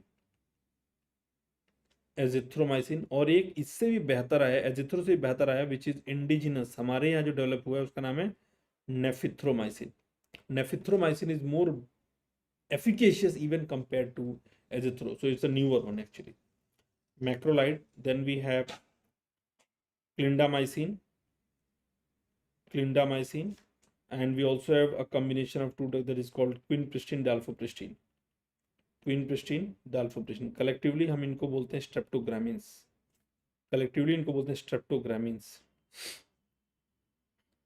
Okay, quinpristine dalfopristine. And एक और है इसमें जिसको बोलते हैं chloramphenicol.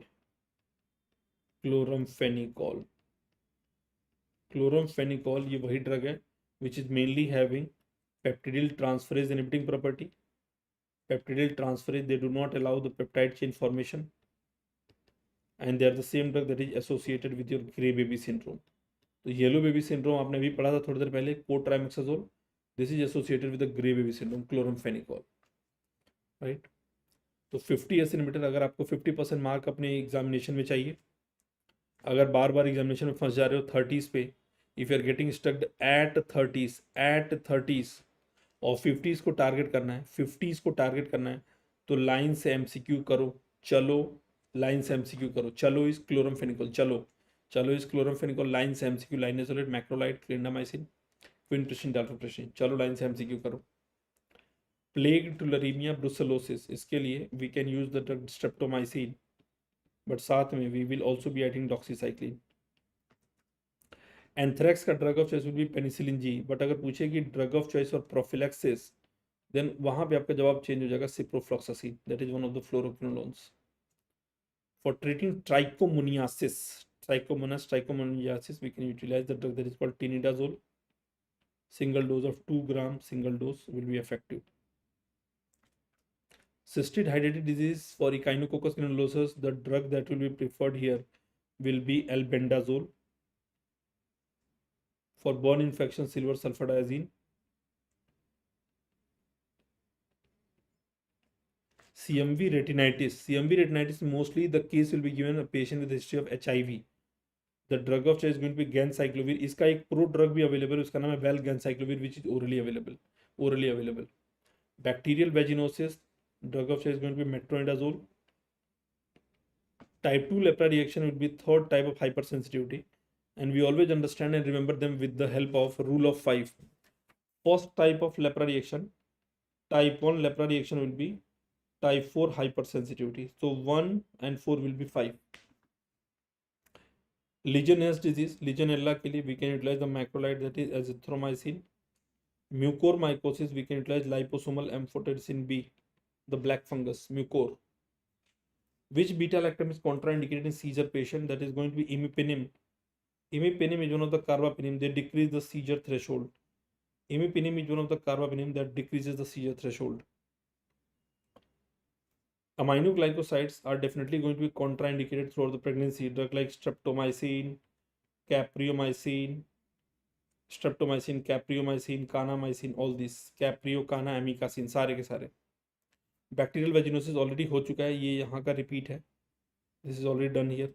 Metronidazole, cryptococcal meningitis, we can utilize amphotericin B, और साथ में we have to add 5-फ्लूसाइटोसिन।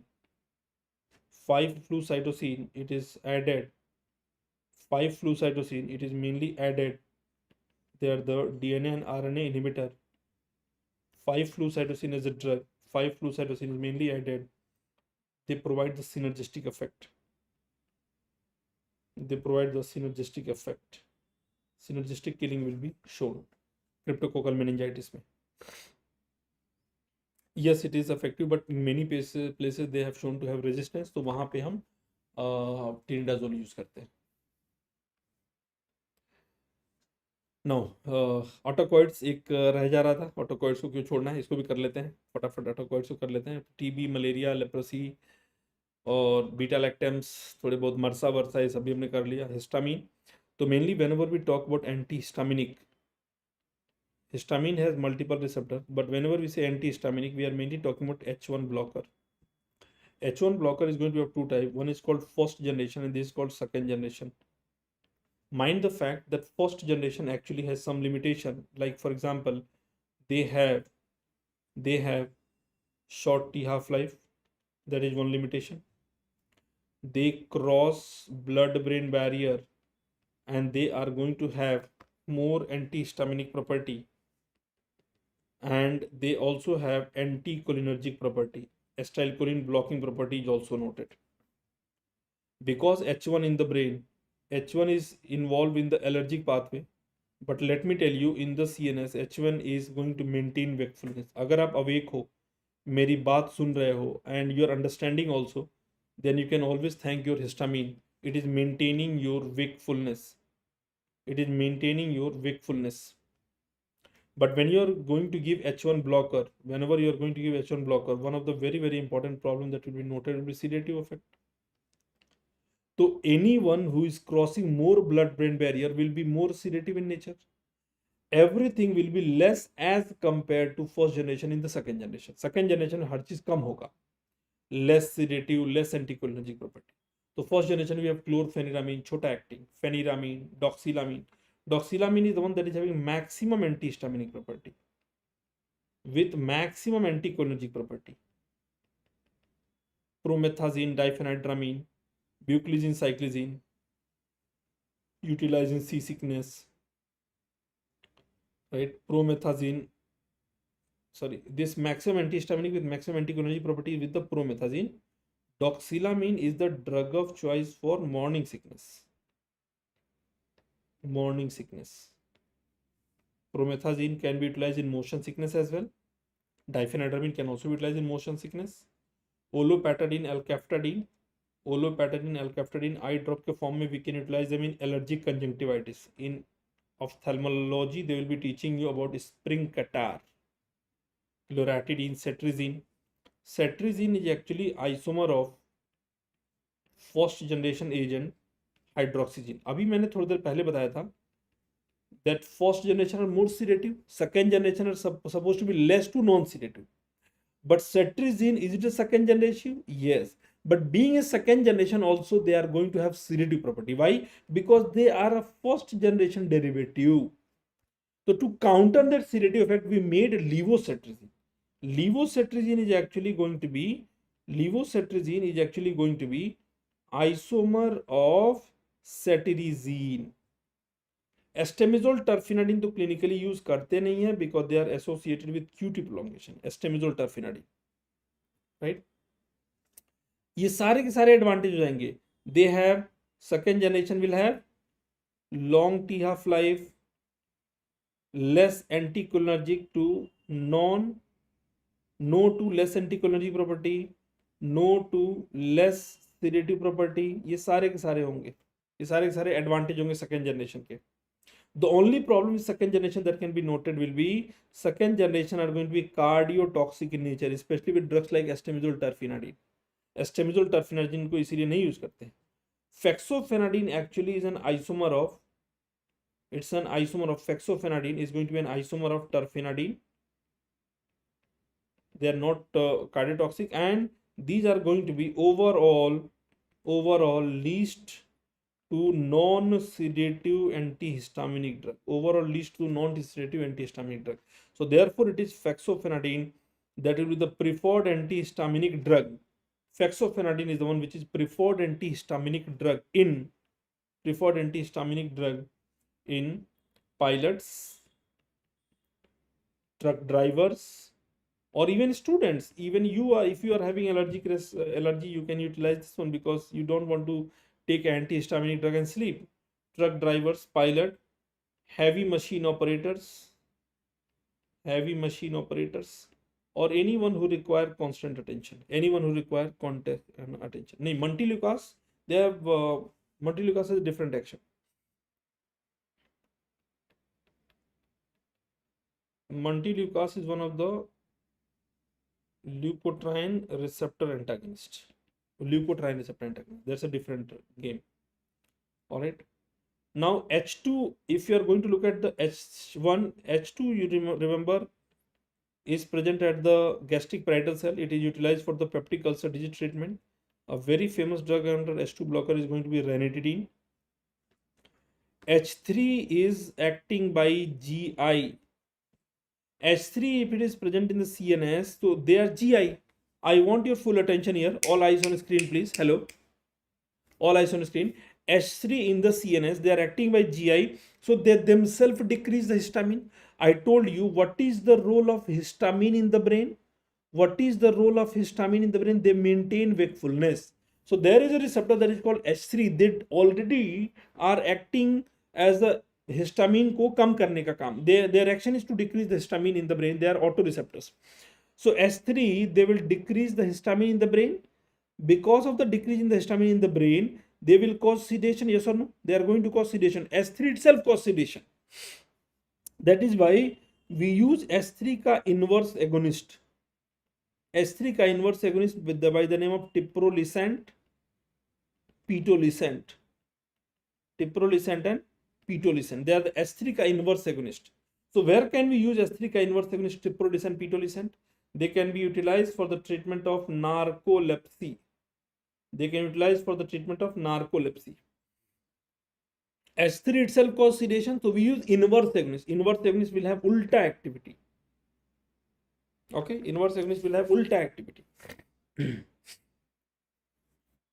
Montelukast can be combined with fexofenadine. So Monter FX is a very common combination. Yeah, Monter LC, where Montelukast and levetiracetam is going to be combined. Now serotonin, which we say 5-hydroxytryptamine, 5-HT, serotonin that we know, they are having multiple receptors. Like for example, we have 5-HT1, which is further divided into 5-HT1A. One is mainly acting by GI. So 5-HT1A, we have a drug that is called buspirone, japirone.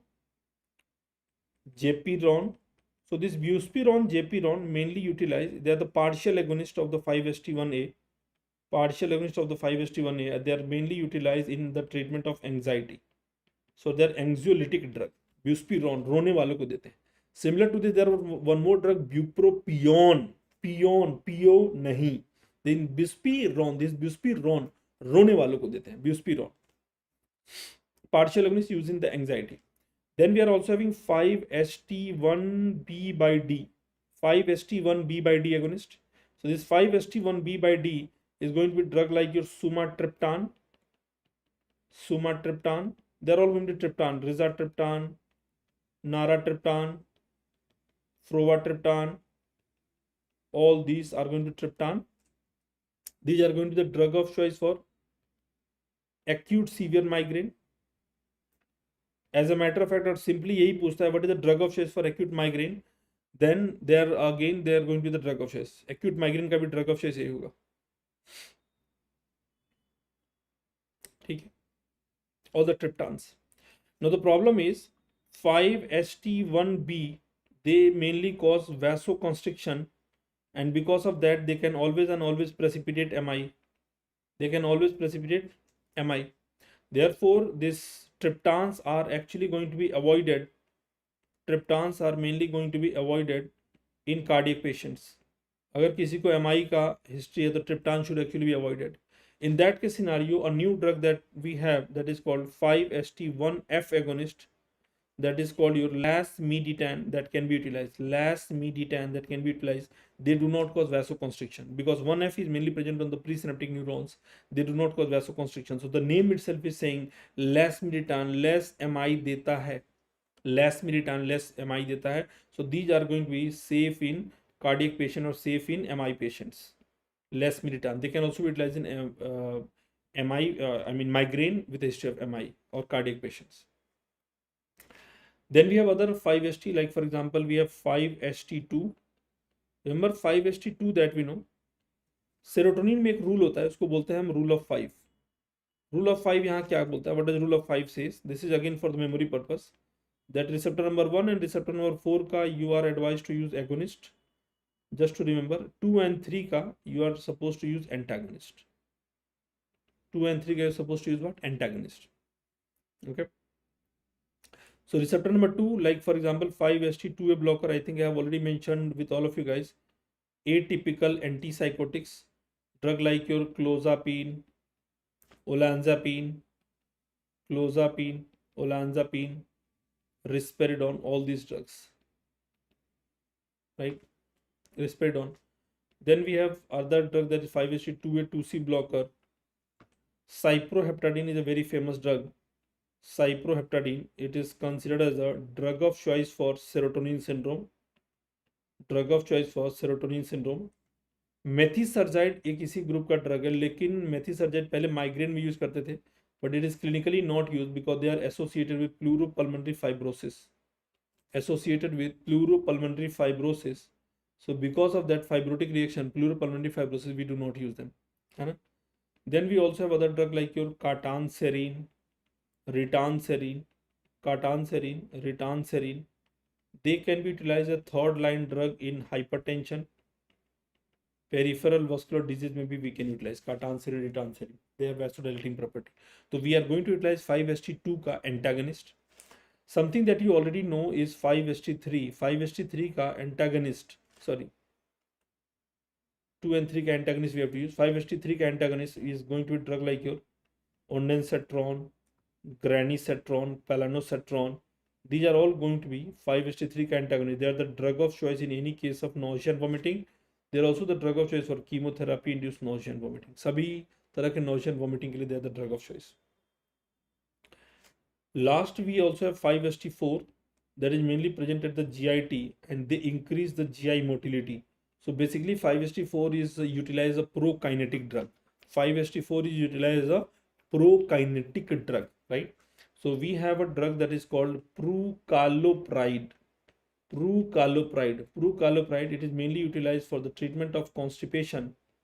It is mainly utilized for treatment of constipation that is occurring due to irritable bowel syndrome, constipation due to irritable bowel syndrome, opioid induced constipation, किसी भी तरह के constipation में हम use कर सकते हैं, diabetic gastroparesis में भी यूज कर सकते हैं, diabetic gastroparesis. The only concern with the prucalopride that you should know that prucalopride as a drug, it has shown to increase the suicide ideation. तो पूछे सुसाइड आइडिएशन को कौन बढ़ाएगा? That is going to be prucalopride. इसके पहले मैंने suicide आपको पढ़ाया था लिथियम के टाइम पे. Lithium that is mood stabilizer drug. Clozapine first anti suicidal drug. इस ग्रुप में एक और ड्रग है जिसका नाम है cisapride, mosapride. They also have a lot of pride. Tegaserod, Cisapride, Mosapride, Tegaserod, they are clinically not used. They are associated with QT prolongation. So they are also 5-HT4 agonists, prokinetic agent, but we are not used, right? Cyproheptadine, yes, off level mein they can be utilized as an appetite stimulant. Off level, it can be used to increase the appetite, especially in the pediatric population. है ना? Cypon या multiple tablet form में भी available है, syrup form में available है. तो as appetite stimulant also they can be utilize, right? तो we are having 5-HT 1 2 3 4. Remember 1 and 4 का ये अगोनिस्ट यूज करना है, 2 and 3 का एंटागोनिस्ट. तो 1, तो 5-HT 1 B/D एगोनिस्ट ये माइग्रेन के लिए है. 5-2 atypical antipsychotics. 5-3 nausea and vomiting. 5-4 का agonist we are using, they are going to be 5-4 का agonist prucalopride. Prucalopride, right? Prucalopride. All right. On the basis of whatever I have discussed, quickly we can solve this question. Inverse agonist of S3 that is used in narcolepsy. Inverse agonist of S3 that is used in narcolepsy. तो क्या मैंने आपको बताया था inverse agonist of H3 that can be used in narcolepsy. ये देखिए S3 का inverse agonist, right? Pitolisant, pitolisant. तो फटाफट इसको fill in the blanks कर लीजिए. So we have pitolisant, piprolisant, right?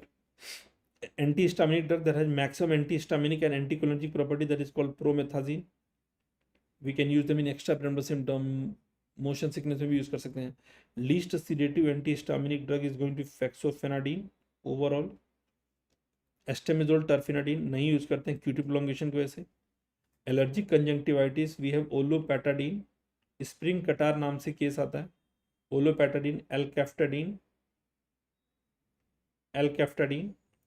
5-HT2C. 5-HT2 का we are supposed to use what? Agonist. 2 and 3 का antagonist, but there is an agonist that we are using, which is again I would say, let's say exception to the rule. So use for the obesity, there is going to be lower carcerine. Lower carcerine, it is supposed to suppress the appetite, है ना? They are going to increase the alpha melanocytic stimulating hormone, alpha MSH के level को बढ़ाते हैं, and then they will actually decrease the appetite. Acute severe migraine के लिए we will be using the drug that will be triptans, which is going to act as a 5-HT1B/D agonist. Effect of triptan if given in the patient of MI, they will increase the MI risk. They are going to increase the MI risk. If this is going to be, let's say, CGRP का nerve ending and CGRP nerve ending. So here on the presynaptic neuron, we are having 5-HT1B/D, and on the blood vessel पे we have 5-HT1B. So at the blood vessel, whenever they are getting stimulated, they are going to cause vasoconstriction. Whenever these are getting stimulated at the level of presynaptic neuron, they are autoreceptor. They will always inhibit their own release. They will always inhibit the release of the CGRP. So 5-HT1B/D, they are going to decrease the level of CGRP, agreed, but they will also be causing vasoconstriction, and because of the vasoconstriction, they will increase the risk of MI. That is why 5-HT1F agonist, presynaptic way, we have found another receptor that is called 5-HT1F. It does not give the F to the blood vessel. It does not give what? The F to the blood vessel. मतलब अपना F का supply blood vessel पे नहीं देता, therefore there is no risk of MI. So they are going to be 5-HT1F agonist, no F to the blood vessel. CGRP antagonist, rimegepant, ubrogepant, yes, they can be utilized in acute migraine as well. Remember, these are going to be monoclonal antibody, subcutaneously given, and prophylaxis of the migraine only. Erenumab, EFG, erenumab, eftinizumab, fremanizumab, galcanizumab. Repeat with me. Erenumab, neuron वाले पे, fremanizumab, galcanizumab, EFG, erenumab, fremanizumab, galcanizumab. So they are mainly utilized for prophylaxis. They can be utilized in acute. CGRP antagonist, these are orally effective CGRP antagonist. Chemo-induced nausea and vomiting is going to be 5-HT3 antagonist. Any of the 5-HT3 antagonists, ondansetron, granisetron, palonosetron. Methisergide, why it is banned? Because of the pleuropulmonary fibrosis. Precursor for prostaglandin. So we already know this, that if there is going to be a phospholipid, with the help of phospholipase A2, they will be converted to arachidonic acid. And here we will have two important enzymes. One is called your COX enzyme that will lead to prostaglandin, and 5-LOX enzyme that will lead to formation of leukotriene. Leukotrienes will be, we have, let's say, leukotriene A4, leukotriene A4,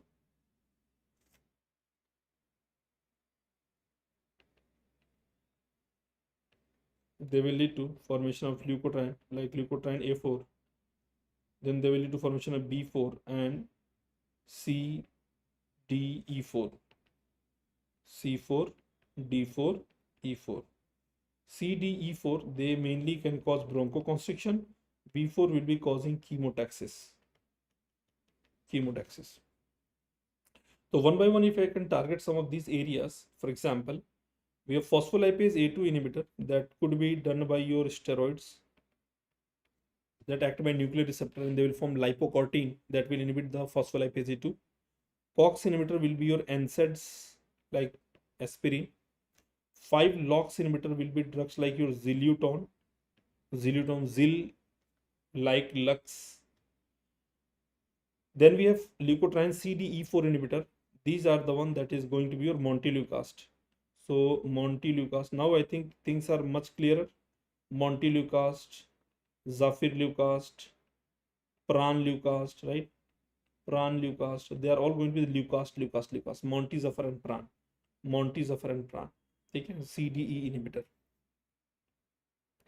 Prostaglandin in fetus. So intrauterine life में prostaglandin it maintain the ductus arteriosus patency. It maintain ductus arteriosus patency. ठीक है? It maintain ductus arteriosus patency. Misoprostol, it can be utilized for cervical ripening. As a matter of fact, in the first trimester MTP, we use a combination of misoprostol plus mifepristone. Misoprostol plus mifepristone, which is also given experimental name as RU486, a highly effective drug for the MTP, first trimester MTP. Prostaglandin analog that is utilized for IBS with constipation. The name of the compound is called lubiprostone. Lubiprostone. Right, they are the prostaglandin E1 analog. Lubricate कर देगा intestine को lubiprostone. They actually act by opening luminal chloride channel, and because of the opening luminal chloride channel, there will be chloride influx, and this chloride influx will be causing passive water drive. They will be leading to passive water drive. Okay. So more water inside the lumen will give you relief from the constipation. Because we are discussing autocoids and immunomodulators, we'll cover gout and rheumatoid arthritis as well. Whenever there is a case of acute gouty arthritis, the drug of choice for acute setup, you are going to give any of the NSAIDs. NSAID like indomethacin will be utilized. Ibuprofen, indomethacin. All the NSAID can be used except aspirin. Aspirin itself have shown to increase the level of uric acid. If NSAID do not work, NR, then you are supposed to add steroid along with this NSAID. अब आपको steroid add कर देना है. You are supposed to add steroid, right? You are supposed to add steroids. If that doesn't work as well, then now you will add the colchicine. Now you will add what? Colchicine. Actually, colchicine is a highly specific drug. Colchicine is a highly specific drug for the gout. Colchicine is one of the highly specific drug for the gout, right? But now why we are not using them in all patients? Because see, first and foremost, you remember एक तो C4 colchicine, C4 chemotaxis inhibitor, that is एक point जो sorted हो गया. This colchicine is mainly associated with GI related side effect like nausea, vomiting, diarrhea, abdominal pain, hypersensitivity reaction, and they can also lead to bone marrow suppression. As simple as that. ठीक है?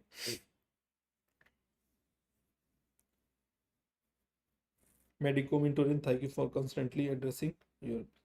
Thank you very much. I would not say that. I would say I'm humbled to hear that, but at the same time, I would say that everyone has a different way of approach.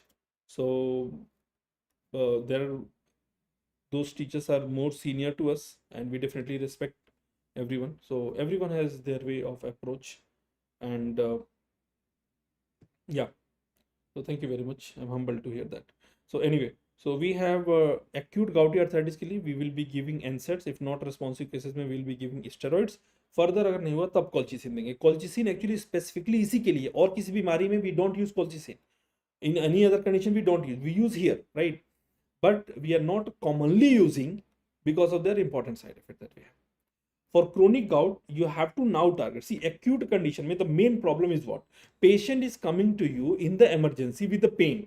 So what is the main aim for your therapy? The main aim should be targeted. The main aim should be targeted for the pain which is occurring due to inflammation. How did the inflammation come? Inflammation is mainly because of the uric acid.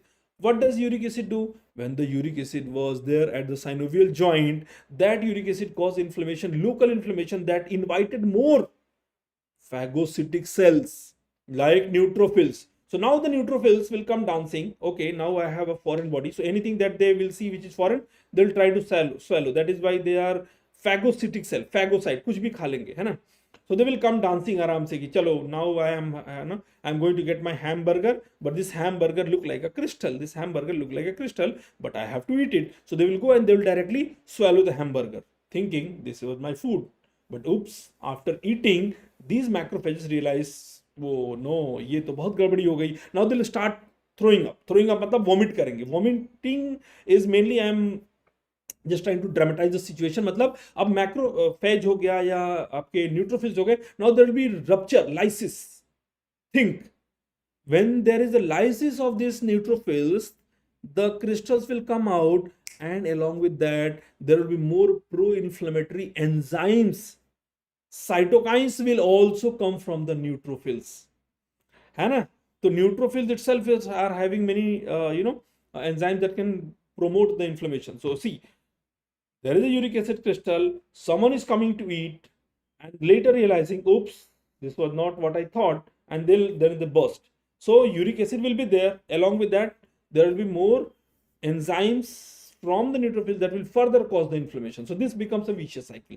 Initially, the main problem is handle the inflammation, handle the pain by giving NSAID. But in the chronic scenario, now, once the pain has been taken care, there are high chances that this pain will recur again. So you have to target on the prophylactic attitude, prophylactic therapy. So you have to decrease the uric acid level. Now you can decrease the uric acid level by multiple ways. One of the ways of decreasing uric acid level is decrease the uric acid ka production. You will decrease the uric acid production by giving xanthine oxidase inhibitor. One of the drug for xanthine oxidase inhibitor is called allopurinol, and other one is called febuxostat. Wherever allopurinol cannot be utilized, we will be using febuxostat. They will decrease the uric acid production. Right now, remember. Examiner asks, which of the following drug will decrease the uric acid level by increasing the uric acid excretion? So they both are different. Decreasing the production and increasing the excretion, they both are different. Decrease the uric acid level by increasing the excretion, and we are going to call such drug as uricosuric drug. ऐसे drug को हम क्या बोलेंगे? Uricosuric drug. Uricosuric drug is going to be drugs like your probenecid, लेसिनुराड,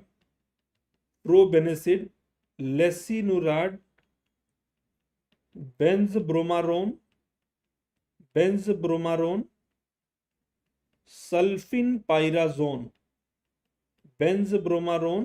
sulfinpyrazone. So they are all going to be uricosyuric drug. Will they decrease the uric acid level? Yes. Will they decrease the uric acid production? No.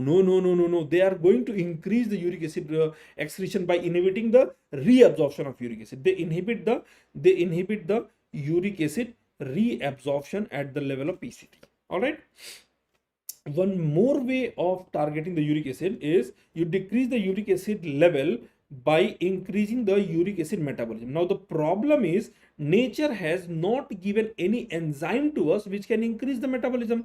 Metabolism अगर है तो भी require enzyme. Nature ने हमें enzyme दिया नहीं, है ना. बोला कि भाई पार्टी करना है करो, लेकिन बहुत ज्यादा करोगे तो यूरिक एसिड आएगा, यूरिक एसिड तंग करेगा. तो आपको कंट्रोल करने के लिए, है ना, नेचर ने हमेशा उस एंजाइम की डिफिशियंसी रखी है. वो एंजाइम नेचर ने किसको दे दिया? बर्ड्स को दे दिया. बोला birds you go do party as much as you want. दोस्तों के साथ पार्टी करो, खूब सारा चिकन खाओ, खूब सारा जो खाना है खाओ, एनिमल मीट खाओ, जो खाना है खाओ, लेकिन तुम्हें यूरिक एसिड कभी बढ़ेगा नहीं, because I am giving you a enzyme that is called uricase. Right. So uricase is not there in us. तो हमने क्या किया, बर्ड के यूरिन और फीसिस से बनाया recombinant uricase. Now what does this recombinant uricase going to do? They are going to cause conversion of uric acid to water soluble metabolite that is called allantoin. Allantoin is a water soluble metabolite that can easily get excreted. So increasing the uric acid metabolism by giving a recombinant uricase, this is going to be the drug. This is going to be the drug that is रास ब्यूरिकेस. देखिए इसके नाम में भी uricase आ रहा है, रास ब्यूरिकेस P ग्लोटिकेस, ras buricase p glotticase. Mind the fact these are very fast acting drugs, so they can also be utilized in tumor lysis syndrome. They're very fast acting drug, they can also be utilized in tumor lysis syndrome. So look at this, rapid reduction in uric acid and tumor lysis syndrome, that will also be done by this one, ras buricase p glotticase. Are we clear here? Are we clear here? तो I mean मैंने recently कई सारे paper analyse किए and I saw this gout chapter is almost every examination, every alternate or almost every examination is there, right? So either which of the following can be used in acute gout, which of the following will not be used in acute gout, what is used in chronic gout, then which of the following drug will decrease the uric acid level by increasing the excretion, that is going to be uricosuric. So first option is always going to be allopurinol. Allopurinol do not decrease the level by increasing excretion, they decrease the level by decreasing the production. I hope we are clear here. Rheumatoid arthritis, we have the drug that is methotrexate sulfasalazine. Methotrexate is one of the dihydrofolate reductase inhibitor. They are considered as a drug of choice for rheumatoid arthritis. There will always be history of young female and multiple feature will be given, like for example swan neck deformity, आपका image होगा swan neck deformity, boutonniere deformity, right? Z deformity at the level of wrist will be noted. Yeah? So they may give you image and on the basis of that image they can ask the question. Some image will be like this. I'm just drawing a simple image here, right? A Z deformity, right? So this is going to be, let's say this is going to be your proximal interphalangeal joint, distal interphalangeal joint hyperflexion होगा and here there will be hyperextension. इसको हम बोलते हैं swan neck deformity. और इसी का उल्टा कर देंगे तो that will become boutonniere deformity, right? So here in boutonniere deformity, so they may give you image that is quite similar to this और इसी image के basis पे they can ask the question कि ये क्या है या कौन सी medicine use करेंगे, right? या इस डिफॉर्मिटी का नाम क्या है. तो डिफॉर्मिटी का नाम अगर पूछता है तो that would be case of let's say orthopaedics और anatomy, but that hardly matters. What matters is कि जब when you sit in the examination you should correct the question. So this is proximal interphalangeal joint where there is going to be flexion and this is the distal interphalangeal joint which is going to be hyperextension. This is called your boutonniere deformity. Wrist joint pe there will be ulnar deviation of the wrist joint, that is called your Z deformity. So we have D-penicillamine, leflunomide, that is going to be very fast acting anti-rheumatoid drug. Azathioprine, it's one of the second line anti-rheumatoid drug. So these are given the name as disease modifying anti-rheumatoid drug. Currently they are given the name as a SARDs. SARDs is going to be slow acting anti-rheumatoid drug. Slow acting anti-rheumatoid drug. Disease modifying earlier, now it is called slow acting anti-rheumatoid drug, right? Then other drug that can be used is calcineurin inhibitor. Calcineurin inhibitor, they inhibit the interleukin 2 activation, right? Calcineurin inhibitor, that is going to be drug like your cyclosporine, tacrolimus, and tacrolimus. Mind the fact, cyclosporine, tacrolimus mein there is one drug that is called cyclosporine which is mainly associated with the gum hypertrophy and hirsutism. So this is mainly cyclosporine. Fastest acting anti-rheumatoid drug is going to be leflunomide. Then biologicals, if you are going to utilize biologicals, it's going to be TNF alpha inhibitor. TNF alpha inhibitor, remember, ice and आग है ना. Party अब होगी, class खत्म होने वाला है. Party में दो चीज जरूरत पड़ती है, आइस की, सो दैट हमें ठंडा पानी मिलता रहे, हमारी चाय तो ठंडी हो गई है ना, ठंडा पानी मिलता रहे, और आग की भी जरूरत पड़ती है, आपको पता है, ताकि ठंड ना लगे. Ice and AG, infliximab, certolizumab, etanercept, adalimumab, golimumab, they are mainly going to be TNF alpha inhibitor. We can utilize them in rheumatoid arthritis, inflammatory bowel diseases. Interleukin 1 inhibitor is called anakinra. Anakinra. Look at the rheumatoid arthritis के लिए kin, A is the first letter. Anakinra. Anakinra. Interleukin 1 inhibitor. Then we also have something called interleukin 2. Interleukin 2. Now there are two questions. One is inhibiting the interleukin 2 activation. Inhibiting the interleukin 2 activation will be none other than calcineurin inhibitor like cyclosporin, and this was the question of the recent. अभी सबसे जो recent FMG हुआ था ना, सबसे recent FMG जो हुआ था उसका क्वेश्चन था. तो FMG and NEET PG question they often get exchange होता रहता है. तो अब ये पूछा है तो हो सकता है ये क्वेश्चन पूछेगा, गम हाइपरट्रोफी का इमेज दिखाएगा और पूछेगा which anti rheumatoid drug can cause this one. ये मैं इमेज लिख दे रहा हूँ, है ना, लिख के दे रहा हूँ, मेरे साथ होगा ही. अगर मेरे पास वो इमेज है तो मैं दिखा दूंगा आपको. गम हाइपरट्रोफी आपने देखा भी होगा, बट एनीवे गम हाइपरट्रोफी दो चीज़ों में बहुत कॉमनली पूछा जाता है. Anti epileptic drug like phenytoin and cyclosporin is one of the anti rheumatoid drug. Yes, this one. तो एंटी एपिलेप्टिक ड्रग कौन सा कर सकता है? That is going to be phenytoin. Something like this image will be asked to you that will be causing gum hypertrophy. Cyclosporin is the one. So again I am coming back to same question that अगर patient को अगर आपको एक question देना है, अगर examiner question देता है कि which of the following inhibiting interleukin 2 activation, that will be calcineurin inhibitor. And which of the following inhibiting the interleukin 2, daclizumab, D, and basiliximab. Daclizumab and basiliximab. Remember B is the second letter, D से होता है 2.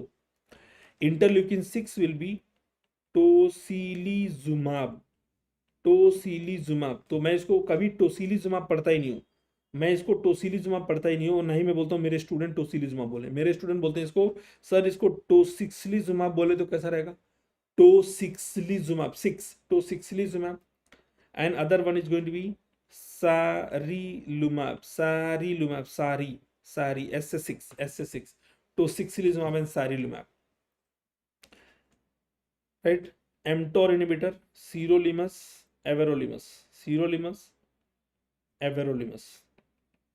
Sirolimus, everolimus. 9 बजे तक खत्म करने वाले थे, नहीं हो पाया, बट अगेन 9:30 9:35 तक हो जाएगा I believe. Co-stimulation inhibitor by abatacept bilatacept. Abatacept bilatacept that is occurring between CD80 and 28. CD28 is mainly there T for 28, T for T cell. 80 से आपको याद रखना antigen presenting cell. इन दोनों के बीच में they will not allow the co-stimulation. So wherever antigen presenting cell is trying to give the antigen to the T cell, they will only accept if the co-stimulant arm is also getting stimulated. So between the co-stimulant arm, between CD80 and 28, we have a drug that is working, abatacept bilatacept. Abatacept bilatacept. So all these immunomodulators, they can be utilized in multiple conditions, including post-renal transplant cases. Right. एक और है जिसको बोलते हैं रिटुक्सीमैब. रिटुक्सीमैब. And then there is something called ofatumumab. रिटुक्सीमैब, ओफाटुमुमैब.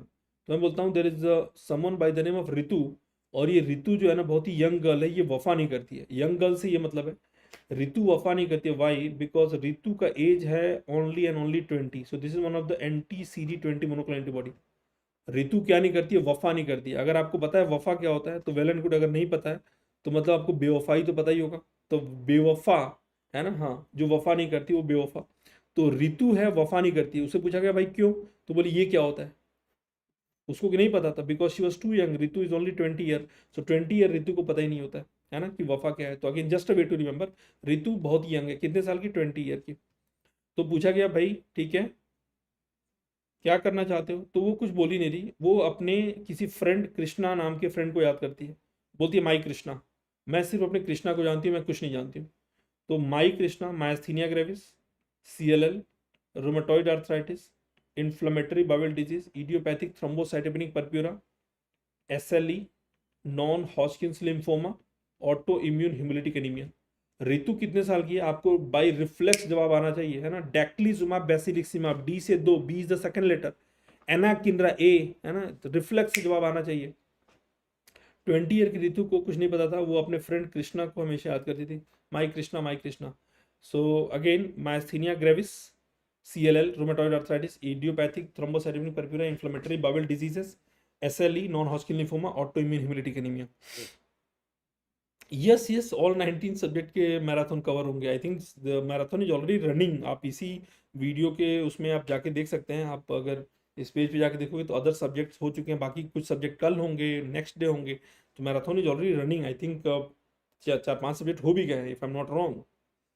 Anti cancer drug में chemotherapy induce nausea and vomiting का अगर drug of choice पूछेगा, so that is going to be 5-HT3 antagonist, ondansetron, granisetron, pelanosetron.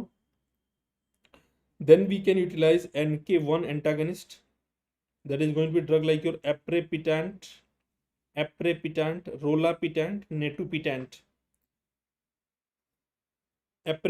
rolapitant, netupitant.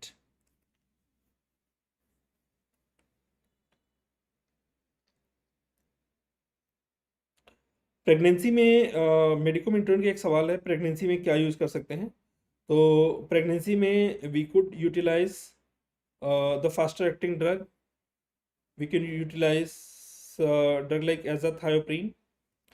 हम DMARDs में से use कर सकते हैं। We can also utilise some of the agents from the immunomodulator, है ना। तो डोज टाइट्रेशन के साथ केयरफुली वी कैन यूटिलाइज अगर बहुत ज़्यादा प्रॉब्लम हो रहा है तो। And usually methotrexate should be avoided because they will increase the risk of neural tube defect. Aprepitant, rolapitant, netupitant, they are going to be peak antagonists. So they are chemo induced delayed nausea and vomiting. Then we can also utilize D2 blocker like domperidone can also be utilized. For palliative effect we can also utilize dexamethasone. For palliative effect we can also utilize steroid like dexamethasone. So these are the drugs that can be utilized for chemo induced nausea and vomiting. अगर anaemia है तो we can utilise drug like epoetin, डार्बीपोइटिन।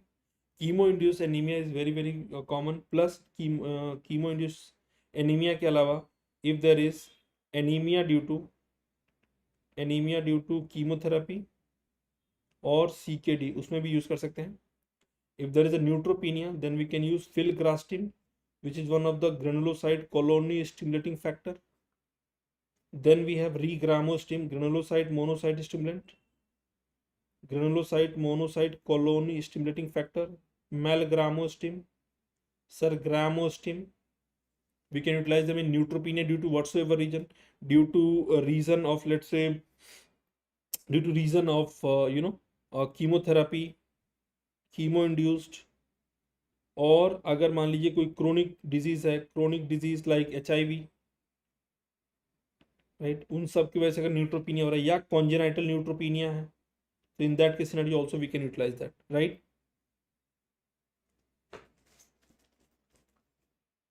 Then we are having thrombocytopenia, oprelvekin, that is going to be interleukin 11 agonist. ध्यान रखिएगा 11 का agonist है, हमेशा हम block करते रहते हैं ना, तो ओपरेलवेकिन ऑप्शन आता है interleukin 1 agonist antagonist, interleukin 11 agonist antagonist, interleukin 11 का एंटागोनिस्ट, राइट।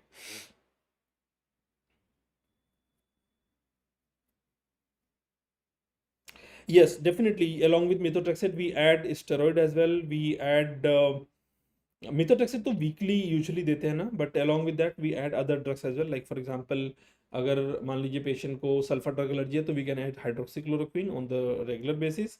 स्टेरॉइड इनिशियली हम दे के रखते हैं लाइक वाइसोलॉन, मिथाइल प्रेडनिसोलोन जो होता है उसको इनिशियली हम देते हैं, बाकी later on we taper the dose and stop. And SOS basis पे we keep the patient on NSAID as well, है ना। NSAID like non steroidal anti inflammatory पे भी हम रखते हैं SOS बेसिस पे एज एंड व्हेन रिक्वायर्ड, है ना। तो वीकली बेसिस पे we keep methotrexate, along with that we keep folinic acid as well. तो मेथोट्रेक्सेट फोलिनिक एसिड हम साथ में देते हैं, ठीक है। चलिए अब समय जैसे जैसे खत्म हो रहा है, हमारी पेंसिल भी कह रही है सर जी क्या कर रहे हो आज, आज कुछ ज़्यादा है ना, नहीं हो गया। But anyways we have done that with expecting कि भाई आपके एग्जामिनेशन में एटलीस्ट इससे क्वेश्चन आएगा तो आप एटलीस्ट सही करके आओगे। Thrombocytopenia, oprelvekin, interleukin 11 agonist, romiplostim, eltrombopag, avatrombopag, lusutrombopag, they are platelet stimulant या thrombopoietin agonist, so they can be utilized for thrombocytopenia due to chemo induced thrombocytopenia, या किसी भी वजह से अगर थ्रोम्बोसाइटोपिनिया तो we can utilise. In fact there is one more, that is one of the tyrosine kinase inhibitor that utilise for ITP और chemo induced thrombocytopenia, और उसका नाम है फोस्टामैटिनिब. ये सवाल मुझे याद है 2023 फोस्टामैटिनिब. अगर आप 2023 का PYQ सॉल्व करते हैं, रिकॉल देखते हैं, तो यूट्यूब में अवेलेबल है, इजीली अवेलेबल है. पूछा था कि tyrosine kinase inhibitor utilise in ITP, idiopathic thrombocytopenic purpura. पहला ही ऑप्शन था oprelvekin. Oprelvekin is not tyrosine kinase inhibitor, it's the interleukin 11 agonist, है ना. तो उसका जवाब था फोस्टामैटिनिब, है ना, फोस्टामैटिनिब. I remember that. मैं ऐसे ही रिव्यू क्लास में पढ़ाया था और बोला था कि भाई पढ़ के जाना ही आएगा, और लकली आ भी गया. ठीक है. देखिए, फोलिक एसिड नहीं देते हैं, फोलिनिक एसिड देते हैं, बिकॉज जब हम मेथोट्रेक्सेट देते हैं, methotrexate inhibit dihydrofolate reductase which inhibit the conversion of folic acid to folinic acid. ठीक है. तो यूजुअली सेल का आप you are trying to inhibit the cell turnover here, but normal जो फोलिक एसिड होता है बॉडी में उसकी भी डेफिशिएंसी हो जाती है. So in order to compensate for that, we give folinic acid for the prevention of the deficiency of this vitamin B9 or folic acid, right? तो हम folic acid देंगे तो that will again require conversion in the body to folinic acid. But we are already giving methotrexate or dihydrofolate inhibitor, so that folic acid will be ineffective. So in addition to that, we give folinic acid. Directly हम folinic acid देंगे. ठीक है. Last, tamoxifen, important side effect, especially in female, they can cause endometrial carcinoma. Endometrial carcinoma risk को बढ़ा देते हैं. Most cardiotoxic, they are going to be anthracycline group of drugs like your doxorubicin, daunorubicin, ruby वाले drug, doxorubicin, daunorubicin, anti-cancer drug that require bladder function monitoring, ifosfamide, cyclophosphamide. Ifosfamide थोड़ा ज्यादा notorious होता है. Drug that is used to prevent pulmonary fibrosis that is caused by chemotherapeutics. तो one of the drug that can slow down the fibrosis will be perfenidone, and other one is called your nintedanib,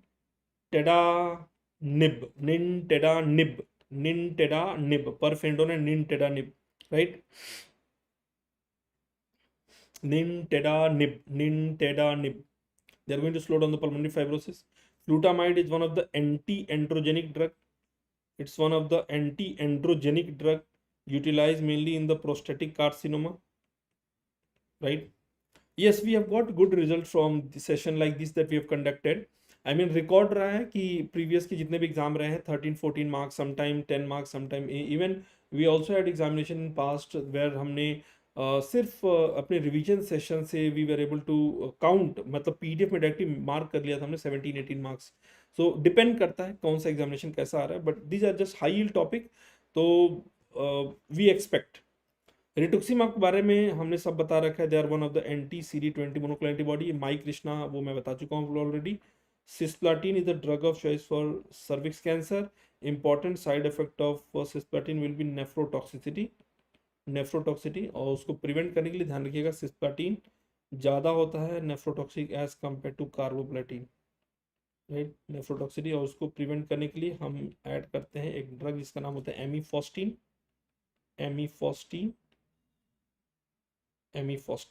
alright, they are the nephroprotective one. ठीक है. Now the last thing that I can cover here where I can summarize the important side effect of anti-cancer drug.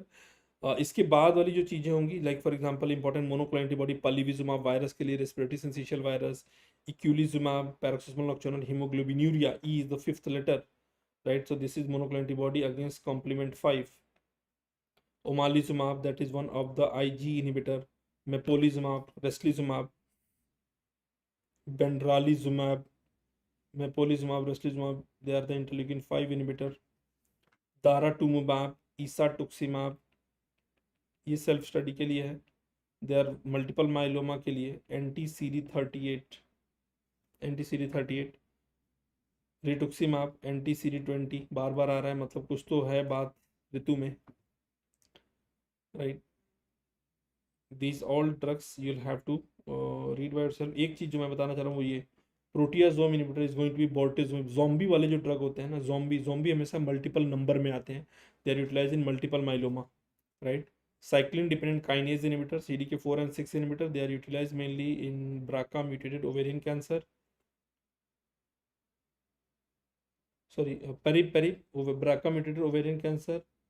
Then they can also be utilized in prostate cancer, pancreatic cancer, ठीक है। Then we have cyclin dependent kinase inhibitor, that is going to be ribocyclib, abemaciclib, नाम नहीं है मैं लिख दे रहा हूँ, ribocyclib, CICLIB, ribocyclib, abemaciclib. They are going to be HER2 new negative breast cancer, HER2 new negative, usually HER2 new positive के लिए हमारे पास for HER2 new positive breast cancer we utilize trastuzumab, ठीक। poly ADP ribose, they are going to be perib, rucaparib, niraparib, right। They are going to be BRCA mutated ovarian cancer, pancreatic cancer, उन सब में use कर सकते हैं। all the tyrosine kinase inhibitor, they are going to end with nibanibie, nib, sorafenib, hepatocellular carcinoma, sunitinib, renal cell carcinoma, vandetanib and cabozantinib, van and cab, medullary carcinoma of thyroid. Yes, definitely. Doctor Dev Pachauli बताया था ना, माई कृष्णा नहीं दिखा था आप लोग को रिटुक्सीमाब का, पढ़ाया था कहीं तो आपको रिटुक्सीमाब का डिफरेंट यूजेस ना, दिखाया था ना आपको मैंने, डिफरेंट यूज ऑफ रिटुक्सीमाब। माई कृष्णा वो आ रहा था ना अभी, कहाँ चला गया, कहीं मिस हो गया क्या? रितु अपने वफा नहीं करती थी, वो निमोनिक बताया था ना।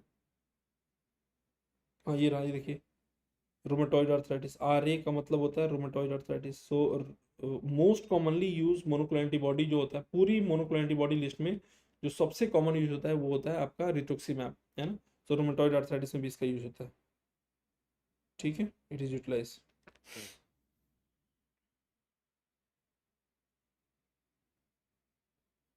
Medicomentorian, no, that is a book that is done by both of us. Sir has his part, I have my part, so we have divided according to our expertise, and we have done that.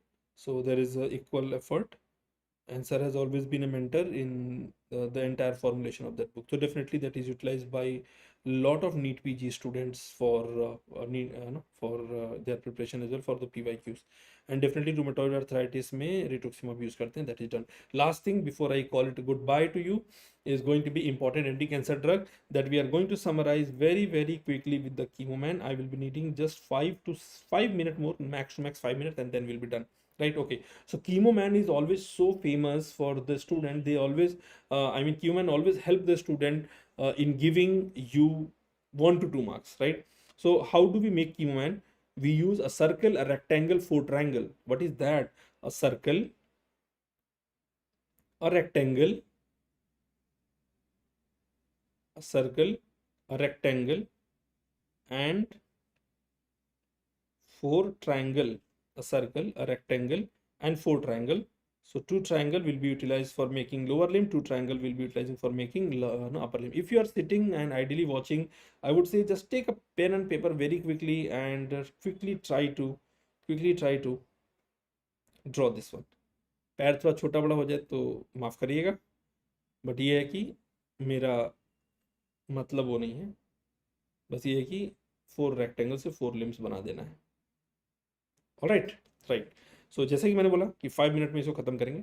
So now we are going to look at the Chemoman who is smiling with confidence. Yes, now we have covered the entire session and I will give you 1 mark definitely. Listen to what sir is saying, है ना, don't just flush it out through your flushing organ.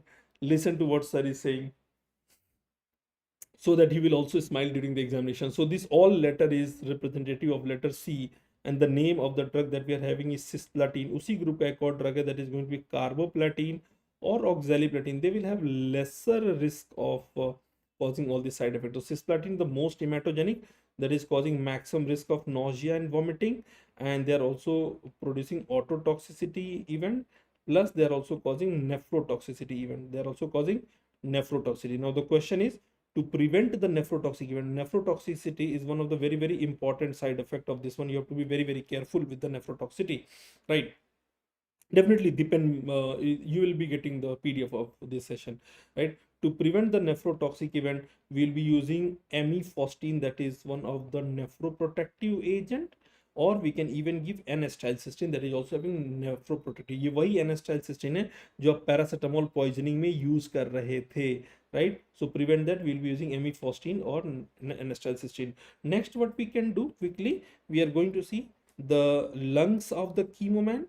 So look at this, lungs of the chemo man, it is mainly in the form of letter B and B, BB, दो BB है ना, दो BB होगा तो lungs पे तो असर आएगा. So this is going to be bleomycin, BB, bleomycin, and other one is called your busulfan, bleomycin, busulfan. They are going to cause pulmonary fibrosis. Now the question comes, how will you slow down the progression? So we can utilize the drug by the name of perfenidone or nintedanib, perfenidone or nintedanib, right? Nintedanib, right, nintedanib, है ना. Teacher के डांट को insult नहीं बोलते भाई, है ना. अगर आप लोग ऐसे इंसल्ट होते रहोगे तो हमारे जमाने में होते मतलब तो क्या ही होता है ना. Sir best session, wish subject best session हो, लव यू सर. नहीं नहीं, उसको इंसल्ट नहीं बोलते वो आशीर्वाद है, टीचर का डांट आशीर्वाद होता है. वैसे भी डांट भी नहीं था यार, वो तो मतलब ऐसा था कि आप कोई डाउट पूछ नहीं रहे थे और बोले थे सर कमेंट पढ़ो, तो मैं कमेंट पढ़ रहा था तो मेरा ये स्लो हो रहा था, इसलिए मैंने कहा भाई कमेंट तो करो पहले. आपने कमेंट किया नहीं था बाय द वे, अगर किया भी होगा तो शायद डिलीट हो गया होगा, I don't know. But anyways,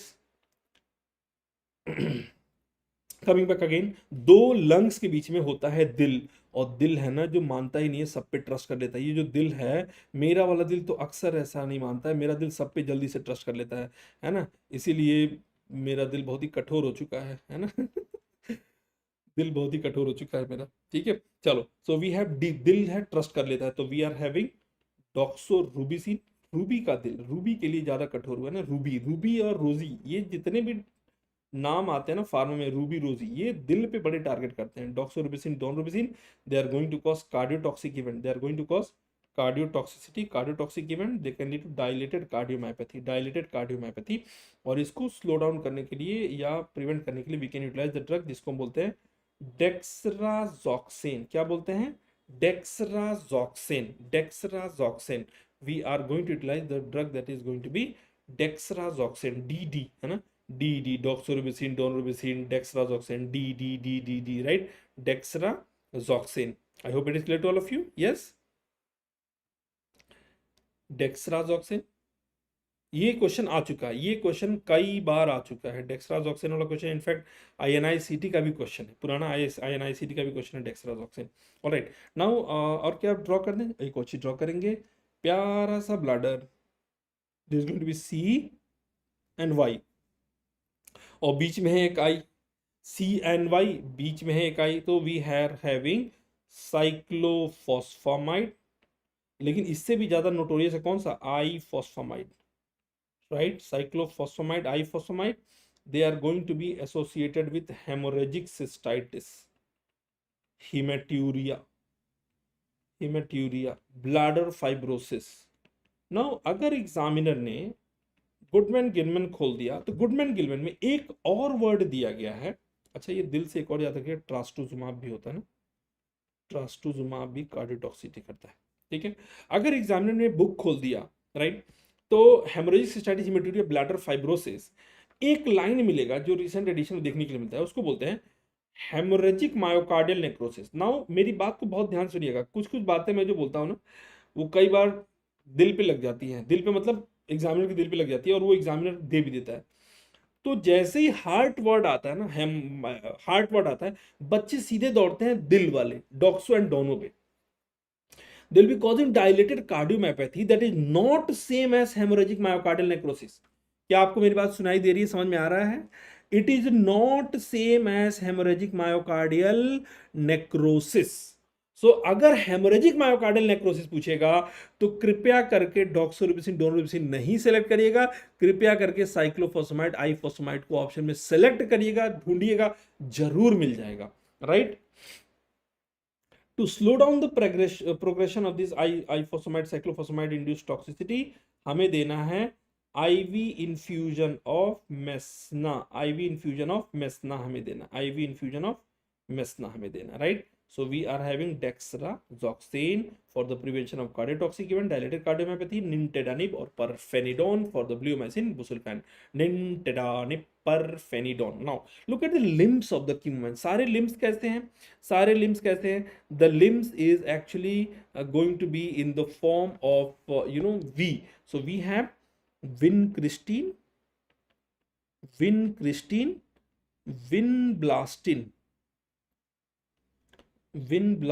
vinorelbin. They are actually going to be associated with peripheral neuropathy, patient presenting the tingling sensation. और इसके लिए एज ए प्रोफिलेक्टिकली हम vitamin B6, vitamin B12 add करेंगे along with the therapy. What else I can discuss? One more that we have here. This is going to be the chemoman.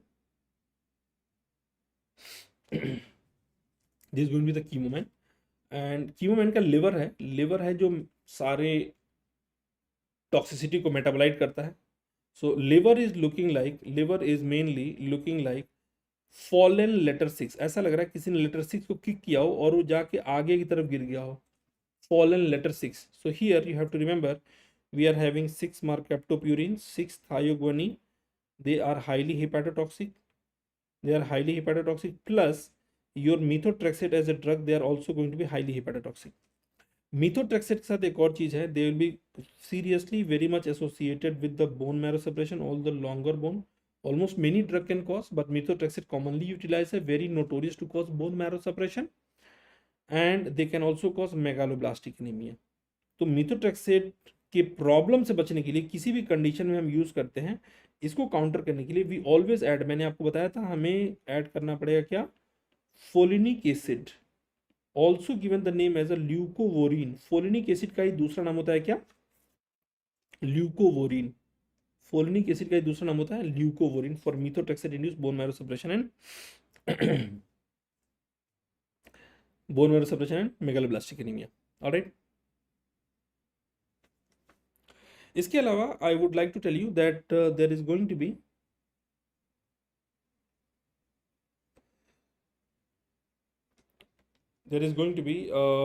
the 5 fingers of the Q-man. The 5 fingers of the Q-man, I want you to understand the 5 fingers of the Q-man. It is actually representative of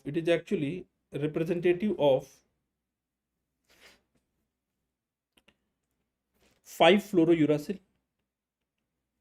and इसी का एक prodrug होता है, उसको बोलते हैं कैपेसिटाबीन. 5-fluorouracil, कैपेसिटाबीन and pemetrexed. Pemetrexed is from the family of methotrexate. Pemetrexed. This will be causing hand and foot syndrome. Where there will be painful erythematous palm and sole. और इसको प्रिवेंट करने के लिए हमें विटामिन B6 ऐड करना होता है. We add the vitamin B6, right, we add vitamin B6. अभी रिसेंटली एक क्वेश्चन आया था, इन यूपीएससी का भी एग्जाम हुआ था, उसमें एक क्वेश्चन आया था about L asparaginase, right. L asparaginase that is one of the drug, L asparaginase that is one of the drug that is going to cause pancreatitis. Although L asparaginase has many side effects, right? L asparaginase causing pancreatitis. तो उसको मैं L asparaginase, तो ये आपका liver हो गया ना. Pancreas कहीं यहाँ पे होता है, अगर आप देखोगे पैंक्रियास यहाँ पे होता है, तो इसको मैं जानबूझ के थोड़ा L के जैसा ड्रॉ करता हूँ. I am drawing this deliberately into L एस्पेराजिनेस. तो एक L यहाँ हो गया, एक L यहाँ हो गया, राइट. L एस्पेराजिनेस. तो L एस्पेराजिनेस is one of the drug that is associated with pancreatitis, right. Right, L asparaginase associated with pancreatitis. तो ये हो गया हमारा अभी रिसेंट, ये यूपीएससी का क्वेश्चन है, ये सबसे रिसेंट अभी जब रिसेंटली हुआ था, एल एस्पैरागिनस कॉजिंग पैंक्रियाटाइटिस। तो बोला कि एंटी कैंसर ड्रग दिया गया, पेशेंट को पैंक्रियाटाइटिस वाले फीचर आ रहे हैं, कौन सा ड्रग दिया गया है? तो एल एस्पैराजिनेस, मैं पूरा नाम लिख दे रहा हूँ, L एस्पैराजिनेस। Remember, L-asparaginase is one of the marrow-sparing anti-cancer drug. That is the additional point. It's one of the marrow-sparing. That means they do not cause bone marrow suppression. Marrow-sparing में एक आता है ब्लियोमाइसिन, एक होता है L-asparaginase और एक आता है विनिक्रिस्टीन। तो ये तीन हैं जो अगर बोन मैरो सप्रेशन है पेशेंट को तो उनमें यूटिलाइज कर सकते हैं, right. Last but not the least, chemo man हमारा बेचारा उसका सर खुला हुआ है, we have to cover the head as well because alopecia is a very very important side effect of anti-cancer drug, so we have to cover with the topi. So we have V say you have to remember vincristine, that is one of the anti-cancer drug associated with SIADH, syndrome of inappropriate ADH secretion, syndrome of inappropriate ADH secretion, ठीक है।